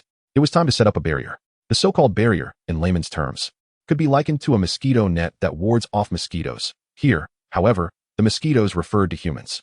Generally, humans devoid of cursed energy cannot perceive the barrier, much less enter it. Cursed energy flowed from the sky like black sludge, enveloping the entire school in a layer of purple-black veil. The crisp sound of crunching leaves echoed as Kamiki Seiichi stepped into the deserted elementary school. The tinkling of a bell hung from the eaves resonated in the breeze, an ethereal sound that lingered in the air, reminiscent of the bustling scene when students once departed. Each door of the dilapidated classrooms creaked open, revealing spaces long stripped bare, with only the charred traces of flames etched into the walls. As he searched through the empty halls, Kamiki Seiichi opened door after door, finding nothing on the first floor. On the second floor, a loud bang resounded. Turning to investigate, he discovered that it was merely the wind slamming a classroom door shut. At his feet, a stretched shadow loomed before him. "Brother, what are you looking for?" A giggle echoed in front of him, and as Kamiki Seiichi turned, he beheld a young girl standing before him. Her gaze was piercing. Dressed in a tattered old-fashioned Japanese elementary school uniform, she appeared no older than 8. Her small frame marred by burn scars. Her charred visage bore a multitude of irregularly placed eyes, all fixated on Kamiki Seiichi, their crimson irises gleaming. The features of her mouth and nose had vanished, leaving only a repugnant hissing sound emanating from her ears. "Your appearance. Even Kokoshibo is somewhat handsome. Brother, can I help you find something? My ears are very keen." The childlike voice emanated from the monstrous form as she slowly tilted her head. Her left ear directed toward Kamiki Seiichi. Deep within her dark ear, a gaping maw yawned wide. Boom. In an instant, a torrent of flames erupted, propelling debris down the corridor, an unceasing stream of fire pouring forth from her ears, igniting everything in its path. As the flames raged, Kamiki Seiichi nimbly leapt to the side, narrowly evading the onslaught. Suddenly lowering his head, he found a blaze licking at his feet. Boom. A massive explosion rocked the ground beneath him, sending dust swirling into the air, while dozens of flaming projectiles hurtled toward him. Boom, boom, boom. The continuous explosions reverberated like an earthquake, reducing the front half of the school building to rubble. The cursed spirit's multitude of eyes gleamed with triumph. As the smoke cleared, Kamiki Seiichi's uniform lay tattered, his left hand blackened and scorched, still radiating heat. How intriguing. Are the eyes laser-guided, and the fireballs homing missiles? With such power, just this attack alone could qualify you as a special grade. Casually remarking, as if the damage to his hand were not his own, Kamiki Seiichi flicked his wrist, and the charred flesh stirred, returning to its pristine state, slender and pale fingers attesting to the absence of any incident. Reverse technique? Not quite. Kamiki Seiichi had only been here for 5 months. Even Shoko had yet to fully master the reverse technique, and without the near-legendary prowess of Kamiki Seiichi, it was impossible for him to grasp it. However, he had inherited the combat experiences of the venerable Yamamoto. Even with merely 5 months at his disposal, he has assimilated an abundance of knowledge and has commenced the relentless development of his physical prowess. Indeed, the crux lies in the precision of 10 points. This indicates that within Kanami-Kiwa resides a vast reservoir of life energy. Through diligent research, he has devised a martial technique based on a spontaneous style, capable of activating this life energy to expedite the healing of injuries. The only drawback is a brief period of weakness following combat. Truly, the wisdom of the venerable Yamamoto is formidable. Now, let us engage in a playful spar. With a mere whisper, the electric current flickered at his toes, and Kanami-Kiwa's figure vanished, leaving behind only a gentle breeze. Crouched in the corridor of the second floor, the myriad eyes of the cursed spirits darted about, seeking the silhouette of Kanami-Kiwa. Suddenly, a foot surged upward from the floor below, shattering the floorboard between the first and second floors. A tempestuous gust rocked the entire building, and in a flash of lightning, the cursed spirits were sent soaring into the heavens. No matter how many eyes you possess, foolish child without legs, you cannot see what lies beneath you. The cursed spirits spun in the air, their corpulent forms adorned with hundreds of eyes refocusing on Kanami-Kiwa below, their ears ablaze with sparks. Kanami-Kiwa exerted force with both feet, causing the ground to fracture with each inch. The cannon fired. In an instant, fine black lightning crackled through the air, intensifying from minuscule to immense. Upon collision, a blood-black lightning bolt, as thick as a barrel, erupted from Kanami-Kiwa's fist. The thunderous roar reverberated, scattering leaves throughout the school. Waves of energy stripped layer after layer of earth away. Black flashes. The resplendent black lightning flickered wildly. The cursed spirits were obliterated into countless fragments of flesh. Special grade, cursed spirit. Perished. With a backflip in midair, Kanami Kiwa gracefully landed on the ground, blowing on his still smoldering fist. At last, he comprehended why so many revel in the visceral thrill of hand-to-hand combat. Perhaps it is time for me to pursue martial arts? Swordsmanship? Of course. Such musings were merely Kanami Kiwa's jest. As a traveler traversing the realms, he would only continue to refine himself until no flaw remained. Clearing his space, he retrieved documents from his bag and jotted down a few notes as a report. Upon returning to the city, he casually handed it off to the staff before wandering the streets of Akihabara. Unbeknownst to him, a confidential letter was swiftly delivered to the Tokyo Jujutsu High, sending ripples of astonishment throughout the institution. Kanami Kiwa, the vanquisher of special grade cursed spirits. Should he be elevated to a special grade sorcerer? Just him? A mere child, unqualified. Then perhaps a grade 1 sorcerer will suffice. Let Yaga convey this to him. The above dialogue reflects the sentiments of the higher-ups in the Jujutsu world following Kanami Kiwa's eradication of a special grade cursed spirit. It appears absurd, yet it is indeed quite ludicrous. Even with the knowledge that the other party could effortlessly annihilate their entire faction, they still regard him with disdain, deeming him insignificant. An ordinary person would surely perceive that such a cameo signifies yet another instance of ostentation and face-slapping. In truth, Kanami Kiwa had not anticipated this at all, otherwise, he would have certainly studied the art of the crooked tongue more diligently. The emergence of the aforementioned dialogue is simply a result of the Jujutsu case and high-ranking officials being so beyond comprehension. Their actions include, but are not limited to, convicting Satoru Gojo for greed that led to the demise of their own personnel, rendering them less useful than the most mundane staff member. Contemplating this, Kanami Kiwa could not help but feel a sense of sorrow for the Jujutsu realm. Hello, I would like a mocha, please. Thank you. Seated at a CAF on the bustling streets of Shibuya, Tokyo, Kanami Kiwa gazed out at the vibrant thoroughfare, holding 3 letters in hand. The first letter conveyed Yaga's notification of his ascension to a grade 1 sorcerer. The second was a congratulatory note from Suguru Geto, which included Satoru Gojo's name. The third was from his family, urging him to return home soon, as she had made breakthroughs in reversing techniques. Setting aside the letters from Geto, he reflected on Gojo's current demeanor, which seemed unrefined, as he had yet to endure the necessary trials. However, it was true that Gojo had grown stronger post-battle. The real art of self-restraint would come only after the betrayal of his dear friend, Suguru Geto. As for Yaga's letter, it was promptly discarded into the trash. Grade 1 sorcerer, huh? Taking a delicate sip of mocha, he paused, gradually placing the cup down, his expression contorting slightly. He had indeed not acclimated to the taste of coffee, a failed attempt at sophistication. He held the higher-ups of the Jujutsu world in utter contempt, as their leadership was fundamentally flawed. If one cannot command respect through strength, one must do so through virtue. Evidently, this group possesses neither quality. Let them be. However, it is time to return, for the narrative's inception is drawing near, and his prowess still requires enhancement. He resolved to set a modest goal, to double his combat capability before Gojo mastered the reversal technique. Waiter, the check, please. Life remained consistently tranquil. Aside from the necessity of undertaking missions, Kanami Kiwa seldom ventured outside. As time passed, the seemingly lifeless campus of Jujutsu High felt devoid of inhabitants. By the end of 2005, Satoru Gojo and Suguru Geto each undertook missions, successfully eliminating special-grade cursed spirits. In early 2006, both ascended to grade 1 sorcerers. By mid-2006, their frequent collaborations led to the emergence of their Invincible duo moniker within the Jujutsu realm. In the autumn of 2006, Jujutsu High finally welcomed a fresh influx of talent. Hey Kiwa, today marks the day the newcomers enroll. Are you not going to watch? Not going to watch? Satoru Gojo exclaimed, draping an arm around Kanami Kiwa's shoulder. Winking mischievously, Suguru Geto, however, remained composed, pulling him aside. Time had flown by. Nearly a year had elapsed since the four arrived at Jujutsu High. Throughout that year, each had their own endeavors, meeting only occasionally. Today was a rare reunion. Do not ruin the atmosphere. Geto flicked his fringe dismissively. Let those two scoundrels be. Kiwa and I will handle the newcomers. You two would only frighten them. Shoko Nishimiya interjected, waving her hand to dismiss the two boys. Nishimiya, your words wound me deeply. Gojo retorted, retrieving sunglasses from his pocket and donning them with flair. Kanami Kiwa, seated under the shade, glanced at the three before checking the date on his phone. Second-year students, 2006, which meant these two were soon to embark on their Star Plasma mission. Wait a moment, our juniors appear older than us. Gojo exclaimed, astonished. And Geto mirrored his shock. Only Nishimiya looked on in exasperation. Descending the stone steps was a tall, striking woman with long white hair obscuring her eyes. Am I being slandered? Her voice was elegant and intelligent, evoking a sense of fondness even before her presence was fully revealed. Defamation is permissible, but one must pay for it. Her own charm was swiftly undermined. This figure was the supervising instructor invited by Jujutsu High, and the reasons for her presence would soon become apparent.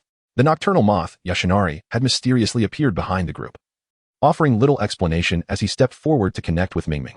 The two exchanged murmurs about price increases, expressing their discontent. Suddenly, two youths approached, supporting one another. One had golden hair, exuding a sense of composure, while the other, with a black bowl cut, radiated a sunny disposition. They were none other than Nanami Kenji and Higurashi Yu. Before Satoru Gojo and Suguru Geto could cause any mischief, Kiyoshi Kamiyama had already taken the two under his wing. For he was the only sane individual amidst the chaos of Jujutsu High. "This is your dormitory, and this is the classroom," he stated, though it was little more than a fade. "Over there is where teacher Yoshinari resides. You can approach him if there are any matters to discuss." He proceeded to introduce the current state of Jujutsu High. The student body was scant across the 3 grades, as sorcerers were predominantly nurtured through familial lineage. With only 2 jujutsu schools throughout Japan. Have you had any prior exposure to jujutsu? Perhaps Kiyoshi Kamiyama was born with an innate aptitude for teaching. Having led a group of Hashira and Demon Slayer, and guided characters like Wisteria and Hikari in the main world, it was unexpected that he would now mentor newcomers in jujutsu. After approximately an hour, having discussed several foundational matters, Kiyoshi received a text from Yoshinari. "Teacher Yoshinari, do you need to speak with me?" "There is indeed a task at hand," Yoshinari replied, producing a stack of documents and handing them to Kiyoshi. "Let me take a look." As he examined the materials, he found them concerning the assessment of the singer and Keichheim, a student of Tokyo Jujutsu High. She had gone on to teach at the Kyoto branch and played a significant role in the original narrative. "Let the newly appointed supervisor handle it. She appears quite idle." Kiyoshi promptly declined, not wishing to meddle in the unfolding plot, allowing it to follow its natural course. "She demands far too much money. I am not inexpensive either, and she is worth her asking price." With a dismissive wave, Kiyoshi turned to leave, leaving Yoshinari in a state of frustration. Yoshinari pondered the current state of the class. Rife with troublemakers, Satoru Gojo was reckless, Suguru Geto was duplicitous, and Kiyoshi had been increasingly disengaged from tasks. Whispers of blame had begun to circulate among the higher-ups, leading Yoshinari to contemplate the principal's resignation. A month later, Satoru Gojo and Suguru Geto were dispatched to supporting Keichheim and Mingming. After a few days, the trio returned to Jujutsu High, and Kiyoshi Kamiyama was once again thrust into the limelight by an official summons. Star Plasma Vessel Escort Mission. Designated Sorcerers, Kiyoshi Kamiyama. Satoru Gojo, Suguru Geto. The message was sent successfully to Yoshinari. Satoru, spinning a basketball in his hand, evaded Suguru's interception with a series of agile movements, leaping gracefully to dunk the ball with flair. "Is the tint truly that significant?" He gestured dismissively. Satoru Gojo, Suguru Geto, and in Keichheim faced Yoshinari's stern reprimand for neglecting to set up a protective barrier during their curse-cleansing endeavor. Suguru, with precision, made a 3-point shot, the ball soaring through the air and landing perfectly in the hoop. Of course, barriers safeguard ordinary people, as curses thrive on negative emotions. Without societal stability, curses will only grow stronger. As the saying goes, in times of turmoil, monsters will inevitably emerge. The essence of a sorcerer's existence is to protect the common folk from the encroachment of curses, establishing a society where the strong defend the weak. Suguru shot a sidelong glance at Satoru, who remarked with mockery, "Here we go again. The lecture phase has commenced." Satoru made a face, tossing the basketball behind him with nonchalance, hitting the target spot on. "Such talk of protecting the weak is rather tedious." "What did you say?" Suguru narrowed his eyes, a dark rift opening behind him, revealing a multitude of curses lurking in the shadows. "Very well, let us settle this through strength," Satoru replied, his lips curling into a smile, excitement evident in his demeanor. "Everyone, quiet down," a calm voice interjected. Kiyoshi Kamiyama, observing from the second-floor audience, could no longer bear to watch their dismal performance. "Please, using supernatural abilities to play basketball will surely transform the court into a battleground. Kiyoshi, come down and mediate this." Satoru beckoned, but Kiyoshi remained indifferent. Currently, it appears Suguru's logic holds more weight. "TCH, how boring. I forgot you were the one who truly loves to preach." Satoru made a face at Kiyoshi while summoning another basketball with his left hand. "Is everyone present?" Yoshinari, standing at the entrance of the gymnasium with a laptop in hand, surveyed the room and nodded. "Since we are all here, I have a task for you." "Ah, another task, how utterly dull." Satoru tossed the basketball, catching it repeatedly with little care. "Everyone, please be serious. This mission is of utmost importance." "Could you elaborate?" Suguru inquired, adopting a more serious tone. "It pertains to the escort and extermination mission for the Star Plasma Vessel. The Star Plasma Vessel is the container for Lord Tenjin. Although he possesses an immortal technique, he cannot guarantee the preservation of his humanity. Thus, he must assimilate with the Star Plasma Vessel periodically to maintain his technique. Currently, the identity of the Star Plasma Vessel Taneko has been exposed, and numerous organizations opposing Lord Tenjin's successful assimilation are coveting her. Among these, the most prominent organizations are the Star Cult and the Curse User Organization Q. The Star Cult venerates Lord Tenjin and opposes the assimilation of the Star Plasma Vessel. But they are merely a civilian organization and pose little threat. Conversely, Organization Q seeks to incite chaos within the Jujutsu realm through Lord Tenjin, representing a significant threat. Therefore, the ultimate goal of this mission is to escort Taneko to Lord Tenjin's residence at the Star Palace. Lord Tenjin has designated 3 sorcerers to complete this task: Kiyoshi Kamiyama, Satoru Gojo, and Suguru Geto. You 3. Put down the laptop. Yoshinari concluded his explanation. Satoru, though already comprehending, feigned confusion. Why have we been specifically chosen? Suguru voiced his curiosity. Isn't it obvious? It is because we are the strongest, Satoru proclaimed, his azure eyes gleaming with a spark of enthusiasm. I refuse. The air suddenly fell silent. The speaker, of course, was Kiwa Kamitani. May I inquire as to why? Questioned Yashimichi Yaga with a calm demeanor. I comprehend the significance of the existence of Tenjin, but that does not imply I am obliged to assist it. To take one life for the sake of a multitude is something I cannot endorse. Upon hearing Kamitani's words, Suguru Geto narrowed his eyes, while Satoru Gojo appeared unfazed. This was a direct order from the higher-ups. They held the affairs pertaining to Lord Tenjin in the utmost regard. Naturally, it was a matter of their own barrier technique. The great turtle shell, which warranted such seriousness. It was rather amusing, in fact, how these individuals, who spent their days in hiding, issued commands with little good policy to speak of, while delegating all the unpleasant tasks to others. This unabashed mockery caused a slight shift in Geto's expression, while Gojo simply gave a thumbs up in agreement. Yaga, though feeling a resonance within, chose to remain silent. Clearly, Kamitani's stance was unequivocal. The higher-ups are already displeased with you. If this continues, you may be deemed a defector, Yaga sighed. Unfortunately, there is currently no one in this world capable of bringing me to justice. Kamitani smiled with a handsome face. Upon hearing this, both Gojo and Geto expressed their intrigue. They had never truly faced Kamitani before, merely witnessing snippets of his battles. The most striking impressions were undoubtedly his unparalleled speed and strength. Yet, was that all there was to him? Certainly not. After all, the intricacies of Kamitani's techniques remained a mystery. After a moment of contemplation, Yaga seized his counsel. Take care of yourself. Ultimately, after much deliberation, the task was assigned to Gojo and Geto. As for Shoko, she remarked that no one had summoned her, so why should she attend? That night, the stars twinkled brightly in the sky, piercing through the clouds but obscured by the vast, white curtain beyond, illuminating the vibrant, unceasing lights of Tokyo. They spread their arms wide, blocking people's gaze from the starry heavens. Seated in the meditation room, a peculiar mechanical bird tapped against the paper window, the sound stirring Kamitani from his reverie. He opened the window to let it in, and the strange bird circled around him before leaving behind a note. Kamitani unfolded the paper, which bore a few simple lines. His gaze sharpened as the letter spontaneously combusted without flame. Sighing softly, he picked up the long sword from the shelf and gently pushed open the wooden door of the meditation room with a creak. In the night, only a distant flicker of light and the starry glow from above illuminated the earth. With measured steps, Kamitani made his way toward the school gates. Hey, Kiwa. Where are you off to at this hour? Gojo called from a branch, grinning as he leaped down, stirring up a bit of dust. You're not suited for concealing your emotions, Gojo. If you have something to say, then say it, despite pretending to be oblivious. The turmoil on his face was all too evident, and Kamitani felt a sense of helplessness toward Gojo's demeanor. Are you really going to leave? Gojo's smile faded, his expression turning serene. What do you think? Kamitani countered with a question. I could just go and eliminate them all, Gojo remarked. Shocking everyone with his audacity, this was the true Gojo, reckless and self-assured. Silence enveloped the night, the gentle mountain breeze rustling the fallen leaves. Kamitani remained silent. I will not allow you to leave, came a resolute voice, the azure eyes glimmering with conviction beneath long, white lashes. You cannot stop me alone, Gojo. Kamitani chuckled, amused by the pursuit. What if I join in? Emerged a figure from the shadows, brushing aside a long fringe, with sharp, gleaming eyes. It was Geto. I thought you would understand why I am departing. I understand, but I have my own principles, came the reply as the two exchanged questions and answers. While Gojo stood quietly by. Oh dear, this is troublesome. You two should join forces, and let me gauge the mettle of this strongest duo. Gojo's expression faltered. They were indeed the strongest duo, both being grade 1 sorcerers. Am I being underestimated here? Geto's eyes narrowed, his aura exuding danger. Kamitani certainly did not underestimate them. He had great respect for their abilities, yet their strength had yet to fully develop, while he himself. Name, Kiwa Kamitani power level, 2nd grade spiritual energy, 340. 340 basic skills, master swordsman, 10, 100, 000. Perfect in medical and poison arts, master in martial arts, 1, 000. Extraordinary abilities, extreme sun breathing method, total concentration. Extreme, limit break, sun breathing. Total concentration, extreme, limit break. Crimson blade limit break. Transparent world limit break. Breathing method fusion technique. Perfect, 30, 000, 000. Black flash perfect, 1.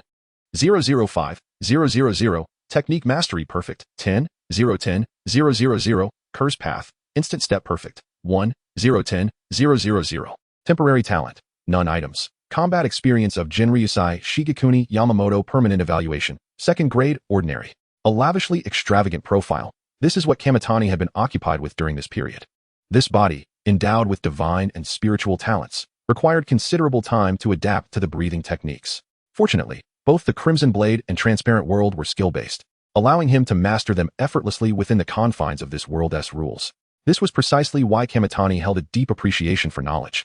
Combat techniques could be utilized in any world, unlike innate talents, which varied with each new world and body. Of course, perhaps the profile would eventually include the functionality of true body traversal. During this time, he absorbed a wealth of combat experience from the Elder, successfully achieving breakthroughs in swordsmanship, enhancing his power to an immeasurable degree, as he had yet to encounter a situation that necessitated drawing his sword. Contemplating these matters, the two before him remained inert. If you're not going to make a move, I might as well take my leave, Kamitani remarked, finding the situation rather dull and turning to depart. Suddenly, a large eye emerged beneath his feet, 2 strange hands gripping his ankles.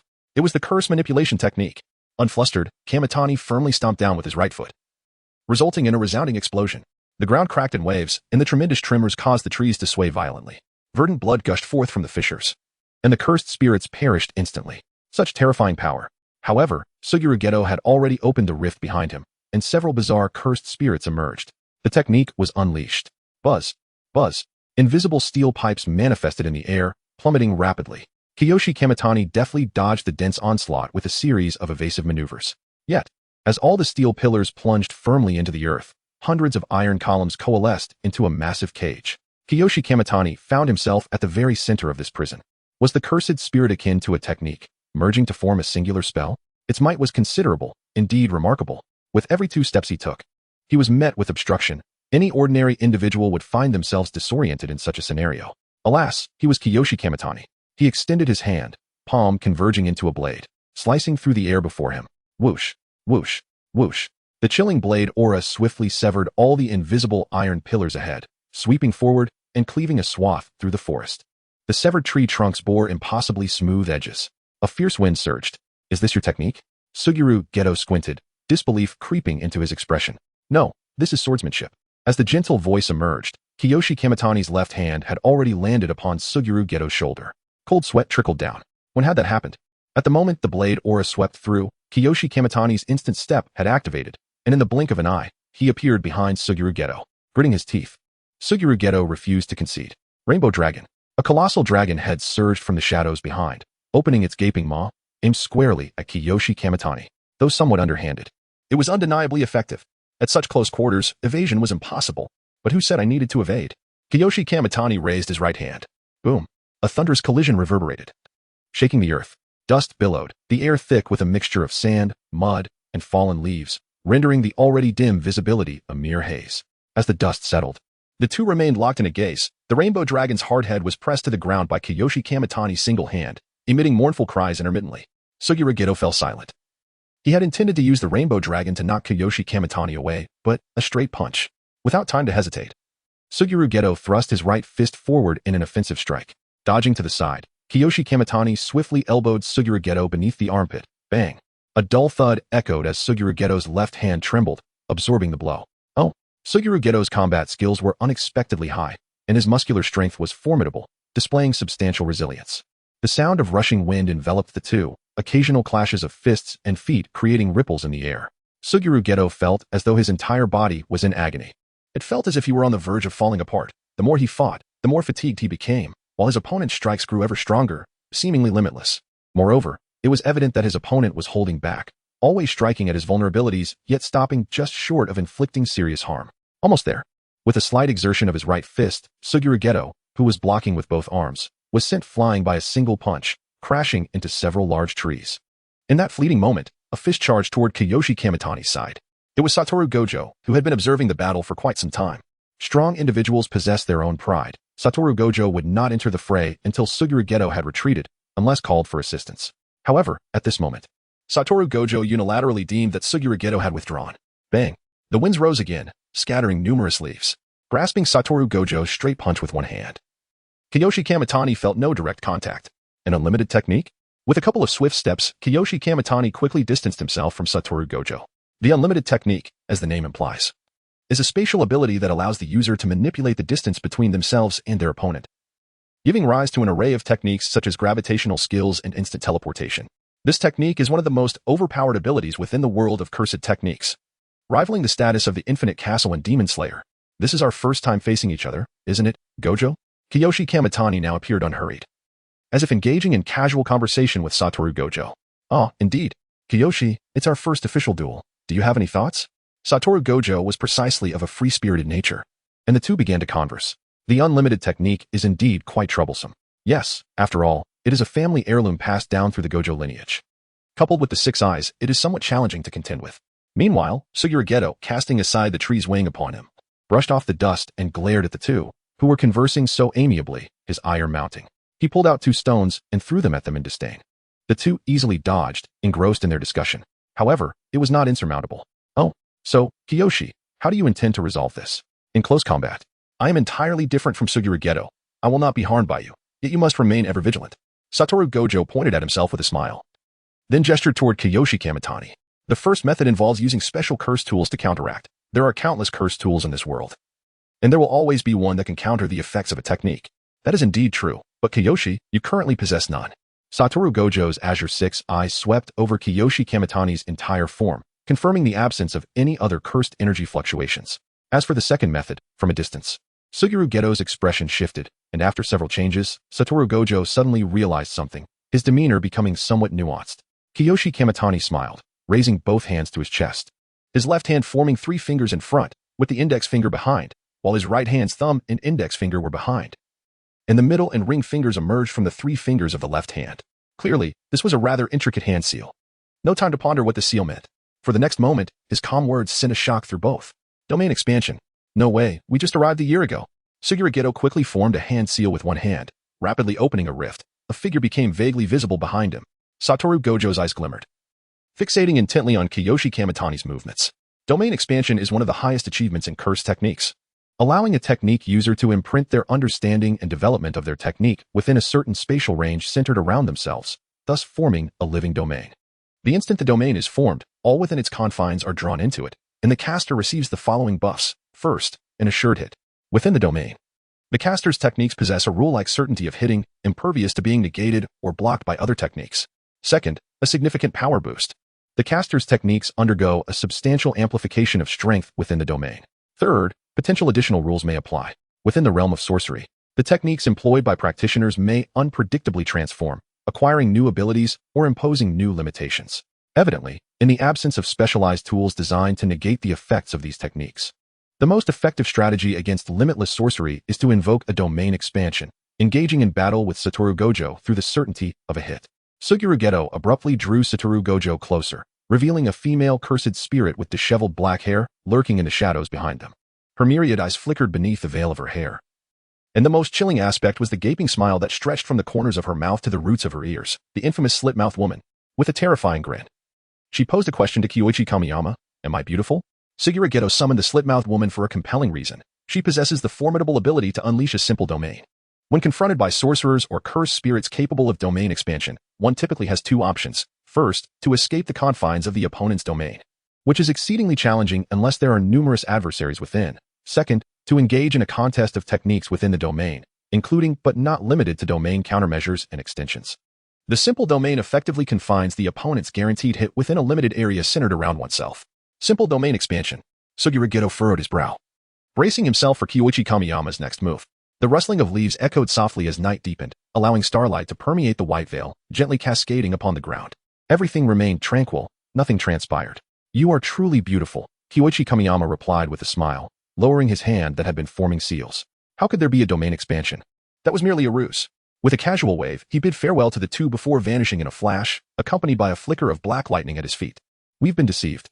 Suguru Geto, preoccupied with dispelling the simple domain, suddenly felt a pat on his shoulder. Turning around, he found Satoru Gojo standing there. Forget it. Let's head back. With an inscrutable expression, Satoru Gojo tucked his hands into his pockets and strolled away beneath the starlight. Suguru Geto sighed, moved by Kyoichi Kamiyama's unwavering conviction, prompting introspection within himself. Can my beliefs remain so steadfast? Am I capable of opposing the entire world for my ideals? No one could answer these questions but himself. As Suguru Geto departed, the scene was left in ruins, accompanied only by a monstrous bird circling in the sky. In a distant lounge, utilizing the perspective of a cursed corpse, Yaga Mazamichi witnessed the unfolding drama with a complex expression. The monstrous bird had been dispatched to deliver a message to Kyoichi Kamiyama, detailing some plans from the higher-ups in the sorcery community, including assignments for the most perilous special-grade missions, even leading to his untimely demise.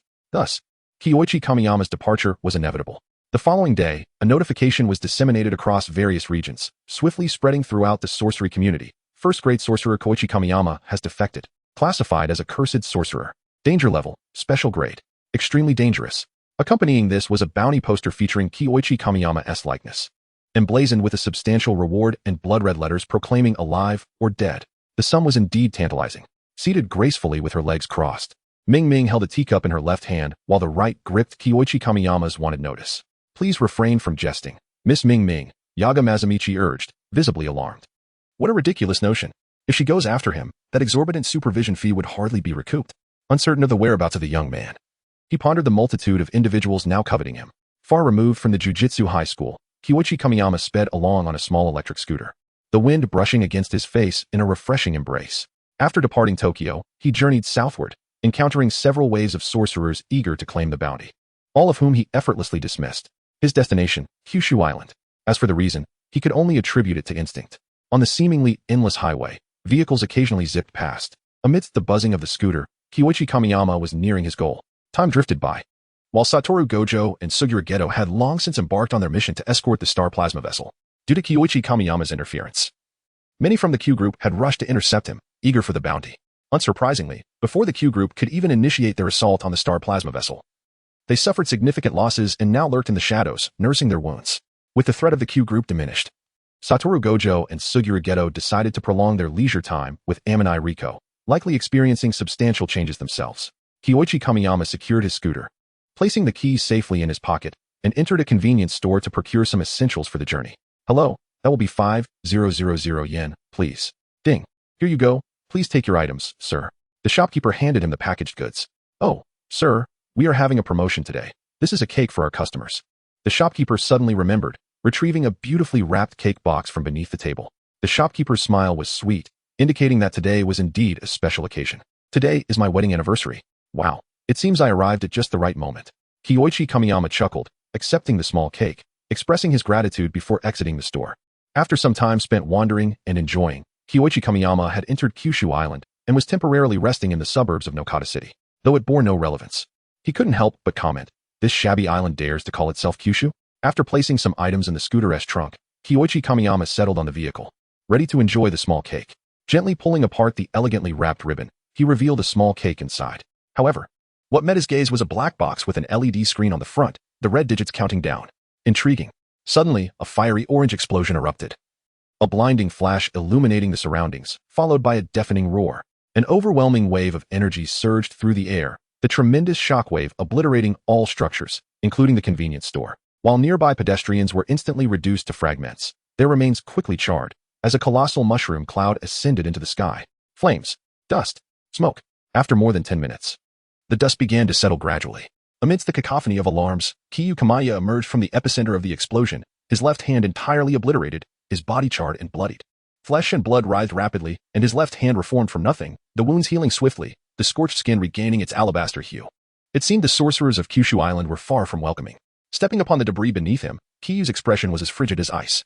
He sensed no fluctuations of cursed energy from the shopkeeper, and there were no signs of emotional upheaval. Thus, this petite cake was indeed genuine, merely swapped for a bomb unbeknownst to her. It must be said, they executed their plan remarkably, successfully inciting Kyu's wrath. He had departed Tokyo due to the outrageous manipulations of the high-ranking sorcerers, and now, upon his arrival in a new locale, he received such an extravagant welcome. What a surprise. His good mood had been utterly spoiled. Kyu had initially intended to visit the renowned Dazaifu Tenmanga shrine nearby, but now, he resolved to head straight for Fukuoka City. The wailing of sirens grew ever closer, and in an instant, Kyu vanished from sight. 2 days later, in a clandestine venue in Fukuoka City, a dozen individuals sat around a long table. The elder at the head of the table opened his eyes from a meditative state. One bomb would not suffice to eliminate him. I have laid numerous traps along the way, someone replied. He has become alert. As long as we do not follow the previous route, those traps will be mere decorations. Others waved their hands dismissively. Let us just encircle and eliminate him. Why overthink it? The more hot-tempered among them grew impatient. That is the last resort. If we can use a blade to slay him or assassinate him, that would be ideal. In an encirclement, at least half of us would perish, the elder stated, revealing his estimation. You overestimate him. The hot-tempered one slammed the table, causing a resonating sound. The room fell into a momentary silence. Ding ding ding. A flurry of phone rings erupted, and the irritable man retrieved his phone from his pocket. It was a call from his family, which he answered directly. Didn't I say not to call during this time? He replied, irritation lacing his voice. Oh, I sincerely apologize. I'll call you again next time. Bye. A young voice responded, seemingly calm, yet tinged with surprise. Have you forsaken your family? Shigemochi's expression changed dramatically, and he hastily picked up the phone again. Wait, who are you? What do you want? You are the ones plotting against me. How can you not even recognize my voice? This is utterly unacceptable. The phone line erupted with a deafening explosion. At that moment, not only did Shigemochi's expression shift, but everyone present also displayed subtle changes in demeanor. Taking a deep breath, he commanded, Stop it. Kiyukamaya, state your terms. The conditions are simple. We will discuss in person. I shall await you at your residence. That's it, goodbye. Kiyu hung up decisively. Silence enveloped the conference room as Shigemochi set down his phone, his gaze sweeping over the attendees, icy and brimming with fury. Help me. Or when he comes to your doors one by one, you will all perish. Yet silence prevailed. You wish for the Shigemochi family to be the scapegoat? Ha ha. Do you take him for a fool? Shigemochi erupted into laughter, tears streaming from his eyes. Raising his head, he fixed his gaze upon the elder at the head of the table, his scara stained with blood vessels. Encircle him. The elder sighed, his expression grave, but he nodded. As he did, the others at the table followed suit, each agreeing until all were in accord. Shadows gradually cloaked the conference room, and no one knew what thoughts brewed within each other's minds. At this moment on Kyushu Island, ominous clouds loomed. The fierce dragon sought to crush the local serpent. I have stated that I am merely acting in self-defense. Why do you not believe me? Kiyu sat atop the rooftop of an attic, illuminated by the blazing inferno of the adjacent building, casting a striking profile. Below, a multitude of individuals knelt, men and women, young and old, trembling in fear. Akin to leaves in a storm. Do you hear this? Whose fist shattered the family's barrier? Who barged in and unleashed a massacre? Yet none dared to retort. For those who had the audacity to speak against him had already been instantaneously dispatched, their bodies severed, blood gushing forth. Fear not, for I am not a bloodthirsty individual. I shall not harm you. However, the crowd below remained paralyzed with terror. Kiyu sighed, heaven is merciful, he truly abhorred slaughter. Whether in demon slaying or the primary world, he had never taken a life. Let us proceed thus. Those of higher standing within your family shall be spared, preserving the Shigemochi family's techniques. As for the lowly ones, I shall execute them, viewing it as an apology for the wrongs done to me. With that, he leaped down, landing gracefully. His eyes shimmering like lotus blossoms, the icy blue light sweeping over the crowd. Raise your hands. A dozen individuals clad in lavish attire slowly raised their hands, while the others trembled even more violently. Whoosh. Thud. A dozen heads soared skyward, blood fountains erupting, droplets showering upon the remaining individuals. Terror consumed them. What just transpired was a ruse. How could I possibly allow the family as significant members to escape? What would happen when they sought vengeance upon me? You inconsequential ones matter not. You may leave. With a wave of his hand, Kiyu returned to the rooftop, yawning as he awaited Shigemochi's arrival. Below, the individuals perceived Kiyu's indifference towards them and gradually rose, trembling as they made their way outside. One by one, they began to exit. Thud, thud, once more. Dozens of heads ascended into the air, a spectacle of small fountains, the ground now completely stained crimson, blood forming tiny streams flowing downward. I have allowed you to depart. Yet rather than gratitude, you harbor resentment. Do you think I, as a sorcerer, cannot sense your negative emotions? After this wave, only 2 or 3 individuals remained in the courtyard. You may leave now. This time, it is genuine. However, those 2 or 3 individuals collapsed, trembling uncontrollably, utterly paralyzed by fear. In this situation, how could they possibly move? Kiyu observed the 3, their bodies pressed against the ground, their garments stained a deep crimson. I am no demon. Let us do this. You 3 shall search for any hidden individuals here. Should you find them, slay them, and then you may depart. Having glimpsed the hope of life, the 3 men, their faces contorted with ferocity, departed with their blades in hand. Observing their demeanor, it seemed that none from the Chomo family would emerge alive. As time gradually passed, a figure from the distance approached, eventually stepping into the dilapidated Chomo residence. His visage utterly twisted as he roared in rage. What in the hell have you done? In a fit of fury, he leaped, creating a massive crater upon impact. His fist slicing through the air towards Kiwa Kamigami, who stood on the eaves, the sound of the wind rushing ominously close. Anger, however, proved futile. With his left hand, he absorbed the impact. Bang! The fierce gust from his punch sent tiles flying from the roof, while Kiwa Kamigami's right leg came crashing down heavily into Chomojin's abdomen. A splatter of blood erupted from his mouth as he clutched his midsection and collapsed to the ground, writhing in pain, unable to rise as his entire body convulsed. Kiwa Kamigami regarded the pitiful figure on the ground, yet this same individual had unhesitatingly detonated a massive bomb in the city. It was the proprietress's wedding anniversary. A powerful kick sent Chomojin hurtling away, carving a long trench that demolished countless homes. Today, he intended to cleanse the entirety of Kyushu Island. Thus, he beckoned them to come forth together. His ice-blue eyes cast a sidelong glance at the figures appearing throughout the pavilion. Clad in distinct garb adorned with their respective family crests, about a dozen variations. These were the elite sorcerers from the various cursed families of Kyushu Island. Dozens of sorcerers had gathered for battle. The conflict was on the precipice of eruption. Families such as Gaji, Kitazato, Nishikyo, Kondo, and Anyun had nearly all mobilized their forces. No one spared a thought for the now motionless Chomojin. All icy gazes were fixated on Kiwa Kamigami. I am quite curious. What have I done to invoke such animosity from you all? Kiwa Kamigami mused, genuinely intrigued. He had never previously set foot on Kyushu Island, and had little interaction with these families. Yet their relentless hostility left him perplexed. Did I disturb your ancestral graves? Impossible. How could I disturb so many? Nonetheless, it mattered not. Once he dealt with them, he would seek the truth. A terrifying surge of cursed energy swelled, creating an overwhelming pressure that radiated in all directions. Kiwa Kamigami unsheathed his long blade, its cold steel reflecting the harshness of the faces surrounding him. The battle commenced. With a sudden burst of concentrated cursed energy, Kiwa Kamigami surged forward, appearing before an enemy in the blink of an eye, his blade slicing downward, illuminating the scene with flashes of light and splattering blood. He spun around to face a barrage of attacks. Boom! The ground erupted, chunks of earth being explosively overturned. Yet, Kiwa Kamigami had already vanished from sight, swiftly maneuvering amongst foes, leaving behind a multitude of headless corpses. A wave of invisible force swept across the battlefield, momentarily freezing Kiwa Kamigami in place as a steel wire lunged forth, aiming for his face. Whoosh! He narrowly dodged by tilting his head, but several more wires followed, forcing him to parry with his blade. Dazzling sparks flew as steel clashed against steel, creating a symphony of metallic resonance. Meanwhile, shadowy arms began to emerge from the ground, grasping firmly at Kiwa Kamigami's feet. In the air, numerous explosive magma orbs descended, the atmosphere growing unbearably hot. Boom! Fiery waves rippled across the molten rock, igniting buildings in flames, while a massive lava pit formed where Kiwa Kamigami had once stood. Having evaded this onslaught, he was already riddled with several bloodied holes, punctured by the high-speed wires. Yet, the flesh writhed, and soon his wounds were no more. A reversal technique? Damn it! The transparent world swiftly locked onto the distant figures weaving incantations, their abilities significantly hampering Kiwa Kamigami's rapid movements. With a clear target in sight, two colossal black bolts of lightning erupted from his shoulders, a torrent of cursed energy flooding into every muscle fiber. In an instant, the ground within a radius of several dozen meters began to collapse as if drawn by an immense gravitational force, creating a neutron star-like implosion. Explosions of debris rocketed into the air, the ruins of structures and molten rock sending anyone caught in the chaos soaring. Each shadowy arm emerging beneath him was crushed underfoot. The violent winds tore apart everything in their path as Kiwa Kamigami shot forth at incredible speed. Had he not been impeded, he would have obliterated them in an instant. However, now his foes had a moment to breathe. Dozens of steel wires formed a sharp net, intercepting him like lasers, while countless arms below continuously regrouped.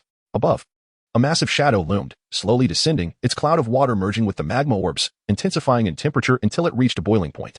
A collaborative strike from several individuals. Kiwa Kamigami leaped, spinning as he executed a sweeping arc with his long blade, generating a colossal circular blade of energy that cleaved through several nearby adversaries, leaving the surrounding debris severed cleanly. The collision of blade and wire resounded like music, yet the enormous shadow above continued its descent, targeting Kiwa Kamigami directly. The water orb, a technique of one family known for its formidable sealing abilities, would suffocate any creature ensnared within. Now, combined with the magma from other families, it had transformed into a boiling sphere. I will boil you alive.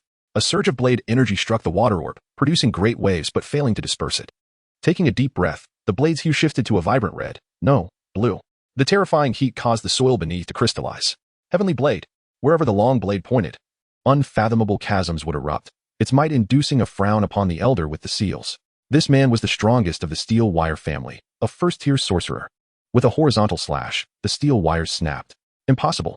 The elder's complexion darkened as he spat blood. The others shared his shock, trembling in disbelief. Had they bound him? No wonder it was so resilient, they could not sever it before the heavenly blade. with the steel wires no longer obstructing him. The sorcerers trapped by the delay technique were laid bare before Kiwa Kamigami. They wore expressions of panic and began to retreat. Yet retreating meant they could not simultaneously cast their techniques. As the flow of particles within him regained its smoothness, Kiwa Kamigami's blue eyes glimmered ominously. You seek your doom. Black lightning manifested upon the battlefield, moving too swiftly to be perceived. A dozen heads soared into the sky. The pallid-faced elder cursed under his breath. Fools. He struggled to control the severed wires for a counterattack, but their lengths were visibly diminished. The gargantuan boiling water orb loomed ever closer. If they could just restrict his position, victory would be theirs. But was it possible? They had failed to restrain him even under the delay technique. Without it, he resembled a tiger among sheep. Raising his hand brought immediate casualties. Truly, a touch meant death, a graze meant injury. After obliterating one sorcerer with a punch, Kiwa Kamigami sensed a powerful wind approaching. Another melee sorcerer had entered the fray. He braced himself to receive the incoming fist with his left hand. A tremendous force prompted Kiyoshi Kamigaya to slightly raise an eyebrow before he exerted a sudden, fierce effort, causing the opponent's arm to disintegrate into a mist of blood. Instantly, several more assailants charged at him, yet Kamigaya effortlessly neutralized their onslaught. Although these individuals possessed minimal personal strength, their combined might during close combat was formidable. Could it be akin to a retaliatory mechanism, absorbing the physical force of the opponent's attacks and proportionally countering it? Fascinating.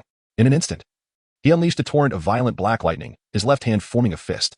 A single strike. The calm voice belied the terrifying power behind it.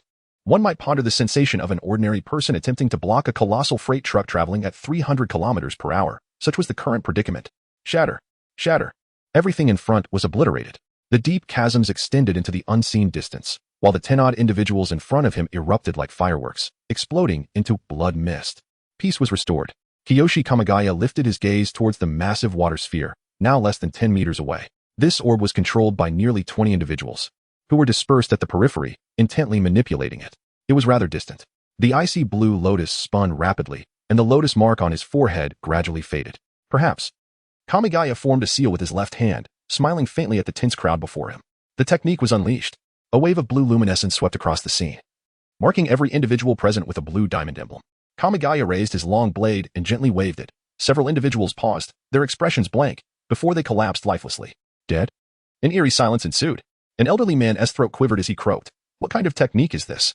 It is the Spirit Phantom Curse technique. If one were to inquire about the most powerful asset of the venerable Yamamoto, opinions might vary. Some would cite the Zanpakuto, others the Shuinpa. Yet Kiyoshi Kamigaya would assert that it was the terrifying spiritual pressure condensed to its utmost.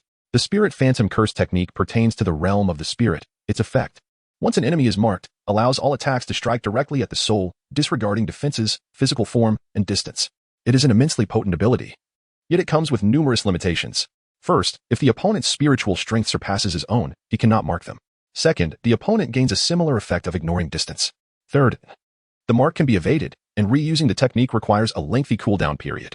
Under normal circumstances, Kamigaya did not favor employing the Spirit Phantom Curse technique due to its considerable restrictions. Had he used it when facing multiple adversaries moments ago, he might have had to flee in panic.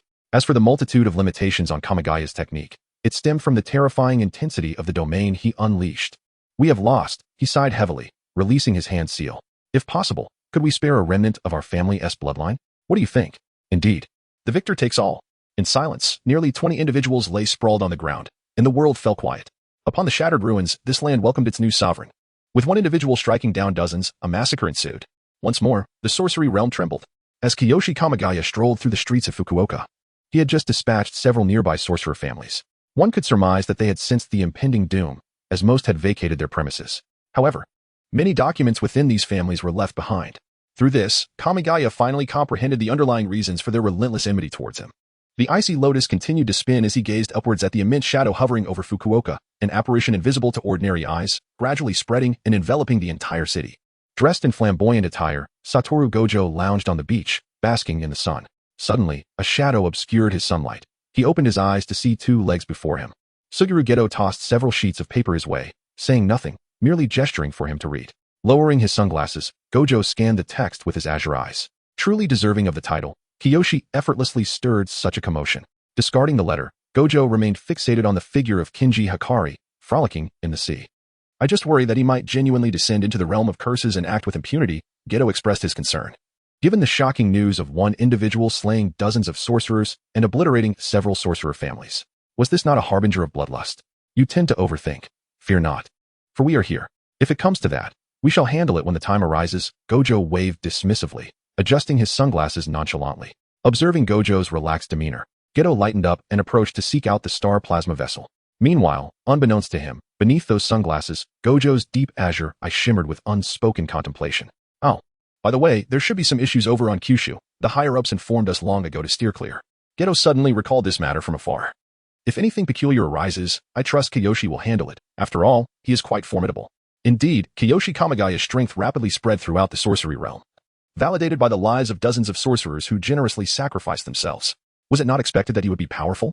In a laboratory, his family member, Shoko, tossed a newspaper into the waste pile. I wonder if my actions are right or wrong. In a designated classroom, Yaga Yoshinori slowed his manipulation of cursed corpses, sighing deeply. In the dim light, the outline of a bare skeleton was faintly visible. So, it seems that bounty will remain unattainable. Indeed, Kamigaya-senpai proved to be remarkably strong. Kinji Hikari and Korwa Shiroki expressed their admiration upon seeing the news. As Prat GS of Kamigaya, they had long anticipated his prowess. Undoubtedly, the sorcery realm had gained another special grade sorcerer. Moreover, the title of special grade sorcerer represented the pinnacle of sorcerer accolades, yet was not Kamigaya's zenith. This was a realization shared by all. Sorcerers who had initially flocked to Kyushu for Kamigaya's bounty now turned away. Those who had previously reached Kyushu had already vanished without a trace. On the outskirts of Kyushu, a robust man with black hair sat atop a large rock, holding Kamigaya's bounty notice. Upon closer inspection, one could discern the cold, indifferent gaze within him, a look of utter disregard for everything. Heaven and tyrant, Fushiguro Zenin. He touched his forehead, shaking off the dew on the paper, before pulling out a flip phone and glancing at a few messages. This deal has gone awry. During this period, Shin Air accepted 2 contracts, one from the Ponching sect and the other his own. The task from the Ponching sect involved assassinating Tainai Riko and bringing her back, with a substantial commission promised upon completion. The second contract was a bounty issued for Kamitani Kyoichi. Successfully fulfilling this task would also yield a considerable reward. However, both endeavors were fraught with complexity. The first task was guarded by 2 elite sorcerers, one of whom possessed the troublesome 6 eyes and an unrestricted technique. The latter was a formidable force that had cleared out sorcerers across the entire Kyushu island, and Shun Air's current knowledge on him was nearly non-existent. Initially, Shun Air had only intended to undertake the first task, but due to Gojo Satoru and his companions delaying their journey to the Ponching Palace, he found himself with ample free time and decided to accept another task. Yet, on his way, he received news of Kamitani Kyoichi's overwhelming prowess. Going would certainly result in a loss, while not going would equally incur significant costs. Nevertheless, a wise saying rang true, having come this far. Investing considerable time and effort from distant lands, it would be too great a sunk cost to leave without even glimpsing Kamitani Kyoichi's face. If he could gather sufficient information on him to sell, it might even yield a modest profit. Having made his decision, Shun Air rose and continued on his path, his objective unchanged. Meanwhile, several kilometers to the east, a lady was walking towards Fukuoka City, her visage striking yet marred by a long scar stitched across her forehead, lending her an aura of terror. Sensing something amiss, Schwanzawa hastened from the north to the south, reaching the borders of Kyushu Island in a remarkably short time. Unbeknownst to him, Fukuoka City had amassed an alarmingly formidable assembly. Even more terrifying entities were slowly awakening. Long ago, the sorcerer families of Kyushu Island yearned for change, desiring to overthrow the incompetent elites above them and establish themselves as the pinnacle of the sorcery world. They devised a plan, propagating numerous tales of malevolent spirits, instilling fear of a singular demon among the populace. The accumulated negative emotions over time began to shape cursed spirits. Human potential is limited, and the majority lack the capacity to become elite sorcerers. However, cursed spirits, given sufficient negative emotion, could rapidly grow in strength. After decades of cultivation, cursed fetuses had formed. And to ensure they were adequately potent, the sorcerers delayed their emergence. After many years, they believed the time was ripe to give birth to these spirits, only to be horrified when the fetus's power began to wane unexpectedly. The panicked sorcerers, regardless of their efforts, could not rectify the situation, helplessly watching their decades of labor diminish. By 2005, a significant turning point occurred. The aura of the cursed fetuses surged dramatically, changing day by day, leaving the sorcerer families of Kyushu Island in a state of mixed emotions. After years of having relinquished hope, they had grown complacent, forgetting their family's original aspirations and losing any intention of utilizing the cursed fetuses. Yet, inevitably, the fetuses spiraled out of control. No family on Kyushu Island could exorcise them. They could only watch as they grew, hoping to rely on ancestral methods of controlling cursed spirits, but the hope was slim. Thus, all families on Kyushu Island united to seal off the entire island, forbidding outside sorcerers from entering, and particularly prohibiting any sorcerers from entering Fukuoka City. Even bounty sorcerers who had come to assassinate Kamitani Kyoichi were swiftly vanquished by the sorcerers of Kyushu Island. No risks of exposure were tolerated. This state of affairs persisted until one day, an individual riding a small electric scooter crossed the border of Kyushu Island. "So, Kamitani Kyoichi, have you resolved that cursed fetus?" This was the final line in the diary of the elder with the steel wire technique, the ink still fresh. Closing the notebook, Kamitani Kyoichi gazed out at the shadow obscuring the sky. Perhaps a new king of curses was about to be born. Unbelievable. Truly unexpected. They have succeeded. Xuansua's expression twisted with exhilaration and genuine joy. The ultimate form he had long sought might finally be realized in this new era's king of curses. Overcome with joy, he even opened his head, revealing a mass of white brain matter, weeping tears of ecstasy. A robust man brushed past him, swatting Xuansua aside, sending him crashing through several buildings. "Don't block the way." Fushiguro Zenin had no qualms about striking women. He was a true tyrant, indifferent to the world's conventions. Moreover, this being hardly qualified as human, what sane individual would open their head to enjoy the scenery? Amidst the debris, Xuansua's head had closed once more. He pushed aside the stones pinning him down and stood up. He had completely overlooked Fushiguro Zenin's presence. Was this the difference between heaven and curse binding? Xuansua's gaze fixed on Fushiguro Zenin. Having lived for a millennium, he was well aware of Zenin's reputation, a natural-born master of binding, a tyrant of physical strength. Engaging in battle here would serve no purpose and would undoubtedly attract Kamitani Kyoichi's attention, making it difficult to approach the cursed fetus afterward. Xuansua was not a mindless individual. He cast one last glance at Fushiguro Zenin and chose to retreat. Zenin had no intentions of pursuing him. A cursed spirit, appearing rather formidable, would merely add to the price. Simultaneously, in the direction of their respective destinations, Kamitani Kyoichi sat beneath the cursed fetus, a long blade embedded in the ground beside him. The cursed fetus bore a resemblance to an infant curled in amniotic fluid, its small body emanating a terrifying aura. Kamitani Kyoichi had previously attempted to approach and attack it but found himself unable to touch it. Was this a realm of its own?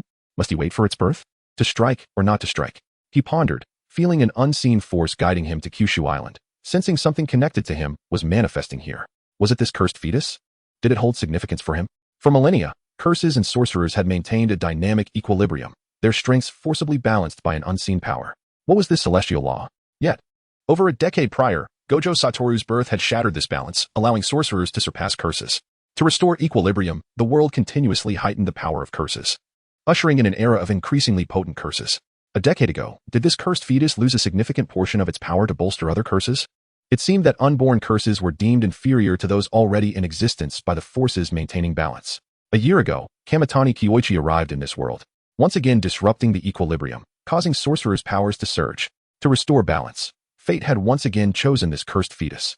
In other words, destiny had selected it, akin to how it had chosen Shikona. Should he enlist Gojo Satoru and Suguru Geto to join him in subduing it? Kamitani Kyoichi stroked his chin, assessing the situation.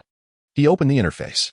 Name, Kiwa Kamigami Strength Level. Second level Spiritual Energy, 350, 350 Basic Skills, Master of Swordsmanship, 121 million, Mastery in Medicine and Poison. Master of Martial Arts, 30,000 out of 100,000. Extraordinary Abilities. Complete Mastery of Extreme Yang Breathing Method, Limit Break. Complete Mastery of Sun Breathing Technique, Limit Break. Limit Break of Hada Blade, Limit Break of Transparent World. Complete Fusion of Breathing Techniques 40,000 out of 500,000. Complete Mastery of Black Flash 40,000 out of 50,000. Complete Mastery of Techniques 60,000 out of 100,000. Demon Path, Complete Mastery of Instant Step 60,000 out of 100,000. Mastery of Instantaneous Movement 10,000 out of 50,000. Domain Expansion. Temporary Talent. None items. Yamamoto Jinryu Sai Shigekuni. A Lifetime of Combat Experience Evaluation. Second level Ordinary. After a battle, improvements were noted in all aspects. Indeed, combat is the best way to acquire experience. As Kiwa Kamigami pondered, he sensed a slight disturbance and activated the transparent world. Two presences, to be precise, one presence and another person. A cursed spirit and a formidable ordinary human? Fushiguro Megumi was unable to detect with cursed energy, as he possessed none. Furthermore, his exceptional physical control prevented him from revealing his aura. However, the open 6 eyes and transparent world could locate him, which was why he found the 6 eyes somewhat troublesome. Outside the courtyard, Fushiguro Megumi stood quietly behind the wall, his keen intuition indicating that his target was nearby, potentially with unexpected gains. Meanwhile, lurking in the shadows behind the eaves, Kinji Hikari eagerly watched the cursed fetus. This cursed fetus was far too conspicuous. Virtually any sorcerer arriving in Fukuoka City could sense its precise location. Sensing these two individuals, Kiwa Kamigami slowly rose, drawing the long blade embedded in the ground. Kiwa Kamigami, Fushiguro Megumi, had been observing him from the very beginning. As the target of this mission, his primary task was to identify Kiwa Kamigami's weaknesses. If that proved impossible, gathering sufficient information would suffice. Kinji Hikari, on the other hand, sensed a degree of difficulty. If Kiwa Kamigami guarded this place, it would be nearly impossible for him to approach the cursed fetus. Recklessly revealing himself could result in his demise. Who was the first? A glance at the two, and in the blink of an eye, Kiwa Kamigami vanished. Kinji Hikari suddenly felt a surge of immense danger and immediately rolled aside without hesitation. Boom. The ground shook violently, and a deafening roar echoed, enveloping the small courtyard in dust. Indeed, that was Kinji Hikari. Kiwa Kamigami observed the woman rising before him. Her stitched seams glaringly apparent. Kinji Hikari stood up, brushing off the dust, appearing remarkably unfazed. That friend over there, you can see the current situation. Why not come out and confront me together? If I were to be defeated, he certainly wouldn't let you off easily. Kinji Hikari extended an invitation to Megumi, knowing full well he could not sense him. However, he surmised that the latter was indeed here to find Kiwa Kamigami. The icy blue transparent orbs focused on the robust man stepping out of the shadows, Fushiguro Megumi. Megumi understood that Kinji Hikari had not discovered him. He was merely taking a gamble. Yet, he genuinely desired to eliminate Kiwa Kamigami. Hiding and launching a sneak attack during their battle would be optimal. Unfortunately, Megumi also comprehended that Kiwa Kamigami had long since detected his presence. In that case, a direct assault would be more efficient. Do those eyes resemble the six eyes? What a nuisance. The life mentor of Satoru Gojo finally appeared on the battlefield, Megumi's father. The relationship between this father and son was quite intriguing. According to the original narrative, the one who appeared more frequently typically became the comedic character, with the father being stronger than the son. But strangely, why was Fushiguro Megumi present here? Was he not supposed to be intercepting the star plasma vessel? Without Fushiguro Megumi, could Satoru Gojo comprehend the reversal technique? The plot began to unravel dramatically, akin to a butterfly-esque flutter igniting a storm across the world. How about you two engage in a duel to amuse me? Kinji Hikari versus Fushiguro Megumi was a scenario previously unimagined. Kiwa Kamigami expressed his desire to witness it. Neither spoke. With a soft sigh, Kiwa Kamigami beckoned with his fingers. Come at me together. Even faced with such provocation, neither moved. They were not impulsive individuals. Had Hikari been of such character, you would not have survived to this day. Since neither was willing to strike, Kiwa Kamigami felt no reluctance. His gaze swept over, locking onto Hikari's face, raising his long blade, and summoning cursed energy, leaving only an afterimage in his wake. Why do you keep staring at me? Hikari cursed inwardly. Yet his movements were unhurried. With one hand, he formed seals. A reversal technique manifested, immense pressure sinking around him, the dispersed dust pinned to the ground. Cursed technique, anti-gravity mechanism. A technique capable of affecting gravity, originating from his current physical form. Although it paled in comparison to true gravity, it remained among the pinnacle of abilities. As Kiwa Kamigami reached Hikari, his body trembled, his speed significantly diminished. He felt as though a mountain was pressing down upon him. Just then, a fist the size of a sandbag came crashing from the side, accompanied by the sound of air being shattered. There was no doubt, this was Fushiguro Megumi. Under this gravity, Megumi appeared unaffected? Or could it be that Hikari's technique allowed him to freely choose the targets of his curse? Judging by his astonishment, that seemed unlikely. Raising his left hand, he grasped the incoming heavy fist. The dull impact was enough to send blood surging. Invisible waves radiated, fracturing the ground beneath them. Megumi's previously indifferent gaze finally shifted. Since beginning his conscious training, he had never encountered anyone whose physical prowess could match his own. A sharp long blade cut in from the side. Megumi swiftly retreated, a feeble cursed spirit manifesting at his throat, which spat out a strangely shaped short blade. Grinning, Megumi brandished the short blade. In close combat, he feared no one. Come then, Kiwa Kamigami's eyes were icy, but first, he needed to deal with Hikari, who had been persistently interfering. Hikari's physical prowess was not particularly formidable, rendering him incapable of participating in the battle between Kiwa Kamigami and Fushiguro Megumi. However, that did not mean he would refrain from joining the fray. The overwhelming pressure in the arena was his doing. Should an opportunity arise, he would undoubtedly seek to eliminate both. In light of this, he could only deploy his technique, forming seals with his left hand. A blue light curtain swept over the battlefield. Megumi instantly sensed the anomaly, his legs pushing off as he swiftly retreated. Yet, the proximity between him and Kiwa Kamigami was too close to evade. Gripping the short blade with both hands, he swung violently at the light curtain, which instantly dissipated before him. Heaven's Reversal Blade, a special grade curse tool. It nullifies any techniques that come into contact. From a distance, Hikari observed the blue light curtain rushing forth, halting his actions and retreating swiftly, soon distancing himself from the battle between the two. As powerful beings within the cursed world, Both possessed acute danger perception, unlike the naive sorcerers of Kyushu Island, or rather, they were simply on an entirely different level. Although Hikari had not marked him, the objective had been achieved. Kiwa Kamigami beckoned to Fushiguro Megumi. In terms of weaponry combat, he could easily overpower anyone within the realm of sorcery. Bang! In an instant.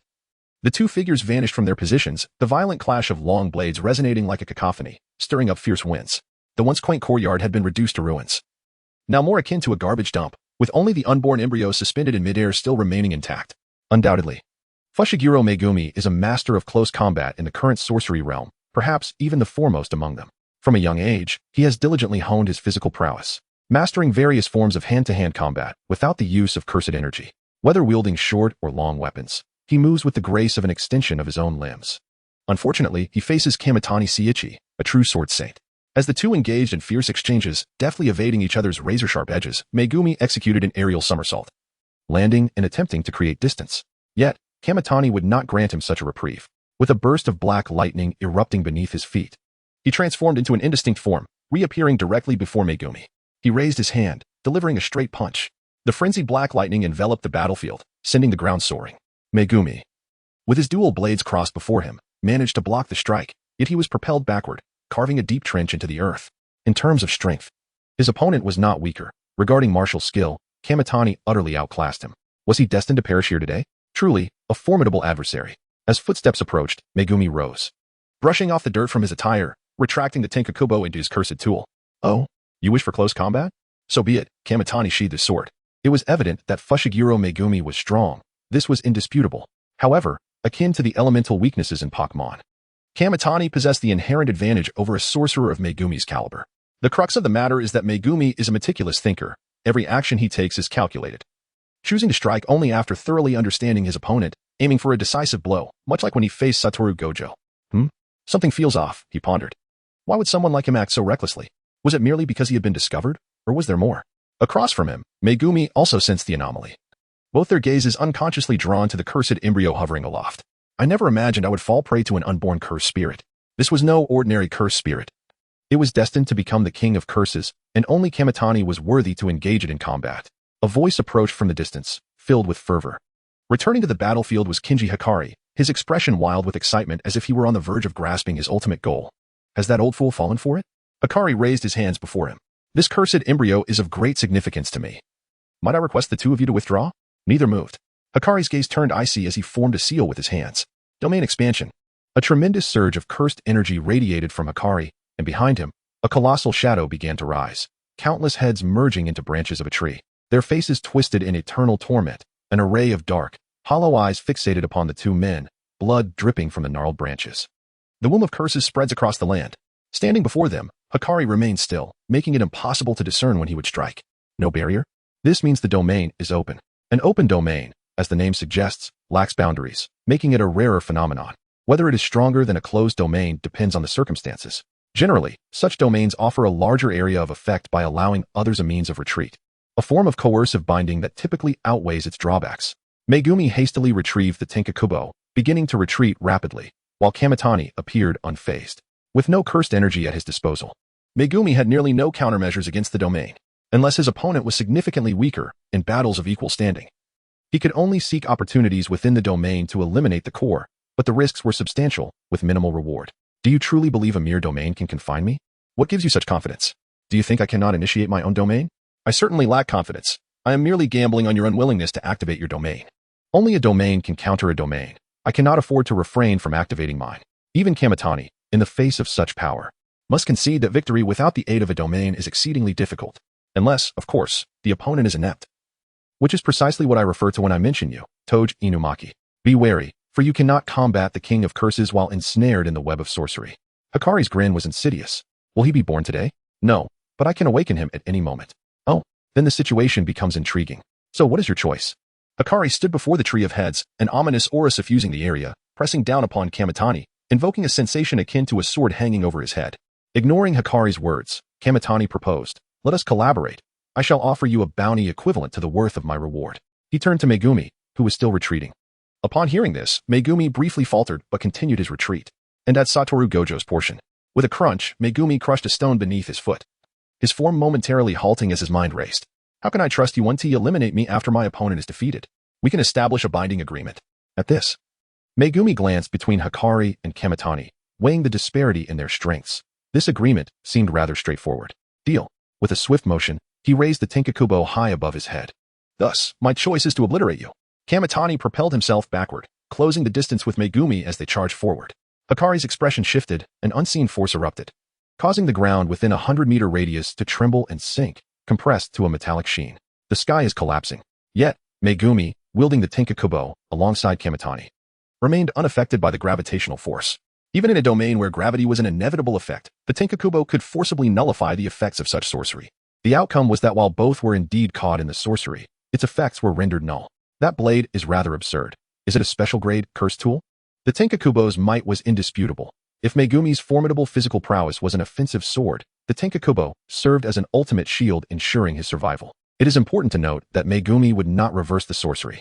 Hikari had previously observed how Megumi used this blade to block Kamitani's sorcery. Yet, there was no time for further contemplation as the two surged forward like two colossal trucks barreling down the road, an unimaginable pressure bearing down upon them.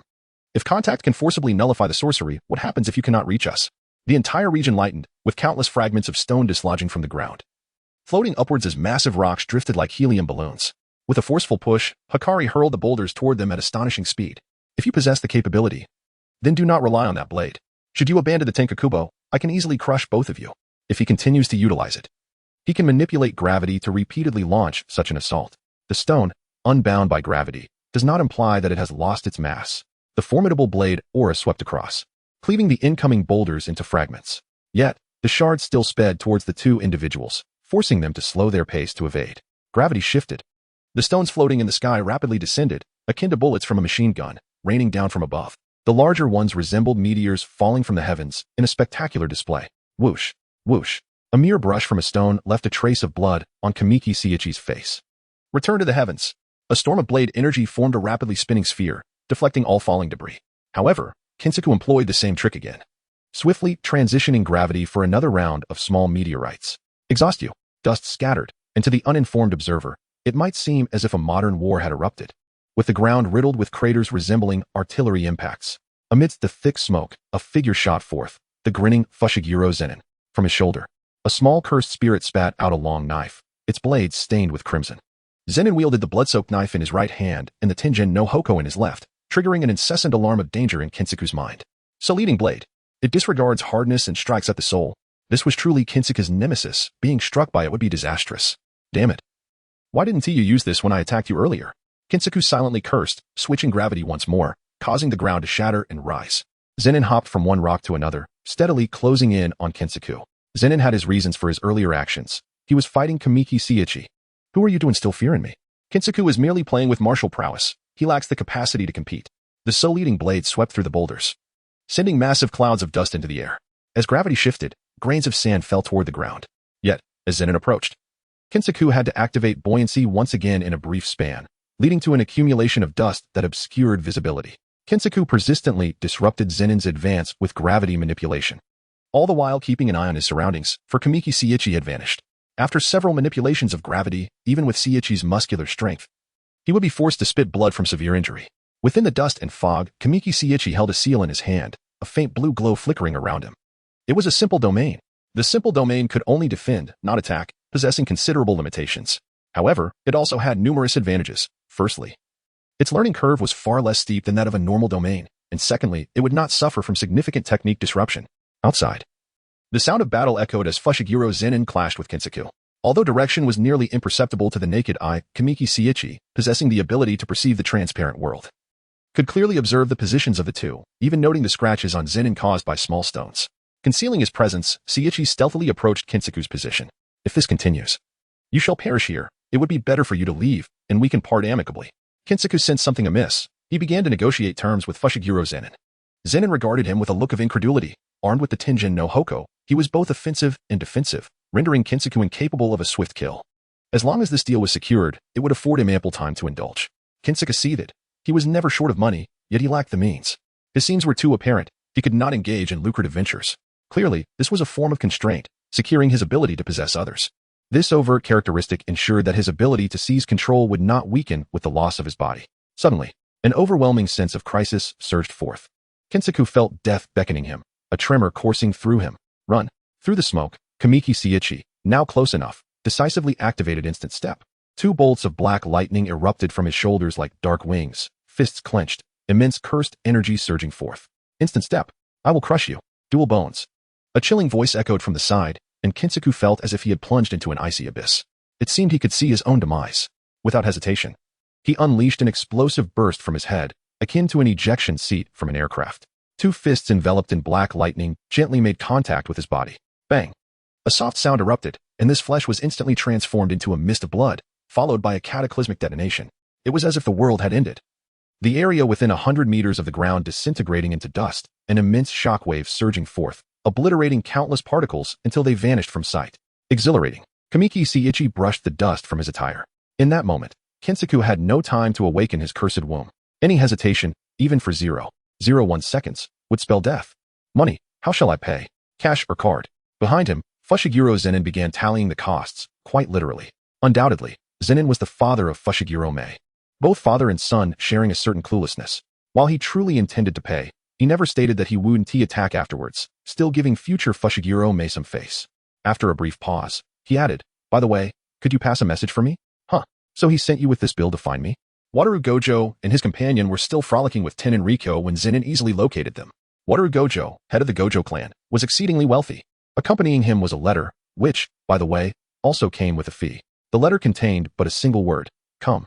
It seemed Seiichi was in trouble. Wataru Gojo handed the letter to Suguru Geto, who glanced at it. There was likely a significant issue on Kyushu Island.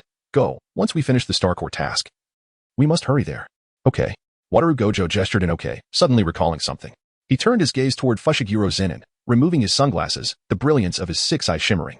Are you interested in taking on another commission? Though the correspondence from Wataru Gojo was brief, Kamiki Seiichi's letters were indeed numerous. While managing her company's affairs, Mei Ming received an encrypted letter addressed to her personally. Upon opening the envelope, she found a recounting of events, inviting her to Kyushu Island to discuss significant matters.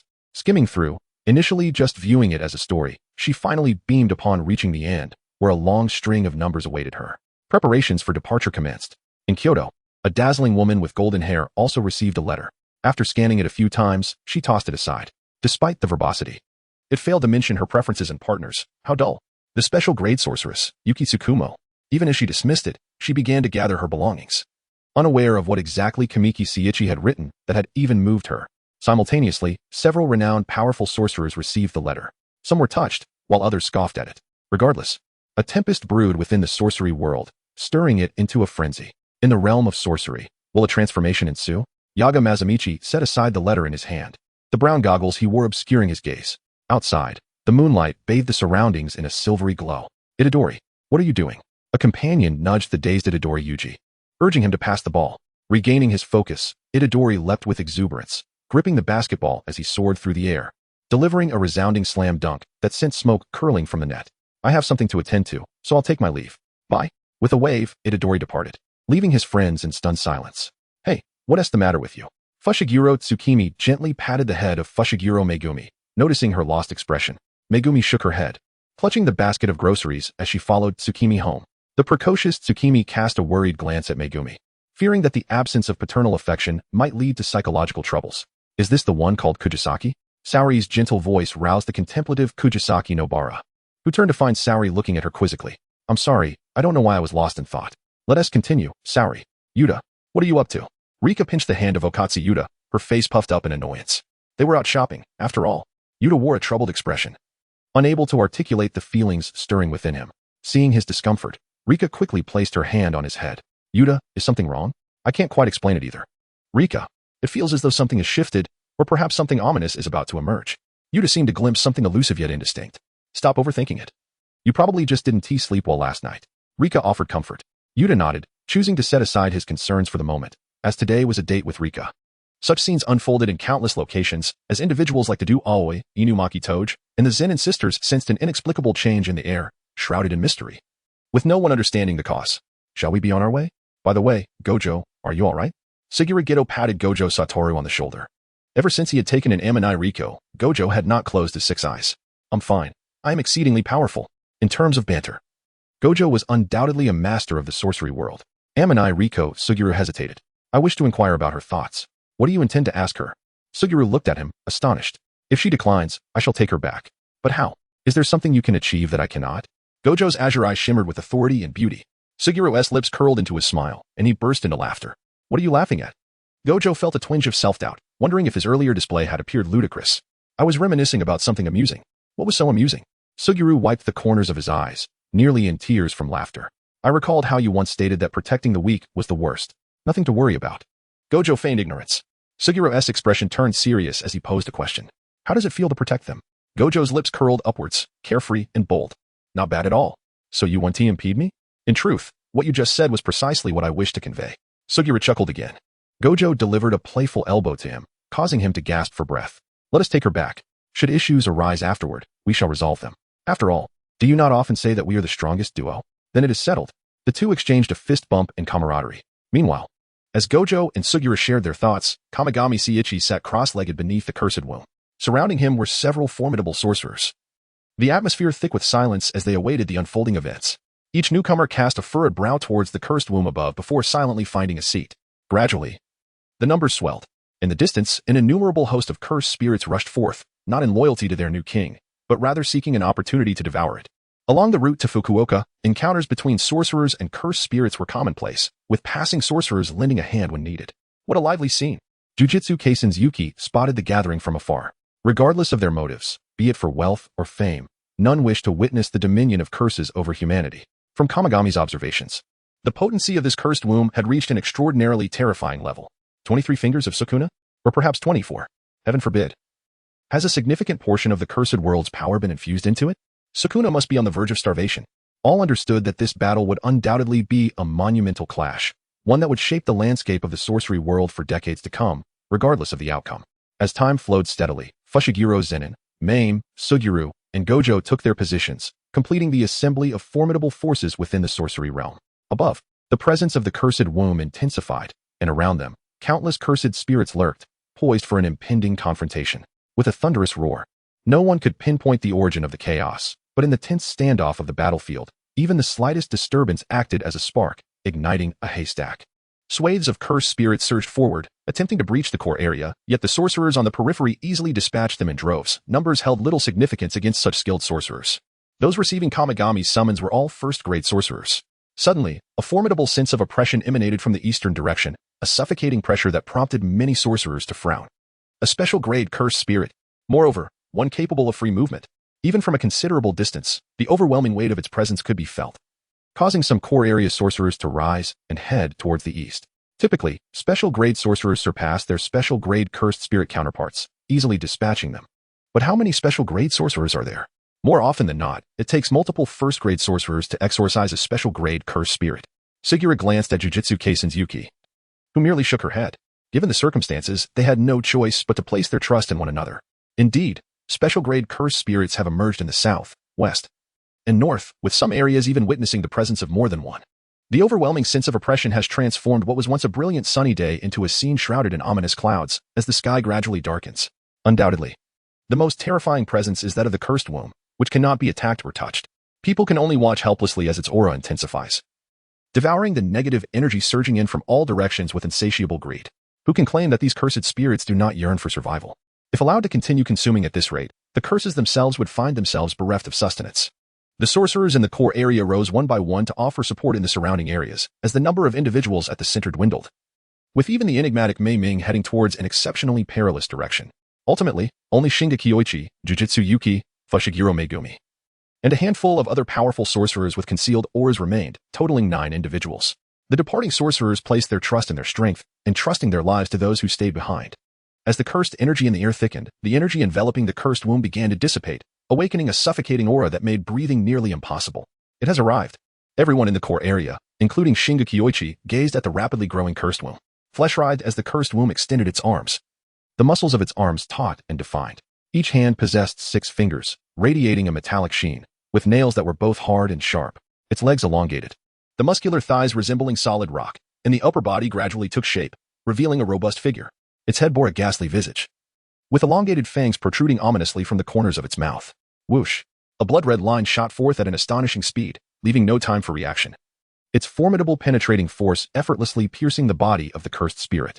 Blood manipulation technique, blood penetration. Before the cursed spirit could fully manifest, an attack was already launched, executed by none other than the most formidable sorcerer of the Kumo clan, Kumo Katsuhiko, a first-grade sorcerer.